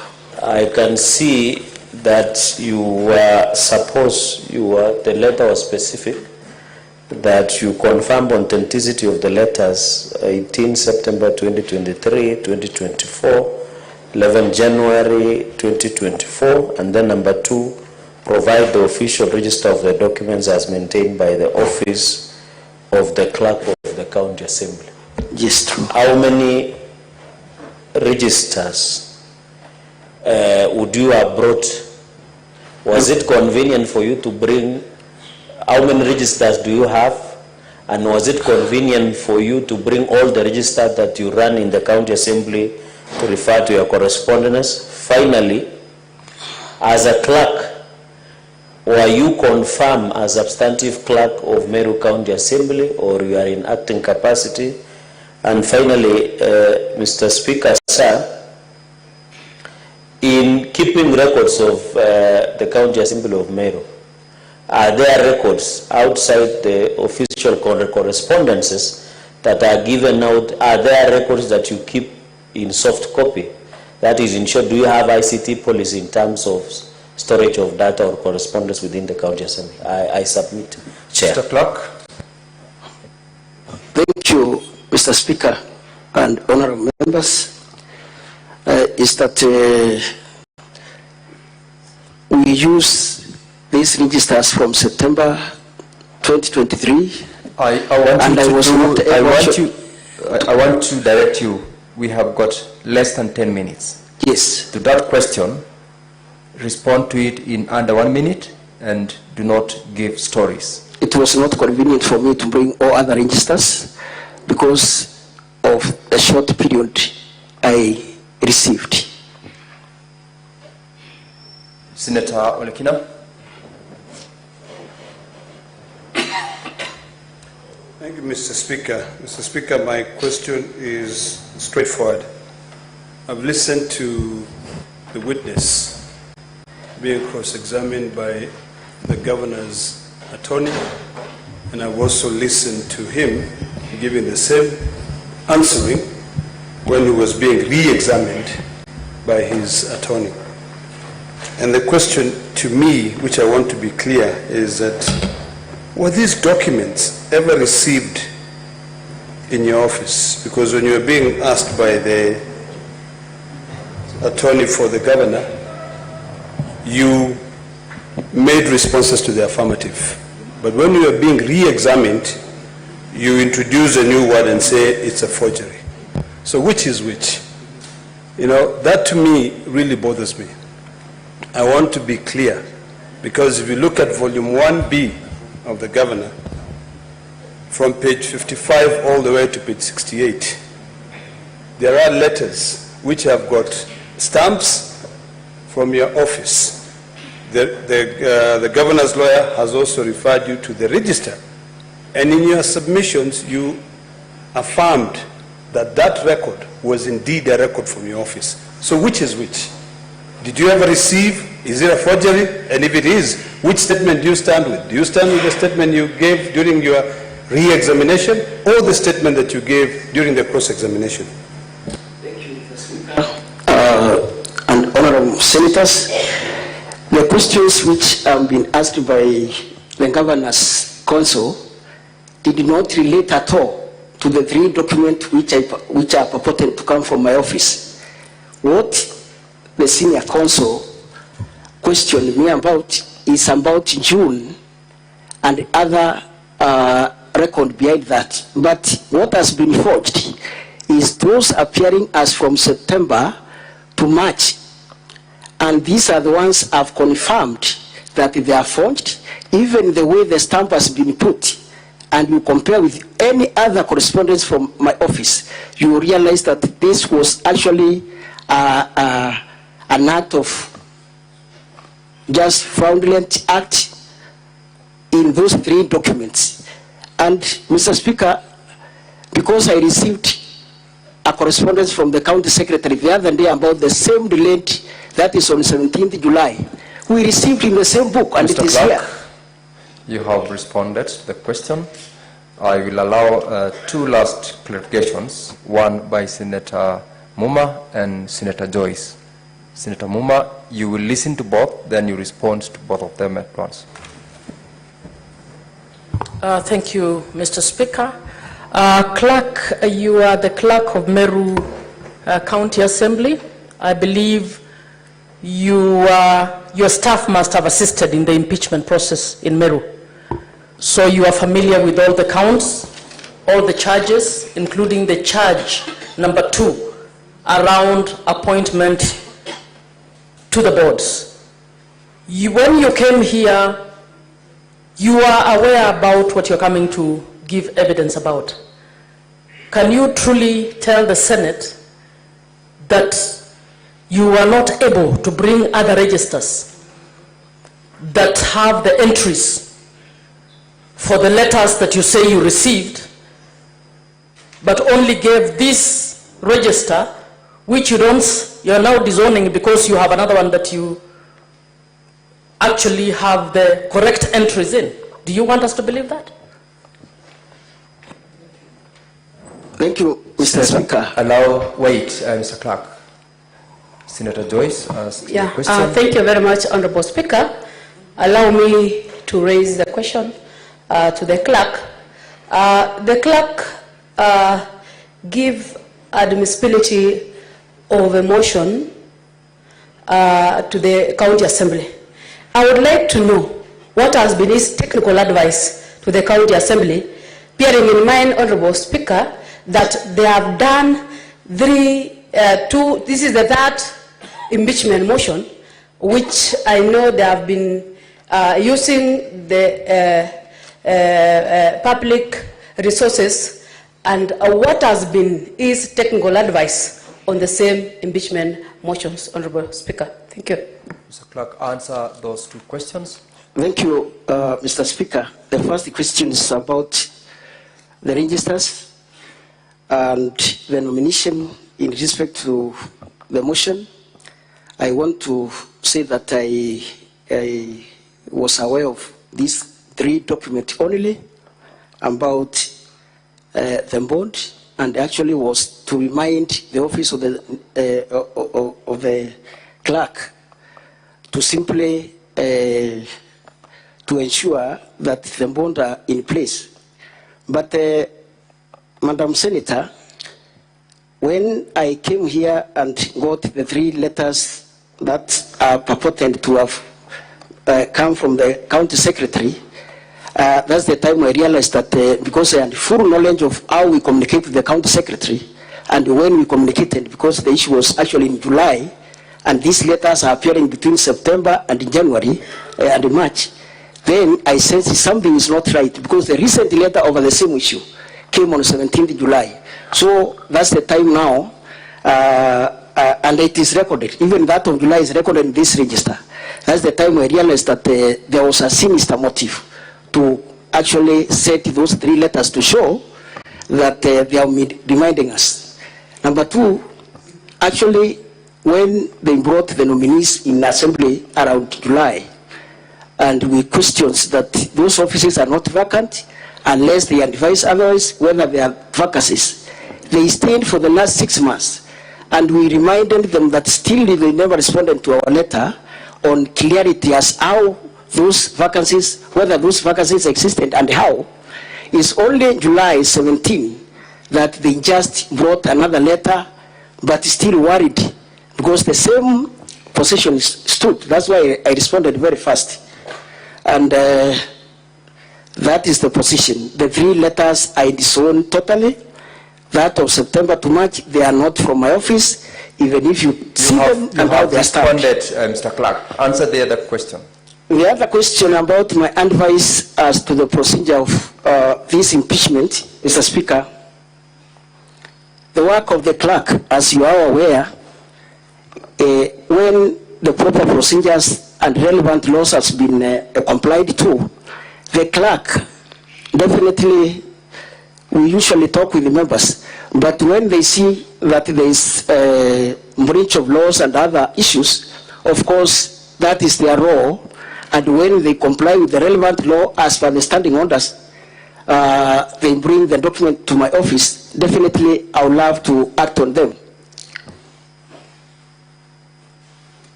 Yes, proceed to conclude on that if you had not concluded. Thank you very much. Senator Eddy, what is it that has come up your mind to clarify? Chair, because of the lack of the registers that I didn't see, and if I get it correctly, clerk, you've been clerk since 2020. Other than the documents that you have alluded to in these volumes that have been forged, yes. Since the governor got into office till to date, yes. Have you received or had any correspondences that have got forgery in nature? Not at all. We have been having very cordial relationship as to record and the rest. Let me just finish my question. Other than the documents that we are talking about here, have there been any other documents in any correspondence whatsoever from the office of the governor that allude to forgery to this magnitude? No.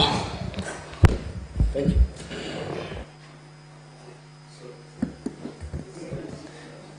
You've been answered. I want to close this, honorable members. Let's not reopen any clarification. Senator Joyce, what is it that is burning?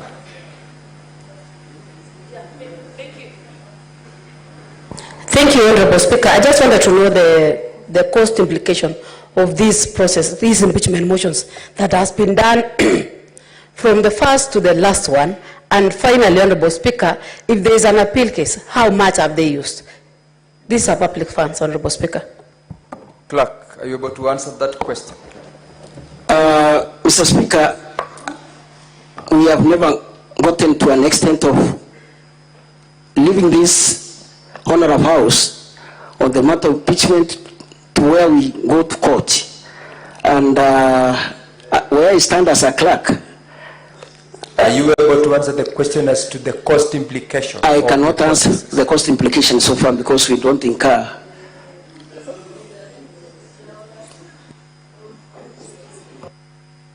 Very well, you are not able to answer. Say you are unable to answer, you do not know the cost.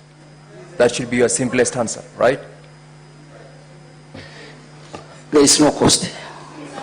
Thank you.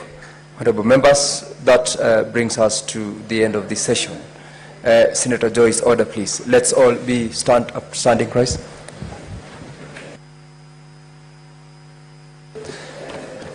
Honorable Senators, it's now 11:57 p.m. Time to adjourn the Senate. The Senate therefore stands adjourned until tomorrow, Tuesday, 20th August 2024 at 9 a.m.